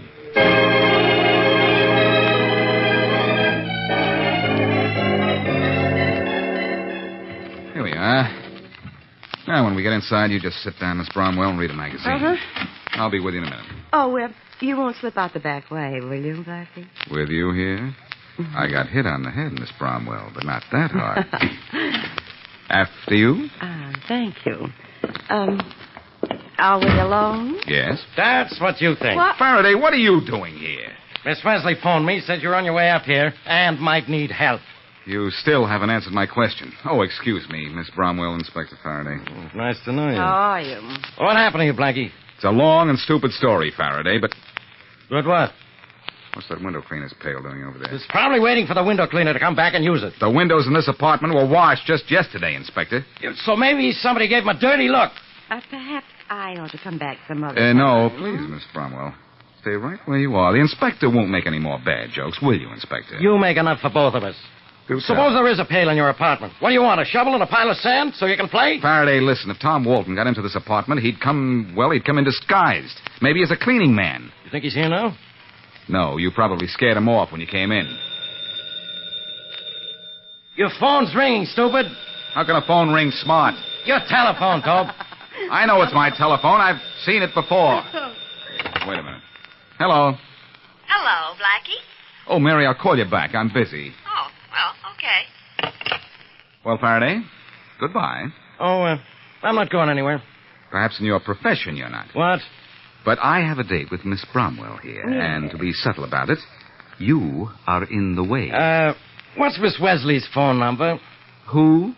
Okay, Blackie, have it your way. Only when Miss Wesley hears about this, I think you'd be better off if Tom Walton got you.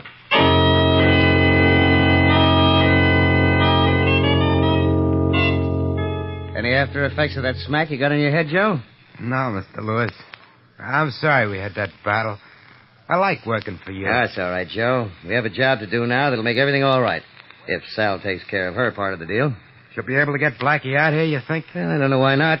We're safer out here than at my place. But look, turning off the highway. It's our car. Look out the window. And Blackie's with her. Good. Get ready. When he opens the door, slug him as hard as you want this time. Get back at the door, quick. Okay. He'll be coming through this door in a minute.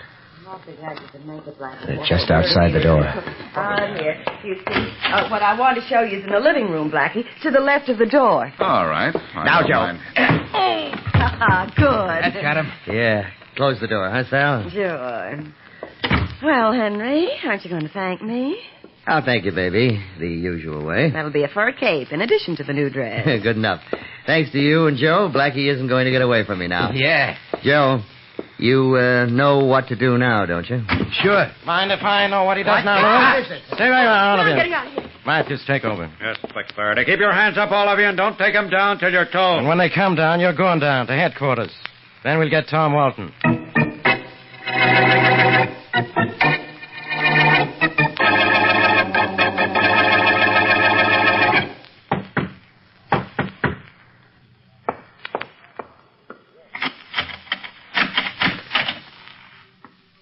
Hiya, Bill. Never mind the higher bill stuff. Did you get the job done, Walton? Nah, his pal Faraday came up to the apartment. I had to beat it. Oh, great. This'll go on forever. No, it won't. I'll get Blackie yet. Not the way you're going. Look, I'm not going to put you up forever. You're too hot. I've been expecting this. You can't blame me, Walton. The cops are looking everywhere for you. I don't want you around when you get grabbed. You thinking of kicking me out of here? No, Walton. Just be sure you don't think about it. Look, I'll get Blackie this time and then beat it out of town. That's what you said before. I know, but this time I got a plan. You see, I just remembered something. Yeah? What? Blackie's got a girl.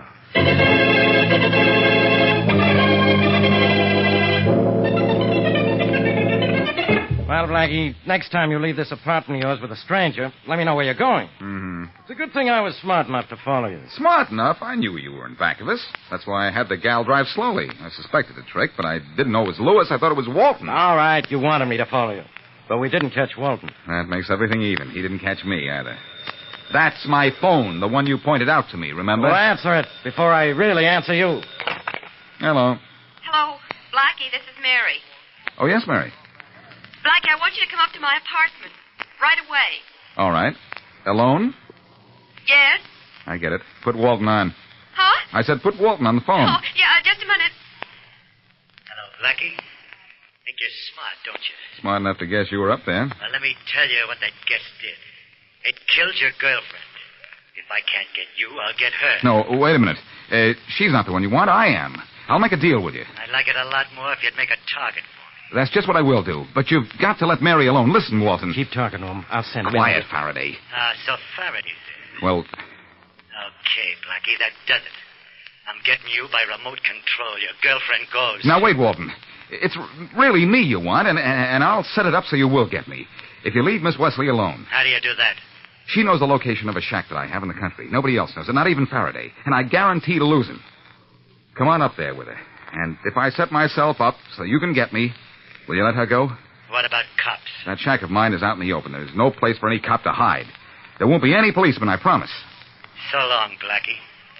I'll think it over. Where is that shack of yours, Blackie? Where is it? I'll have the whole place loaded with cops. No, you won't, Faraday, because I'm going up there alone, and you won't follow me up there. Why not?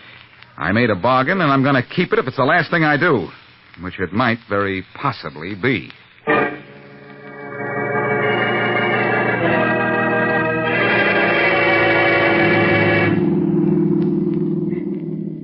Well, I drove around his shack for 15 minutes, Walton. Nobody in sight. So, Blackie's keeping his word, huh? Yeah. Good. You got an honest boyfriend, kid. I wish you were here in the car. He'd take care of both of you, believe me. That's enough out of you. Leave me alone. Bill, stop the car by this tree. There isn't a thing between me and that shack of Blackie's except open space. Yeah. Even if the joint in there was loaded with cops, it wouldn't help them any. Maybe they'd get me, but they'd never take a chance with your gun in this gal's back. Watch me. Don't take your gun off the gal, and don't let me out of your sight. Don't worry. Be careful, Walton. Nothing to worry about. Not a thing. What happens to me after Walton gets back from the shack? You get killed, too, dearie. I... Matter, too young to die? There's Walton at the door with his gun in his hand. Go ahead, look. Maybe you get a kick out of seeing your boyfriend get it. Okay, Bill. All right. When Walton grabbed that door, it set off an explosion. I'm going to take care of you and then beat it out of here. That's what you think. Okay, Blackie, you tricked Walton, but you're going to trick me. Oh, attaboy, Blackie. I'll take care of him. He'll be asleep for a while. Come on, Mary, get out of the car. There we are. Okay, getting out. But, Blackie, what happened? I got here before you did. Wired the door to an explosive and waited to see what happened behind this tree. The explosion distracted Walton's friend, who had the gun on you. You know the rest. Blackie, you're wonderful. Yes, I know. But I'll tell you something. Walton had a pretty good plan for rolling me out. Oh. Coming to this shack, knowing I wouldn't do anything about it because of what might happen to you. Well, if it was such a wonderful plan, Blackie, then what happened to it? You saw it, didn't you? Well... It just blew up in his face.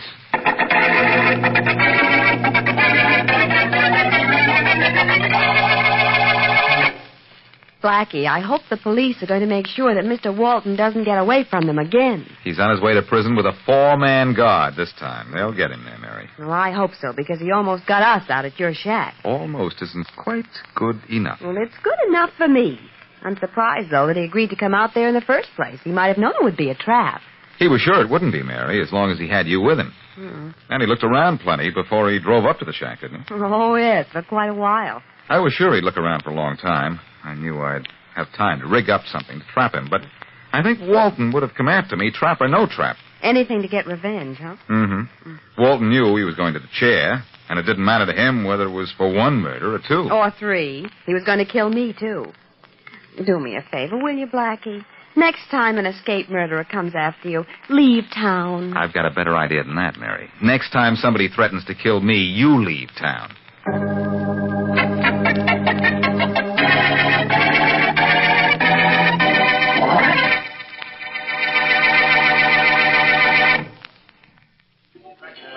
Oh, good evening, Miss Anderson. Good evening, Joe. Table for 2? The best in Joe King's fraternity house, Miss Anderson, for the prettiest model in the city. That's what you tell every model who comes in here, Joe, and don't deny it. I won't.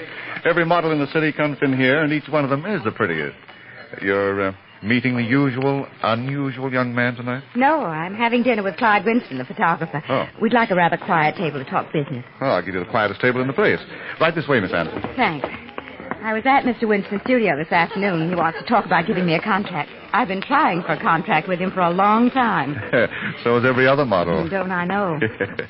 Well, how about this table? Oh, this one will be perfect, Joe, thanks. I'll wait for Mr. Winston before I order. Oh, of course. Uh-oh.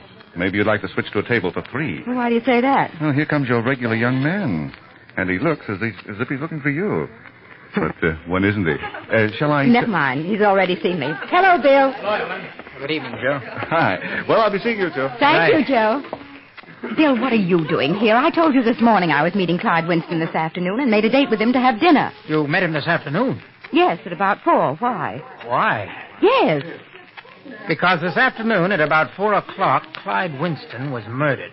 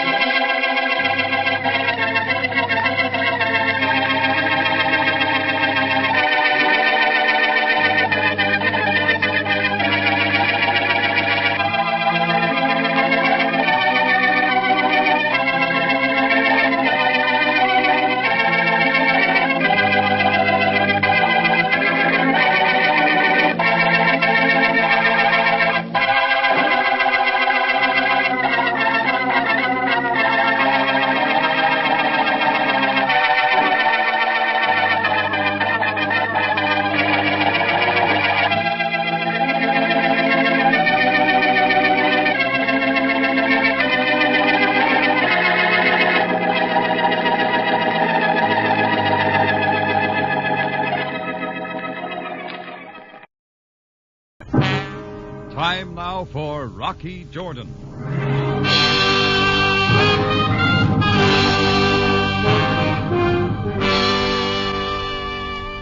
I'm always suspicious of a man, even in Cairo, who wants to play hide and seek. Especially when he's a total stranger. Well, this fellow in a felt hat and tweeds had been shadowing me for too long.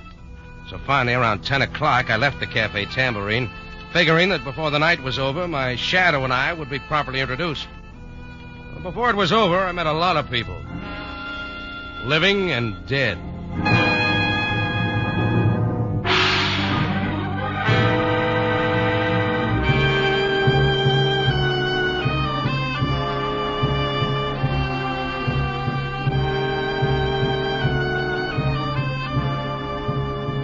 Again, we bring you a story of adventure with Rocky Jordan, proprietor of the Cafe Tambourine, which stands in a narrow street off Cairo's native quarter within sight of the Mosque Sultan Hassan. The Cafe Tambourine, crowded with forgotten men from the world's waterfronts, alive with the babble of many languages. Now, Rocky Jordan, and tonight's story, Strangers 3.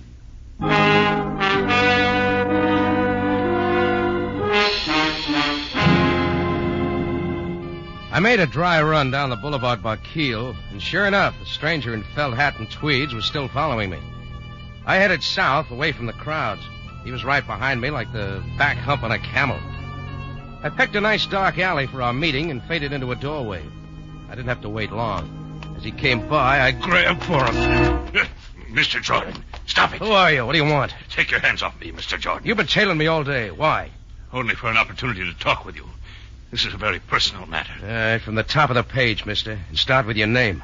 Feder Brahms. I'm delighted. Now, just what do you want?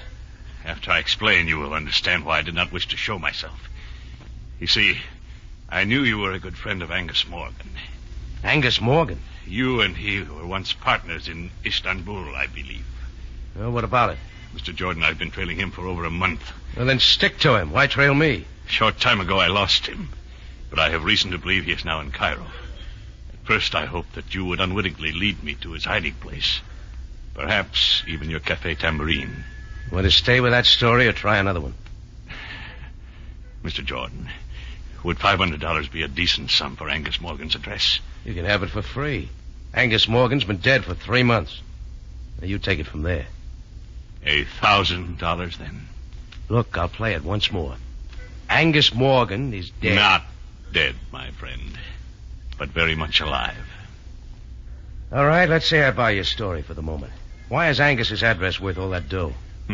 You are very cute, Mr. Jordan. Well? You have the dough with you? Certainly not. It's hardly the place for a financial transaction.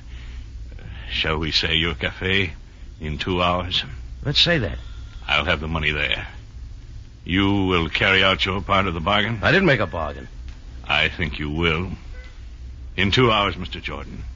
At the Tambourine. I watched Brahms fade off up the street and then detoured by way of the Cairo News Gazette. It was true. Angus Morgan and I had once been partners in Istanbul. Only Feder made one mistake. Angus and I were not friends, not even poor ones. Angus had double-crossed me and run out, owing me $15,000. If Angus was alive, only one thing interested me, my $15,000. It took some fast talk and 20 piastres to get me into the newspaper morgue that time of night. But from then on, the night clerk was cooperative. And what was that name again? Morgan. Angus Morgan. Oh, yeah. Moody. Yeah, I wouldn't mind this night job if it wasn't for my wife. You married? No. There was a story in the paper about his death about 3 months ago. Don't ever get married, not if you work nights. What'd you say that name was? Morris? No, Morgan. Now, take my wife. I always wants to know what happened. What? Oh, wait. That's the one I want right there. No, that's Morgan. Angus Morgan. Give it to me. Okay. What can I say to her? She wouldn't believe me anyhow. Angus Morgan. Killed in mysterious explosion, salvaging operation. Off the coast of Ras El Had. Yeah, then she says, why can't an alert, energetic man like me get a day job? Sure looks dead, all right. Yeah, she's just that way. Huh? My wife. Oh, yeah. Well, thanks for everything. Here, file this back under Rocky Jordan. Sure. Good night, Mr. Morgan. I decided to make one more call before keeping my date with Feder Brahms at the Tambourine. The authorities seemed sure Angus Morgan was dead. But if he was alive and in Cairo, he was here for one reason. A reason named Sabina. She wasn't too much to look at now, but at one time she was the toast of Istanbul. These days she ran a Turkish bath near the Sharia El Mudafar. It was late, but her office door was open and the sign said, "Come in." So I did. I can't believe it. When can I see him? He's waiting at the Sharon Sanitarium. Philip, wait. Hello, Sabina. Did I interrupt something? Rocky Jordan. Yeah, we meet again, Sabina, like old times. Don't tell me you want to lose weight. No. There's enough hot air over at the Café Tambourine to keep me in shape. I'd like a word in private with you, Sabina, as soon as you're through here. Why, I am in no hurry, Sabina, so suppose you go ahead and see what Mr. Jordan wants. I will wait for you. Why, that's very kind of you, Mr. Tournay. Yeah, thanks. We'll only be a minute. Yes, Rocky? Who's the overgrown Frenchman? Oh, Mr. Tournay was arranging for me to give someone a massage at the sanitarium. Please, Rocky, what do you want? Sabina, What do you hear from Angus Morgan? Angus? What are you talking about? You know I've he's... got a hunch he's alive. What kind of a cruel joke is this? I got reasons for believing it. Rocky, I know how you hated Angus for double-crossing you. What good can this do you? Can't you let the past sleep? Still do anything for Angus, wouldn't you? Get out of here, Rocky. Sure, Sabina. Get out! I got out. If Sabina was putting on an act, she wasn't doing a good job of it. But I knew my visit with her was a sure way of making Angus show his hand, if he was around. I went back to my cafe tambourine. It wasn't yet time for Feder Brahms to show up, so I sat down in my office to try and decide how I could handle him. Hello. Hello. Is this Mr. Jordan? Yeah? Good. I want to speak to you, Mr. Jordan. It is very important. Who is this? Oh, yeah. We have never met. My name is Svensson. Swenson? Jan Svensson. Oh, naturally. Mr. Jordan, I saw you talking to a man named Feder Brahms. Nice of you to tell me. I don't know what he offered to pay for information leading to Angus Morgan, but I can guarantee you I will double his price. I didn't know a dead man was worth so much. Mr. Jordan, a man does not yoke when he is 40 fathoms under. Look, drop the salty talk and get to the point, huh? I am staying at the Hotel Marlowe, room 6. Will you come see me right away? How much money did you say? I'm sure we can strike a bargain. Well, then get ready to bid, Swenson. You got competition. I hung up knowing that Feder Brahms wasn't the only one who'd been following me. Add one Jan Swenson. I figured Feder and his appointment could wait. 2 heads were better than one, and if my 15 grand was around, I wanted to be sure of it. The Hotel Marlowe wasn't far, and I was there in 5 minutes. Room 6 was on the first floor. There was a light on inside the room, and I knocked on Jan Svenson's door. No answer. I tried the door, but it was locked. So I called the hotel manager, and we went in. Oh, what has happened? That bed does not belong in the center of the room, and the dresser upside down. Looks like somebody went through here with a bulldozer. There has been a fight. But Mr. Swenson's clothes are still here. Yeah, a few of them. Yes. Oh, what are these? Well, heavy rubber gloves, like a deep-sea diver's, maybe. Nice and new. Oh, this is terrible. Dust all over everything. Yeah, even the phone. We must call the police. Yeah, do that. I left the hotel manager wringing his hands and got outside. I checked my watch. It was time for my date with Feder Brahms at the tambourine. And this time I really had some questions. As I turned to go, I felt something tugging at my coattail. It was a small native boy. He handed me a white envelope and dodged away into the crowd. I opened the letter, and it read, Mr. Jordan, before you see Angus, see me. I will meet your price. Signed Captain Morey. Address, 62 Fernier Road.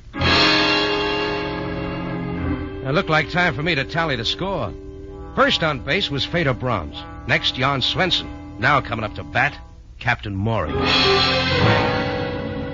I figured that Feder could wait for me at the tambourine, and I caught a taxi to 62 Fernier Road. It had all the earmarks of a sedate rooming house. The skinniest woman I've ever seen opened the door. I'm Mrs. Phipps. May I help you? Yes, I'm Rocky Jordan. Shh. You'll have to keep your voice down. My guests have been asleep for hours. Oh, sorry. Captain Morey's expecting me. Captain Morey? You don't say so. Well, I can't imagine... Look, I got a letter from him. Shh, please. I've got to see him tonight. I'm so angry I could scream. It couldn't have been 10 minutes ago. He skipped out of here bag and package. Out the window, if you please. And not paying me 1 cent for his board and room. Take his clothes with him? Yes, everything except these awful rubber boots. Here, you can have them. Forgot his sea boots, huh? Better give them to the police. The police will be here. I've already called them. Oh, just one more thing. What did Captain Morey look like? Simply horrible. Grotesque and horrible. Oh, thanks. Shh. I left Mrs. Phipps standing there, a big new sea boot in each hand, and moved out onto the dark street. I got to the nearest payphone and called Chris at the tambourine. He said nobody resembling Feder Brahms had made an appearance there. We were both late for our appointment. Now, there was something else in my mind as I left the phone booth. I wondered if my visit with Sabina was going to pay off. And then it did. The shots were wild, and there were holes in the wall all around me. I dropped to the ground, rolled up in a dark corner. The guy with the gun must have thought he got me because he took off down a side street. He was big, but he ran like a scared gazelle. I was up and after him, but when I got to the corner, he was out of sight. I let him go. Anyhow, I had one answer. The seed I had planted with Sabina had finally blossomed.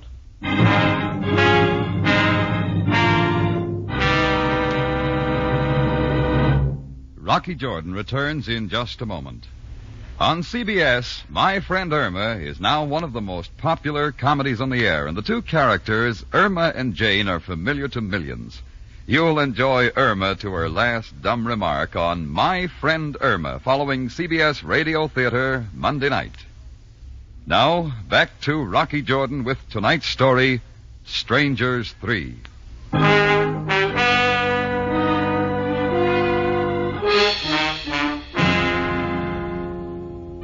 Angus Morgan was supposed to have died 3 months ago. That's what the record said. But when 3 men named Feder Brahms, Jan Svensson, and Captain Maury came to Cairo looking for him and said he was alive, I was interested. Angus owed me $15,000, and I like money. My visit with Angus's old girlfriend, Sabina, paid off on the nose. When shots started flying, I knew Angus was close by. Back in Sabina's office, the fellow named Tournier had mentioned the Sharon Sanitarium, and Sabina hadn't covered it too well. So the next day being Sunday, I invested in 12 roses and paid the Sharon a visit.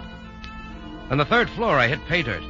I swung a door open, and there, propped up in bed playing chess with Philip Tournier, was Angus Morgan.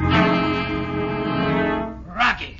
I brought you some flowers, Angus. Shut the door. How did you find me, Rocky? The telephone book. Same old Rocky. Is he your finger man? Me and Philip Tournier, my bodyguard. We've already met. Twice. Twice, Mr. Jordan? Once at Sabina's and once outside a phone booth.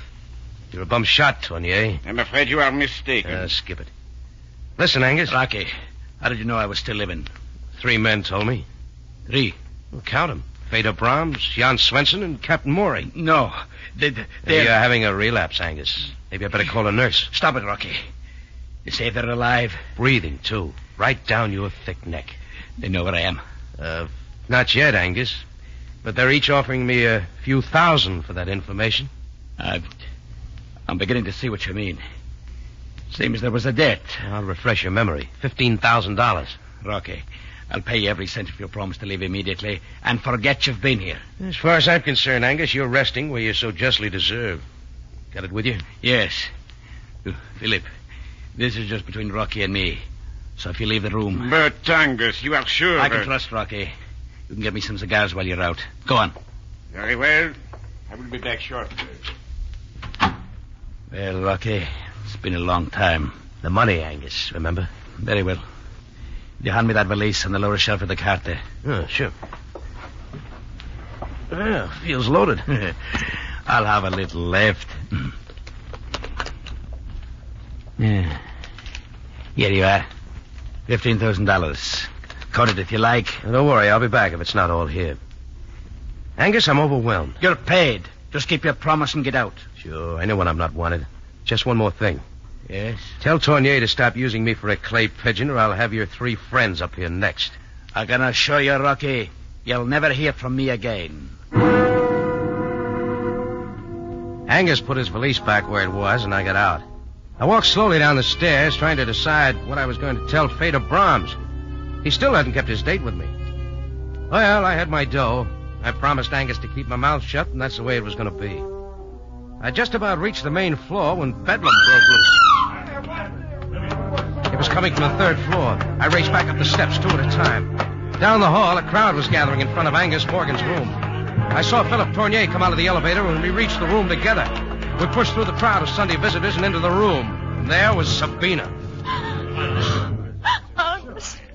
Sabina, what is it? Pull yourself together, Sabina. What happened? I walked into the room and there he was. There's no doubt about it this time. Angus is dead. Stabbed to death. From there on, things moved fast. Sam Sabaya, captain of the Cairo police, took over. A very thorough man, he rounded up everyone connected with the case. Down at headquarters, I was kept cooling my heels while Sam talked to Sabina and Tournier. He called me in last. Well, Jordan, I am afraid you have a great deal to explain. Well, by this time, Sam, I thought you'd have the murder solved. Jordan, this time, let's get to the point.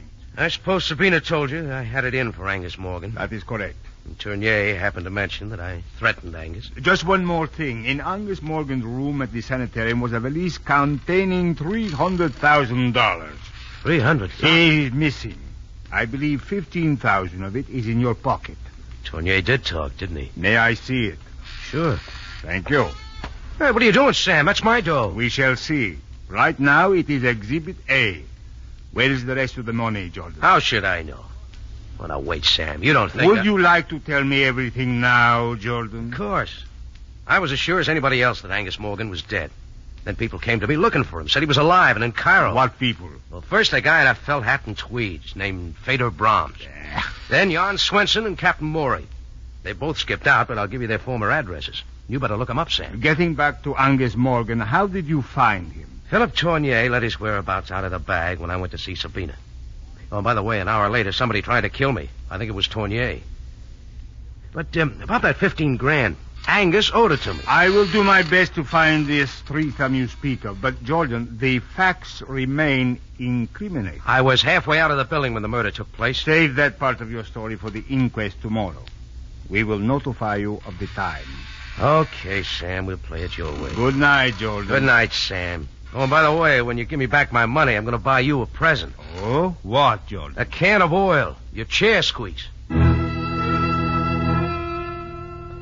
I went out into the street, and when the air hit me, I knew I was sweating. If we were all released, that meant Sam was playing cat and mouse with us. And everything pointed in my direction, much too conveniently. I had to act quickly while I still had a few hours of freedom. I had a hunch the police were following me, but I didn't care. I had nothing to hide. Sabina was first on my list. She took my bait once before, and she might again. When I reached Sabina's Turkish baths, she was already there. Rocky, what are you doing here? Who let you in? I've got to talk to you. Haven't you caused enough trouble? Leave me alone. Who's Fedor Brahms? Jan Swenson, Captain Morey. Why don't you ask Philip Tournay? I will. Where is he? He's staying at an apartment over the open-air market on Faran Street. Oh, thanks. I got a good hunch who killed your boyfriend, Sabina. Maybe you have, too. Who did it, Rocky? That's what I got to find out, Sabina. Or I may be next. I went to the open-air market on Faran Street. Philip Tournier's room was on the second floor. I knocked. When he finally opened it, he was either out of breath or awfully scared. Jordan! I'm coming in, Tournier. Yes, of course. I thought you were in jail. Oh, weren't we all? There is a policeman watching my apartment? 2 of them now. 1 for each of us. I'd start leveling with me, Tournier. You tried to kill me last night, didn't you? I could have, Rocky, but I shot wild, purposely. I was Angus Morgan's bodyguard, not his finger man. When did Sabina arrive at the sanitarium Sunday? I do not know. You ever hear of Fedor Brahms? Why, I have never seen him. Well, try these for size. Jan Swenson, Captain Morey. Angus, Fedor, and Swenson hired Captain Morey's boat. They salvaged an army payroll from an American freighter that had been sunk during the war. Where? Off the coast of Ras El Had. The 4 of them were supposed to split the money between them. Knowing Angus, he changed his mind, wanted all of it. That is right. After they had hauled up $300,000 of the money, Angus sneaked off the boat, leaving a time bomb behind. Everyone was reported missing at sea, including Angus. Well, they're not missing now. They're in Cairo. They will kill me. Sure, if you took the $300,000. But I did not. What can I do? Just sit tight and don't talk to anybody. Especially not to Sabina. Tournier was halfway to his phone before I got out the door, but I didn't mind. At least now I had something to work with, if I could believe anything he said. I went out onto the street wondering if I'd ever see Fedor Brahms again, or Svensson, or Captain Morey. Why would anyone kill Angus, take the money, and stay around Cairo for the police to get at? I stood there trying to figure my next move, and then it was figured for me. The door of a car waiting at the curb swung open. Get in, Jordan. Fedor Brahms. Sure I'm not intruding. Get in, I said. Okay. Take that shiny cannon out of my face. It hurts my eyes. I may have to use it. I want that $300,000, Jordan. You haven't got it? No. And I want every cent of it. Tell me something, Fader. How did it happen Angus Morgan didn't kill you like he planned? Perhaps I knew him too well. We were on the salvage boat, all four of us, lying 2 miles offshore. One night I heard a sound went up on deck. Then I heard oars fading into the fog. It was Angus Morgan taking all the money we'd salvaged. Before I could do anything, there was a blast. I came to on a small vessel sailing for East Africa. It took me 2 months to get back. And I've been looking for Angus ever since. I see. Now you see why I want that money, Jordan. Why don't you look up Jan Swenson or Captain Morey? Why pin it on me? I think you have it. Jordan, I swear I'll kill you right here. Oh, maybe not after you take a look out the back window. Where? Black car? Keep watching it. The police, Fader. They've been tailing me all day. Perhaps you are not lying. Now listen to some sense. You want the money. I want to get the guy who killed Angus Morgan to clear myself. We can get them together. You know who killed Morgan? Yeah. Captain Morey. I'm sure I saw him at the sanitarium. Captain Morey? Of course. What's your plan? Well, first we split up. Shake the police off our trails. Meet me at the corner of Sika and El Modar, right by the old tower. Why there? I think I know his hideout. You'll be there in 30 minutes. Very well, Jordan. I will be there.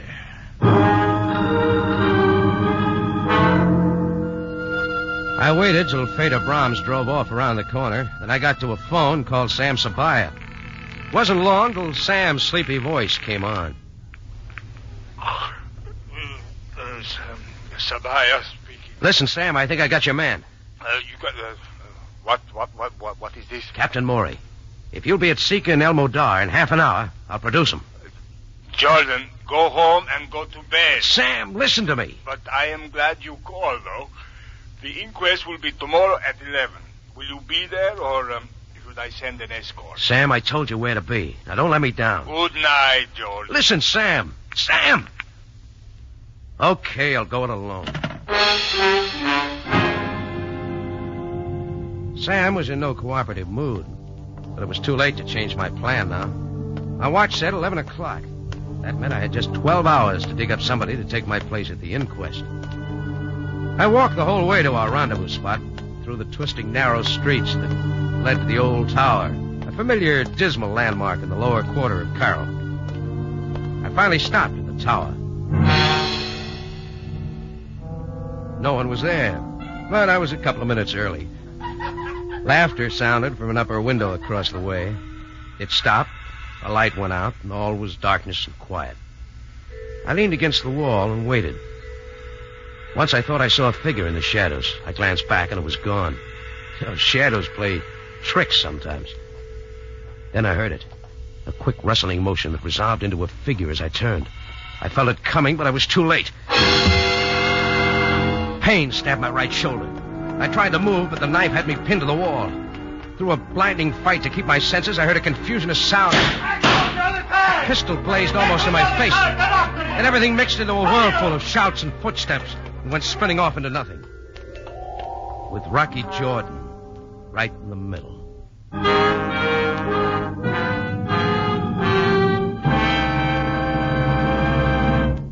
Rocky Jordan will be back in a matter of seconds with the ending of tonight's story. Here's a mic memo from CBS for Monday night listening. The Foxes of Harrow comes to you Monday night on CBS Radio Theater with lovely Maureen O'Hara and John Hodiak. Don't miss The Foxes of Harrow, CBS Radio Theater, Monday night at 7 in California and 6 elsewhere in the West. Now back to Rocky Jordan for the ending of tonight's story.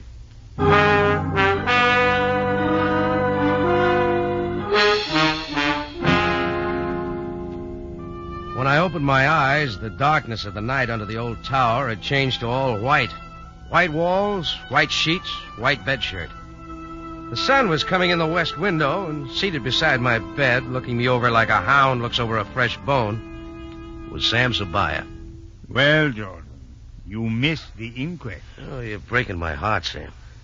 Where am I? In the Sharon Sanitarium. Oh, Sharon again.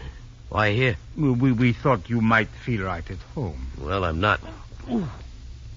What happened? Only a knife wound. Your shoulder will heal. You were more fortunate than Angus Morgan. Yeah.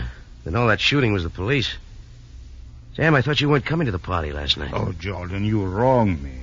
Fedor Brahms is now in the Cairo jail. A little worse for the wear. Okay. Now, Sam, when do I get my 15 grand back? Remember? Exhibit A? Jordan, you promised to lead me to Captain Maury. Where is he? In jail. Captain Maury, Jan Swenson, Fedor Brahms. They're all the same man. Oh. It's no wonder we couldn't find the other two. When did you know this? I should have known from the beginning. Fedor was too elaborate with his plans.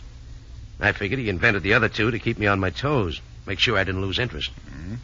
And if a murder rap came up, the police would be out looking for Swenson and Maury. Dead men. But, Jordan, that is hardly proof. No, I wasn't sure till Fedor Brahms came to me and demanded the money. I told him to ask Swenson and Captain Maury, but Fedor didn't bat an eye. Why? Because he knew they didn't exist. No doubt they were actually killed in the salvage boat. Sure. So when I told Fedor I'd produce Captain Maury, he knew I was lying. He decided it was time to get rid of me. Just one thing I don't understand. Sam, about my $15,000... what don't you understand? Well, if Fedor Brahms killed Angus Morgan and took his money, why didn't he get out of Cairo? Now, very good question, Jordan. Brahms has confessed to the murder, but he did not get the money. What? Sabina came into Angus Morgan's room too quickly after the murder. In his haste to escape, Fedor left the very thing he was after. Then he really did think I had it. Oh, but where is the money? But that is a very strange thing, Jordan. After we brought you back here last night, the money was found in the third floor laboratory. How it got there, I don't know. Sam, of course. Angus set the money satchel on the lowest shelf of that little cart the nurses wheel around. It was still there when she wheeled it out. Ah, I see. Perhaps during the confusion after the murder. Well, that about settles everything. Oh, no, Sam. What about my 15 grand? My dough? Well, you see, Jordan, there will probably be an estate. You will have to put in a claim for it. Well, of all the... Hey, nurse! Nurse! Jordan, can I get something for you? Yes, Sam, a first-class lawyer. Calm yourself, Jordan. You will get your money. You always do.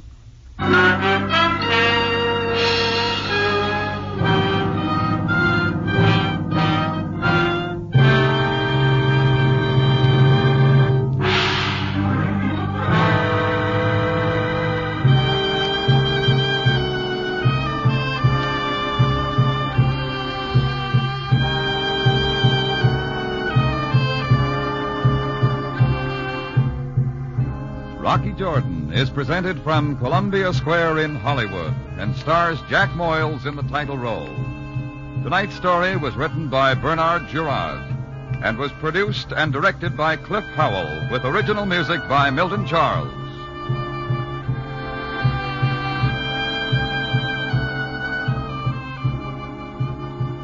This is CBS, the Columbia Broadcasting System.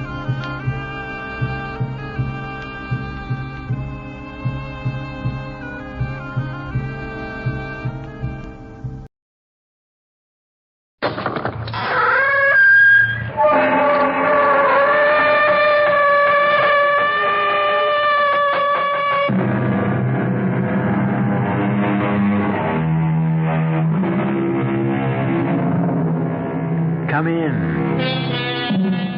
Welcome. I'm E.G. Marshall. Take a chair or stretch out on the sofa, whatever you like. Are you old enough to remember the opening of a popular daytime soap opera?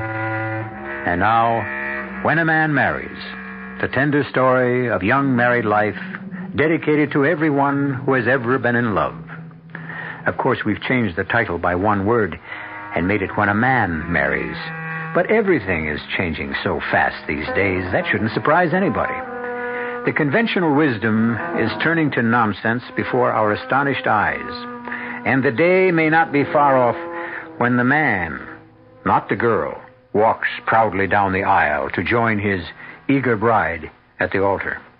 Stranger things have not only happened, they are happening right now. Our mystery drama, Mind Over Matthew, was written especially for the Mystery Theater by Elspeth Eric and stars William Redfield.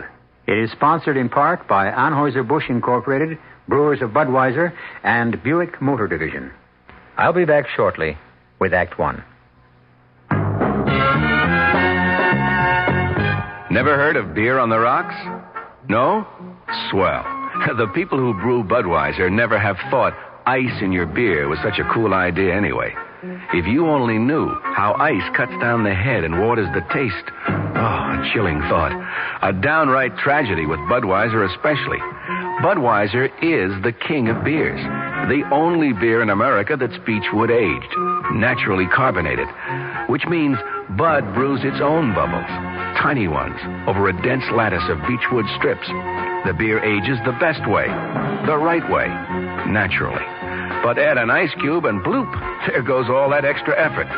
So if you forget to cool enough Bud, skip the cubes and put your Budweiser on ice for a while, on the coldest shelf in your refrigerator. Even if the wait does frost you a little, it'll be worth it. Anheuser-Busch, St. Louis.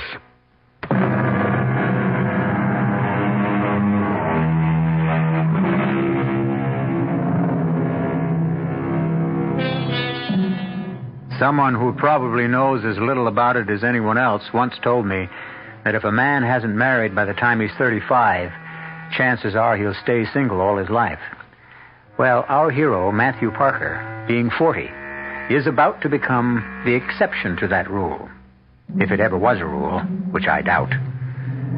Listen with me now to the tender human story of when a man of 40 marries. Morning, Hester. Why, Mr. Parker, good morning. How are you, Hester? Oh, I'm fine. Well, I must say you're looking very well.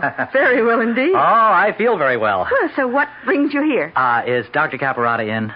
You didn't have an appointment, did you? No. I just took a chance. Oh, well, his 11 o'clock is late. He's in his office. Oh, good. Okay to go right in? I think so, just not first. Sure. I must say, I've never seen you looking better. Thank you. Yes? Hello, Fred. Oh, Matthew. How are you, fella? Well, you look great. Well, that's what Hester was just saying.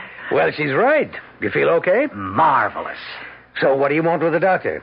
Not that I'm not always glad to see you. Well, it's about my warts. Oh, Matthew. On my left hand, you know. I thought we'd about given up on those. Warts are pesky things. Oh, Fred, I can't give up, no. Well, I've tried everything, Matthew. Why don't you just resign yourself? I can't. I'm getting married. You're what? I know. I'm 40 years old, never been married, but, well, I'm in love. Do I know her? Mildred Cavanaugh? Well, she's only 20, Fred, but very mature. Mildred, well, her father's a patient of mine. Yeah, but you don't know Mildred. Well, she's never been to see me, no. Oh, Mildred doesn't have much use for doctors. No? Well, say, I feel that way myself sometimes. Yeah, Mildred says whatever's wrong with her, she can cure herself. Uh-huh. How does she manage that? By the force of her unconscious will. That's what she says, Fred. I don't necessarily believe it. Mind over matter, eh? Uh-huh. Something like that. Oh, she's a very healthy girl. Most people are at age 20. You know, she never even has the sniffles. Or if she does, she dispels them. Yeah, well, all sniffles go away eventually. Yeah, but Mildred's go away in, 2 minutes, 3 at the most. She changes her thinking and they go away. Fred, I'm telling you, I've seen it happen. Matthew, any doctor is a fool who denies the power of the mind over the body, and I certainly don't. You won't tell Mr. Cavanaugh I was in to see you, will you, Fred? Well, I don't see why I should mention it. Well, he might say something to Mildred. So what if he did? She'd kill me. Surely not that. Well, she's pretty violent on the subject. She says once we're married, I won't have any pains or sicknesses of any kind. She'll see to that. What is she, some kind of a witch? Oh, she's a sweet, lovely girl. And, Fred, I do feel better. I mean, healthier and stronger since I've known her. I think a sweet, lovely girl at 20 would make me feel better, too, Matthew. Yes? Your 11 o'clock is here, Doctor. Okay, I'll leave. About my warts. Fred, we're getting married in a church. You know, it's very dressy and all that. Well, you'll be wearing gloves, Matt. Nice, clean, white gloves. Well, yeah. Forget about the warts. That's my advice to you. All right, if you say so. I say so. Look, I don't suppose I'll be seeing you from now on. Listen, we're still friends, aren't we? Of course. Well, I don't want to hold you up. So long, Fred. Goodbye, Hester. Good luck, Matthew. Goodbye, Mr. Parker. Well, Why won't he be seeing you from now on, Doctor? Well, he's marrying a young lady 20 years of age who doesn't believe in doctors. Oh? What does she believe in? Mind over matter. Or I should say, mind over Matthew.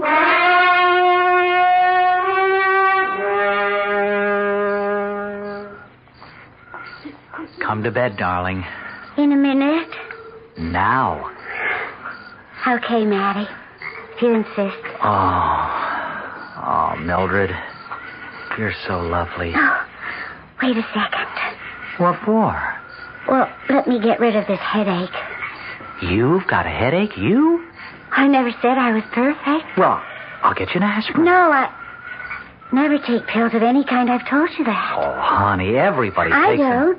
I never have, and I never will. Just let me lie here and concentrate. Oh. What are you concentrating on? Horizons. There isn't any horizon, honey. This is our bedroom. Is it okay for me to kiss your shoulder while you're concentrating? I guess. Are you hypnotizing yourself? I don't think so. Are you in a trance? Let me look.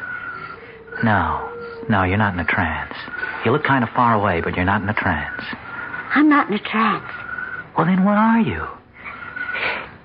Is this some kind of auto-suggestion? I've heard of that. That must be it. Is it? I'm extending my powers, that's all. Oh, extending your... That's all, huh? Mm-hmm. Oh. Is it gone yet, the headache? It's going. Oh, good. Gone? Just about. Tell me when. Now. That's marvelous, the way you do that. It's nothing, really. I mean, I couldn't do it to save me. Oh, yes, you could. Anybody could. Didn't you say something before about kissing my shoulder? Oh, you know what? I'm going to start with your fingertips. I'm going to kiss them, and then I'm going to kiss your hand and your arm and your elbow and right on up to your shoulder and then your neck. Why don't you start? Start? Oh, mm-hmm. Maddie. First little finger. Mm-hmm. Second little finger. Third little finger. Mm-hmm. Fourth little finger. Maddie.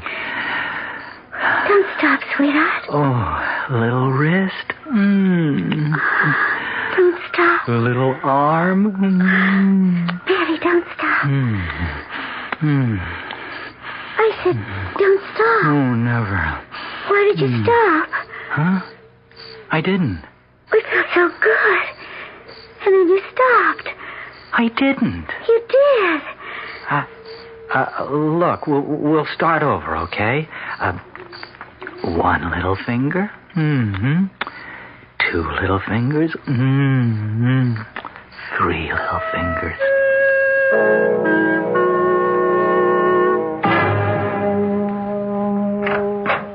Morning, Hester. Why, Mr. Parker, hello. The doctor in? He's on the phone, but he'll be through in a minute. Well, long time no see. Married life agreeing with you? Oh, boy. Yes, it's agreeing with me. You look awfully well. Oh, I am awfully well. I guess a wife was just what you needed. Well, this wife was. She's very young, the doctor tells me. 20. Pretty? Oh, she's very pretty. Oh, isn't that nice? Oh, the doctor's off the phone now. You can go right in. Thanks. Come in.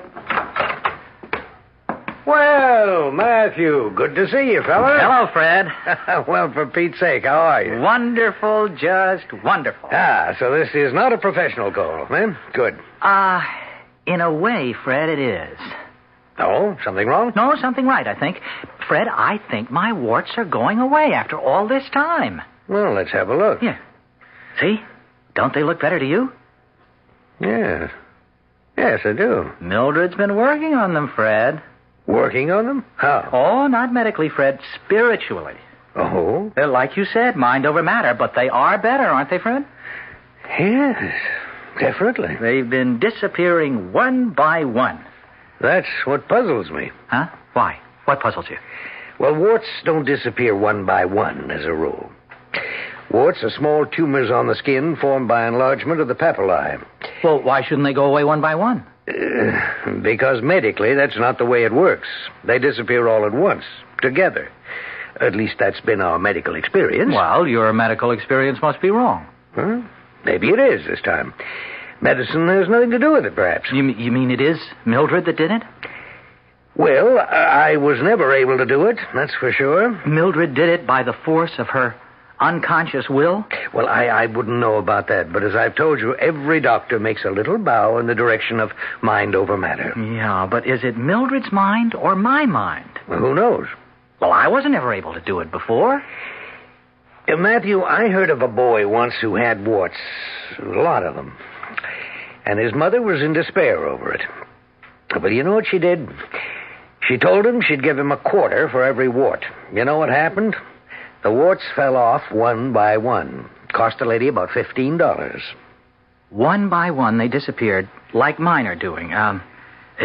Did the boy's warts ever come back? Not that I know of. He and his mother left town shortly afterwards. It got a little uncomfortable for them. Everybody was saying she was a witch. Is that what they called her? Not that I think she was, necessarily. Fred, how do you tell a witch? Oh, I don't know too much about that, Matthew. Why don't you ask Esther? She knows everything there is to know about witches. Well, I'd rather not talk about it to Hester, if you don't mind. Why can't you tell me? Well, all right. Witches are very nice people, actually. So Hester says. I mean, they're not like sorcerers. Sorcerers tend to be malevolent, mean sort of people, making blood sacrifices and all that, weaving spells, concocting potions, holding rituals, all that sort of thing. That's sorcery. But witchcraft, well, witchcraft doesn't go in for any of that, Hester says. Witchcraft is just the use of our unconscious powers. The unconscious will? Yeah, the unconscious force or urge, well, whatever. But Fred, how do you know who's a witch and who isn't? Well, you really should ask Hester about that. No, please. I want you to tell me. Well, for one thing, Hester says that a true witch always has one spot on her body which feels no pain at all, which is completely insensitive. Insensitive to pain. One spot. That's what she says. Fred, would it follow that this one spot on a witch's body that is insensitive to pain, Fred, would that spot be insensitive to pleasure, too? Well, I suppose it would. Why, Matthew? Oh, Fred, I think it's possible. I think it's just possible I married a witch.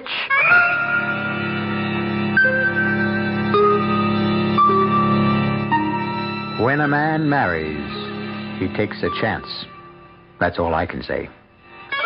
He can marry a woman with a better mind than he has, which is humiliating, or he can marry a woman with a mind inferior to his, which is boring. But what if he marries a woman with a subconscious mind that is active and brilliant and on call at a moment's notice, while his own remains stubbornly sluggish and very, very sub? What then? Why, it could drive a man clean out of both his minds. I'll be back shortly with Act 2. There's a fresh new spirit sweeping the land. A free spirit that demands good products. Products that satisfy your sense of good taste and desire for economy. But above all, products that perform. Buick has been touched by this spirit. And this year, our crisply designed, solidly built Buicks will bring joy even to the most demanding of free spirits. The 1975 Buicks, dedicated to the free spirit in just about everyone. Now, this message from Show Corporation of America. The best value in town for the George Foreman Muhammad Ali Championship fight of your lifetime is the big screen color closed circuit showing at the Waldorf Astoria Grand Ballroom, 49th and Park, on Tuesday, October 29th at 9 p.m. You can watch it at the Waldorf with your friends in spacious comfort at reserved tables or grand tier boxes with drinks served from an open bar, all for just $45 with drinks, tax, and gratuities included. $40 per person in groups of 10 or more. Doors open at 9 p.m., and the Waldorf pre-fight program starts on the big color screen at 9:30 with the main event at 10. Get your tickets now by calling 421-9022. That's 421-9022. Or go to the Golden Labang ticket desk in the Waldorf or other major midtown hotels. Act now. Get choice seats with drinks included for just $45. The championship fight of your lifetime. Watch it at the Waldorf. Special dinner package also available. Call 421-9022.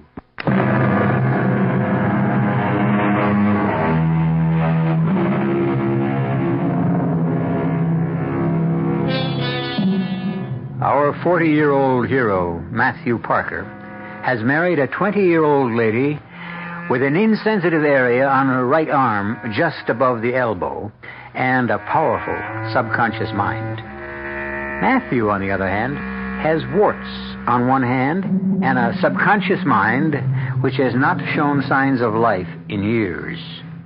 Mildred's subconscious is dispelling his warts, but the numb area just above her elbow is a mystery and a torment to Matthew's very conscious mind. I haven't come clean with you before, Fred. I was afraid to. Matthew, you can tell me anything. You know that. I'm your doctor. Well, you won't tell Mildred, will you? I don't even know your wife. Yeah, but you know her father. Don't tell him. Don't tell him what? You won't tell him? Well, I won't tell him. Now, what is it? Well, Mildred and I, Oh, boy, is this embarrassing. You see, when Mildred and I go to bed, come on, Matt. You're a grown man. Well, I know, but this is so personal. I wouldn't be telling you at all if it wasn't for that witch business we were talking about. Well, you told me you thought Mildred might be a witch because of your warts disappearing. That's not the only reason. There's something else. Well, why don't you tell me and stop stalling? Well, Fred, you see, when Mildred and I are in bed, we start off, well, you know, with a little game, sort of. I mean, I kiss her. Well, that's a good way to start off. Yeah, I mean, I kiss each little finger, and then her wrist, and then her arm. Yeah, okay, I get the picture. Now, this is her right arm I'm talking about. Does it have to be? Well, it doesn't happen with her left arm. What doesn't happen? For Pete's sake, Matthew. Well, no, her left arm is okay, but you see, there's a little patch of skin on her right arm that, well, when I kiss it, she doesn't feel it. Well, how do you know she doesn't feel it? Because while I'm kissing her, Fred, I feel terrible telling you these things. You have hardly told me anything. How do you know there's a place on her right arm where she doesn't feel anything? Because when I'm kissing her arm, she makes all these cute little noises. You know, she likes it. She keeps saying, "Don't stop, Matty." Well, go on. Well, the first time I did it, you know, starting with the fingers, etc., I got almost to her elbow, and all of a sudden she says, "Why did you stop?" She was very annoyed, you see. She said, "Why did you stop?" Well, why did you? I didn't. That's what I'm telling you. She's got this place below her elbow where she can't feel me kissing her. Last time I saw you, you said that witches sometimes have a place on their bodies where they don't feel pain. Now, you remember that? I remember. And I asked you, did that mean they couldn't feel pleasure, too? And you said you suppose so?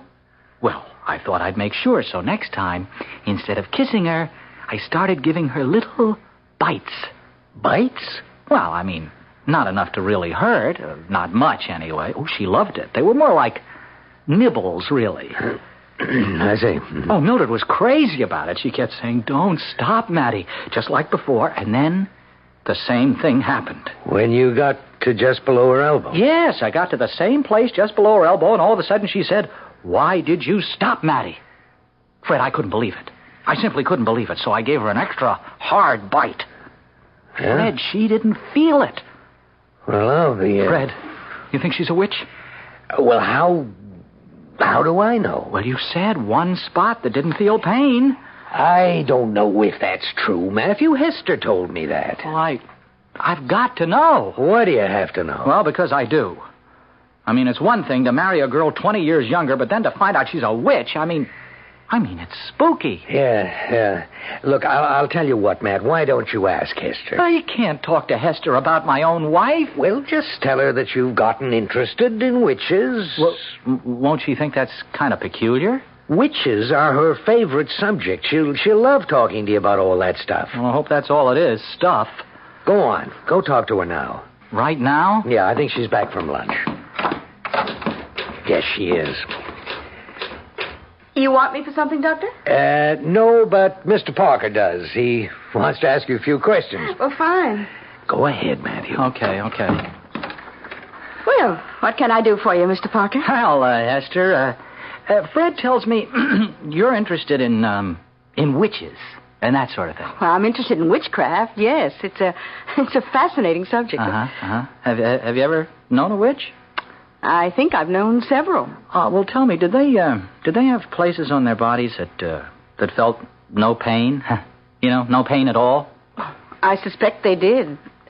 Unfortunately, I never got close enough to find out for sure.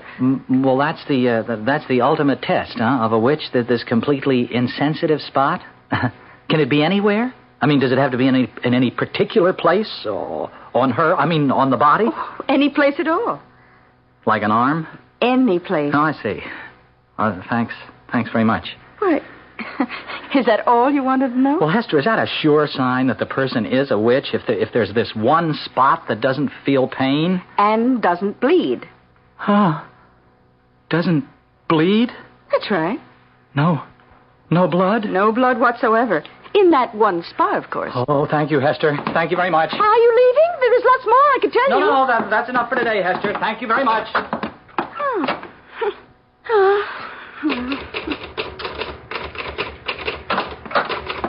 Mr. Parker left?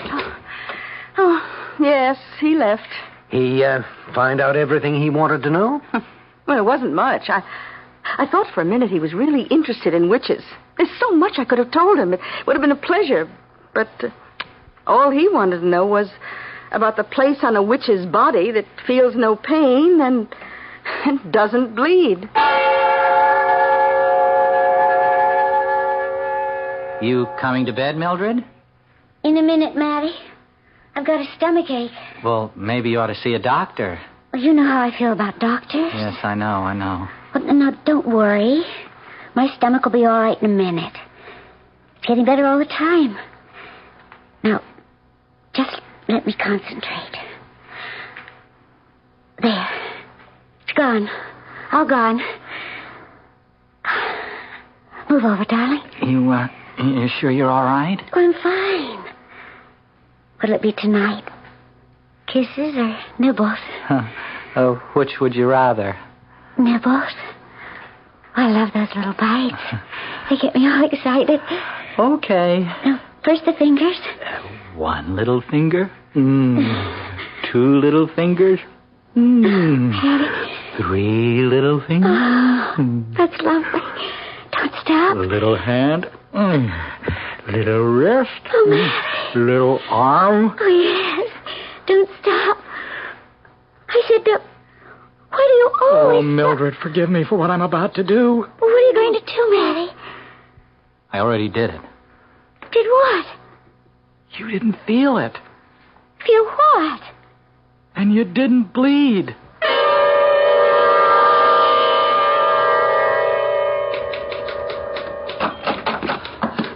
Is he here? Oh, Mr. Parker, what's the matter? I gotta talk to him. Is he here? Oh, the doctor's at the hospital. Office hours don't start till 9, Mr. Parker. What's the matter? Oh, here, come sit down. Well, you look awful. I feel awful. I feel terrible. You want me to get you a glass of water? No, Hester, don't leave me. Stay with me. Oh, Mr. Parker, what is it? Hester, can I trust you? Well, of course you can trust me, but what is it? I was going to talk to Dr. Caparotto, but if he won't be here till 9, I can't wait that long. I could hardly wait till morning. I snuck out of bed at 6 o'clock. Oh, Hester, can I talk to you? Well, of course you can talk to me. It's about my wife. I feel so disloyal talking about her, but I've got to. You can talk to me. Believe me, you can. Hester, I think my wife is a witch. Oh? I'm practically positive. Well, what makes you think so? Now, first, it was the way she made my warts go away. You knew about that? The doctor told me. Then the way she makes all her own pains and things go away. Well, just last night she had a terrible stomachache, really awful, but she applied her subconscious will to it, and it went away. Just like that. Well, witches can do that. That and more. Well, I wouldn't have left her to come here if it hadn't gone away. I mean, I wouldn't have, no matter what she said, but she said she was fine, so I came. You think she's a witch just because her stomach ache got better? Oh, no, that's not all. Oh, well, what else? Well, you remember when I was here the last time? You told me that a witch's body had a place on it that felt no pain? That's true. And that didn't bleed? Yes.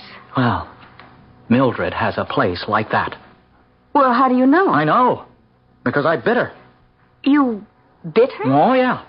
You mean just walked up to her and bit her? No, not exactly, but I bit her. I bit her. Hard. Well, how did you know where to bite? Hester, please, never mind. I can't go into all that, not with you. But I knew where to bite, and I bit, and she didn't feel it, and she didn't bleed. Not one little drop of blood. Well. I mean, it scared me so I couldn't make love to her. I told her I had a headache. She wanted to concentrate on it and make it go away, but I told her no, I wanted to keep it. That made her mad. Oh, naturally. Oh, Hester, what am I going to do? Well, what do you want to do? Well, I can't stay married to a witch. Witches can be very nice, you know. Well, I'd always be looking at her and thinking, holy cow, she's a witch. Matthew, may I call you Matthew? Oh, certainly. We've known each other so long. Look, Matthew, witches are people, flesh and blood people. The magical power they have only means they have a greater grasp on reality than other people. They have greater use of their extrasensory powers. Real flesh and blood? Of course. You see, witches live on the higher levels of consciousness, that's all. Well, I'll try to get used to the idea. Once you do, you'll love it. Huh? Well, I guess I better go home. Oh, must you? Do you think I should tell Mildred I know she's a witch? I wouldn't. It's possible that she doesn't even know it herself. Yeah, she is very young. Maybe she hasn't found out. Yeah, I'd better go home. She really had a terrible stomachache last night. Oh. You know, for a witch, she certainly gets a lot of aches and pains, more than I do, really. Well, she's only human, Matthew. Well, thanks, Hester, for talking to me. It helped a lot. Oh, I'm glad. Here, let me take you to the door. Oh, I'm all right, really. Oh, sure you are. Thanks again. I'll be fine now. Who's that? Who? Where? Crossing the street. Boy, it's Mildred. Well, is she coming here? Yeah, it looks like it. She looks like she's in a hurry. Oh, she shouldn't cross the street in the middle of the block. That's right. No, she's up. Mildred, look out! The truck! Look out for the truck, Mildred!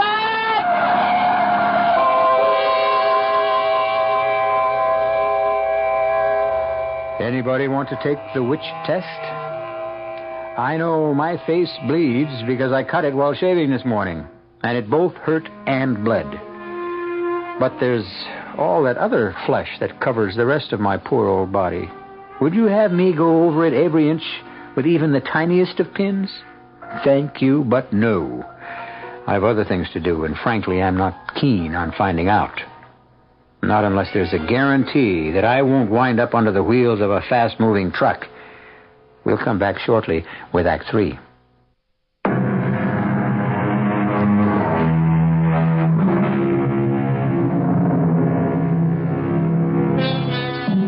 Poor Matthew. Poor 40-year-old Matthew, who married Mildred, a 20-year-old witch. Poor Mildred, who could make warts vanish and dispel her own aches and pains by sheer force of concentration, but who died suddenly and carelessly, albeit painlessly, under the wheels of a 2-ton truck. What price being a witch? What price being the widower of a witch? Well, I can't tell you how much I appreciate this, Fred. You know, the two of you coming over here for dinner. Oh, how's the steak, by the way? Oh, it's great. Marvelous. Oh, you two are about the closest friends I've got now. You're the only ones who knew about Mildred. I mean, knew all about her. I'm really very grateful to you both. Don't mention it, Matthew. We're happy to be here. Oh, you know, this is the first time I've seen anybody at all since Mildred got run over. I've been in shock. Well, who can blame you? Where was the second sight witches are supposed to have? She didn't even see the truck, and it was a big one. Second sight doesn't mean sight with the bodily eyes, Matthew. Well, it should, I think. Well, the thing I don't understand is what she was doing on my street. Did she have any friends on my street? No, Fred, that's just it. Our friends lived over in our part of town. Mm-hmm. Well, then what was she doing there? Well, it looked to me as though she was coming to see you. And she crossed the street right smack in the middle of the block. Yeah, directly opposite to your office. That's how we happened to see the whole terrible thing. She looked as though she was in an awful hurry. She didn't look to the right or to the left. Just put her head down and charged across the street right in front of this huge truck. Why should she be coming to see me? You think maybe she knew you were there? She didn't know I was still seeing you. Well, then why? She couldn't have been shopping in my neighborhood. There aren't any stores. It's got to be that she was coming to consult me professionally. It's got to be. No, Mildred wouldn't do that. Mildred took care of her own aches and pains. Well, maybe this time she couldn't. Well, she'd had a stomach ache the night before. Was it a bad stomach ache, Matthew? Oh, it was pretty bad. But she got over it. She didn't take anything for it. Mildred? Mildred would never take anything for anything. She just concentrated and the pain went away. Mm-hmm. Well, maybe it didn't. Oh, yes. She was fine in just a few minutes, and she was fine the next morning. Pain isn't always a curse, you know. Pain is a signal that something's wrong. If we didn't have pain, how would we know something was wrong? Well, it's our thinking that's wrong. That's what Mildred said. So when she had a pain, she changed her thinking. Sounds so simple. Yeah, for her it was. Nope. I'm not satisfied. Matthew, I want your permission to do an autopsy on your dead wife. An autopsy? Yeah. I want to have her body exhumed and do an autopsy. Well, will they let you do that? With your permission. I think I can get her father's. Yes, but what excuse will you give? Oh, that there's a possibility she was, well, maybe ill, maybe incapacitated before the truck hit her, something like that. Do I have your permission, Matthew? Well, Hester, should I say yes? Well, I think you should. But look at it this way. It'll be the first autopsy ever performed on a known witch.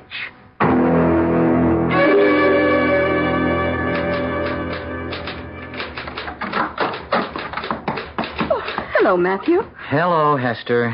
And how are you? Oh, I'm not too good. I'm sorry. Is anything wrong? In particular, I mean? Oh, I miss Mildred. Well, of course you do. You know, it's a funny thing. I was a bachelor all my life. I mean, I was 40 when Mildred and I got married, and we weren't married very long.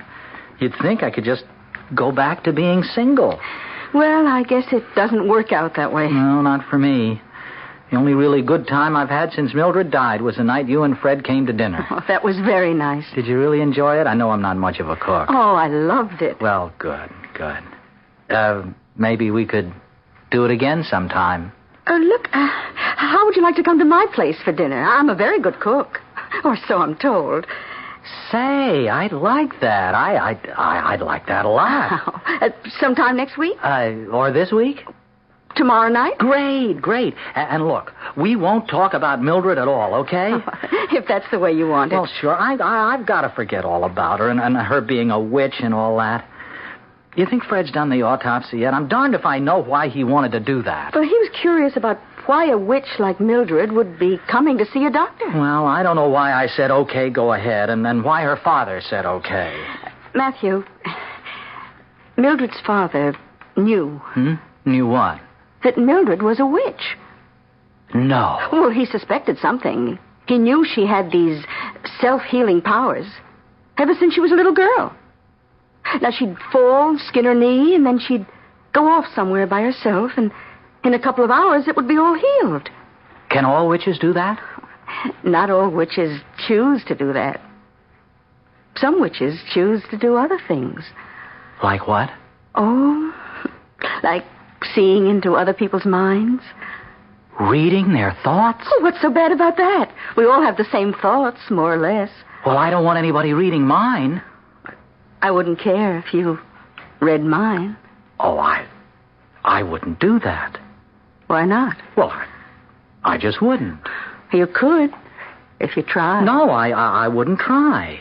Listen, why didn't Mildred cure her father of anything? Tell me that. She cured my warts. Her father didn't choose to be cured. Not by witchcraft. He was afraid of witchcraft. He chose to come here instead. Why wasn't I afraid? Oh, well, for one thing, you were in love. And for another, Yeah? What's the other thing? I think you'd better find that out for yourself.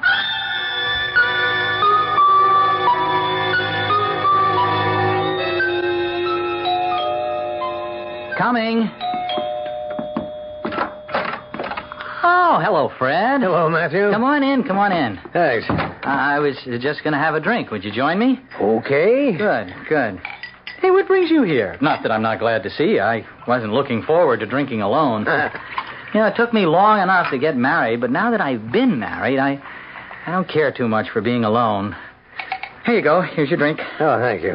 I don't suppose you could stay for dinner, could you? I've got plenty. No, my wife's expecting me. Oh, it's too bad. Well, but you're lucky you got a wife. Yeah, I know. You know something? This morning when I was having breakfast and reading the paper, I got so darn lonely, I just started to cry. I didn't even know I was crying, but all of a sudden I couldn't read the words, not even the headlines. I ran out of this place so fast, I went over to see you. Yeah, Hester told me you were there. Hester and I had a nice talk. It picked me up a lot. Oh, and you know what? She's going to cook dinner for me. Well, that's nice. Tomorrow night. I'm looking forward to that. And Fred, you know what she told me? She said Mildred's father has known all along that she was a witch, or that there was something, well, odd about her, self-healing powers ever since she was a kid. Yeah, that's right. That's why he agreed to the autopsy. Oh, yeah, the autopsy. Yes, I've got the results. Yeah? Matthew, your wife had a ruptured appendix. You mean... But she said it was just a stomachache. Well, she was wrong. But, Fred, she made the pain go away. She told me so. She was telling the truth. Well, it must have come back then. And this time, she couldn't make it go away. She panicked. Her witch's powers failed her. Well, let's say she just overextended them. And she was on her way to see you. Peritonitis had set in. She might easily have died, even if the truck hadn't hit her. Oh, poor Mildred. Yeah. Like I told you, Matthew, pain does have its uses. Or what are doctors for?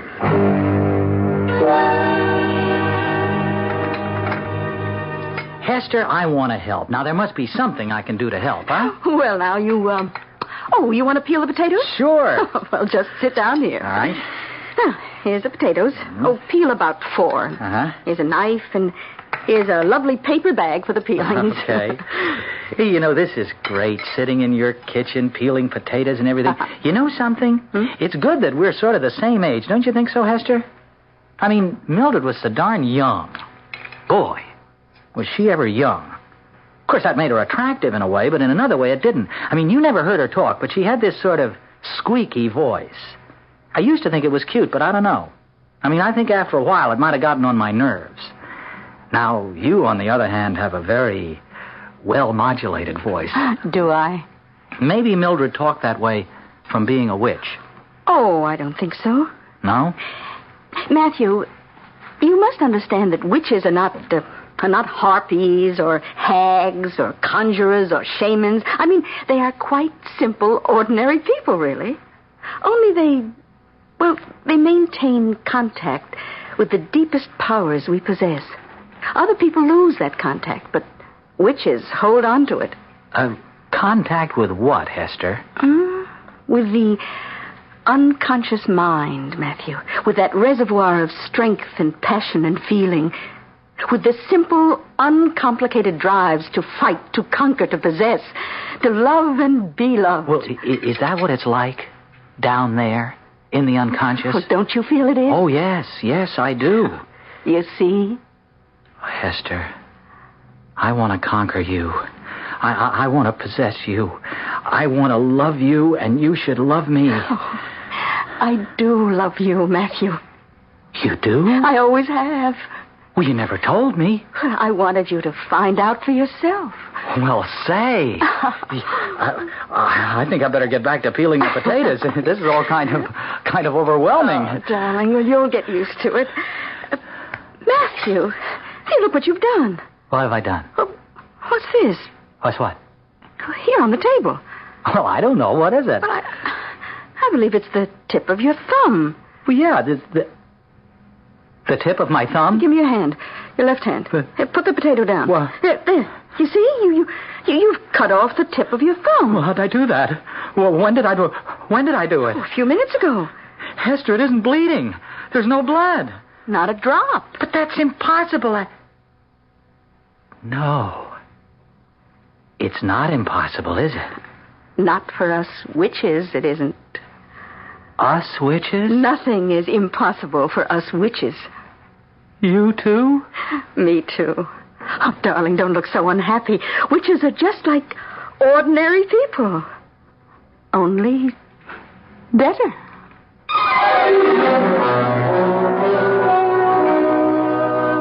Witches are just like ordinary people, only better. You know, that sets me to thinking. Not always, but at various times, I have felt that I was,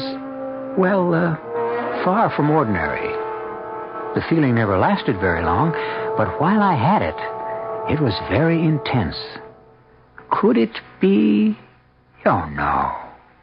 And yet, perhaps it's true. I am a witch.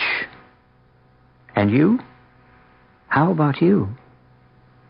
I'll be back shortly. If you take a look at the 1975 cars, you'll notice a European influence. And there are some new American cars that rival the Europeans. One being Buick's new Skylark SR, with its touring car interior and spirited little V6 engine. But don't think of the Skylark SR as a European tourer. We're proud of the fact that it's a Buick. You will be, too. Buick, dedicated to the free spirit in just about everyone. Dodge is right on target with great buys. See the friendly Dodge boys. They're good guys. Surround yourself in quiet elegance for 1975 in the Dodge Royal Monaco Brougham. Never more beautiful than now. Royal Monaco Brougham. Luxury you can afford to enjoy. Dodge is right on target with great buys. See the friendly Dodge boys. They're good guys. We've got a full line of Dodge Monacos, including wagons. So come in. Experience the comfort, convenience, and luxury of Monaco. The Dodge boys have what you're looking for in 75. See the friendly Dodge boys. They're good guys. Scarsdale Dodge, Scarsdale, and Ocean Spray Motor Sales, Island Park. Our cast included William Redfield.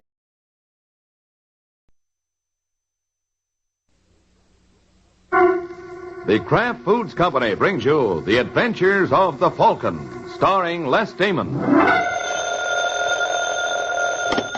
Hello? Yes, this is the Falcon speaking. Oh, Eloise. Oh, I'd love to see you, but I'm afraid you'll have to deal me out tonight, Angel. Mm-hmm. I have a job to do for some characters who got involved in a stiff poker game. Started out nice and friendly, but before they got through, they found they were playing for blood.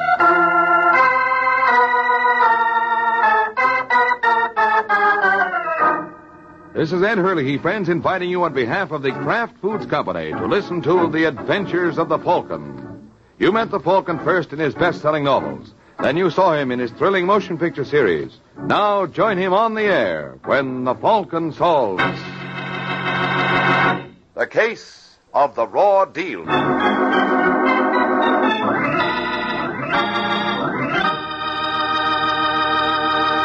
Before we join the Falcon in his latest adventure, I'd like to tell you folks about Kraft's golden cheese food, Velveeta.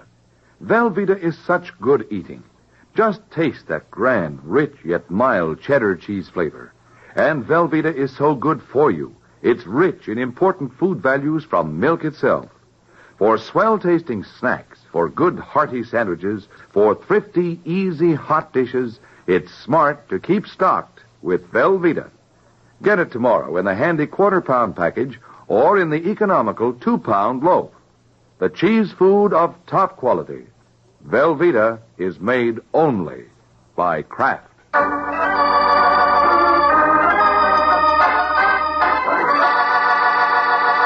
And now, the case of the raw deal.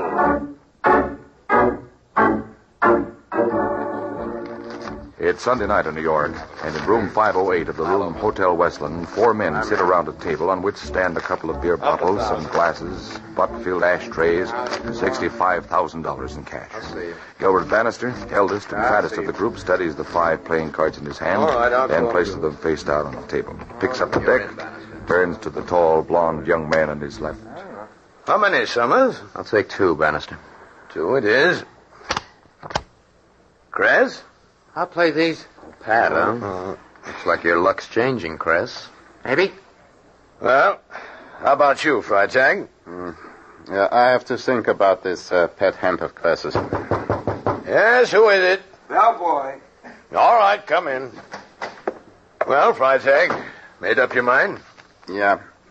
I think I'll take 1 card. Right. There you are.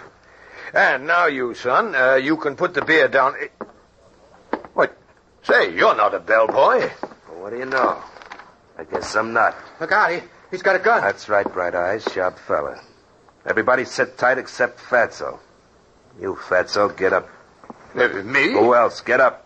Now walk over to the wall and face it. That's right. We do this one at a time. Now you, Blondie. I guess that means me. I guess it does. And now, Bright Eyes. Okay. Only be careful with that gun. Yeah, sure, Bright Eyes, sure. Well, Baldy, that leaves you. Come on, get moving. All right. Only first I do this. Hey.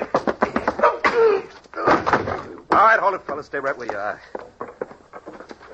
Baldy made a little mistake, that's all. He's sleeping it off. Well, I better clear up this table so you fellas can have some more room. Get all this cash off it. All right, fellas, here we are. Now you can get back to your game. Only, I think this time it's going to be penny ante. So long.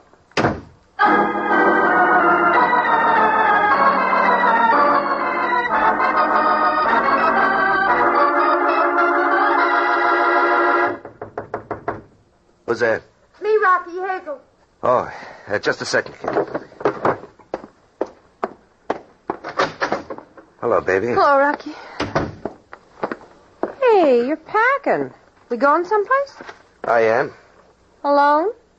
Look, I just made a big haul, kid. May have to keep on the move for a while. Can't carry extra weight. I carry my own weight, Rocky. You know that. Well, it complicates things. When I'm settled... You know something? This has all the earmarks of a brush. Oh, believe me, kid. That'll be the day. I'm going to send for you. I can hardly wait. Fact is, I'm not going to wait. You're taking me with you, or it's goodbye now. And it's goodbye.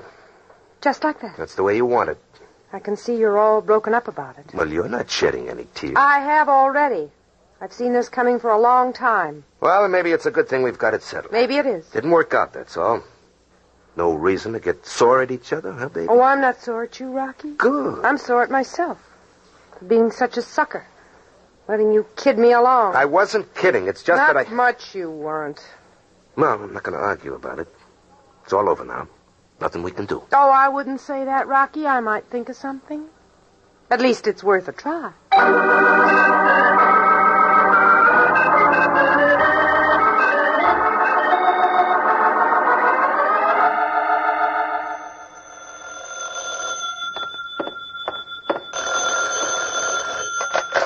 Hello? Is Michael Waring there, the Falcon?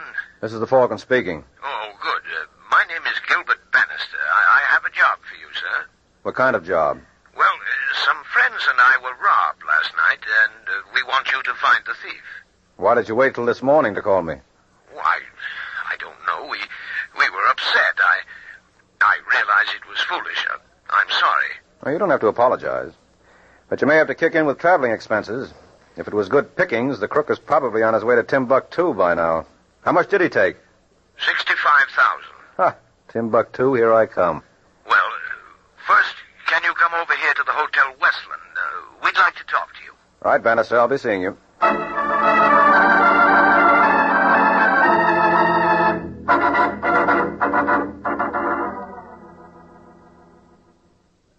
So, I can introduce you to the others, Mr. Waring. Gentlemen, here's the Falcon. This is Harry Summers and Otto Freitag. Waring, hello. You told me there were 4 of you, Bannister. Yes, that's right, Waring. We agreed to meet here, but Dave Kress hasn't shown up. I called his room, but he's out. I see.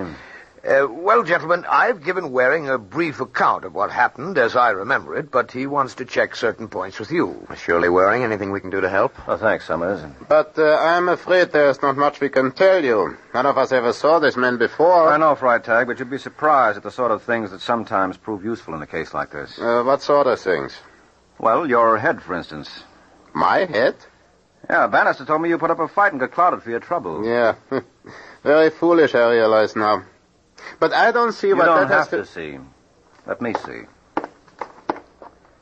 Well, I got quite a lump there. And a cut. Yeah, he hit me with his gun. Just what are you trying to prove, Waring? Well, Summers, you fellows want me to find the man who swiped your dough. So far, Bannister's given me a description. But there are 10 million people in New York. If he stays in New York. I'll need more than just a description. Well, how do you think this bump on my head will help?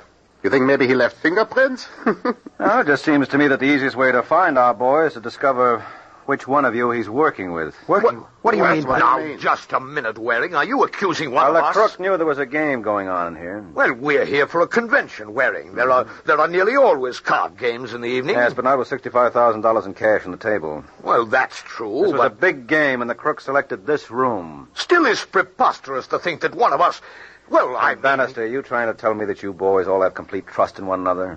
More or less. I don't think we'd care to accuse each other of, well, thievery. Why were you playing for cash? Well, he is right, Bannister. He's absolutely right. We didn't trust each other's checks. How can we trust each other's words? That's it, Freitag. Get out of here, Waring. Your services aren't required after all. I'm not going to have my friends insulted. Or yourself. Or myself. Get out. Now, just a minute, Bannister. Now, you keep out of this, Freitag. Well, Waring? All right. I'm going. I see I got a little too close for comfort. What do you mean by that? Here, keep your hands to yourself, Bannister. Just had the suit cleaned. What did you mean? I told you to lay off. Oh. You change your mind again, you know where to find me. Now, so long, gentlemen. Just a minute, Waring. Were you accusing me personally? Look, you're too touchy, Bannister. I was suspicious of all of you. That's why I wanted to see Freitag's head, to see if he'd really been clouded or was just faking. So that's why you wanted to find out if I was really hit or just pretending, That's right. A staged fight would make a nice cover if you were in the deal. But that blow was a little too hard to be a phony. Yeah, I'm glad you realize that. Unless your Confederate got a little overenthusiastic. That could have happened too, you know. For a moment I was hoping you were going to clear me. Well, chances are I'm going to be able to clear all of you. If you still want me to. But you said one of us I said one of your card party, Summers.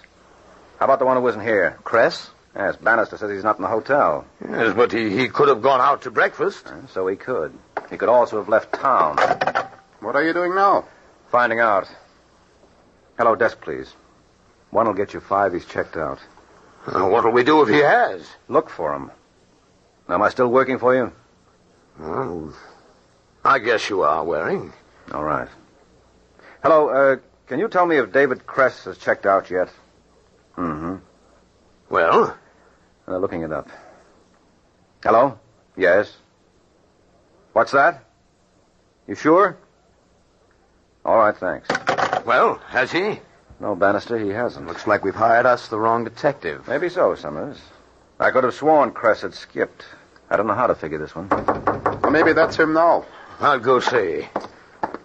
Are you Gilbert Bannister? Yes? Sergeant Corbett, Police Department. Police? Corbett!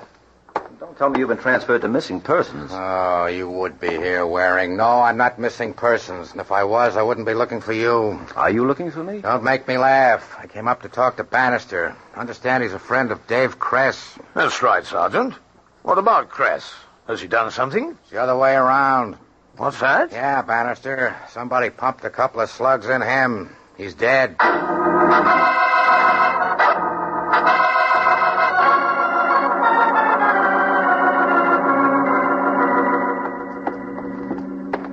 Waring, why don't you toddle along? There must be some mentally underdeveloped girl who just loved to hold hands with you.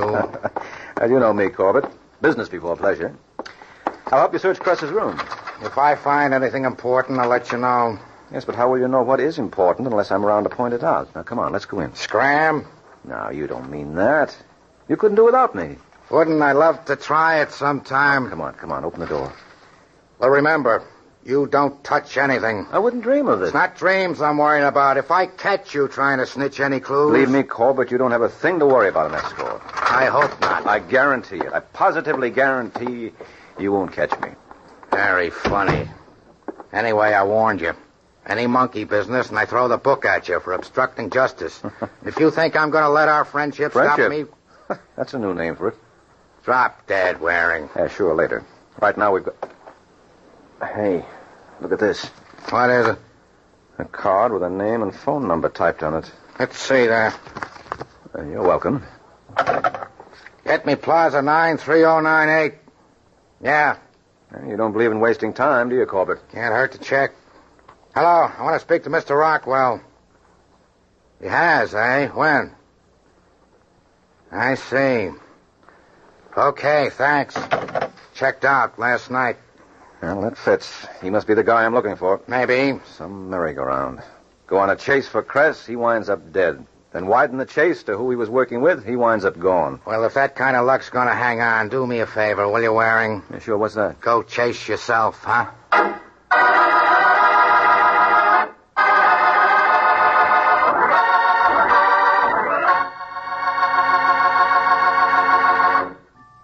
It's lighter-bodied. It's superfine. It's Kraft Salad Oil, the first salad oil ever offered for home use by the makers of all those wonderful Kraft prepared salad dressings. Yes, there is something new under the sun at your grocer's right now. A new salad oil, Kraft Salad Oil. The first salad oil ever offered for home use by the makers of all those wonderful Kraft prepared dressings. Wait till you try it in those wonderful salad dressings you make yourself. Those light-as-air chiffon cakes you're so proud of, and all your special recipes that call for liquid shortening. For Kraft Salad Oil is more than just a new oil. It's a new kind of oil. Superfine for better blending by a special new Kraft process. Because it's lighter-bodied, it mixes perfectly with all ingredients, puts new magic into dressings, cooking, and baking. Don't wait. Put this new salad oil on your shopping list right now. Remember, it's lighter-bodied. It's superfine. get Kraft Salad Oil tomorrow at your grocer's. Look for the bottles with the beautiful labels.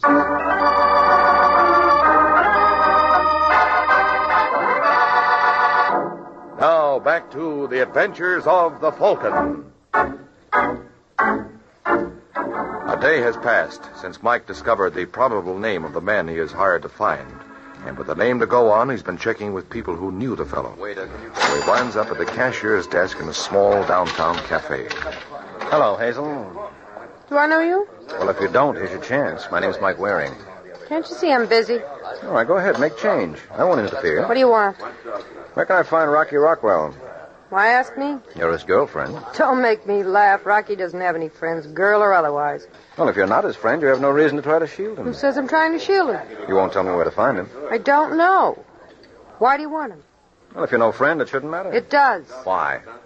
Well, if you're going to make trouble for him... What makes you think that? You said I was shielding him. That smells like trouble. So you won't tell me where he is? I told you I don't know where he is. But if I could be sure you were going to make enough trouble for him, I might try to find out.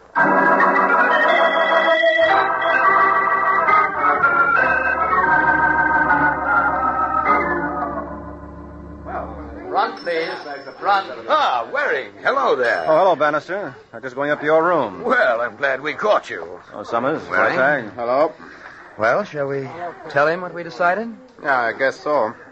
Well, I suppose you get to it. The suspense is boring me. Well, Waring, it's just that the situation has changed. Oh, has it, Summers? Certainly. We hired you to track down an unknown thief. Now, he's no longer unknown. His whereabouts aren't. True, but now that he's wanted for murder, Mr. Waring, the police will spare no effort to capture him. No comment, Freitag. Go on. Well, retaining a private detective is rather expensive. $50 a day plus expenses, that's no small sum. Mm-hmm. So we settle up and call it a day, all right? Yeah, of course you understand, Waring. This in no way implies criticism. It's just Oh, that's all right, Bannister. Freitag made it clear. Just so we understand each other. Mm-hmm. We're happy to pay for all you've done. I see. Well, in that case, you deserve a report. You might be interested to know I've found out who Rockwell's girlfriend is. So?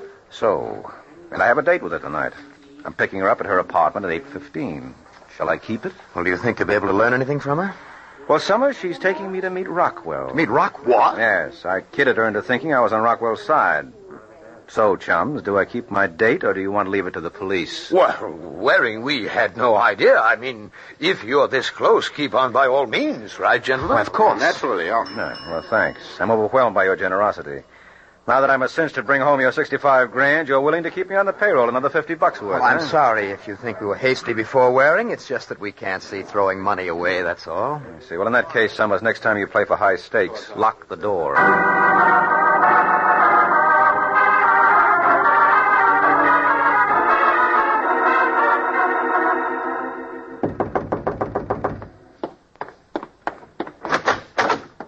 Hello, kid. Let me in. What are you doing here? I've changed my plans. Shut the door. I don't want anybody to see me. It's a little late for you to come running to Mama, don't you think? Don't be like that, baby. How do you expect me to be? Well, I'm here. I came back. Because you want something. I just want you, that's all. You sure acted like it. Well, I was worried. I had to make a getaway. But after I left, I got to thinking about you. I'll bet. Well, I'm here, ain't I? The whole town looking for me. I'm risking my neck being here. What more proof do you want? Oh, baby, come here. Now, let go. Let go. I can't be without you, baby. I just can't. Now, you don't want me to let go. Here's what you want. That's more like it. But look, I can't hang around here. The law's sure to come looking. I got to blow again, baby. Only this time you're going with me. All right, Rocky. That's my girl. Now, I got to go see somebody. There's something I've got to settle. Then I'll be back and we'll make our plans. Yeah. So long, sweetheart. I'll be seeing you. Bye, Rocky.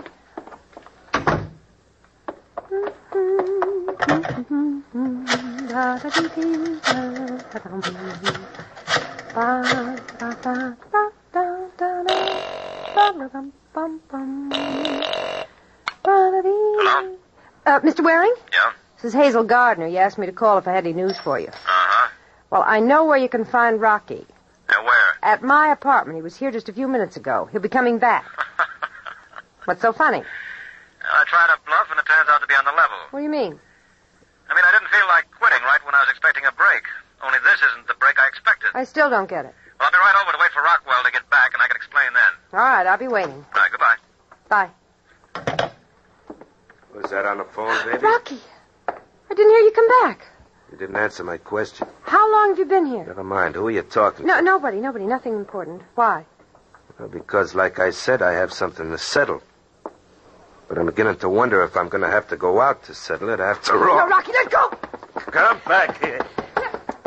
Rocky, please! Who are you talking to? Oh, Who was it? Rocky, you're hurting me. Baby, I'm just beginning.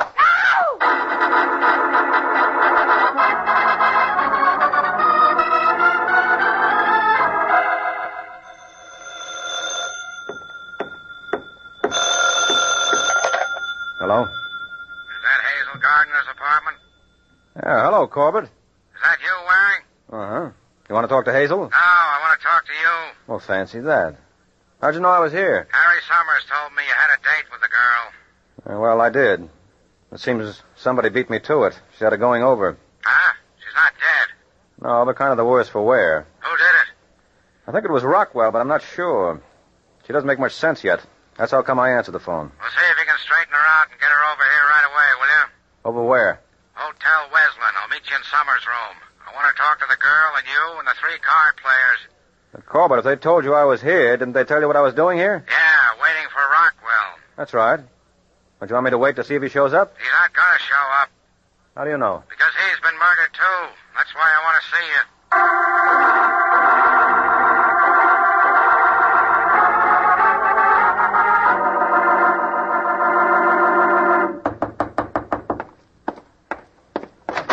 Oh, hello, Waring. Hello, Summers. Sergeant Corbett here. Yeah, Waring, I'm here. Come in. Come in. Yeah, sure. Come on, Hazel. All right.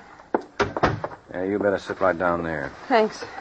All right, Waring. Got any bright ideas? About what? The case. You're supposed to be so sharp. Why, Corbett, you're not asking for my help. Yeah, I'm asking. This case doesn't make sense, so it ought to be right down your alley. I love that man. Started out nice and simple. Cress and Rockwell pull a robbery, fight over the take. Rockwell knocks off Cress and scrams. But now somebody knocks off Rockwell. Well, that's not such a terrific switch, Corbett. Maybe not, but how about Bannister and Freitag? Hey, what about them? I've been wondering why they're not here. He's been wondering. They were supposed to have dinner with Summers tonight and didn't show up. They're not in their rooms, and no one knows that they'll be back. Wait a minute, Corbett. Are you trying to tell me... Yeah, Waring, Bannister, and Freitag have disappeared. That's what I'm trying to tell you. Disappeared.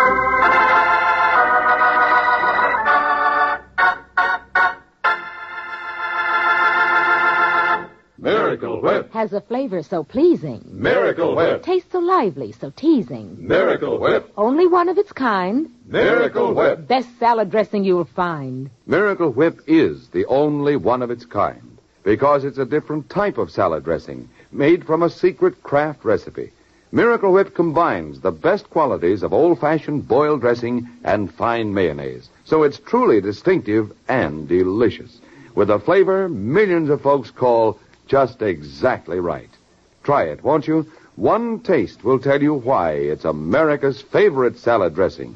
The one and only Miracle Whip.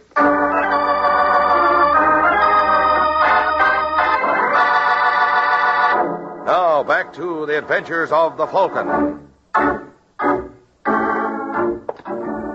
few minutes have passed since Sergeant Corbett announced that Bannister and Freitag had disappeared.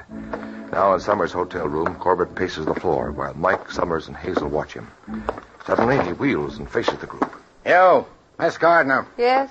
Summers tells me you're Rockwell's girlfriend. That's what Waring said. Didn't you know about Hazel, Corbett? Stop gloating, Waring. I had routine to take care of. I'd have got around to the girl. Oh, sure.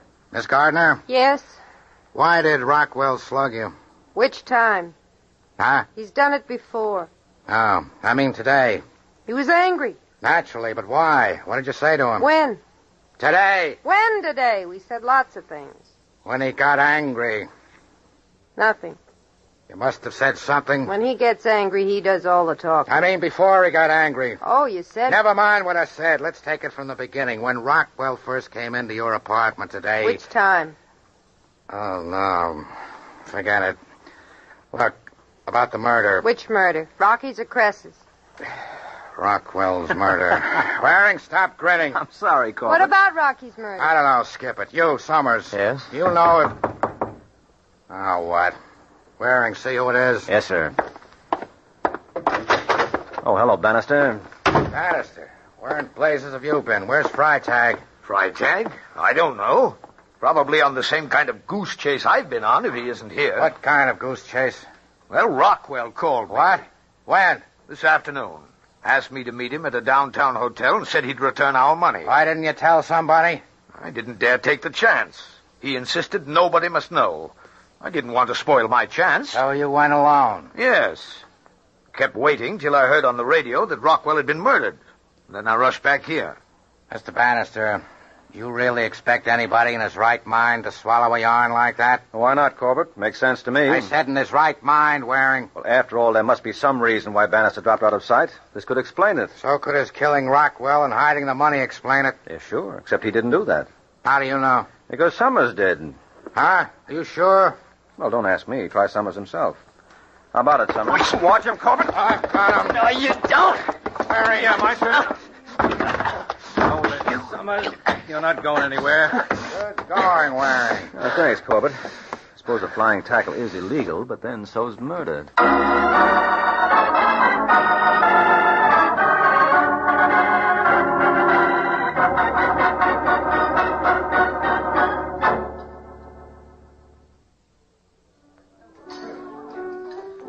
So we made a mistake about Cress, eh, Waring? Yes, Bannister. He wasn't the one who was working with Rockwell. It was Summers. But something made Cress suspicious of him, and he followed Summers when he went to Rockwell's for the split. And when Summers found out Cress had discovered his secret, he killed him. Mm-hmm. And Rockwell was suspected of the murder. But he had no part of it, and he came back to prove it. He had some scheme to get the goods on Summers, but Summers caught on and killed him. I see. And what made you suspect Summers? Well, remember I told you I had a date with Rockwell's girlfriend? Yes? Well, I didn't mention her name. Just said she was Rockwell's girl. But when Corbett was looking for me, Summers told him to try Hazel's. Oh, he did, huh? Uh-huh. That meant Summers knew who Rockwell's girl was, so he was connected with Rockwell. Oh, yes, I see, Waring. But it's still hard to believe about Summers. Seems such a nice chap.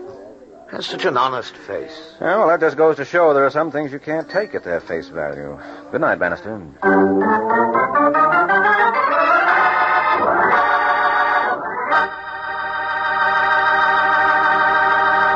Do you like rich, delicious chocolate-flavored malteds? Well, you can make a malted just like that right in your own kitchen with Kraft chocolate-flavored malted milk. Just make a tasty paste of Kraft chocolate-flavored malted milk and a little milk in the bottom of a big glass. Fill the glass with chilled milk, stir it once more, and there. A Kraft malted is mighty nourishing, too, because it's filled with all the food values in milk. Get a jar of Kraft chocolate-flavored malted milk from your grocer and enjoy a Kraft malted often. This is NBC, the national broadcasting company.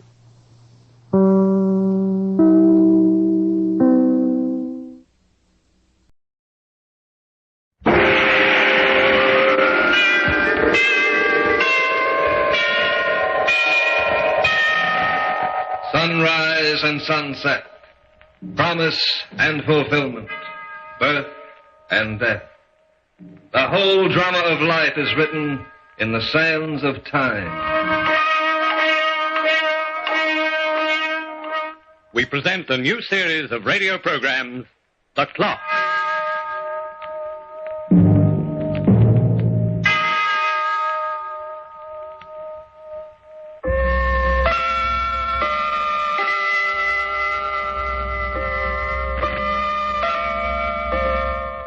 Hello, nice to see you again.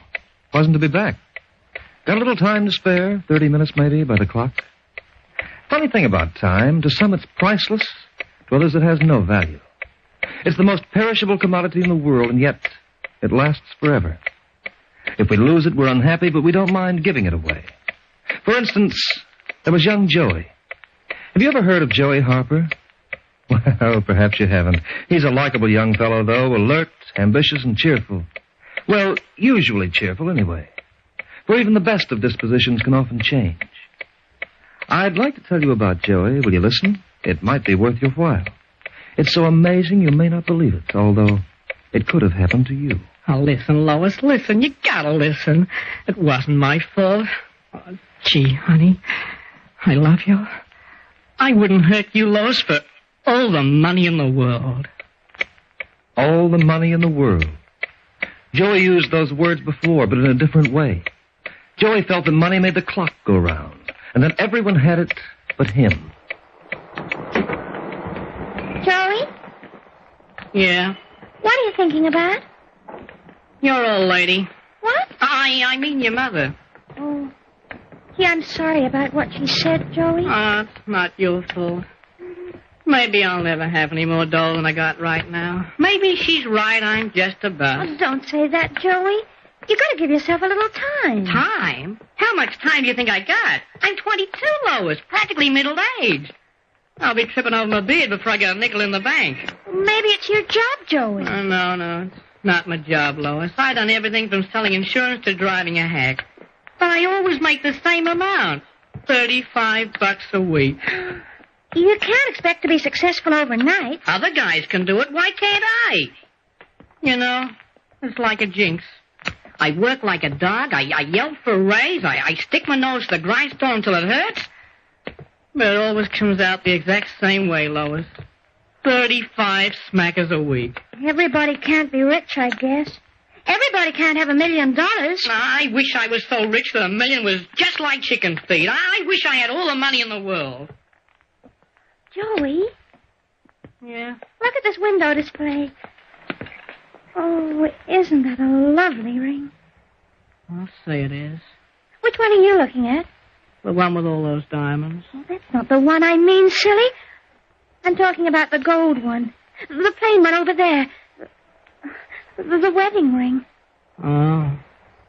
I guess it isn't really very expensive, is it? Well, who cares? We're not going to buy it. Joey! Oh, let's face it, Lois. You know your mother won't let you get married to me. She thinks I'm a lemon. She wants to settle low with cash.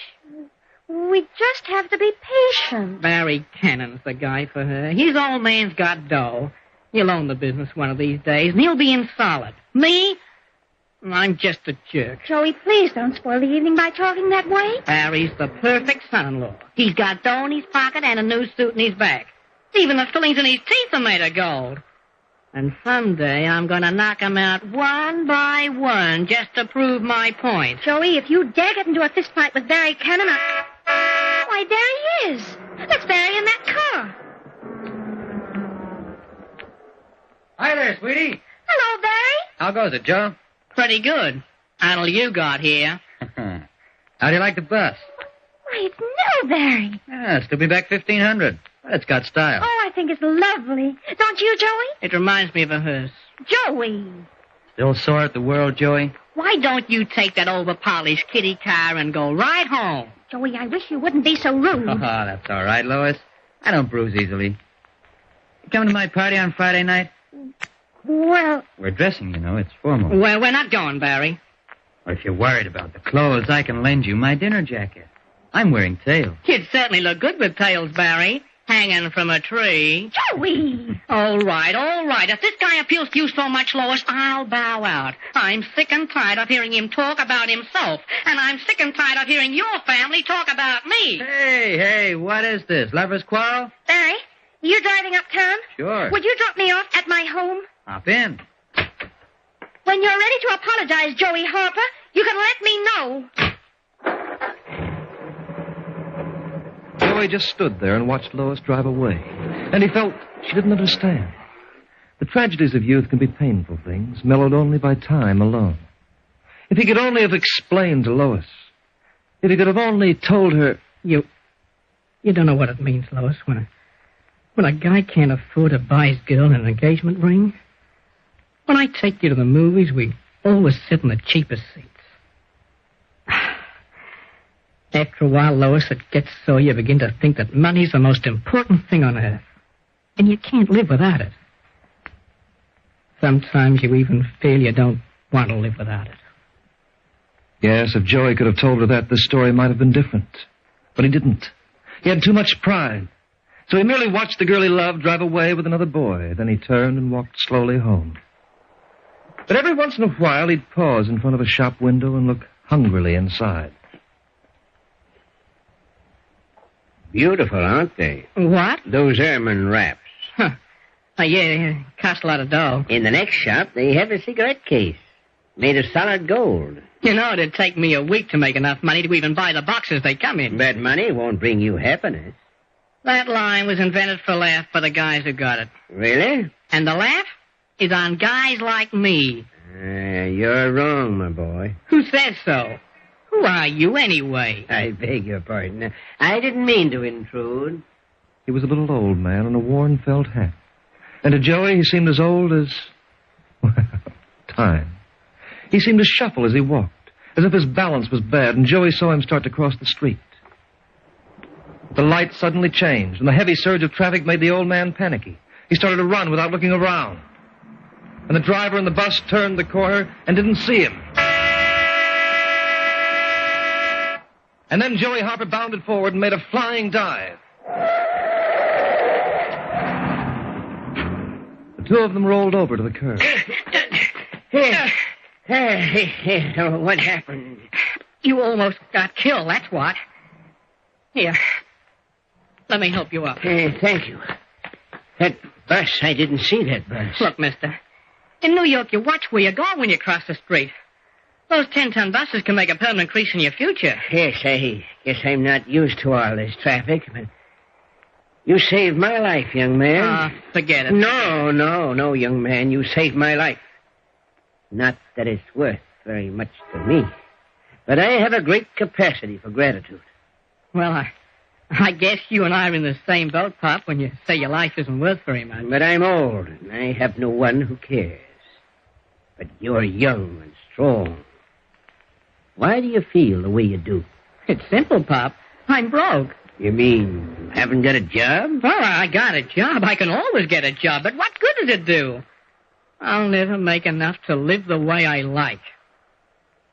How would you like to live? You ever read The Count of Monte Cristo? Yes. Well, that's the kind of dough I'd like to have. Not $1,000 or even $1 million. I'd like to have so much money there'd be no end to it. I'd like to wrap up the world in cellophane and stick it in my pocket like a pack of cigarettes. Yes, but money isn't everything. It's enough for me. You see, I have the kind of money that you talk about. Unlimited quantities to do with as I please. I am the richest man who ever lived. But it doesn't make me happy. Pop, you didn't crack your head on that curb, did you? You feel okay? Where do you live, young man? 87 Neville Street. Why? And what's your name? Joey Harper. My name is Pickering, and I'm going to reward you for saving my life. You better keep your money, mister. You look like you need as much as me. I said I'm going to reward you, Joey. And I mean it. Yeah? I'm going to give you all the money in the world. Joey watched the old gentleman shuffle away, and in spite of his depression, Joey smiled. All the money in the world. Joey doubted if the old man had anything more valuable to give away than his time. But Joey didn't know how valuable the old man's time could be. A few minutes later, Joey reached his furnished room. He'd made a big decision. He was going away for good. He'd forgotten all about Mr. Pickering by the time he'd packed his bag, but when he opened the door to go, the old man was standing there with an envelope in his hand. Good evening. Oh, hello, Mr. Pickering. Are you going somewhere? I'm getting out of this town. For keeps. I'm through bucking the system. I know when I'm licked. Do you have a minute to spare? Sure. Come in. Thanks. So this is where you live. Yeah, classy, isn't it? Do you prefer more elaborate quarters? And I'm going to get it, too.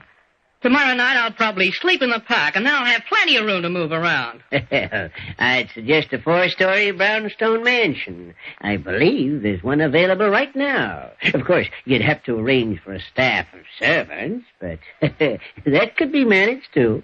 What are you trying to do? Give me a ride? You can give her to me, Joey, when you get your limousine. Well, right now I'm using the subway. Joey!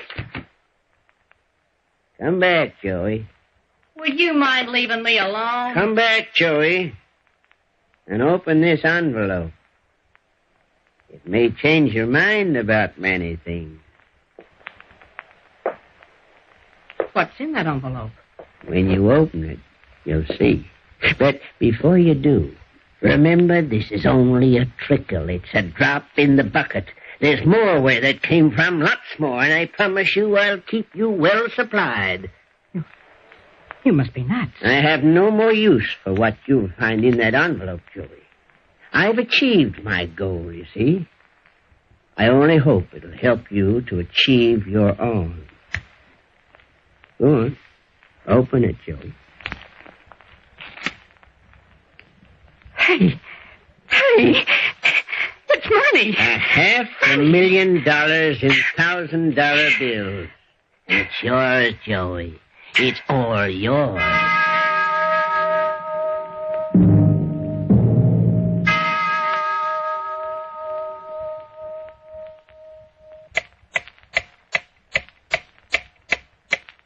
Have you ever wished upon a star and had that wish fulfilled? It's common among mortal men. Joey knew the meaning of wish fulfillment when he stared at all the money on that table. For 5 full minutes, and I timed him personally, he didn't move. $500,000. And Mr. Pickering had said it was only a drop in the bucket. What are you thinking of, Joey? I... Are you planning to do a lot with your money, or are you thinking of calling the police? I just can't talk. No, Joey. I didn't rob a bank or lift a payroll. Then where'd you get the money? Are you asking questions, Joey? Are you going to waste time in quibbling, or are you going out to satisfy every dream and every ambition you've ever had? You're right, Mr. Pickering. I'm just a sap. I've been tearing my hair and beating my chest and praying for a break, and then when I get one, I'm scared. Scared? What's there to be frightened about? You didn't steal anything. There's everything you've ever wanted on that table, and there's more to come. So why bother with questions? Grab it, Joey. Stuff it in your pockets. Go out and spend it. You just watch my theme. There's a store downtown, Joey. An expensive establishment that deals in boats. They have a yacht in the sales. And that's the first on the list. I'll start with the expensive stuff and then work my way down the scale of the junk. Oh, where's my hat? Oh, never mind. I'll buy a couple of dozen on my way down. I help you? That's a nice tub you got standing there, mister. Yes, it is, isn't it? And what's it cost? Well, that yacht is our largest model, 90 feet, accommodates 14 people. Its cabins are completely furnished. It requires a crew of 6. I asked what it cost. $145,000. F.O.B. I'll take it. You what? I said I'll take it. And how will you pay for it? In cash. $145,000. Any tax? You got that cash in your pocket? $145,000 on the nose. No tax? The tax is included, sir. Have it shipped to the Hudson River and let me know what pier. I'll give you my address and you just give me a receipt. And if you're a nice boy, I'll come around and buy another one. When the paint wears off the one I got. You've heard of King Midas? Well, he was a candidate for the poorhouse compared with Joey Harper. You wouldn't believe what he managed to accomplish in the next 3 hours. You wouldn't believe it unless I gave you my word for it, and I was there with him when it happened. 116-cylinder limousine, I'll pay for it in cash. Yes, sir. One ermine wrap for my girlfriend, and I'll pay for it in cash. Yes, sir. This tailcoat looks nice. I'll take 4. And don't forget the shoes, the shirts, the socks, and the suits. I want the most expensive money can buy. Oh, yeah, and throw in those garters over there. You know, the ones with the diamond buckles? And stick my initials on everything, brother, just the way I like. If you got something to sell, then bring it up. I'll buy anything and everything just as long as it isn't cheap. And I'll pay for it in cash. Yes, sir. Good evening, Joey. Mr. Pickering. I hope you don't mind my waiting here in your room. I was wondering how you made out. Oh, I'm doing fine. I just bought that 4-story private house. You know, the one that faces Fifth Avenue? And I told him to throw in the doorman for luck. How does it feel to have all that money? Oh, it feels like being on a merry-go-round. You haven't got tired of it yet? Tired of it? You mean there are people who get tired of money? I was merely asking. Brother, I'll never get tired of it. Well, enjoy yourself, Joey. I presume you have everything you want? Just about, except my girl. But when her mother hears about this doll... Oh, yeah, but that reminds me, I'm running short. I thought you might. I don't like to be a hog about this, Mr. Pickering, but you told me it was only a drop in the bucket. Quite so. And $500,000 isn't nearly enough for what I want to buy. I guessed as much, so I took the liberty of bringing more. You mean... inside the suitcase? Yes, Joey, there's $10 million in here. $10 million? Do you think it might last for the rest of the week? However, it doesn't matter. There's really no limit to what you can spend. Oh, Joey, the money is mostly in $1,000 bills. So I noticed. And just in case you've been having trouble changing bills of that denomination, I've added a few $100,000 in 5s and 10s. I hope you don't mind. $10 million. Holy smoke. Enjoy it, Joey. And remember that the bucket hasn't even been touched. What a boat, Joey. And what a car.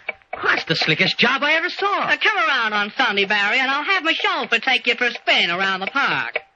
Oh, Joey, darling, I think it's wonderful. Mother just can't wait until we get married. Well, she'll just have to wait. Tell her to take it easy, and maybe I'll even invite her to the wedding.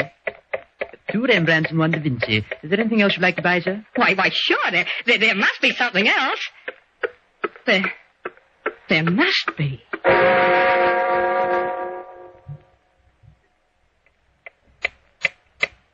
Yes, Joey had bought everything he could think of, and he still had millions left. He had all the money in the world, but he didn't have all the time in the world in which to spend it. Then something peculiar started to happen in Joey's mind.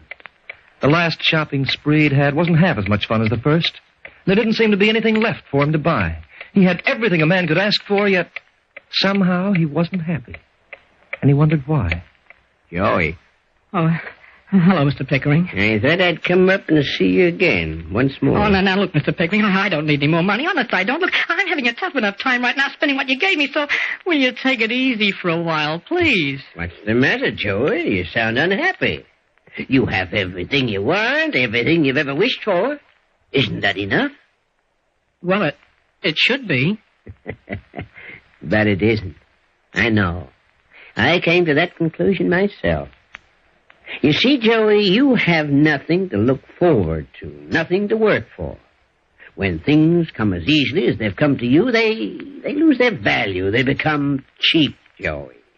even though they're worth a fortune. Is that what happened to you, Mr. Pickering? Yeah, my fate was even worse. All my life I lived to achieve one goal, and then when I thought I'd accomplished an artistic triumph, I found that I'd failed. But one day I'll try again, Joey. Oh, yes, one day I'll try again. Try what? To make the perfect $1,000 bill. You mean you made that money you gave me yourself? I am a printer, Joey, and for 20 years I've printed nothing but handbills and dinner menus. But I also happen to be a genius, and I was going to prove it. My goal was to make money so perfect in every detail that the right thing would look like a counterfeit. No. You didn't make it, though. You didn't. Now, just a minute, Joey. No. Remember this. I didn't make that money to cheat the government. Oh, no. I never spent a cent of it. To me, it was an artistic goal, no more, no less. I am not a counterfeiter, Joey. I am an artist. Here, Joey, what are you doing? I'm calling the police. Don't bother. They're right outside your door. They followed me here. You got me into this, Mr. Pickering. You got me into this. You got to get me out. Joey, you're getting too excited. I didn't know that dough was bad. You gave it to me. You told me it was a reward, Mr. Pickering. And so it was a generous reward. Open up in the name of the law. No, they aren't going to take me. Stay out. Stay out of here. You can't escape, Joey. There's nothing you can do. And your time is running short. You and your money. Why'd you keep out of my life? Who wants your money? Who wants it? Who wants it? There's your man, officer. Do your duty. Why, it's the district attorney himself. $5 million. He passed $5 million in counterfeit money. And we'll give him a year in jail for every nickel. He told his chauffeur to take me for a ride. Huh. Now he'll take a little ride for himself. Keep away from me. Keep away from me, all of you. My mother was right. Joey Harper, you've disgraced me. Lois, you gotta listen, Lois. I wouldn't hurt you, Lois. Honest, I wouldn't. 500 years in jail. In solitary confinement. And I get the girl. 500 years in jail. Hard labor. And I get the girl. Oh, no, don't touch me, Lois. You've got to listen.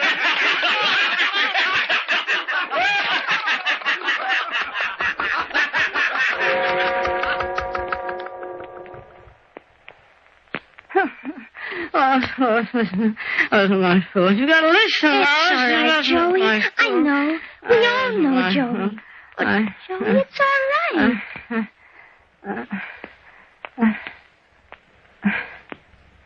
What?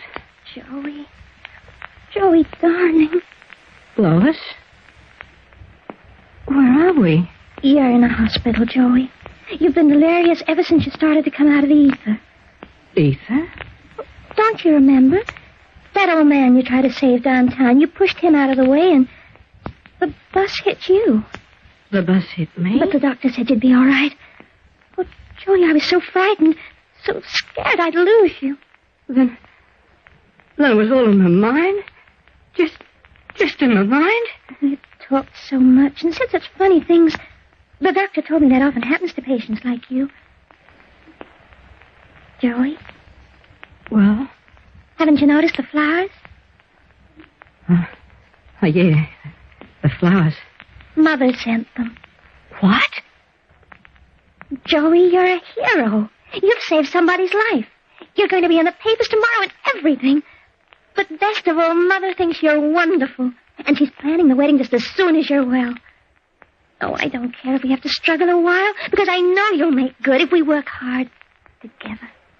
Mr. Pickering said you gotta have something to look forward to and work for to be happy. Mr. Pickering? Well, who's he?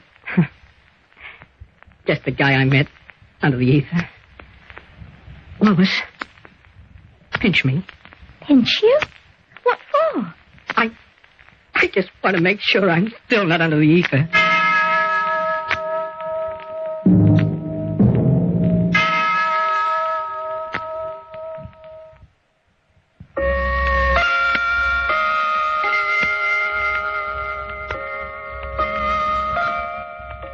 And that's the story of Joey Harper as recorded by the clock.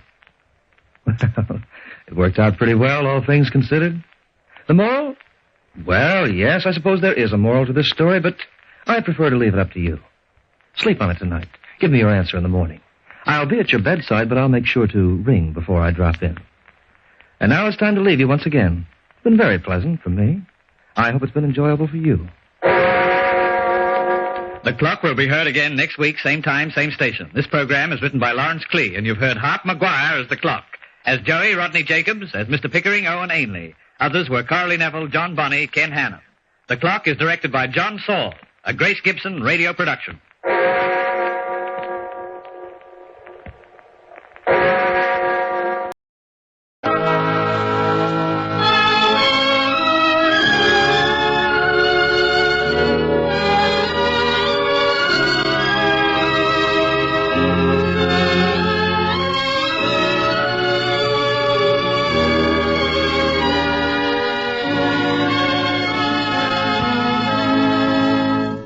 Author's Playhouse.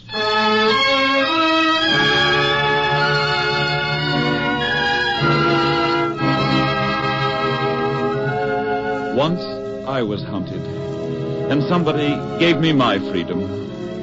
You couldn't possibly understand that. What it's like to be hunted, or what it's like to be free again. But I can.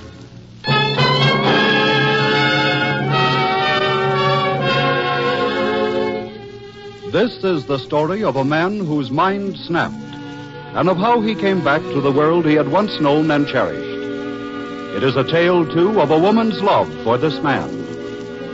Author's Playhouse presents Frederick J. Lipp's story, Cry for the Hunted.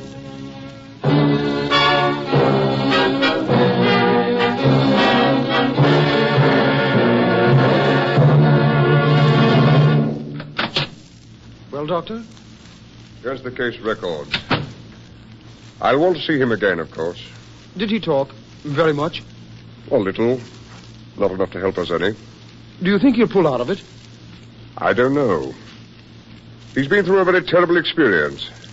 Something that took him very close to the mind's border. What was it? I don't know. Knowles isn't the type to crack up over the usual things. He was one of the best intelligence men we had in France after Dunkirk. And they say he laid the groundwork for the Saint-Nazaire show. Not exactly the flighty sort. No. Whatever the experience was, it must have been rather bad. Knowles is completely lost in this thing. I've had him up before the examining board time after time. The results are always the same. Indications of amnesia here and there. Nothing serious. No structural changes in the brain tissue.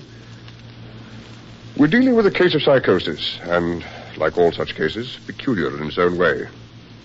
Knowles is obsessed by what happened to him. And the rotten part of it is we can't get to him. And there's nothing that might give us a clue? No evidence of any sort? Nothing to speak of. He keeps rambling on about a dark forest somewhere. And a church. He gives the German word, Kirche, for it. And then he keeps calling for someone named Cater. That's all, these same things over and over. The poor devil. And there's nothing we can do? No, I'm afraid not. Let him be outdoors as much as possible. Sunlight, fresh air. Nature has a healing way with cases like this. See that he gets out as much as possible.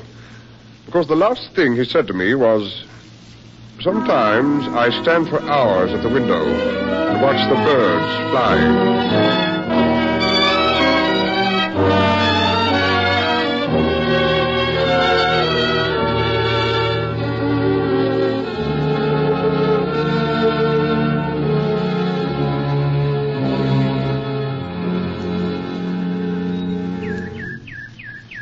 Oh, hello there, Knowles.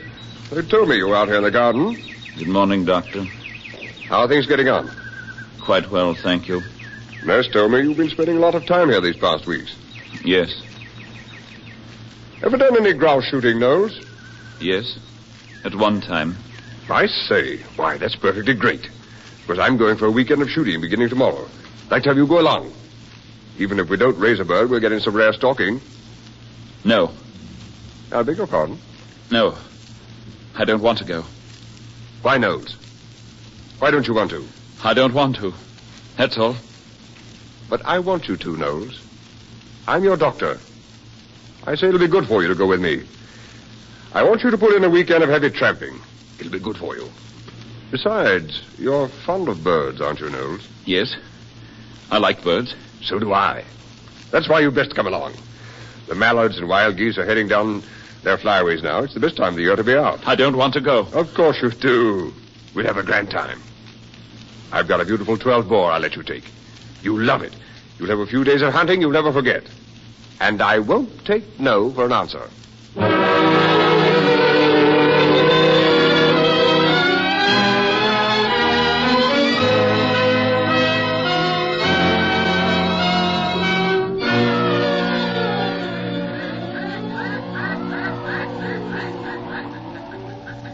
Look at them go, Knowles. Beating downwind, a perfect plot of them. Trifle shot. No. They're too high. Fire, man. It's perfect range. No. Then I will. Winged him. Beautiful. He's dropping down into the woods. You've only hurt him. He's trying to fly. He won't get away, though. We'll run him down. Why didn't you shoot, Knowles? I couldn't. I can't tell you why. For 2 days now, you've been refusing shots. I've seen you. What's the matter, Knowles? Are you gun-shy? Stop it. The bird is coming down the woods. I want you to get it, Knowles. No. I want you to get him. Mark where he's coming down that grove of ash trees. See? I want you to get that bird, Knowles. Hunt him down and bring him back here. I can't do it. I said you can, and you're going to. Knowles, there's nothing wrong with you. I'm telling you that as your doctor. There's nothing wrong with you but fear. I've watched every move you've made, every expression that's crossed your face. And I know this. Whatever you're afraid of is tied up in some way with hunting and with the woods. That's why I want you to go down into that forest and bring back the bird. If you've got the guts to go in there alone and hunt that bird down, I say you've got a chance to cure yourself. You're the only one who can do it. Now, will you do it? Answer me, Knowles. Will you do it? Yes. Yes, I'll go.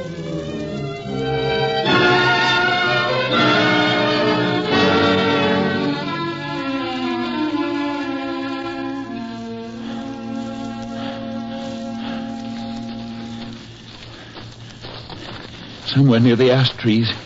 And that's where he came down. He was hit. He couldn't have gone far.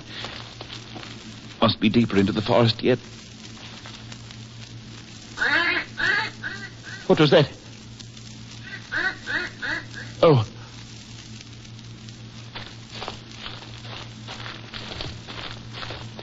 Something moved. Over there in the wild thorn. It's moving again. It's the bird, all right.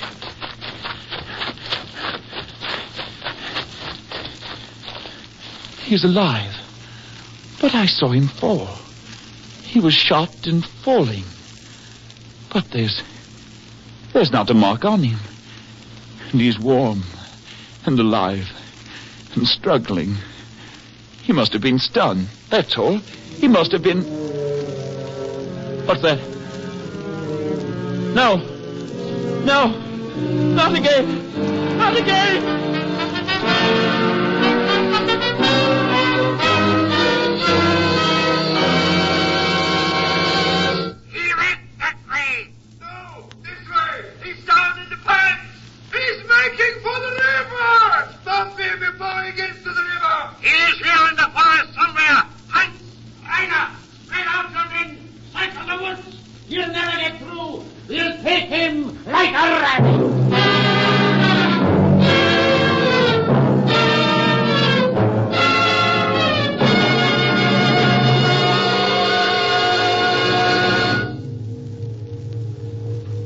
They're coming for you, Knowles.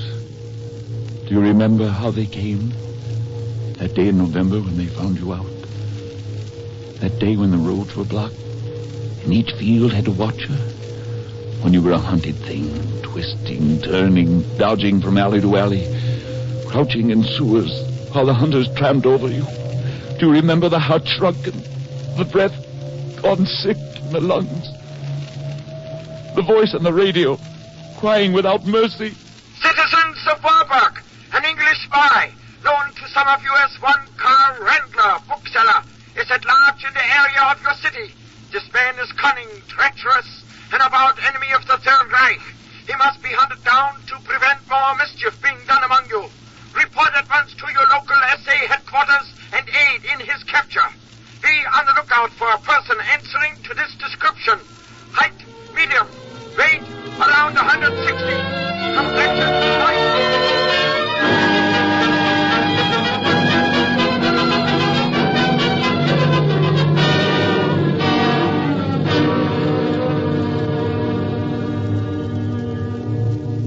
They're hunting you, Knowles.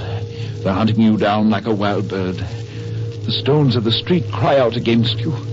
Wherever you turn, eyes are watching. Twist down the back alleys.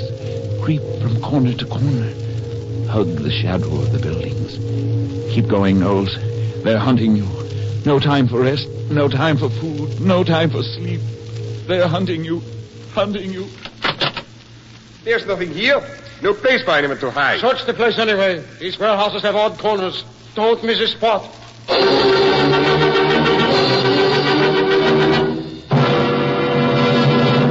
Has any stranger passed this way? No one, sir. Sure? No one, sir. Only Hammer and his apprentice. When?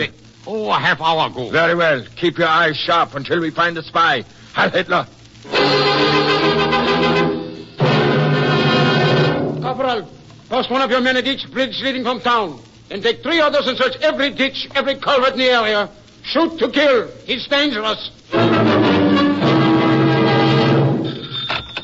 Hello? Yeah. Very good, sir. I'll have it done immediately. Heights. Yes, sir. Heights. Take as many men as you need. Secure every boat along the river. Scouts, rowboats. Don't miss a thing. If the spy should cross to the other side, he might be harder to take.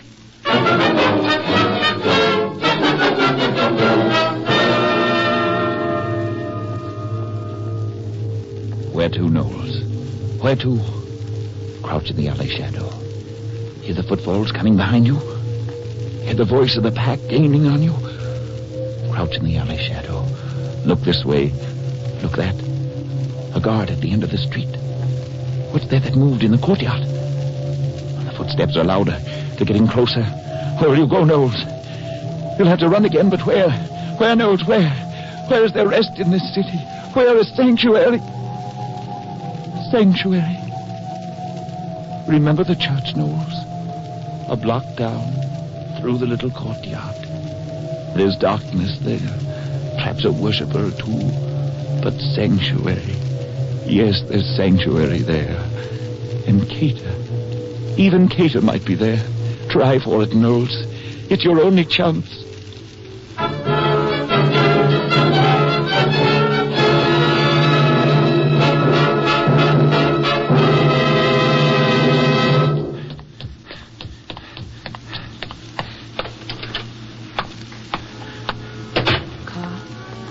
Who is it?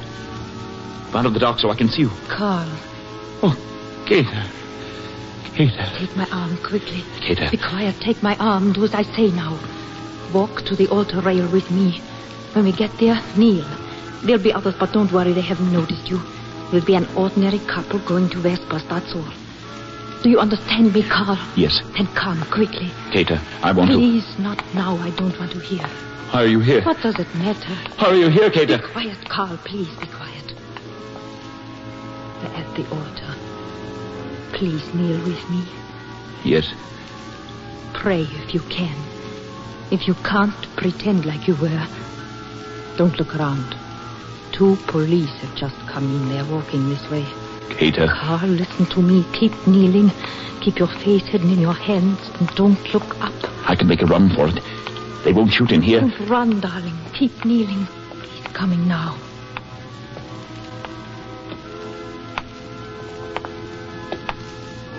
Fräulein, you are too pretty to be wasting your time in here. But I suppose your friend. Huh? What a pious dog he is, with his head in his arms and not even looking up. Is he always this way, Fräulein? He is my brother.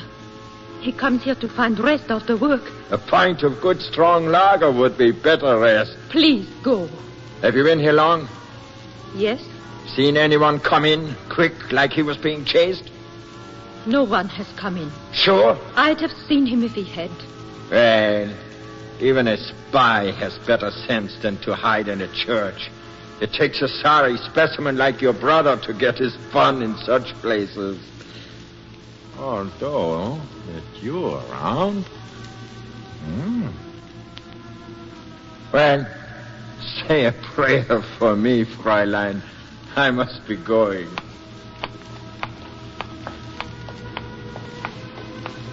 They're gone now. There's no one here but the organist, and he's too busy practicing. We can go now. Carl, we'd better go. No. Wait a moment. I'm awfully tired. I haven't rested for 4 days, it seems. Just let me wait a moment. All right, Carl. You won't go away? No, I won't go. Oh, Kate. What's the matter, darling? I don't know where to go anymore. They're after me and I don't know where to go. Well, I can't take you to my place. Someone might recognize you. All afternoon I hid it in a little tool shed back of the warehouse. They were all around me, looking, pulling things to pieces. I almost gave myself up. I can't go on this way much longer. Carl. Yes. It's true then, isn't it? What they're saying. Yes. You're not Karl Rendler. And you're not German, are you? No, Kate. My name is Robert Knowles. I'm English. I want to say something to you, Kate. But I don't know how. If you'll just give me a little time. You're a spy. Please. I don't want to make a scene. I just want to know this.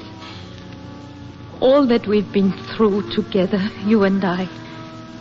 Is it real or was it part of your work? Please tell me, Carl, no matter what you say, I won't give you away. You know, don't you? I think I know. But I want you to say it. I love you, Kate. It wasn't part of my job. I tried not to, but there was nothing I could do. I knew this might happen sometime, or that I might have to leave. But I couldn't help it. I've meant everything I've ever said to you. Carl. I came here tonight. I don't know why, except that I knew somehow I'd find you here. I never doubted. When I heard about it, for a moment it was like a little death inside me. You were a stranger suddenly. Someone I loved but who I didn't even know. And then, when they were hunting you, when I thought of you out there somewhere, frightened, running, being hurt. Oh, my darling, I came here because we had both come here so much. It was the only place I could find you again. Kate, the organist is leaving. If we could hide in the shadow of the pillar, I could stay here all night and rest. And in the morning, I'd have a better chance. Will you stay with me, Kate? Yes, I'll stay. He's going now. Down the far corridor. There goes the last lamp out. We're safe now. Till morning. Where will you go? I don't know yet. If I can get to the forest, I'll have a better chance. And perhaps I can get across the river. There's a fellow on the other side, one of our underground agents. If I can get to him, I'll have a better chance. Darling, you're shivering. Oh, it's all right. I'm just a little tired. Running, sleeping out, hiding. 3 days, or is it 4? I don't know. I can't think anymore. Your face, it's so hot. Almost as if you had a fever. No, Kate. I'm just tired. Just stay by me. If you're here, everything will be all right. I won't leave you. I lay in the sewer one day, the water running over me, and I could hear them pounding overhead, shouting and cursing. I was freezing, and I wanted you then. I wanted you like I wanted rest and food and water. But I wanted you more than them. Darling. And then I knew that I would never see you again. Never dare see you. I didn't care whether they took me or not. I gave up caring. Don't talk, Carl. Just rest. In the morning you'll be gone. And I will too. But right now, I'm glad we're together here in this place. I'll never lose you now. Hush, darling. Just rest and be still. No one's going to take you.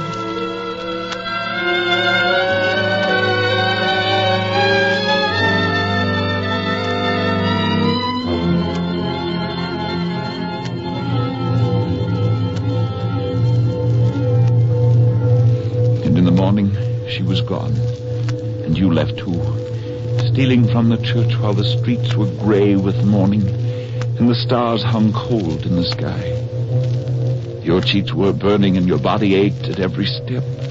You couldn't think anymore. You followed your instincts like an animal. Your instinct said, build a shelter, cover it with fallen boughs until it resembles a brush heap. Pick the last wild berries. Eat, then rest. And you lay there in the forest while they hunted you, while they beat the brush and trampled ground above your head.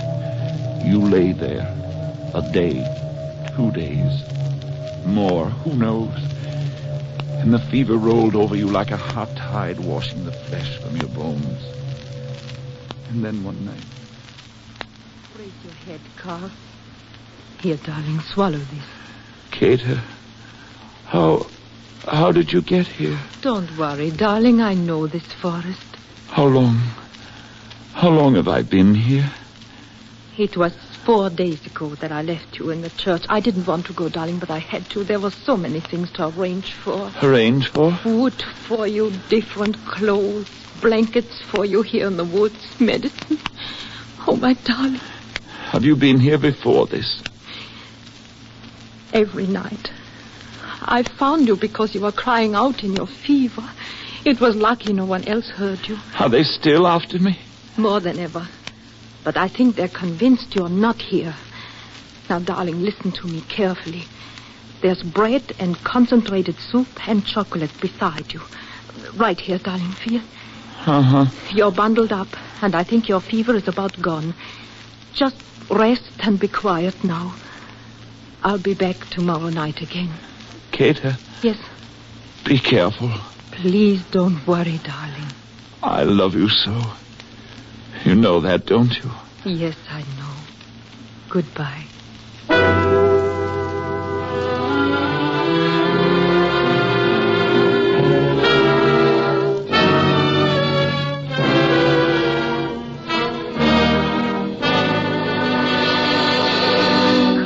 Carl. Kata, I think someone saw me. I'm not sure, but you'll have to go, both of us. They'll turn over every leaf now. Help me up. Here, darling, take my arm.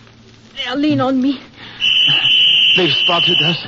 Kata, you can get away. Please go. Hurry, Carl. To the river. I know where there's a boat. Kata, go away, please. I don't want them to find you with me. Please, Kata, go. No. They'll take us both if you don't hurry. I'm not going to leave you, and that's all there is to it. Lean on me, Carl. You're too weak to walk by yourself. Here. Down this little path. It leads to a point on the river. Hurry now. We'll make it. You know what will happen if they take me. Us. I know. Please, hurry. It's just a little ways more. Here we are. It's gone. Darling, the boat, it's gone. What will we do? Too late to go back. There's no other place to hide. This is it, Kata. No, it isn't. You can swim if I can help you. Together we can get across. They'll pick us off in the water. They won't see us. It's too dark. They've got lights, though. Darling, it's our only chance. I know you're weak, but if you can just kick a little, I'll be able to help you across. All right, Kata. Let's go. Don't struggle when you get in. Just let me hold you up.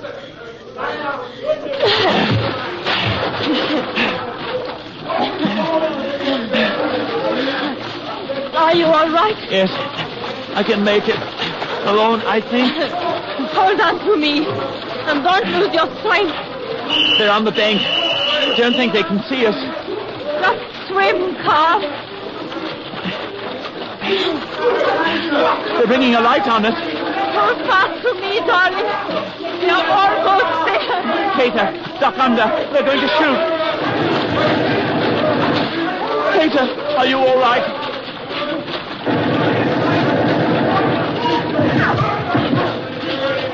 Just a little more, Kata.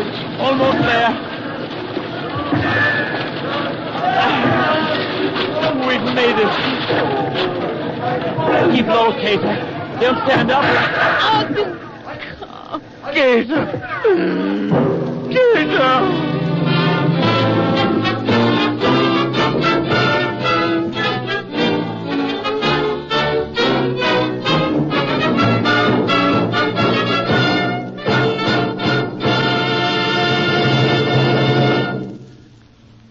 You're Knowles, aren't you, British intelligence? Yes. I'm Reisbach. I've been waiting here for the past week. Thought they'd got you. No. Who's the woman? Oh, I get it. German, eh? Yes. Afraid there's nothing you can do. Those slugs caught her across the back. Gator. You'd better come along. They'll be sending a patrol across any minute now. I can't leave her here like this. Snap out of it, man. She's gone. There's nothing you can do. All right. Hurry, man, while we still got time. I'm coming.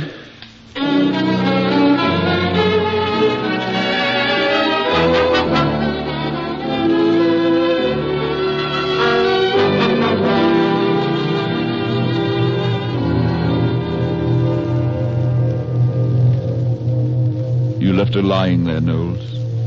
Do you remember? There was nothing you could do. No final act of tenderness. No final word to speak. Her long, bright hair, so quiet now, you placed across her eyes. And then you went away. But you kept remembering. And the remembrance of her hair was like the warmth of bird wings in your hands. A warmth that never went away.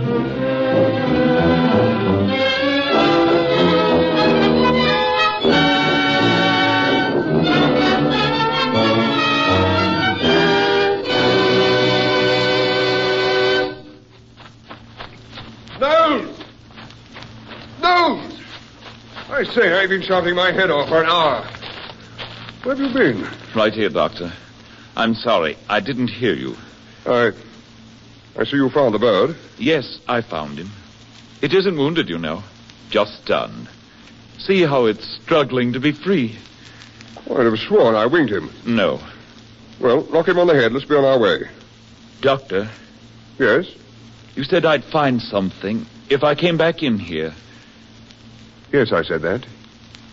Did you? I don't quite know how to put it, but I've gotten out of a mental corner I've been in for a long time. You know better than I do what I mean. Hunting the bird down, I believe. Living something over again while I was hunting it down. I've come back to myself again. That's why I'm letting him go. Why did you do that? What did you let the bird go for?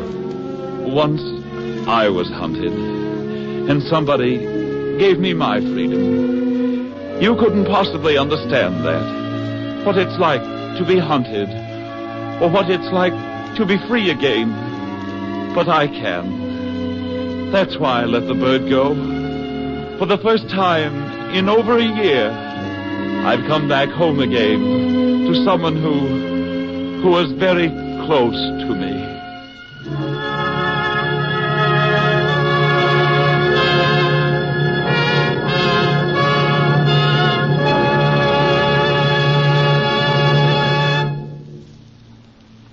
You have just heard Frederick J. Lipp's Author's Playhouse adaptation of his own story, Cry for the Hunted. Direction was by Mr. Albert Cruz.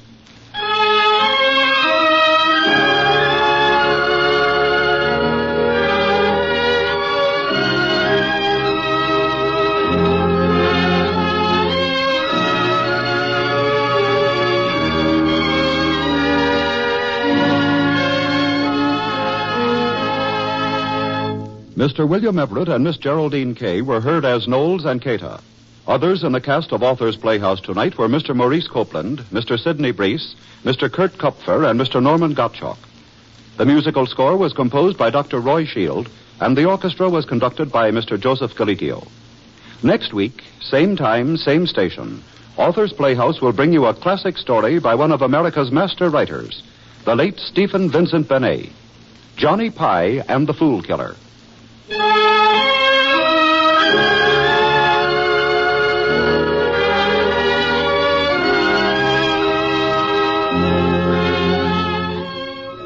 Your American-made radio is a wonderful thing. It works at the turn of a dial, the push of a button. You can sit in your favorite chair and listen to the programs you like best over NBC and its affiliated independent stations. You can... Time now for Rocky Jordan.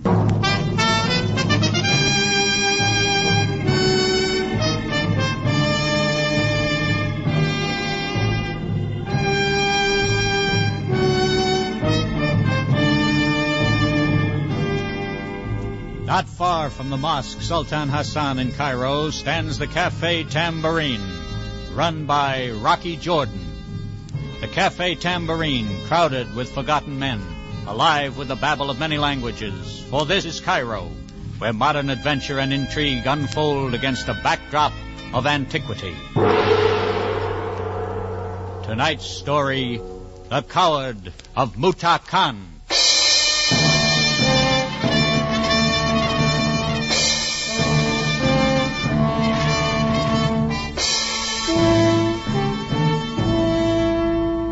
I get all kinds of customers in the Tambourine.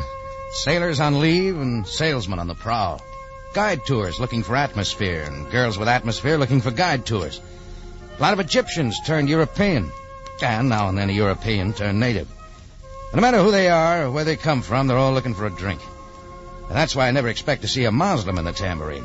They don't drink and they don't plan on making a lot of conversation with anybody who does. So it's no wonder I raised an eyebrow the other night when I spotted one making his way through the crowd. A little dark-haired man in a red burnous. But he wasn't looking for whiskey, he was looking for me. Ah, you are the Effendi Jordan. I was told you could be found here.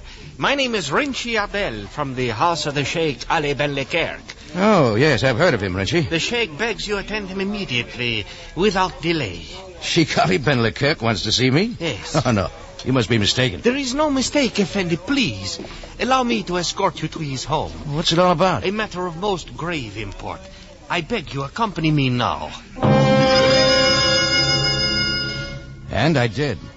If I didn't have any other reason, I wanted to get a look at the man who was almost a legend around Cairo. Sheikh Ali Ben Lekerk. They tell me that years ago, when he was out in the desert, he made war with the French and British and Italians and Germans and anybody else who came along.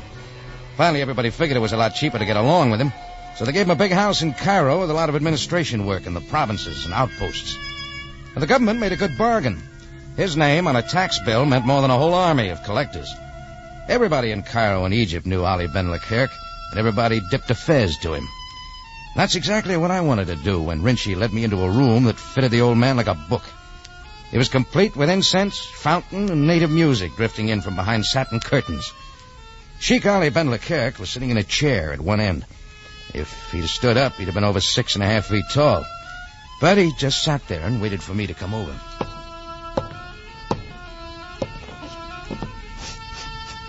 Good evening, Mr. Jordan. Thank you for coming. That is all, Rinchi. As you will, master. I have heard of you, Mr. Jordan. It pleases me that you have come to my home, that I may meet you in person. And I've heard of you. Good, I hope. I have always tried to be fair. Well, it isn't often that I'm invited into the home of one of Egypt's most influential citizens. Religious customs are different in all parts of the world. I regret that ours make such an issue of unbelievers. When I visited your country, there was no such differentiation. Why are you here? For what reason? Please sit down, Mr. Jordan. I must explain. And at the same time, I must confess to being an old man. That issue I find difficult to make terms with. Nevertheless, for some time now, I have been compromising with my age. And as an act of pride, I have planned to record the history of my noble family, the House of MUTAKAHN. You have a question, of course, for this is news to you. Yes, there was a pharaoh, King MUTAKAHN, the first of my people. Of him I know very little, but it would please me, make me happy as an old man, to complete the record of my ancestors. The history of my family will be revealed in hieroglyphics to be read at his uncovered and unrecorded tomb. Tomb of MUTAKAHN? I've never heard of it. As I say, it is unrecorded. Why, I do not know. But the pyramid, I will find an answer. But a pyramid? Where is there such a pyramid? There is such a pyramid in the lands of the desert, south from ancient Giza, where the high winds are almost perpetual, lies the mummy of MUTAKAHN. Well, I've been in that area a dozen times. I never saw it. It is buried, covered with sand of the centuries. The scrolls foretold it. A buried pyramid? As I say, the Khamsin is perpetual there. There is still the same question in your eyes. Since I have started to make plans for recording the saga of my noble family, I have encountered many obstacles. What kind of obstacles? Transportation of machinery, hiring engineers. Mm-hmm. But even more, threats. Oh? I have been threatened many times in my life, and such notes and signs have always been to my mind the frustration of some unfortunate maladjusted being. However, this time it is different. There has been a violence. Do the police know about this? There has been no time. I don't understand. Observe me well, Mr. Jordan. I am a dying man. What? The assassin's knife is foreign to my body.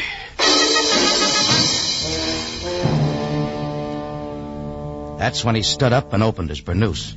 The hilt of a small knife was sticking from his chest. How he was still alive, or what let him sit there and talk to me with that thing in him, I'll never know.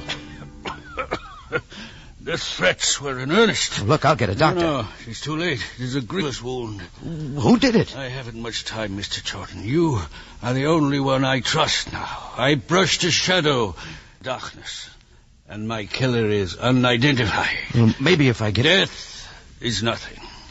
But I entrust you to meet my son back here in the province of Ruba. Tell him of my desire to excavate the tomb of MUTAKAHN.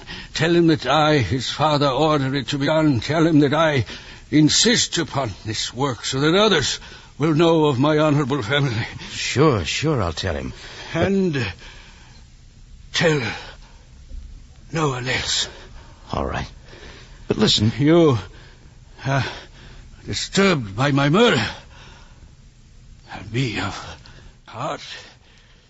It is the will of Allah.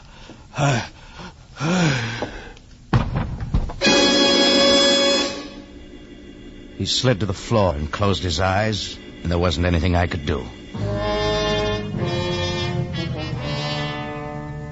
Well, I got a phone and called Homicide Division and waited for them to show up. Sam Sabaya led the parade. He didn't look happy when he saw what had happened. And when I told him how the old man had died, forgetting the part about the pyramid, he shoved his fez back on his head. You are lying to me, Jordan. Just a minute, Sam. I've told you the truth. But not enough of it. You omitted some small details such as Rinchi Adel, why you came here, for what reason Leclerc sent for you. Sergeant.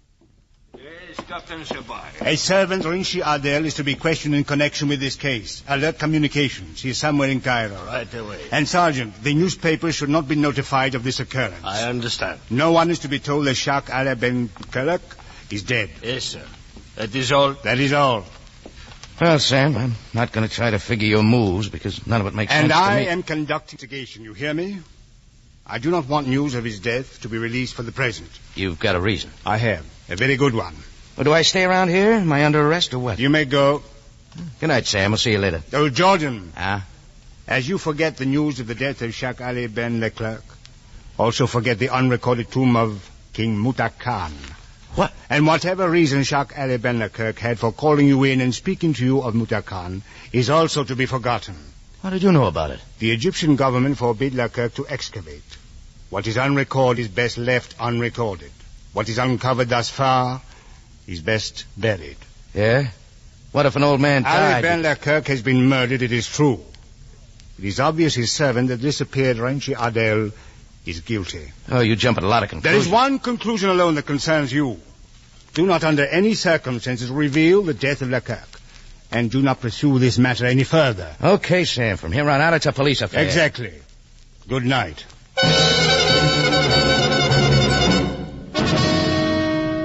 Then I had no way of knowing what Sam had in the back of his head or why he wouldn't talk. I guess I was sore when I walked out of there. The old man died because someone didn't want him to dig up a pyramid. And Sam Sabaya seemed to go right along with the idea. But trying to forget the picture of an old man with a knife between his ribs, living long enough to tell me about his family and what it meant to have that tomb uncovered, was another thing. So I decided to go to the province of Ruba and look up the Sheik's son. I threw a few things in a suitcase and went over to the station. I was waiting in line to get a ticket, but a blonde girl saved me the trouble. She had a lot of blue eyes and a lot of white teeth when she talked. I followed you from the Sheikh Ali Ben Leclerc's home. Huh? You were there less than an hour ago. There were others, too. Police, I believe. Yeah, you get around. What did I have for breakfast? Then you went to a cafe tambourine. I learned that you were the owner of the place. Your name is Rocky Jordan. And I'll bet you followed me here to the station. You are buying a ticket to the province of Ruba? That's right. Anything else, lady? Your trip is unnecessary.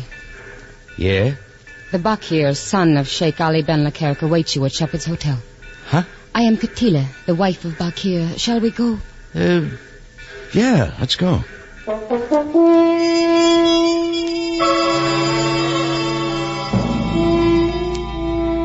And we went to the Shepherd's Hotel, Suite 609 to be exact.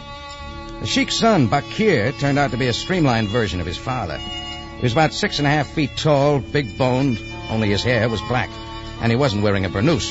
He was done up in brush clothes, and you could tell where the sweatband of his pith helmet had stopped the sunburn. Come in, please, come in. So this is the fellow, huh? Darling, this is Mr. Jordan. Mr. Jordan, this is my husband, Bakir, son of Ali Ben Leclerc. Thank you for coming, Jordan. I suppose I have some explaining to do. A drink? Oh, not right now, then. My dear? No, thank you. Darling, don't you think... Yes, good scotch is a lost cause out in the provinces. And ice is pretty hard to fly in from the mountains. Katila and I came in tonight from Aruba. My father asked us to make the trip. It was a secret trip. We went from the airport to the Sheikh's home. There were police cars there. You didn't go inside? My father has an old saying. Sidestep trouble so you can attack it from the rear. And you were the first to leave the house, so I followed to see who you were. By the way, did you ask him if he's a policeman, my dear? I run a cafe over by the Mosque Sultan Hassan. I'm not a cop. I sure met a lot of them tonight. You, people don't know what's happened yet, huh? What has happened, Jordan? Your father's dead, Bakir. Dead? Oh, no. But he was alive. The doctor said he had a good 5 years, even 10 He left. didn't just die. He was assassinated. Sheikh Ali Ben was assassinated. He called me in tonight. He explained a plan he had to dig up an old buried pyramid. The tomb of MUTAKAHN. I told him that it was absolutely ridiculous. Then you know something about it? Of course. He wants that tomb excavated so the family history will be complete. But how was he slain? Stabbed. He sat there and told me all this with a knife sticking in him. I didn't see it until he pulled back his robes. Who would do such a thing? Easy, darling. He said he'd been threatened ever since he made plans to excavate MUTAKAHN. The police are looking for a servant, Rinshi Ad-El. I don't see how he could have done it. This message about MUTAKAHN, exploring it. That's what my father asked you to tell me? That's it. He died for that. He died just for that. Darling, please. It's a rotten way to die. It's a rotten thing to die for. Oh, if you only knew, Jordan, if you only knew. He thought a great deal of it. And when you dig it up, maybe... Bakir will never excavate the tomb of King MUTAKAHN. What? That's right, Jordan. Never. But your father ordered... Good night, Jordan. Thanks for your help. Now, listen to me. You could have seen him staying alive just long enough to tell me. Enough. I've had enough about MUTAKAHN. Get out of here, Jordan. You've delivered your message. Now get out.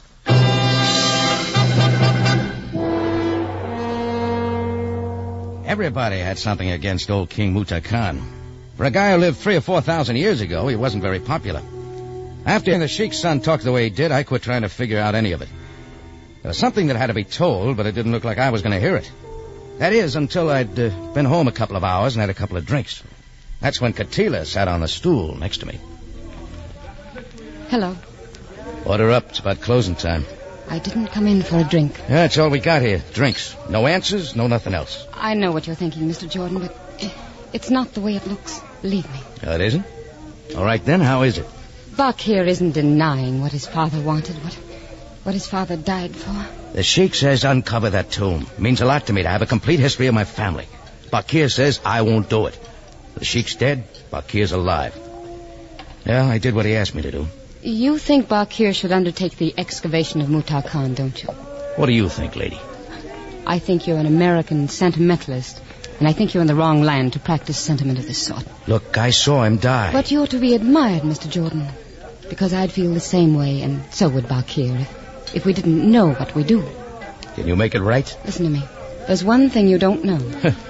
A lot of it I don't know. Ben Leclerc lived in a world removed. Every action in his life was prompted by his own father and the proud record of the desert tribes of his family. And he liked that record. He wanted to get it all. That's just it, Mr. Jordan. And that's why I'm here.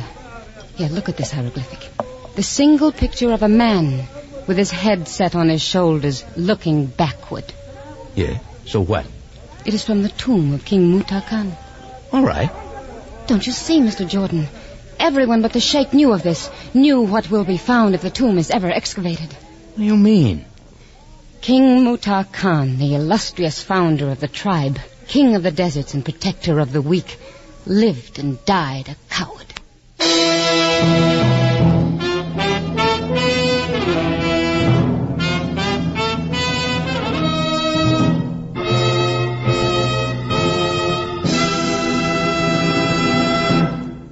You are listening to The Coward of MUTAKAHN, today's adventure with Rocky Jordan.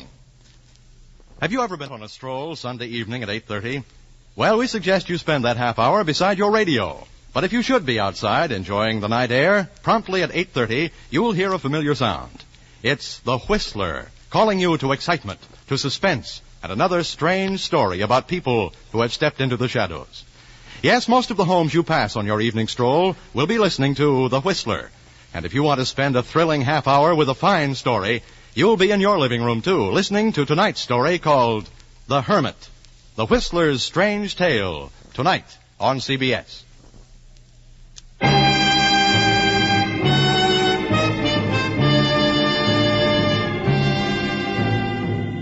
Now we return you to Cairo and today's adventure with Rocky Jordan, the Coward of MUTAKAHN.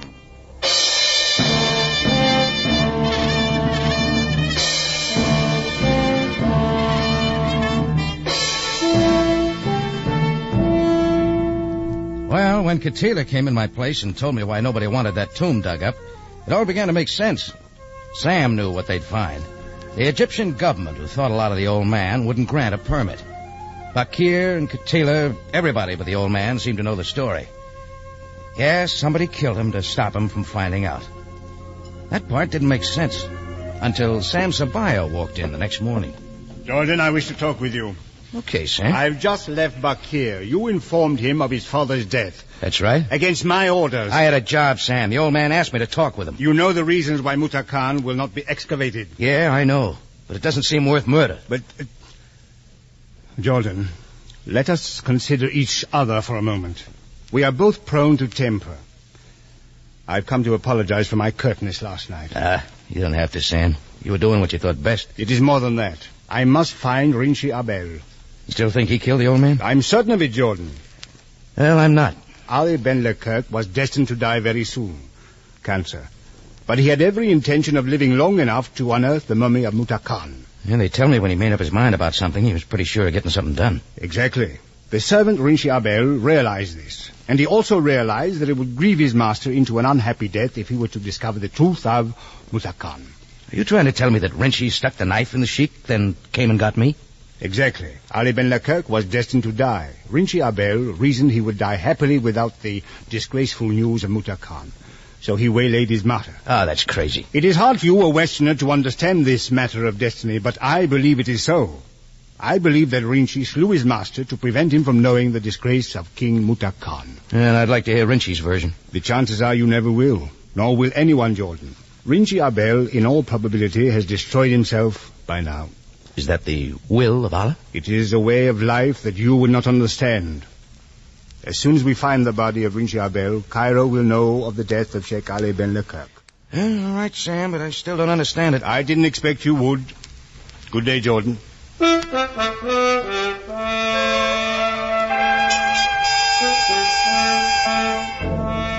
All that day, I sat and thought about what Sam had told me, the reasoning behind Leclerc's death. There was too much left over and too much left unsaid to make it gel. That wasn't anything I could do. At least I thought there was anything I could do until I heard a knock on my office door. For the second time in 2 days, there was a Muslim in the tambourine, and he still wasn't looking for a drink. Yeah? It is I, Effendi. Rinchi, get in here. Please, Effendi, listen to me. I am a wanted man. You bet your curled-up booties you're a wanted man. For mercy, Effendi. Listen, Buster, they're looking everywhere in Cairo for you, and they're going to keep right on looking until they find you. And you better have a pretty good story to tell, because I don't think they're going to listen to any B-plots. A moment. You, Effendi, were the last to speak with my master before he died. You knew he had a knife in him when you took me there? Of course. It was I who ministered to him the night before when he was attacked. You mean he lived 24 hours with a knife in his chest? As Allah is my judge. I found him lying on a street near his home. I carried him there and bathed his wound. Why didn't you call a doctor? I wanted to call a physician, but he wouldn't allow me. And to extract the knife would have meant instant death. My master was a strong man, and he lived a strong life. He had many small details he wanted to complete before the end. And you helped him? I did as I was commanded. Did that include getting hold of me? Yes. His last command was when he dismissed me in your presence. The police think you did it. But why a humble servant like myself? Because you knew about MUTAKAHN and didn't want him to find out? No, I knew of the coward, but I did not slay my master. Hear me, Effendi, I did not do it.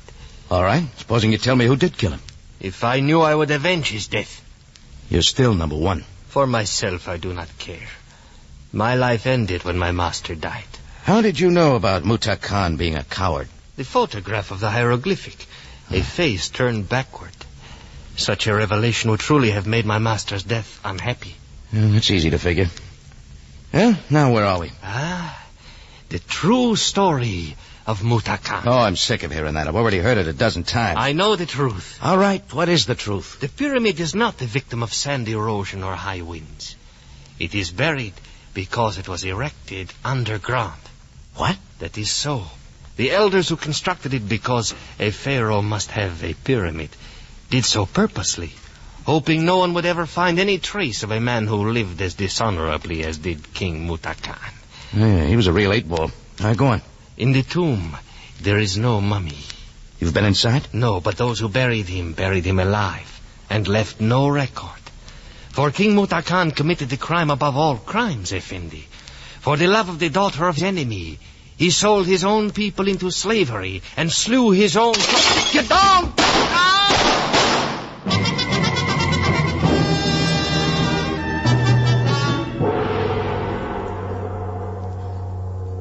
Rinchi Abel never finished the sentence. He was dead before he hit the floor. Whoever stuck his hand in through the window knew how to shoot, knew what he was shooting at. And he knew how to make a getaway. Well, that's when I stopped trying to figure Egyptian theories on honor and family and kings. I left Rinchi lying on the floor of my office, told the boys who came up the stairs to notify Sabaya and tell him I'd be around later. I had some practical figuring to do and a couple of stops to make around town. First, the Egyptian War Office, full of records. Second, the British Army headquarters and a colonel who'd been with Monty's 8th Army. Third, to the airport, where I grabbed the first plane out for the province of Ruba, which, strangely enough, turned out to be exactly 2 miles by horseback from the site of the buried tomb of that old bum, King MUTAKAHN.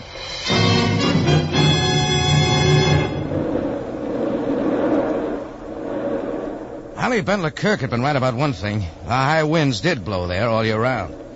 But it hadn't bothered the guy who had a bulldozer and tunneled under the sand and built a concrete passageway right down to the entrance of the tomb. I didn't know who he was, but he left his horse tied up right by the entrance.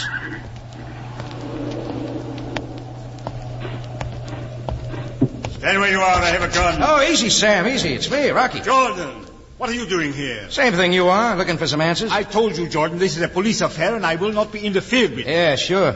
Only it looks more like an espionage job, something for the army boys to handle. Well, all right, you are here. Come on. Well, I'm glad I found you here, Sam. Makes your double talk back in Cairo look straighter. Jordan, ever since the war, the Egyptian government has been anxious to discover the cache where Rommel's army hoped to resupply themselves and enter Cairo. And this is it, eh? Tomb of old MUTAKAHN. Exactly. This is the main chamber where the mummy would have been. Some mummies. Offhand, about 200,000 rounds of ammunition, machine guns. Fuel oil, preserved foods, everything a fast-moving army cannot carry but could pick up and use. Yeah, right on top, nothing but a load of sand. The entrance you came by can be sealed easily and camouflaged. We have been watching it since the war. You mean some of Rommel's men might still be around? Yes. Some of Rommel's men are still around. What? I shoot very well. Mr. Jordan can confirm that. Oh, yeah, that's right, Sam. She plugged Rinchi Abel back at the tambourine. Now that both of you know that Bakir and myself were the agents for Rommel, I hope you will die happily and quietly. Bakir? He's an Egyptian of noble birth. Yes, Captain Sabaya. I am an Egyptian. Bakir, son of Sheikh Ali ben Lekerk, province of Ruba. Departed from Muslim practice out of necessity. A most unworthy son of a most illustrious father. You look disappointed, Captain Sabaya. Haven't you ever heard of a traitor before? Don't tell me you don't know anything about cowards. Stop it, Bakir. This will accomplish nothing. It's all right. I know what I'm doing. Maybe you have something to say, Jordan. You're always so full of talk. Want me to beg for my life? I'd like that, too. Bakir, do you know what you have done? Let's get rid of these two, Bakir. The noble Sabaya has asked me a question, my dear. He wonders if I know what I've done. I tell you... Shut up. I've sold out, Sabaya. I sold out years ago. I sold out my country. When the Germans sent an agent out looking for a place to hide arms and ammunition, they came to the right man. They came to me. Yes, sir, it was little Katila here who clinched the deal. It all happened when I was in school in England. So, I came up the wife. Why? Why did you do it? Why did I do it? Egypt has been good to you and your family. Why? Because it has given me a wife. Beautiful, isn't she? Yes. I see now. You see what? Tell me what you see before I kill you. Your real name. What is it? MUTAKAHN. Pig.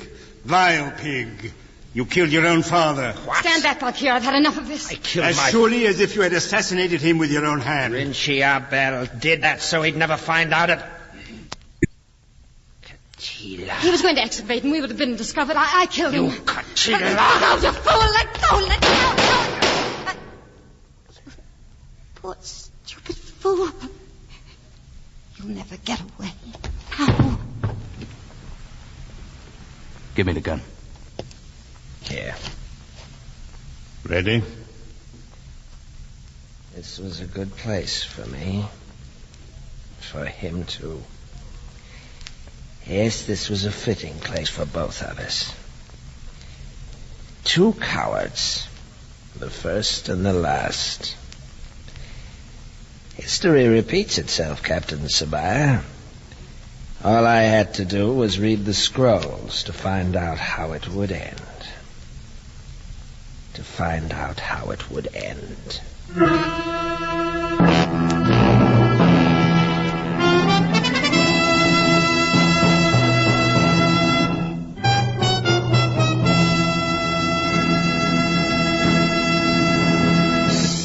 It's CBS at this same time next week for another story of adventure and intrigue when we take you back to Cairo and the Cafe Tambourine run by Rocky Jordan.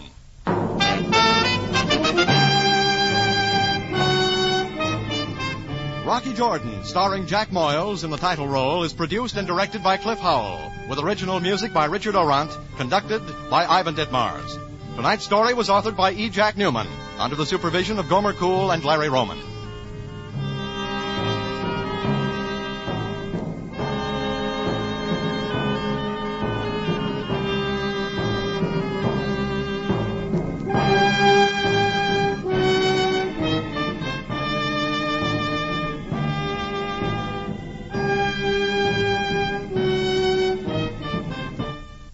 This is CBS, the Columbia Broadcasting System.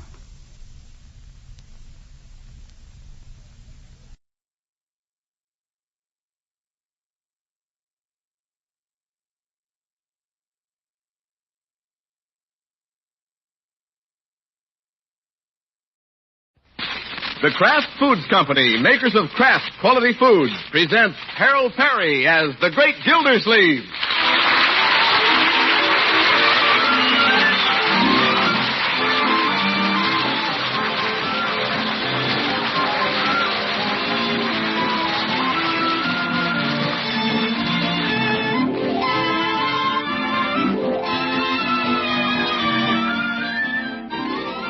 When you're hungry for a taste that's rich and satisfying, or your recipes call for a cheese flavor that's really distinctive, here's the name to remember. Pabstet.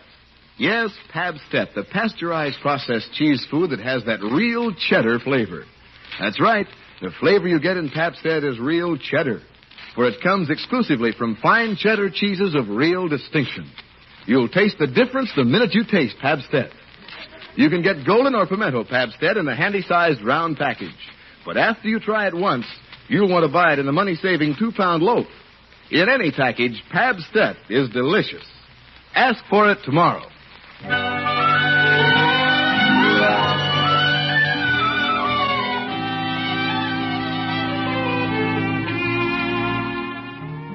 Well, let's see what's doing with the Great Gildersleeve. Today, his hometown of Summerfield is getting a preview of spring.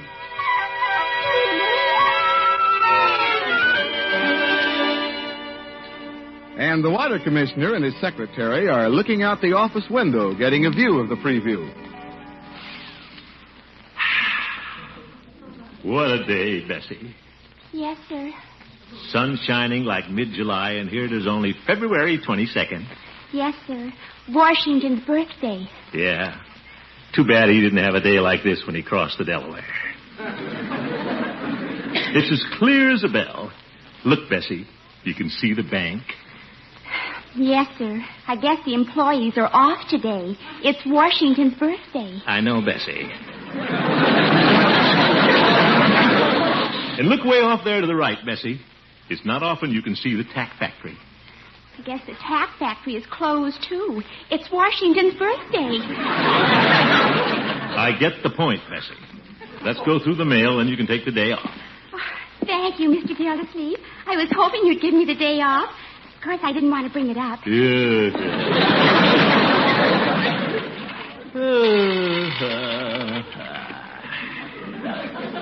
Well, let's see what we have in the morning mail.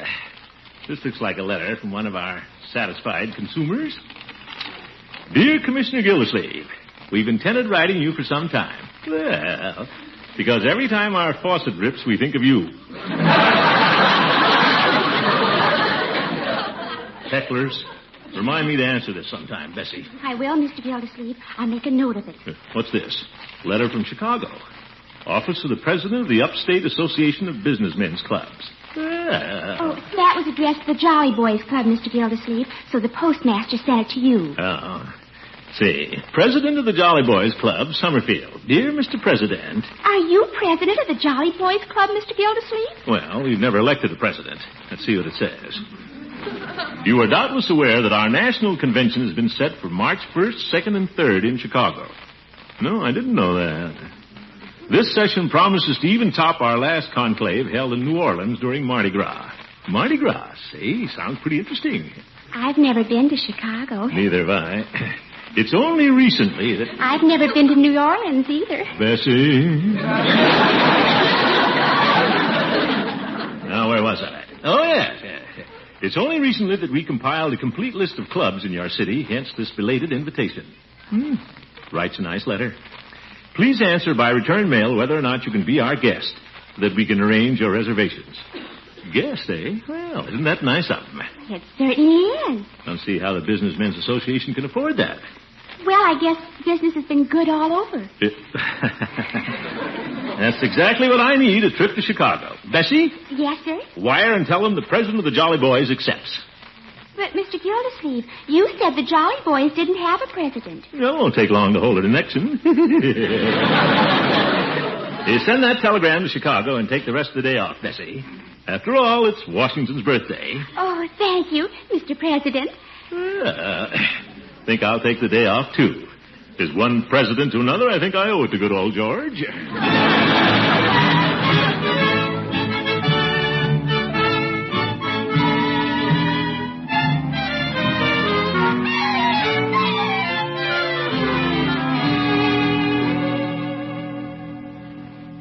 That's right, Chief. I'll see you at the Jolly Boys meeting. Goodbye. Bum, bum, bum for president.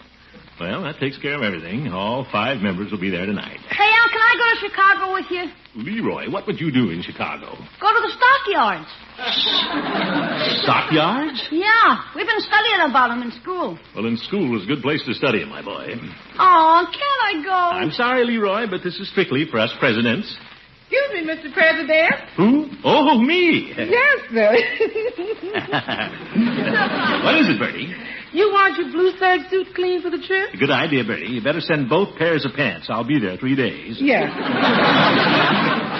Better have one of my hats cleaned, too, Bertie. The gray fuzzy one, Miss Gildersleeve? No, you better send the black Homburg. It's a little tighter, and Chicago's the windy city. Yes, sir. That sure is a good place for a convention. The windy city.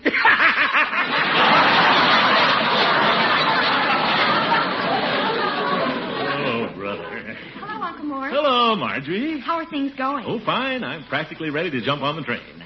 Unky, I hate to bring this up, but what if they don't elect you president? What? Maybe you're counting your trip before it's hatched, Dunk. Nonsense. Who else would the Jolly Boys elect? Judge Hooker and I have been close friends for years. He'll vote for me. Well, I guess he would. And I do a lot of business with Peavy. He has to vote for me. And I'm a good spender in Floyd's barbershop. And Police Chief Gates knows I have a lot of influence with the mayor. He isn't going to take any chances. That's 4 votes right there. 5. 5. Yeah, you'll vote for yourself. Well, Truman and Dewey did. Why shouldn't I?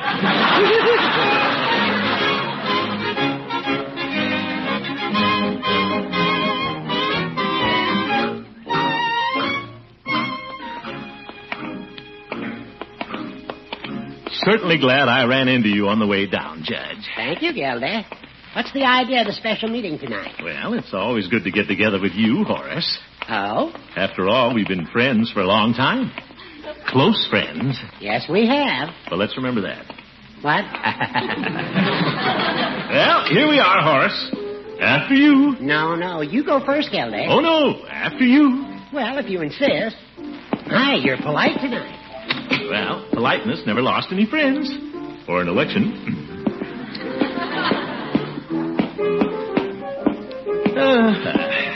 Guess Floyd's limbering up his fingers. Guess so, Judge. Hello, Floyd. Hi, Commiss. Floyd, I never heard you play better than you're playing tonight. Yeah? Beautiful. I was trying a new piece, Kitten on the Keys. Mm-hmm. Sounds more like a cat on a tin roof to me. What? No, Judge. Well, there's Peavy opening the cokes. Excuse me, fellas. Why not? Now listen. Hello, Peavy. Hello, Mr. Gildersleeve. Can I offer you a Coke? Thanks, but you have one first, Peavy. Here's one already open. No, you take it, Peavy. You're not behind the soda fountain tonight. I'm not a customer. I'm a friend. Oh, yeah. Of course, I'm going to be a good customer tomorrow. What are you going to say? Yes, sir. Thought I'd drop in and buy a lot of vitamin pills and things, Peavy. Come to think of it, I guess I'm one of your best customers. Well, yes, come to think of it. Glad you're thinking about it. Well, hello, fellas. Hey, it's the Chief. Now we can sing. We're waiting for you, Chief. You had to wait. A quartet can't get to first base without a good bass singer. Ho, ho, ho, ho, ho. Very good, Chief. Finest bass voice I've ever heard. Well, thank you, Commissioner. Let's gather around the piano gang and have a song. Yes, I've never felt in better voice. Well, that's not exactly why I called the meeting. Darling, I am growing old. He's not kidding. There is a tavern in the town, No. Peavy, not on Washington's birthday. Hey, here's one we always murder. Sweet 16. Great idea, Floyd. There's a solo part for me. Okay, here it comes. Here's your note, Commish. Thanks. I love you as I never loved before. Since first I met you on the village green. Lay it on, Commish. Come to me for my dream of love.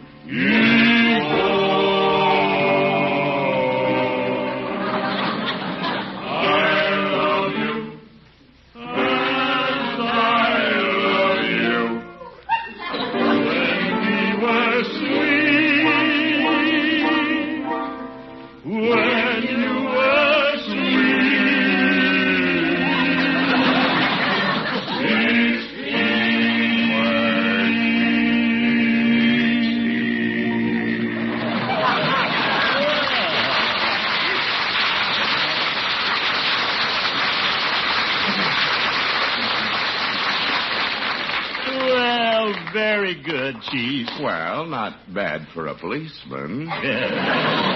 By the way, Chief, I've been telling the mayor what a good job you're doing. Singing? Yeah. No, at the department, Peavy. There are big things in store for you down there, Chief, if I have my way. Oh? Hey, Commish, why are you stroking everybody's fur? Did you call this meeting to borrow some money? No, Floyd, but since we're all together, there is a little business we could take up. Business? Yeah? Like what? Well, has it ever occurred to you fellows that we don't have a president? Why do we need a president? Well, every organization worth its salt has a president, fellas. Of course, I know it's a thankless job, and not many people want to take on the extra work and responsibility, but I think we jolly boys should have a president. I think you're right, Gildy. I've always thought the club meetings were lacking in parliamentary procedure. How's that? Yeah. We lack organization, Peavy. How do the rest of you feel about it? It's okay by me. I ain't got nothing against presidents. Why don't we have an election next Saturday night at our regular meeting? Why wait that long, Horace? But we're not prepared, Gildy. Who's not prepared? I just happen to have some ballots right here in my pocket. My. Made them out this afternoon, fellows. Here's one for each of us. Say, you're on the ball, Mr. Gildersleeve. Here's a pencil apiece, fellas. Just write in the name of the man of your choice. Great idea, Commish. And just because it is my idea, you fellows don't necessarily have to vote for me. Gildy, my compliments. You've done some very constructive thinking for us. Well, I'm always thinking of ways to make the club better. Where do we put the ballots, Mr. Gildersleeve? Well, we might as well drop them here in my hat. I've got the election in there anyway. Hey, Commish, and may the best man win. Thank you, Floyd. Judge, why don't you count the ballots? Very well. Here's one for Chief Gates. The chief? One for Floyd Munson. Well, what do you know? Well, here's one for me. I know there's one for me in there someplace. And here's one for Throckmorton P. Gildersleeve. You bet. One more vote coming up. I wonder who it'll be for. Well, here's the last ballot. A vote for Peavy.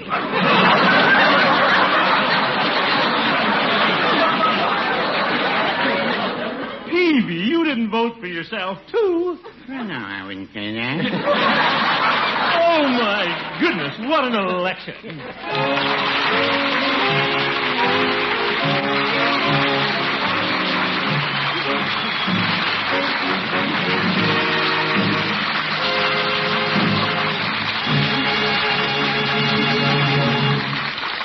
The great Gildersleeve will return in just a darn minute.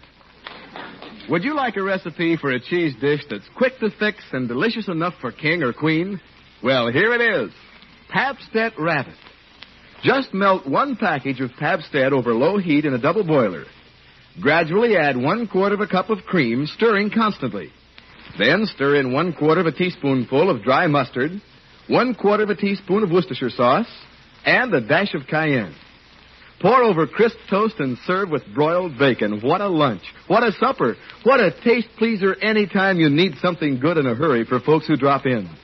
But remember, For this recipe, be sure to use Pabst-ett, that wonderful pasteurized processed cheese food with the real cheddar flavor. For the basic flavor you want in any rabbit is cheddar, and the flavor of Pabst-ett comes from cheddar cheese of genuine distinction. And whether you use it in rabbits or in sandwiches or salads or chilled and sliced into firm, eye-pleasing wedges, you want the pasteurized processed cheese food with the real cheddar flavor. Get Pabst-ett tomorrow at your grocer's.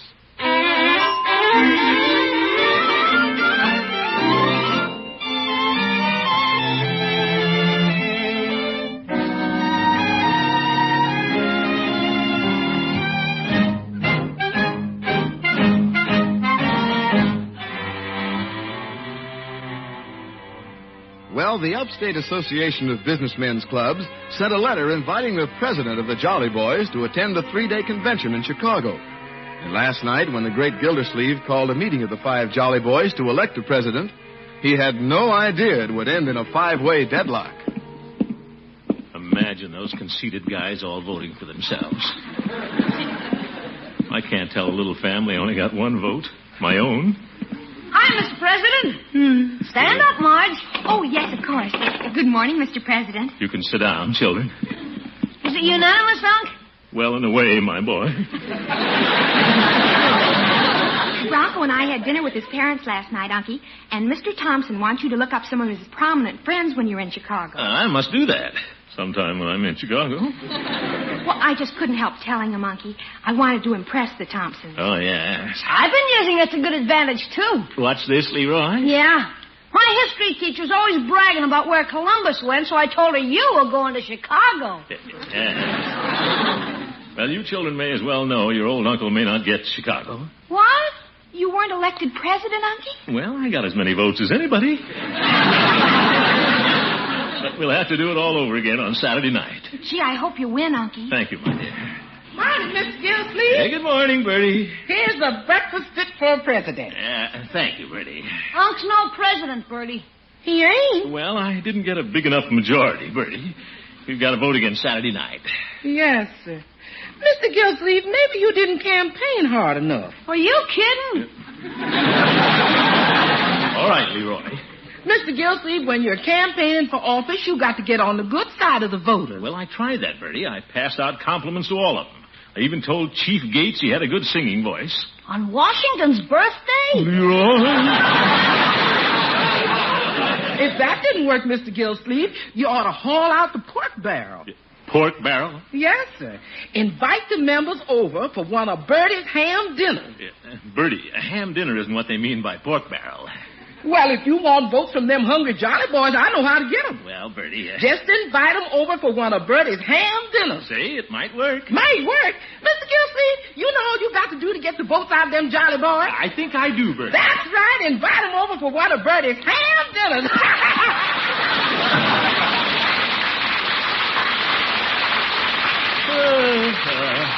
I wonder which one's the hungriest.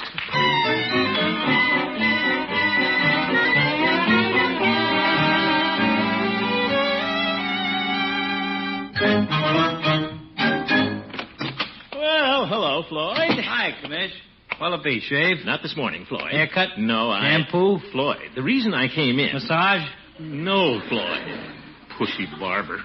And why'd you come in? I came in to extend you an invitation, Floyd. Yeah? I'd like to invite you and your little wife over for a ham dinner. Me and Lovey?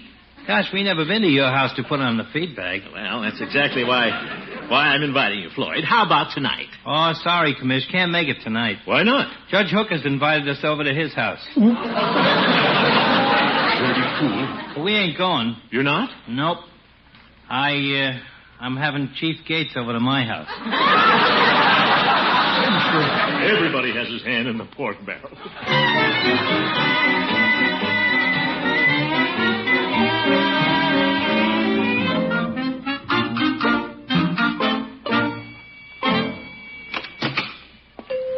Hello, Peavy. Hello, Mr. Gildersleeve. What can I do for you today? Nothing, Peavy. No vitamins? Vitamins? Last evening you said you'd be in and buy a lot of vitamins. I did? Say, that's right, Peavy. Let's see what you've got. Yeah, well. George, I'll show those other guys. I'll cinch a vote right here. What are you taking the vitamins for, Mr. Gildersleeve? To cinch a vote? I mean for an itchy throat. Brother, that was close. I have quite a few brands here, Mr. Gildersleeve. All those vitamins, Peavy? Yeah, it says so on the label. Now, here's vitamin A, B, B1, C, D. All right, Peavy, I haven't got time for the whole alphabet. I'll take that green bottle there. Very well. That one only has the one vitamin, B1. Now, here's the B complex. I'll tell you what, Peavy, give me a bottle of each. Exactly. A bottle of each it is. Well, quite a large purchase, eh, Peavy? Yes, runs into several dollars, Mr. Gildersleeve. Good. Now, Peavy, about this election Saturday night, has it occurred to you that if one member threw his vote to a good customer, a friend, that person could be elected president? Well, I guess you could. You bet. Now, what do you say, Peavy? Mr. Gildersleeve, how'd you like to come over to dinner tonight? Peavy, not you, too.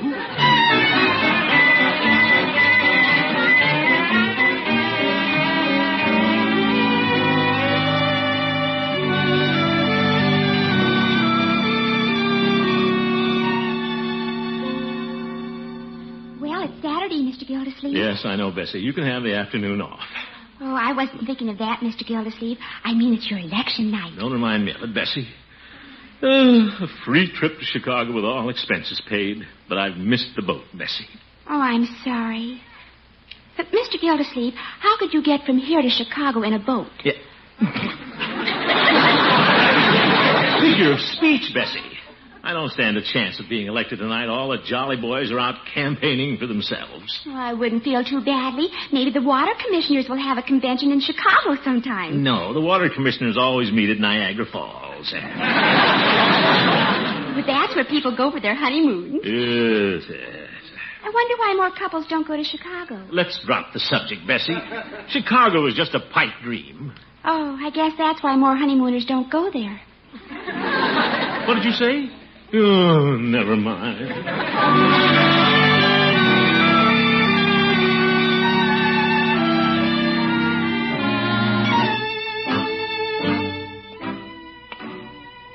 Well, I'm a little late for the meeting, but I don't feel much like going tonight anyway.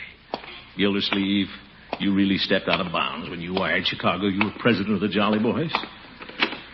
Well, my vote's lost. Might as well give it to Judge Hooker. Let him go to Chicago. He can bring Leroy a picture of the stockyards. The old goat may meet some of his friends there. And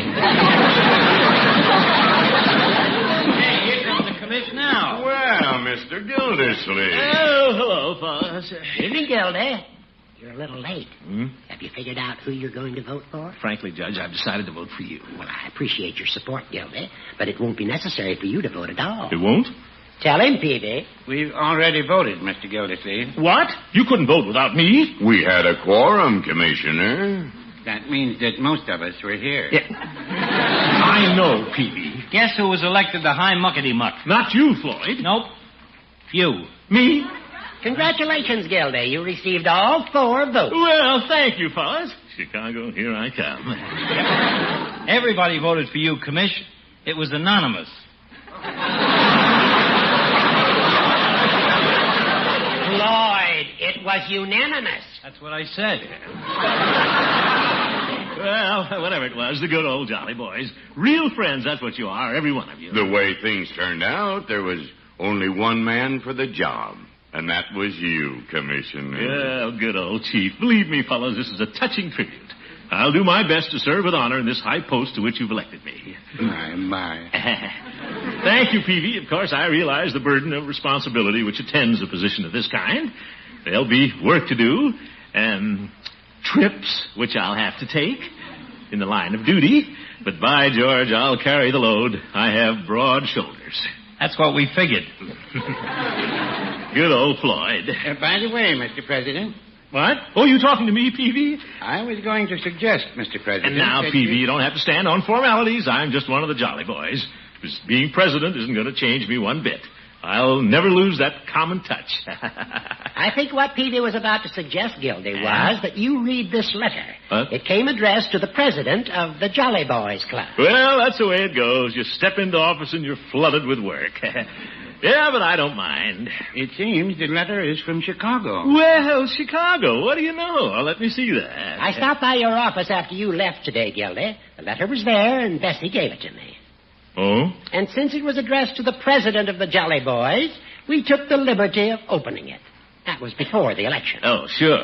Perhaps you'd like to read it. Well, thank you, Judge. Excuse me. To Mr. Throckmorton P. Gildersleeve, president of the Jolly Boys Club. I can't imagine how they knew I was going to be elected. Read it, Commish. All right, Floyd.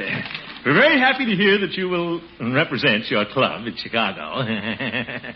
We have made reservations for you at the Croydon Hotel, and for your information, we estimate your convention expenses to be approximately $100. Oh, so that's why you elected me. But, Gildy, on George Washington's birthday, you sent a wire saying you held the office. I know. So we had to make an honest man out of our president. Oh, for... Okay, fellas, let's pipe the new president aboard. Now, wait a minute. $100. For he's a jolly good fellow. He's a jolly good fellow. He's a jolly good fellow. What a sneaky way to hold an election. That's nobody can deny. Oh, shut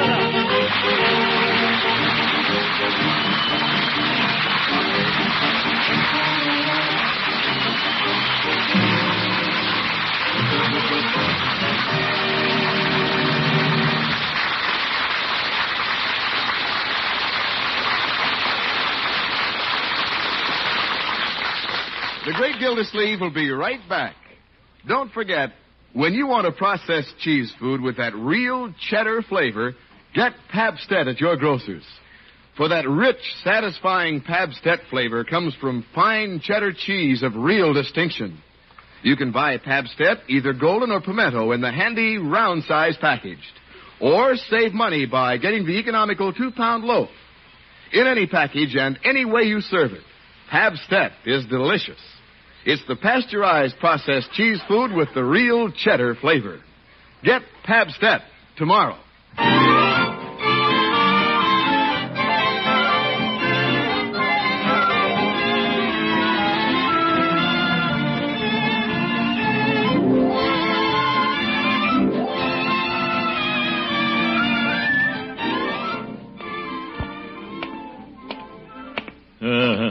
Fine club.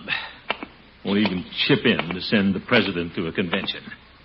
$19.75 each. Oh, by George, I won't go. Don't know how I can get out of it, though. Leroy, what are you doing? I'm learning to ski. I got piggy skis, and boy, is it fun. Watch me come down this driveway. You be careful, Leroy. You can sprain an ankle that way. Yeah, that's how I got piggy skis. He sprained both of his. Huh? He's out of school. He couldn't? It's a desperate measure. Let's see now. Which hurts more, a sprained ankle or $100? Leroy, let me try your little skis.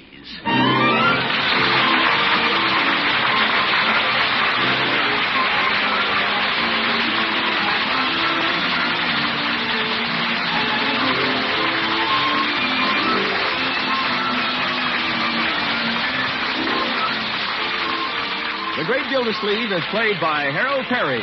The show was written by Paul West, John Elliott, and Andy White, with music by Jack Meakin. Included in the cast are Walter Tetley, Mary Lee Robb, Lillian Randolph, Gloria Holliday, Arthur Q. Bryan, Ken Christie, Earl Ross, and Vic LeGrand. That's so. This is Jay Stewart saying goodnight for the Kraft Foods Company, makers of the famous line of Kraft quality food products. Be sure to listen in next Wednesday and every Wednesday for the further adventures of the Great Gildersleeve.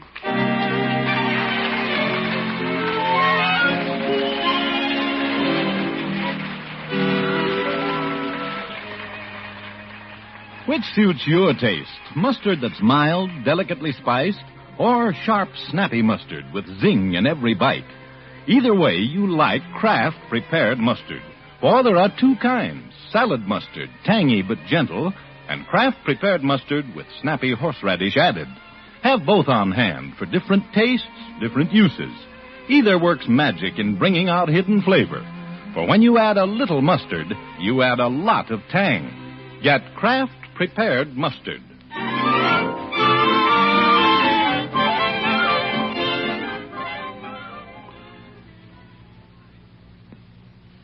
Stay tuned now for the exciting Break the Bank on NBC.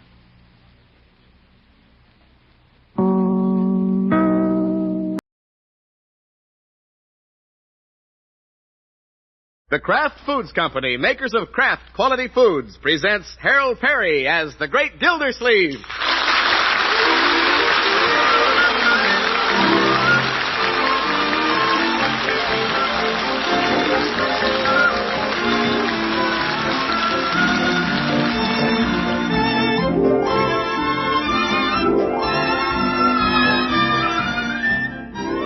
The Great Gildersleeve is brought to you tonight by Parquet Margarine, that marvelous margarine made by Kraft. Parquet is the margarine millions prefer because it tastes so good. And it tastes so good because it's always fresh. In fact, Parquet margarine is so good in every way and for every purpose that Kraft can afford to make this offer. Double your money back if you don't say Parquet is the best margarine you ever tasted. That's P-A-R-K-A-Y. Parquet margarine made by Kraft. Ask for it at your grocer's tomorrow.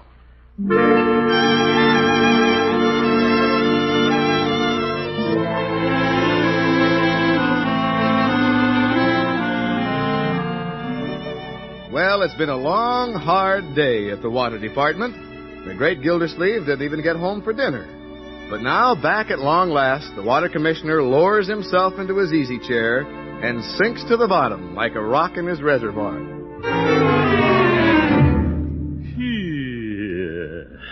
Tired, Unky? Worn out, Marjorie. The first of the month sort of slipped up on Bessie and me. Oh? Yeah, came right after February 28th. Didn't expect it for 2 more days. Excuse me. Oh, that's all right. Bronco's coming by for me in a few minutes. No, he is. Uh-huh. Are you too tired to drive over to Broadmoor with us and see Mother and Father Thompson? Marjorie, I've seen Mother and Father Thompson. I remember them well. Now, Unky, you really should cultivate the Thompsons. That's barren ground.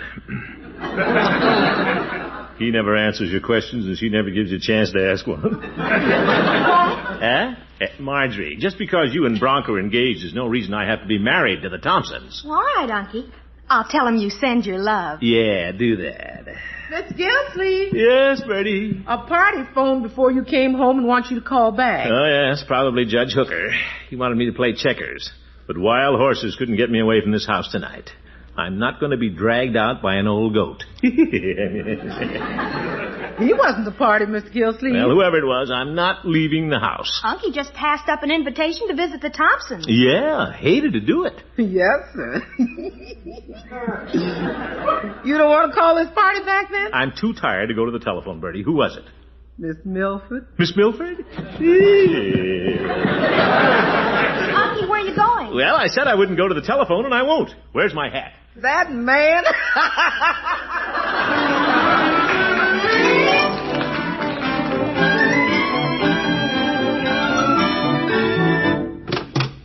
Why, Throckmorton. Hello, Catherine.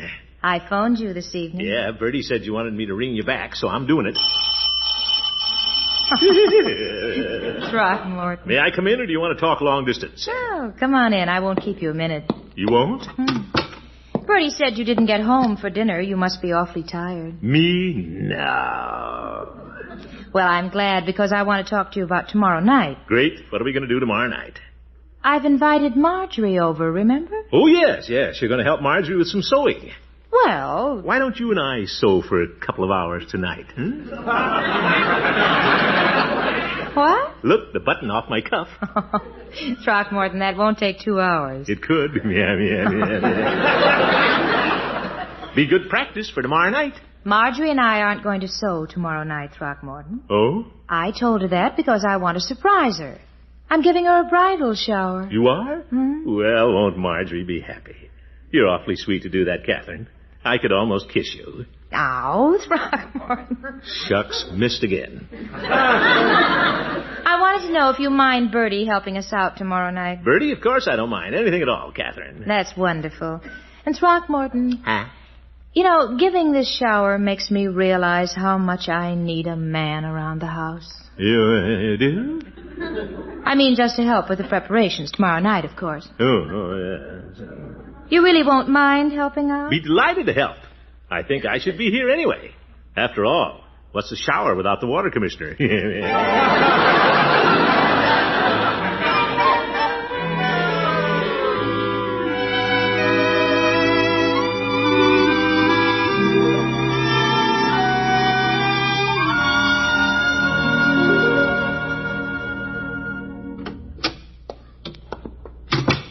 Good morning, Floyd. Well, if it ain't the commish. Hop right up in the chair, commish. Thank you. What'll it be, haircut? You can start with a haircut, my man, then give me the works. Yeah? If you had a manicurist, I'd even go for a manicure. Stepping out among them tonight, commish? Well... Gonna do a little billing and cooing with your turtle dove? Floyd. I'll bet you're no turtle among the doves. Oh. All jokes alongside, commish. How's the trained nurse? You mean Miss Milford, of course. Uh-huh. She's fine. Thank you for inquiring. That's okay. Don't trim it too short, Floyd. Leave the wave on the top. Don't worry. Hey, you got another gray hair here. I have? Yep. Pretty soon your wave's gonna have white caps. Very funny, white caps. Stick to your hair cutting, Floyd. Okay. Little Floydy Munson ain't one of them Gabby barbers. Good. Where you going tonight, commish? If you must know, I'm going over to Miss Milford's, Floyd. She's giving a shower for Marjorie. Oh? What's she gonna have you doing? Tipping the teapot for the in-laws? No, Floyd. That's what I like about this party. The Thompsons aren't going to be there. It's just for Marjorie's girlfriends. You don't like rubbing elbows with the in-laws, huh, commish? Well, Mrs. Thompson has pretty sharp elbows. Looks down her nose at everybody. She thinks she's the Queen of Sheba. Yeah? They tell me the old man is something out of this world. That's where his mind seems to be. He never knows what's going on. Oh, found a faded hair. That's two of them. Yeah. Every time I think of those Thompsons, another one turns gray.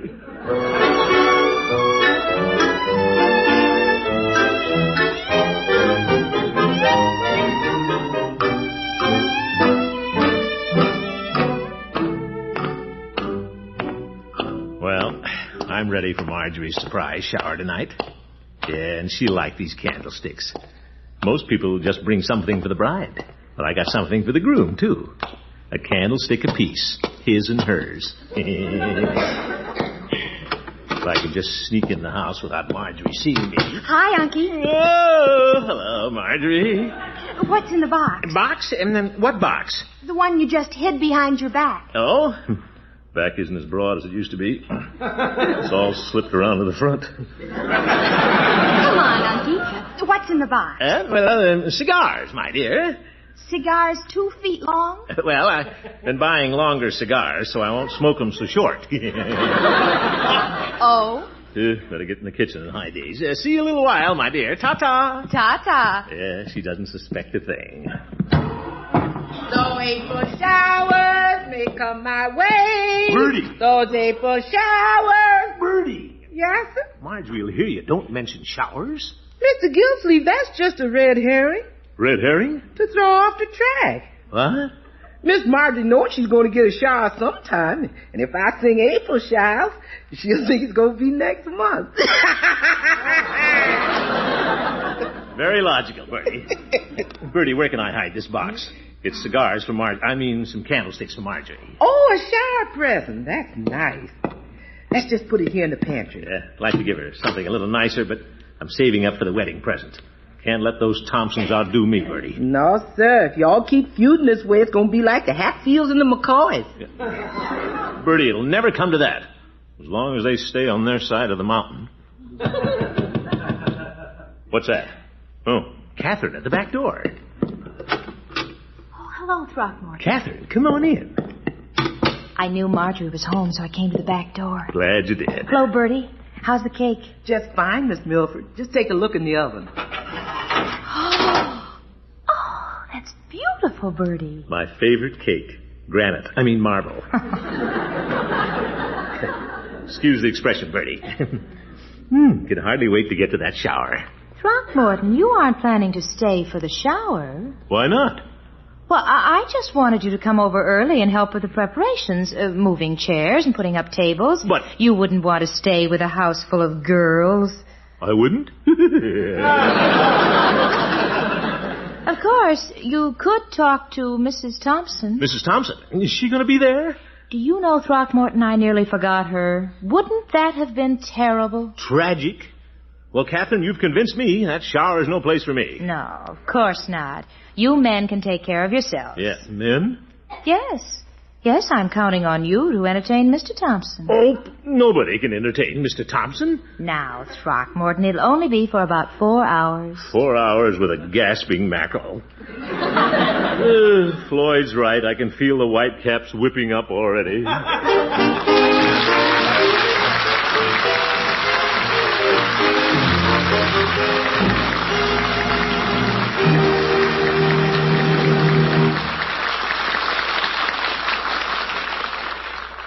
The Great Gildersleeve will return in just a minute.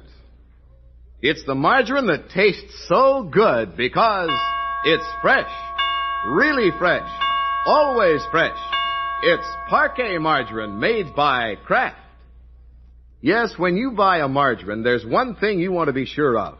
It must be fresh. And that's one thing you can be sure of when you buy Parquet margarine made by Kraft. For Kraft's nationwide freshness control guarantees that whenever or wherever you buy Parquet, you can always be sure of that fresh, delicious Parquet flavor. Parquet margarine is blended from fresh, top-grade American farm products. It's rushed fresh by truck to your grocer. Each Parquet package is flavor-dated and stocks are regularly inspected. Any Parquet not sold before it passes its freshness peak is returned to Kraft. So remember, Parquet margarine is the margarine that tastes so good. And it tastes so good because it's fresh, really fresh, always fresh. That's P-A-R-K-A-Y.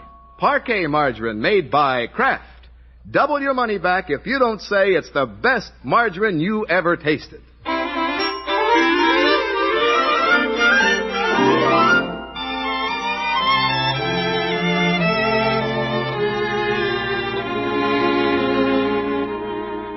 Well, let's get back to the Great Gildersleeve. He was all set to attend Marjorie's bridal shower when he found out he had to entertain Marjorie's prospective father-in-law. And he doesn't like the prospect. A whole evening with an absent-minded book lover. What a miserable night this is going to be. Say, misery loves company. Why don't I get some company?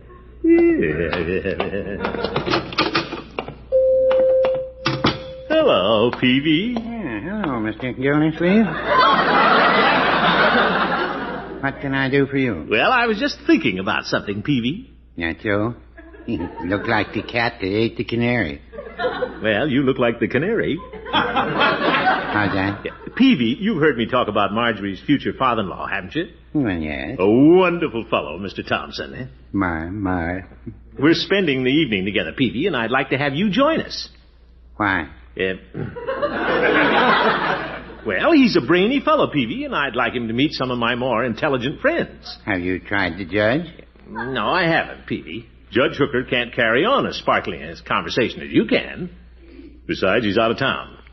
Mr. Gildersleeve, I believe you said this Mr. Thompson collected first editions. That's right, Peavy. Expert on modern art. You bet. He can tell you anything you want to know about it. There must be something I had to do tonight.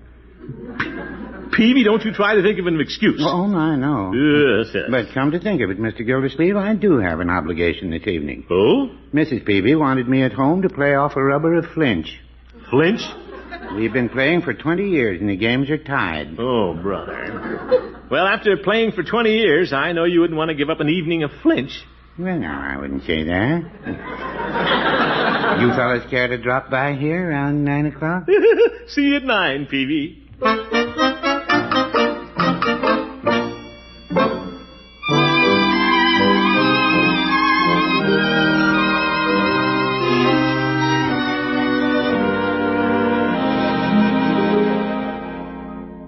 Huh. 8 o'clock. Where are those Thompsons? Mr. Thompson so absent-minded. Say, what if he drove in the wrong direction? Now, Mrs. Thompson is with him. She'll steer him in. Yeah, there they are. Better go out and greet them. Oop, he's walking across the street. Oh, now she's got him right by the coattail. Hello, over here. What a guy. He can't even remember my name. If he calls me Uncle Snort once more... Good evening, Mr. Gildersleeve. Hello, Mrs. Thompson and Mr. Thompson. Oh, good evening, Gildersleeve. Martha, you remember Marjorie's Uncle Snort? Oh. I spoke to him, Edward, and he's Marjorie's Uncle Mort. Oh, yes, of course. Well, Mrs. Thompson, everybody's over at Miss Milford's, and I'll be happy to drop you. By the shower, I mean. Thank you, Mr. Gildersleeve. Well, shall we go? Go where? You just stay close to me, Mr. Thompson. Shall we take our car? Well, I suspect we'd better take my Studebaker. Mr. Thompson and I will need it this evening. Oh? What are you boys going to do this evening? Well, Mr. Thompson, how would you like... Now, there's a very interesting lecture with slides at the Civic Auditorium. Oh? Yes. Casting light on darkest Africa. Well, that does sound interesting. It's out at 10:30. I took the trouble to look it up in your Summerfield paper. Of course you boys go where you want to go. We'd better go to the lecture, Gildersleeve. Guess so. Care to sit in front, Mrs. Thompson? No, thank you. If I'm not driving, I like to sit in the back seat. I bet she can drive from either seat. Well, if everybody's set, we'll back out. We're backing out, Martha.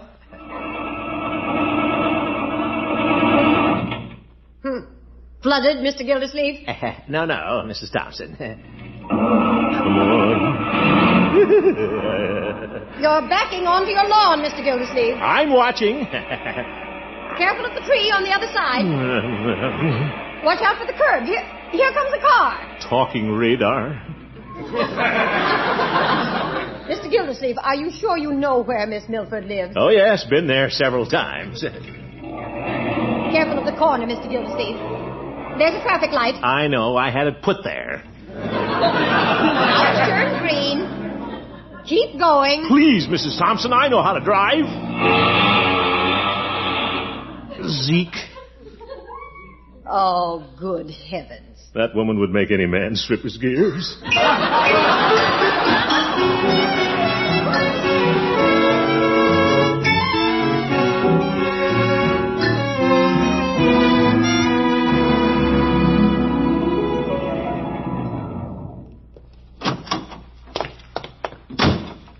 The car is stopped now. You can get out, Mr. Thompson. Out? Oh, yes. Well, I got rid of Mrs. Thompson, but I still have him. This evening certainly went sour. What was that, Gildersleeve? I said, I hope your wife has a fine time at the shower. She will. Who's the bridal shower for, Gildersleeve? Why, it's for Marjorie. Oh, I knew it couldn't be for Martha. No. Not this one. Well, we'll stop in here. Hello, Peavy. Hello, Mr. Gildersleeve. Peavy, want you to meet Marjorie's future father-in-law, Mr. Thompson. Good evening, Mr. Peavy. I'm happy to meet you, Mr. Thompson. Mr. Gildersleeve's told me a lot about you. He has? What did he say? Shall I tell him, Mr. Gildersleeve? Well, it might really embarrass Mr. Thompson, Peavy. I've been bragging on him quite a bit. Haven't I, Peavy? Well, no. Mr. Thompson, Peavy's going to spend the evening with us. Oh, who's Peavy? This is Peavy. Oh, to be sure, to be sure. I'll be ready as soon as I count the cash. That's fine, Peavy. By the way, where are we going? Well, it's been suggested that we go to a lecture. Lecture? Yeah, at the auditorium, Peavy. Casting light on darkest Africa. If you gentlemen will excuse me, I think I'll go home and play flinch with Mrs. Peavy. But, Peavy, we're counting on you. Gildersleeve, you two go if you want to. Don't count on me. What? I don't have to go to a lecture. I married one. Well, Thompson, you surprised me.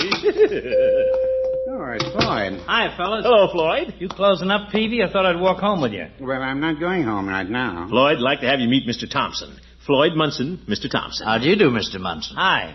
Thompson, huh? You got the same name as that in-law the commissioner's been battling with. Great joker, Mr. Thompson. Barber, you know. Barber thought his name was Munson. Oh. The barber's name is Munson. Floyd, this is Marjorie's future father-in-law. Oh. Gee, I'm sorry, Commish. I could cut my tongue out. I could help you. I'm ready. They lock up the store. Shall we go? Where are we going? Floyd, we three have an evening planned. Oh, what do we have planned, Mr. Gildersleeve? Well, since you don't care for the lecturer, we might go to the library. How are you going to have any fun at the library? Floyd, Mr. Thompson is a collector of first editions. Newspapers? No. Floyd, he loves books. He travels all over looking for them. Oh, hey, speaking of traveling, a salesman was in the shop today. He had a great story about two guys. No, Floyd. I'd like to hear that. Yeah. Say, Gildersleeve, why don't we take him along? What? Mr. Munson appears to be quite lively. Say, are there any clubs in town, fellows? Clubs? Oh, you mean men's clubs, where you sit in an evening chair, an easy chair, and look out the window? No, nightclubs. I better go home to Mrs. Peavy. Wait a minute, Peavy. We haven't any nightclubs, Mr. Thompson. Well, where can we find some noise and activity? Noise? How about the bowling alley?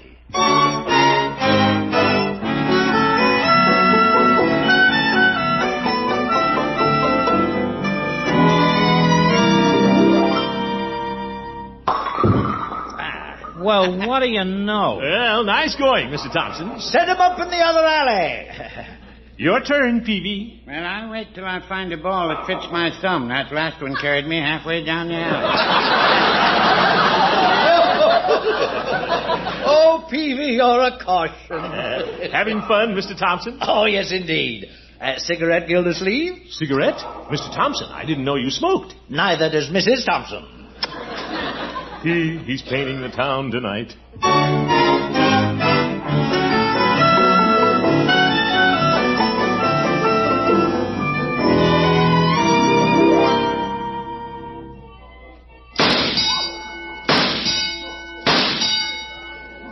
Well, I knocked over 18 out of 20 ducks. What do we do now?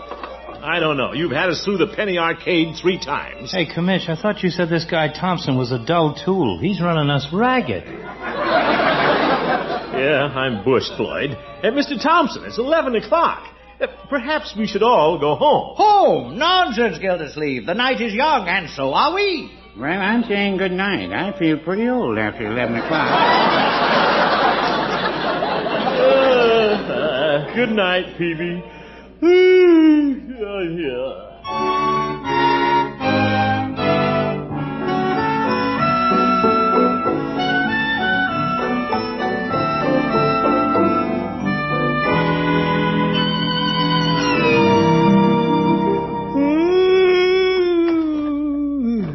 Wish I'd gone home with Peavy. What time is it, Commish? Yeah, Floyd, it's 1:15, according to that clock over the pinball machine. Hey, Gildersleeve! I hit the triple whammy. Look at it light up! He did. If he thinks that's a triple whammy, wait till his wife looks him in the eye. This guy never runs down, does he, Commish? He must take pills. We have to get him home, Floyd. Mr. Thompson, don't you think we should be going home? Home? I still have 20 nickels left. Have another Coke, fellows. Oh, my goodness. The evening's still a pup. Maybe a pup, but I know who's going to be in the doghouse.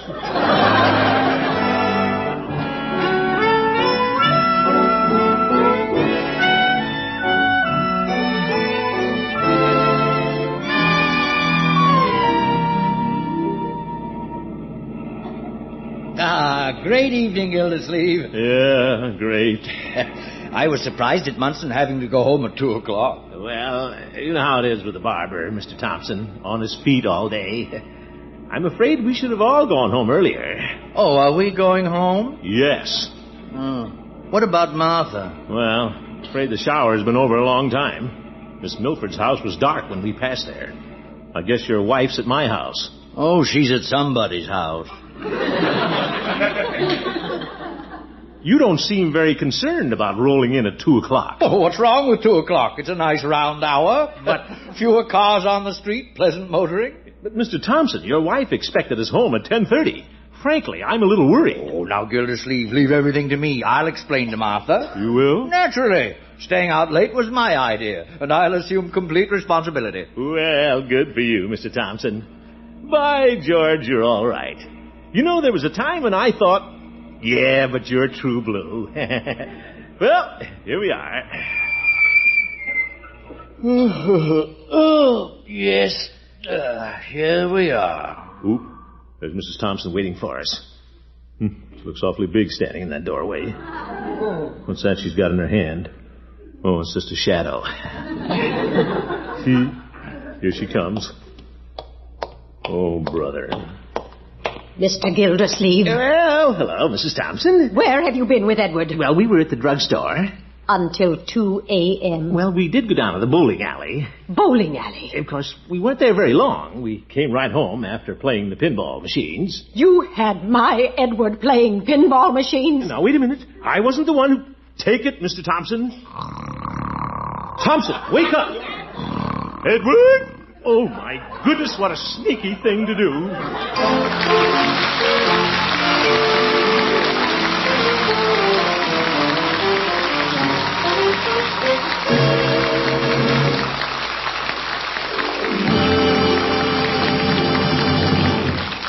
The Great Gildersleeve will be back very shortly. Tomorrow can be a red-letter day for you if it's the day you first try Parquet margarine. Once you've tried it, we know that you, too, will always consider Parquet margarine a real shopping find. For Parquet is the margarine that millions prefer because it tastes so good. And it tastes so good because it's always fresh. Parquet is the margarine so good that Kraft can afford to make this offer. Double your money back if you don't say it's the best margarine you ever tasted. Yes, if you don't agree Parquet is the best margarine you've ever tasted, send the empty carton with a letter stating your opinions, your name and address, and state the price you paid to Kraft, Box 1163, Chicago 90, Illinois. And Kraft will refund double the price you paid. Put Parquet on your shopping list right now. That's Parkay, Parquet margarine, made by Kraft.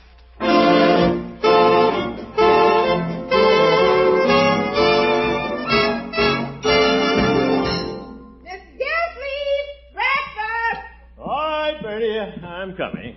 Good morning, Unky. Good morning, my dear. You'll excuse me if I rush, Uncle Mort. This is the day I work at the Red Cross. Oh, maybe I'll go down with you. Really? Yeah.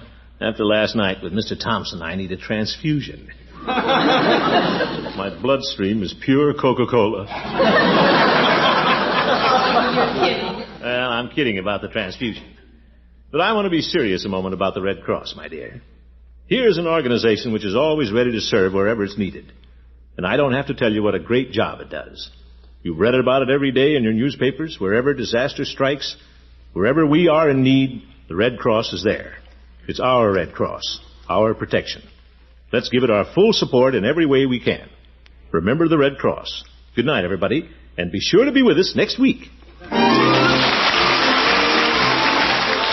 Next Wednesday, the Great Gildersleeve has something up his sleeve which is going to be of very special interest to every one of you homemakers. Be sure you're listening next week. The Great Gildersleeve is played by Harold Perry. The show is written by Paul West, John Elliott, and Andy White, with music by Jack Meakin. Included in the cast are Mary Lee Robb, Lillian Randolph, Kathy Lewis, Arthur Q. Bryan, and Dick LeGrand. This is Jay Stewart saying goodnight for the Kraft Foods Company, makers of the famous line of Kraft quality food products.